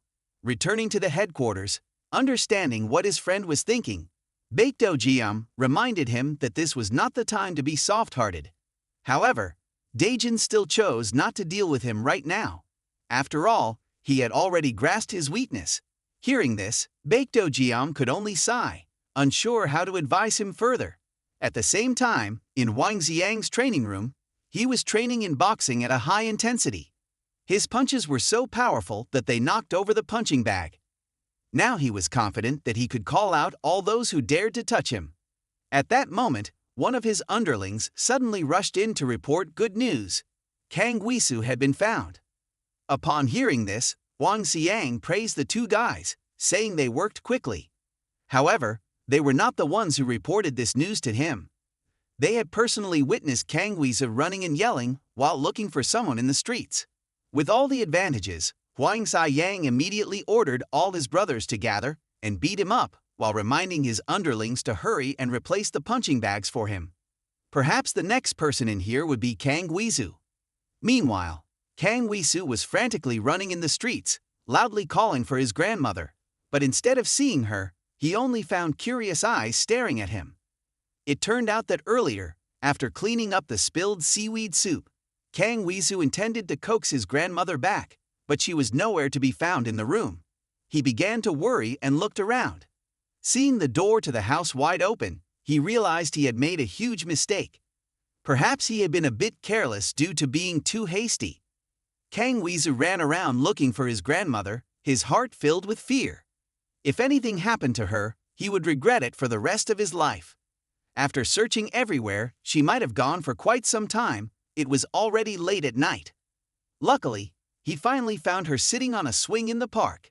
At this moment, He could finally throw off the heavy stone that had been weighing on his heart. He walked over to stroke her hair, his voice slightly trembling with emotion, saying, "Today is your birthday, so I'm not going to scold you." While the grandson was crying, the grandmother was still snoring, completely unaware of what was happening. Kang Weezu wiped his tears and, feeling cheerful again, intended to carry her back home, but misfortune struck. He was currently surrounded by 500 of Wang Ziyang's men. No need to ask. Kang Weezu guessed that they were from the 4 great leaders of Ganbuk. The group leader tapped a metal rod against his hand, advising him not to stubbornly resist, lest he end up hurt. The territory of the 4 great leaders was not a place one could enter or exit freely. They suddenly turned to look at the old lady and asked, "You don't care about your old grandma anymore, do you?" Upon hearing this, Kang Weezu trembled with rage. Seeing this, they were even more encouraged to tease him, saying, so scared, we have to chop him up." These bastards, instead of choosing to beat him, shifted all their attacks toward the sleeping old lady. Kang Weezu quickly jumped out to shield her just as another person quickly punched the bastard who attacked. Kang Weezu was stunned, not understanding what was happening. Daejun, holding a bag of meat, explained, "I came to put an end to this fight and return what I took." Seeing the trembling fists of Baekdo Jiam, Daejun understood that he was also very frustrated with these guys. Indeed, these dogs were capable of anything, even pushing an old lady into the sea to roast a pig. He truly was blind for trusting them. Flashing back to 2 years ago in a small alley in Ganbuk, day by day, Kang Weezu's harsh survival life continued with street gangs and all. Just as his vision began to fade, and he thought everything would end on that day, his birthday would coincide with his death day, the heavens were kind enough to grant him a glimmer of light. It was his grandmother. She shielded him with an umbrella and took him home, bandaging him up. Not only that, he even got to eat seaweed soup on his birthday. This was the first time he felt such warmth. The grandmother urged him to eat and rest, saying she had prepared a bedroom for him. Even though he was just a street child, she still cared for him. Gradually, the two became like family. Back in the present, facing this bunch of stupid thugs, Baekdo Jiam felt immense regret for having trusted and chased after Kang Weezu to exhaustion. He was ready to ensure that Ganbuk Hospital would not have a quiet night today. Daejun was slightly surprised by Baekdo Jiam's attitude today. It was different from his usual self. He was someone who always kept a cool head in any situation, and the two worked together to take down each thug one by one. At this moment, Kang Weezu was still dumbfounded, standing in front of his grandmother, wondering what the hell was happening. Weren't these guys the dogs of the 4 great leaders? Why were they suddenly acting like heroes saving the beauty? Just then, another bastard attacked from behind. Fortunately, Kang Weezu reacted in time, pushing the swing away and then kicking him away. The next guy didn't fare any better when he got a full swing in the face. After he finished dealing with these two, Daejun and Baekdo Jiam had already cleaned up the remaining thugs. This mission was indeed tough to swallow, considering the thugs earned 5 million each. Therefore, their trump card, Kim Joo-yeop, was finally released. With a salary of 20 million, he had to be different from them. Standing at 1.92 meters and weighing nearly 150 kilograms, he was confident that he could crush the two thugs just by resting his thigh on them. Without further ado, Daejun and Baekdo Jiam joined forces, both launching thunderous kicks at this guy. As a result, the 20 million guy just swayed on the trampoline. Seeing that, the remaining gang members fled in terror. After warming up a bit, Baekdo Jiam felt somewhat calmed. It was at this moment that Kang Weezu spoke up, asking who they were and why they helped him. All misunderstandings were cleared up. After the three sat down to talk and explained everything to each other, Imda Jun initially intended to hand him over to the 4 great leaders of Ganbuk to bolster their forces against Haegwang. However, upon realizing their true nature, both had a change of heart. After understanding everything, Kang Weezu smiled and thanked the two for their help. But in this world, there was nothing free. Hearing Daejun say this, Baekdo Jiam felt a headache coming on again. A little while later, Kim Joo-yeop received a call from Hwang Ziyang, asking about the situation. After learning the outcome, Hwang Ziyang threatened him, saying, Maybe you're tired of eating rice and want porridge now, huh? This guy, frightened, replied that although he had suffered greatly, he had gathered some information. He had discovered where Kang Wee-soo was staying because he was holding the old lady's ID card in his hand. On the way home, 4 people suddenly stopped when they saw a group of subordinates of the 4 big bosses waiting in front of Kang Wee-soo's house. He couldn't understand how they'd found out where he was. Then the old lady pointed at her neck and innocently said her necklace was missing. Upon hearing this, Kang Wee-soo's face turned pale. Going back home now would be very dangerous. He wished there were somewhere to take shelter temporarily. Just then, Dae-jun brought the 2 of them back to his headquarters. "Be good, little golden nugget," he said, and after being soothed, the old lady ate heartily. However, the one feeding her wasn't her usual grandson, Kang Wee-soo, but Kim Un-dong. This scene was quite new to him. Normally, the old lady was very stubborn. Fortunately, Kim Un-dong had experience taking care of the elderly, as he had lived with her before. Kang Wee-soo thanked both of them once again, but now both of them had a bigger worry. They had promised an alliance with the 4 big bosses of Gambuk, and now everything had suddenly turned out like this. If they found out, then Dae-jun's gang would have to face not just the 4 big bosses of Gambuk, but also deal with them directly. At that moment, Dae-jun's phone suddenly vibrated, and a familiar voice came from the speaker. "Hey buddy, did you catch Kang Wee-soo yet? We almost caught him, but he slipped away. My subordinates are eating up my resources and getting nothing done, so I had to put some trust in you. I hope you don't let me down." Saying this, he stepped on the face of a subordinate lying on the ground, inadvertently revealing that his gang was dealing in illegal goods. Dae-jun then, unexpectedly, made it public that he had caught Kang Wee-soo, and Hwang Se-yang smiled contentedly. Kang Wee-soo had no idea what Dae-jun was planning. Dae-jun requested to meet Hwang Se-yang for a transaction. The scene shifted to Hwang Se-yang's business establishment, where a well-dressed girl was sitting with 2 of Hwang Se-yang's subordinates, being interviewed for a bartender position.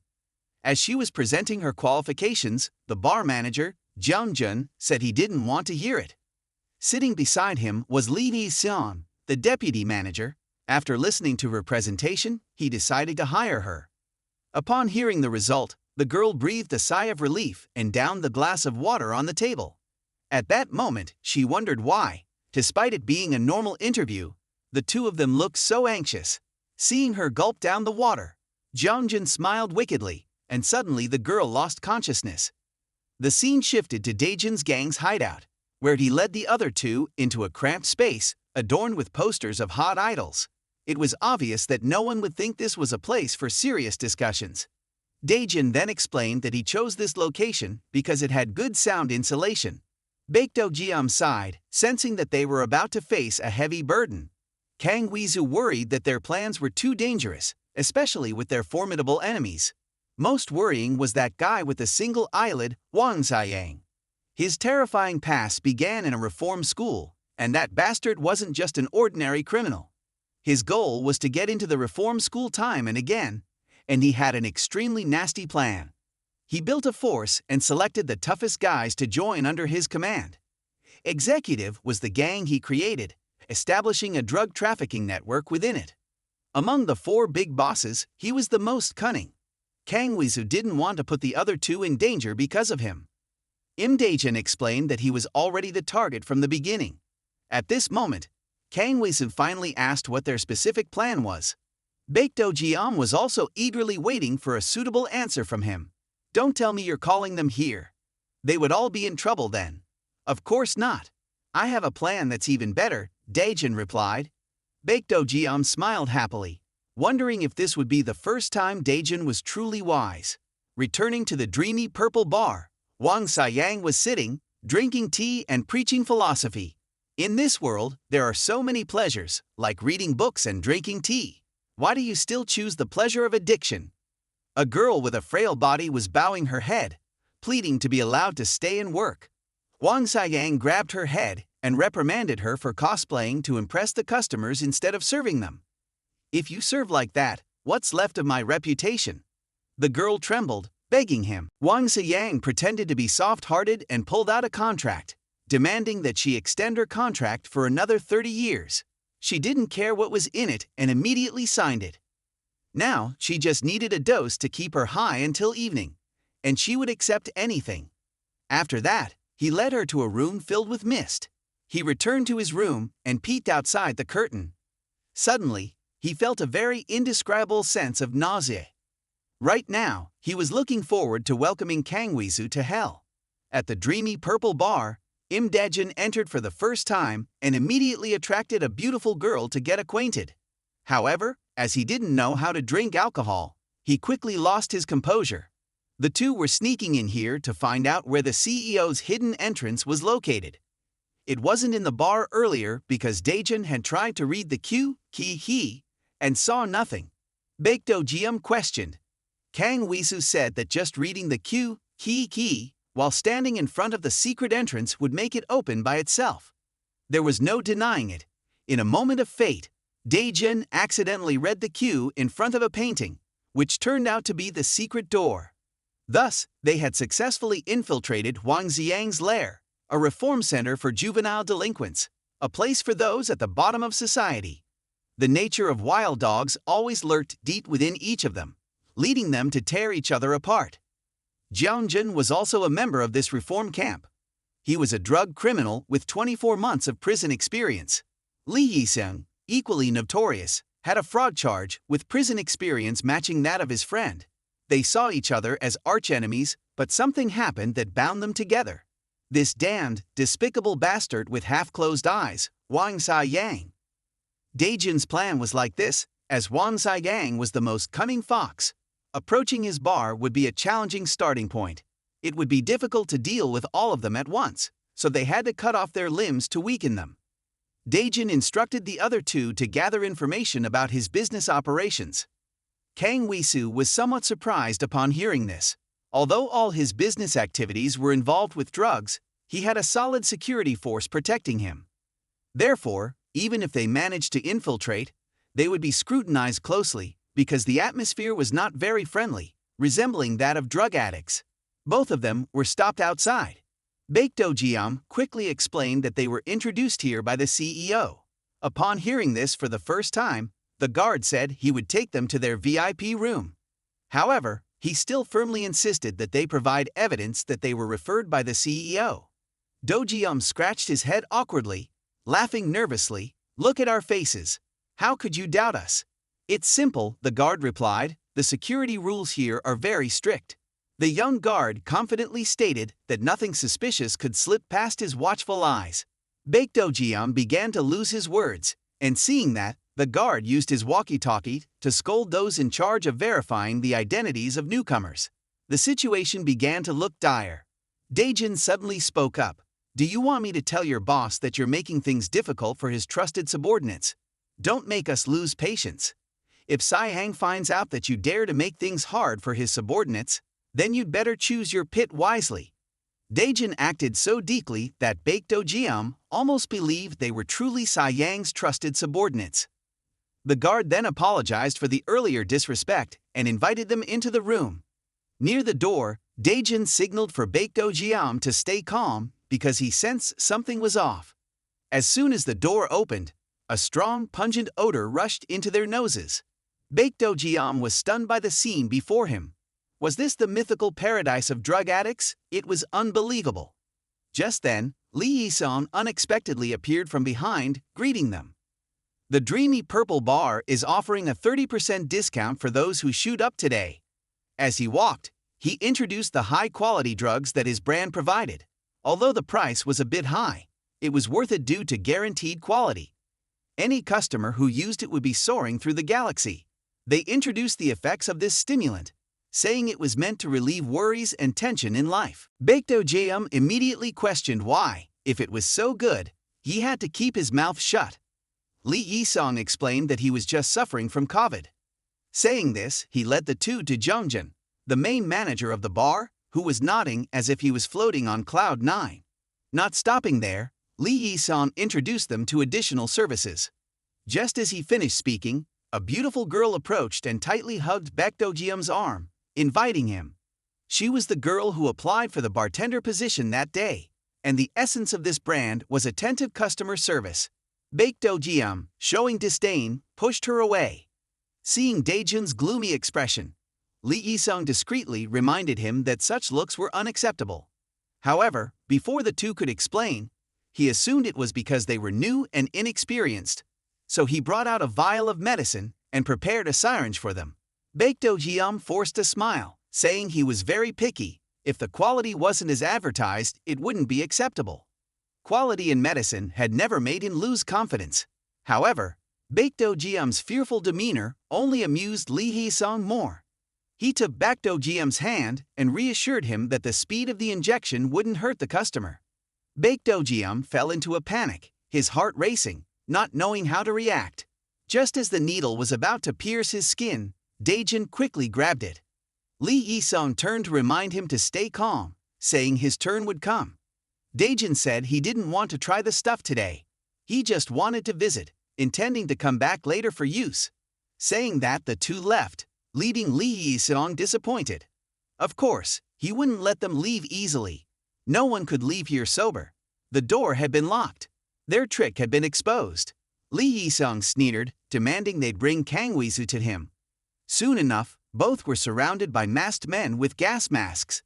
It turned out that letting them in from the start was part of this cunning fox's plan. He criticized both for being foolish to give up the chance to take revenge on Haewon just to save a useless person. However, as long as they bowed their heads and apologized, he would spare them both. But he also knew that the two would never accept such a humiliating act. Lee Yi-sung immediately ordered his men to attack them. Instinctively, both fought back, not knowing what purpose the gas masks served. They focused solely on hitting and punching. Lee Yi-sung sighed, watching his useless subordinates, while Daejun boasted that their pasts were nothing compared to theirs. He claimed he would be the one to destroy Haewon, not the scum like them. With that, the two rushed to attack Gambuk. These bugs stood no chance against the two leaders of a gang like Imda Jun and Baekdo. The two were confident they could take on 2, even 3 or 4 people at once without feeling tired at all. Lee Yi-sung threw a syringe filled with a powerful ecstasy drug to one of his men. The man immediately rushed from behind to stab Daejun with it. Baekdo noticed and reminded Daejun to dodge the syringe. Daejun countered the man and used that very syringe to stab his thigh. After that powerful kick, the man lay still. On this side, Baekdo was also facing another man who held a syringe close to him. Baekdo skillfully dodged and counterattacked. He flipped the man's gas mask up and poured the drug directly into his mouth. The result for these foolish men facing the two was that they lay incapacitated, foaming at the mouth. The useless subordinates had achieved nothing. Lee Hee-sung then dragged out manager Jung-jun to threaten the two. "Once our manager takes action, you'll be finished," he said. Looking at the manager, who was still sitting there nodding off, it was clear he lacked the strength to act.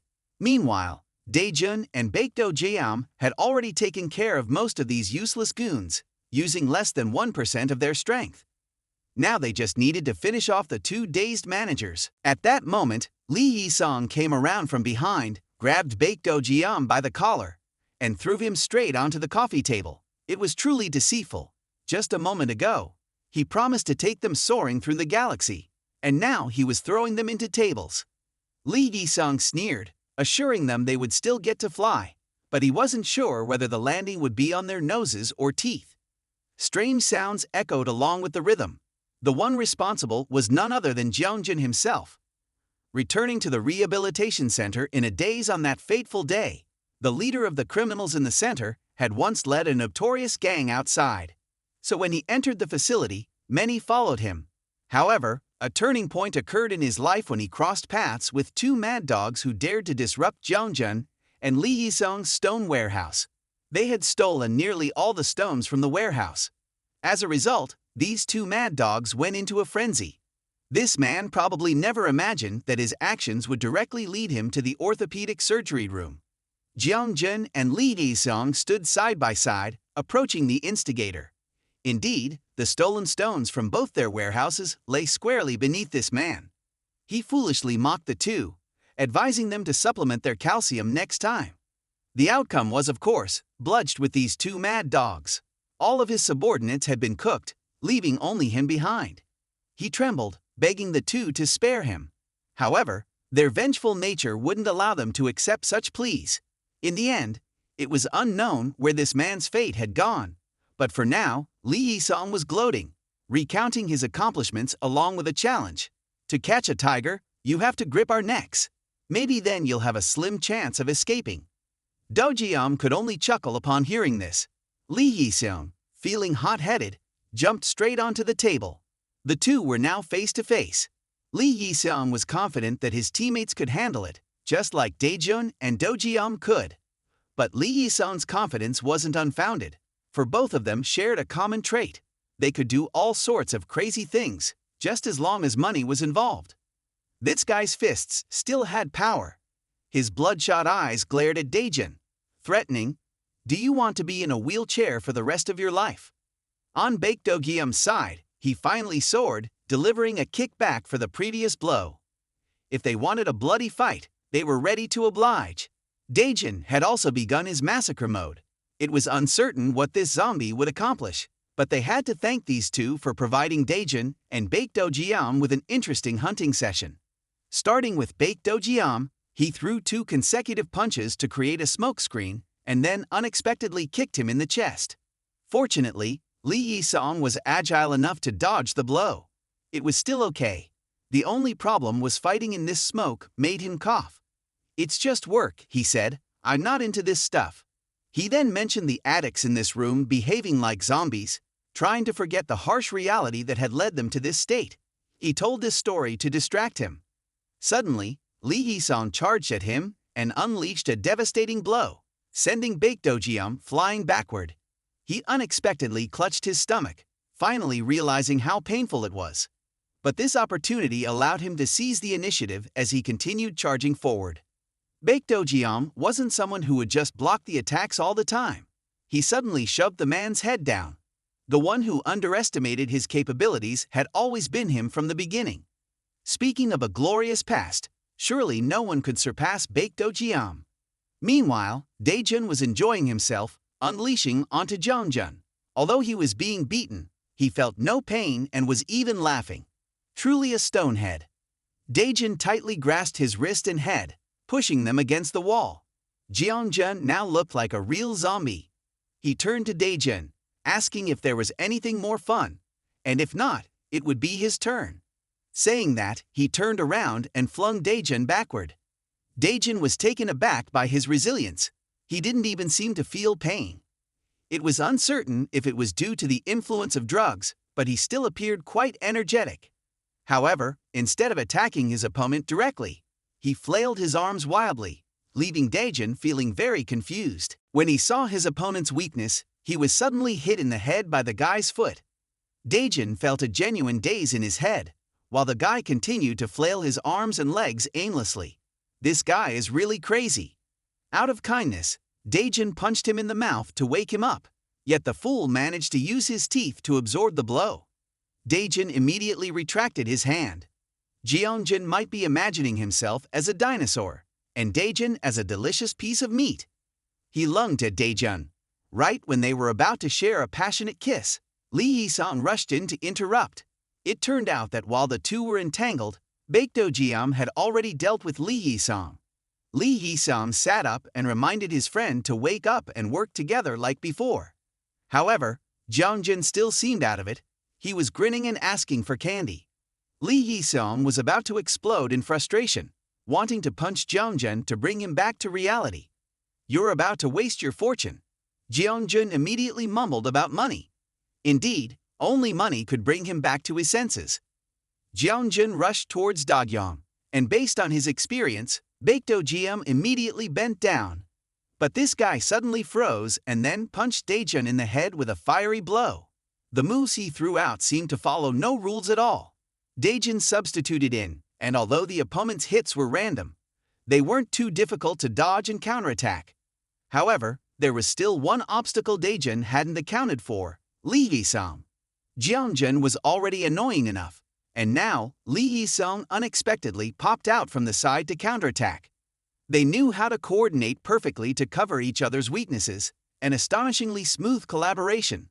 Though they appeared to be at each other's throats, they now seemed like blood brothers. Neither of them had the chance to counterattack yet. Dae-jin turned to ask his teammate if he was okay.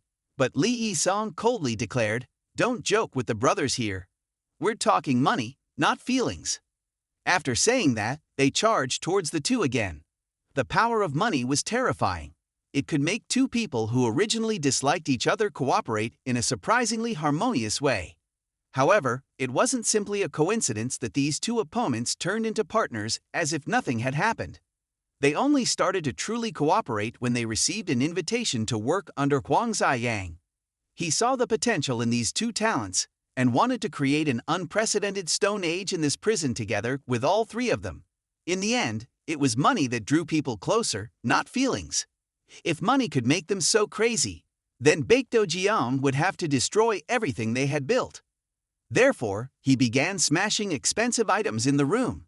The first target was a pile of rocks mined from the highest peak in the world. Just then, the two of them mentioned something they would probably regret for the rest of their lives. "I heard you have a ragtag gang. Want me to let them try the new shipment?" After taking care of the two of them, judging by their expressions, it was clear someone was about to lose their life. Jeongjun stupidly laughed and charged in, "Don't think only you guys know how to cooperate." If their limits were money and wealth, then the limits of Dae-jin and Baekdo Jeon were their younger brothers in their gang. Anyone who touched them would face a gruesome end. Dae-jin never forgot the moment they first met. Baekdo Jeon's eyes blazed with rage, just like Dae-jun's. At that time, they were no different from each other, rivals. Dae-jin had been beaten badly by Baekdo Jeon just because they shared a common goal: Haegwang. For Baekdo Jeon, they had killed his beloved father. But Dae-jin wasn't any different. He had also witnessed the person he cherished the most fall, and perhaps that was why they stood shoulder to shoulder together until now. Back at the dreamy purple bar, the two guys had not been defeated yet. Lee Yi-sung loudly threatened Jeongjun, "If you don't get up, I'll tell the boss to send you to work in another country." Saying that, they charged into battle again. They were targeting Dae-jin, but Baekdo Jeon was quicker, delivering the cool punch straight to Lee Yi-sung's face. Lee Yi-sung, frustrated, adjusted his nearly broken glasses. This was a moment that required cooperation, but Jeongjun insisted on handling it alone, leading to conflict between the two. Dae-jin saw through it all. Their jealousy had overshadowed their spirit of unity. Their perfect cooperation was deteriorating, setting the stage for the two to beat them up together. While they were still arguing, Dae-jin and Baekdo Jeon kicked each of them in the mouth. Dae-jin arrogantly asked, "Where's your perfect combination now? Why are you turning on each other?" Jeongjun fell into a panic, asking Lee Yi-sung for his drugs. But instead of receiving them, he was met with threats. "The boss will take your life if we fail this time." These words seemed to awaken his spirit. He didn't want to die just yet. Perhaps besides money, the threat of death also drew them closer. Lee Yi-sung and Jeongjun performed tricks for Dae-jin and Baekdo Jeon to see, but nothing miraculous happened. Their cooperation based solely on money was just that. With such a cheap mindset, they would never improve. After that, Dae-jin and Baekdo Jeon turned to leave. However, someone had locked the door. At that moment, Lee Yi-sung had seemingly gone mad. He used a fire extinguisher to smash a water pipe. This pipe led to their mathoi production area. This was concentrated mathoi gas, 1,000 times more concentrated than the final product. If inhaled, they would be out for good. Hwang Zai-yang was also leading his underlings here. In just 5 minutes, everyone inside would be high and gone forever. After saying this, Lee Yi-sung collapsed to the ground. Baekdo Jeon tried to break the door but failed. He thought about using their gas masks, but hadn't they smashed them? Things didn't look good. Baekdo Jeon began to fade. Dae-jin wasn't much better off. The two could only cry out in desperation. They had completely lost their senses. Just when they thought they would die here without avenging the Haegwang, Kang Weezu appeared. He threw the two over his shoulders and ran as fast as he could before the gas consumed them. Despite trying to run as fast as possible, Kang Weezu accidentally inhaled a bit of gas, causing his nose to bleed. While moving, he muttered in frustration, "You two stupid idiots are just like I was back in the day." After running out of breath, he encountered an underling blocking the way. Although Kang Wee-soo was exhausted, he still mustered the strength to kick this guy. Meanwhile, Dae-jun and Baekdo-jeon began to vomit. Outside the bar, a couple was about to enter to use the restroom. Just then, Wang Xiang appeared from behind, announcing that the bar was closed for the day. He even brought 500 of his men along. Perhaps today was the end for the three of them. On the other hand, Kang Wee-soo successfully brought the two outside into the hall, only to realize that Hwang Ziyang's forces had surrounded the exit. With no choice left, Kang Wee-soo had to leave the two in a temporary spot and prepare for a new massacre. Rewinding a few hours earlier, Kang Wee-soo had enjoyed a good night's sleep. He felt grateful to them. Kim Un-dong smiled, saying he was a specialist in taking care of the elderly, right? At that moment, he wondered where his two vengeful older brothers were. Kang Wee-soo could only force a smile, pretending he didn't know anything. Before leaving, both had instructed him not to let the younger ones know about this. After saying that, he fell silent, for they had helped him too much, and he hadn't repaid them yet. Leaving the old woman alone here was very dangerous.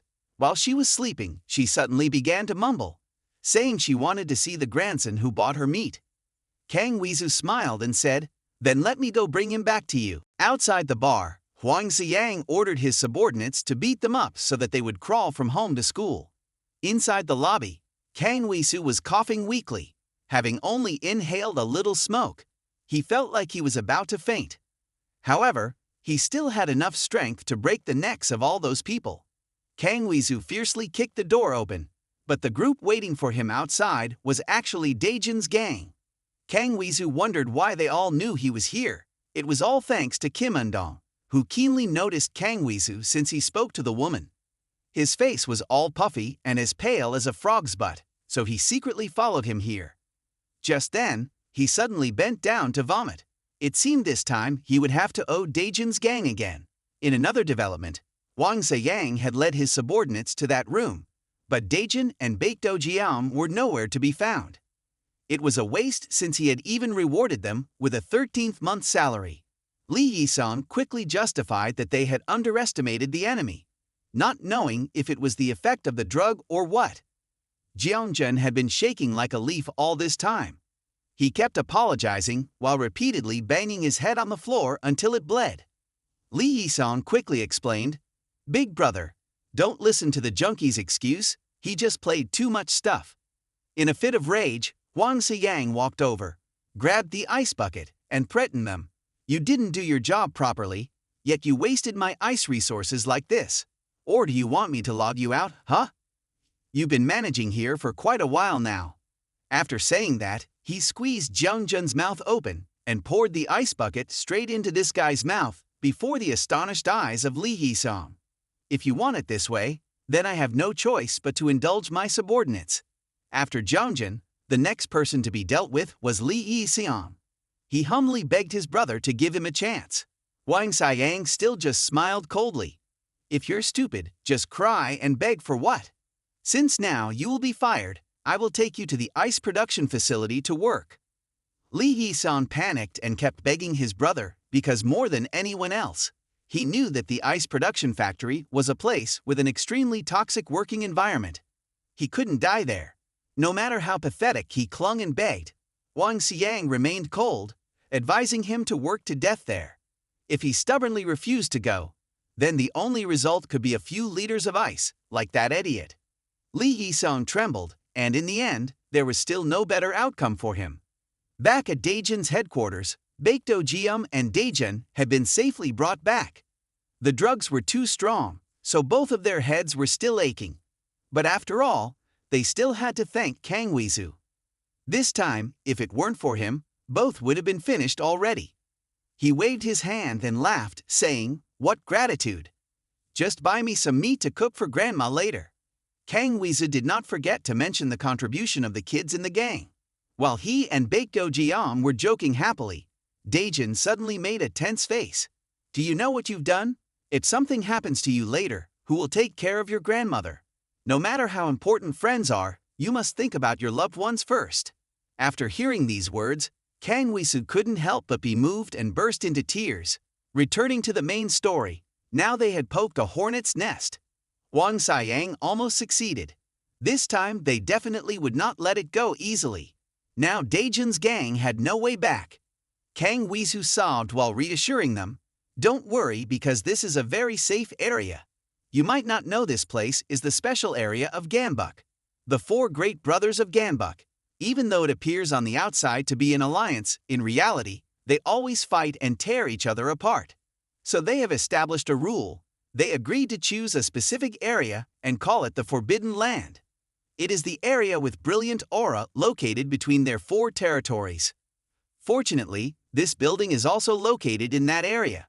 That's also the reason why a prostitution gang can openly exist here." Daejun decided to temporarily hold his position and wait for the right opportunity to crush them, because Shen Yusong was about to leave here. They had to seize every minute. If not this time, then there would be no other chance. Kang Wizu was silent for a moment, then decided to boldly ask about it.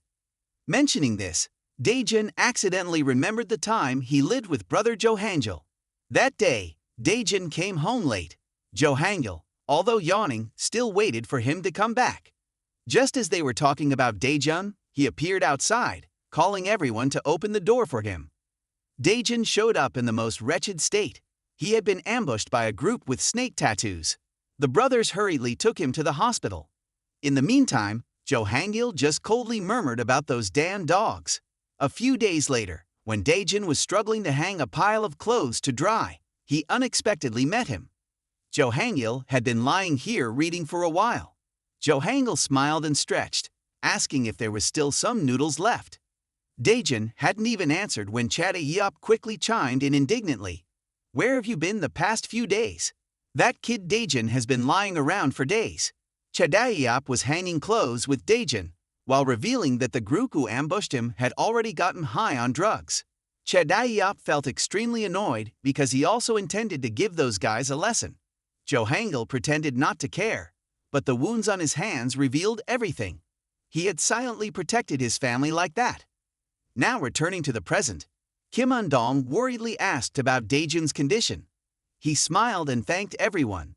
If it weren't for Kim Undong's quick thinking, perhaps all three of them would have been sitting on the altar already. Getting praised by the big brother, Kim Undong shyly scratched his head because of his cleverness this time. Daejun decided to give him a very tempting gift, which was to wash clothes for him for the next 10 years. Kim Undong felt like turning to stone after hearing that. Seeing the kid's awkward face, Daejun forced a smile, explaining that he was just joking. He really didn't have any sense of humor. Kim Undong said goodbye to him to go take care of grandma. That afternoon, Kim Undong was very panicked before the request to go out of the old lady. She threatened that if she wasn't allowed to go out, she would mess right here. Kim Undong panicked and didn't know what to do. Although he heard that this place was a ceasefire area, so it was quite safe, in the end, he still had to indulge the old lady and took her for a walk around the street. Seeing the old lady laughing and playing like this, Kim Undong also felt happy. He shared with her that every time he was with her, he felt as close as when he was with his grandma. His maternal grandmother was also confused like that. He only regretted not being able to treat her better. The old lady, although she didn't understand what was going on, saw him cry and still gently wiped his tears. Kim Undong quickly wiped his tears, but as soon as he turned around, the old lady was taken by a group of bad guys into a car.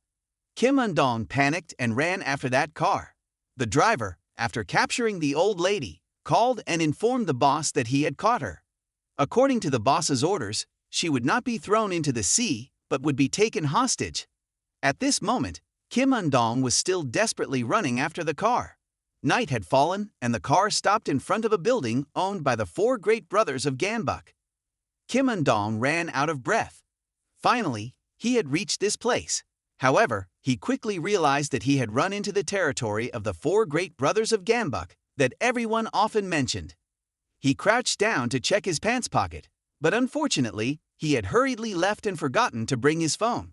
Now he could only pray that they wouldn't do anything to the old lady. Kim Undong hesitantly intended to return to ask Daejun for help.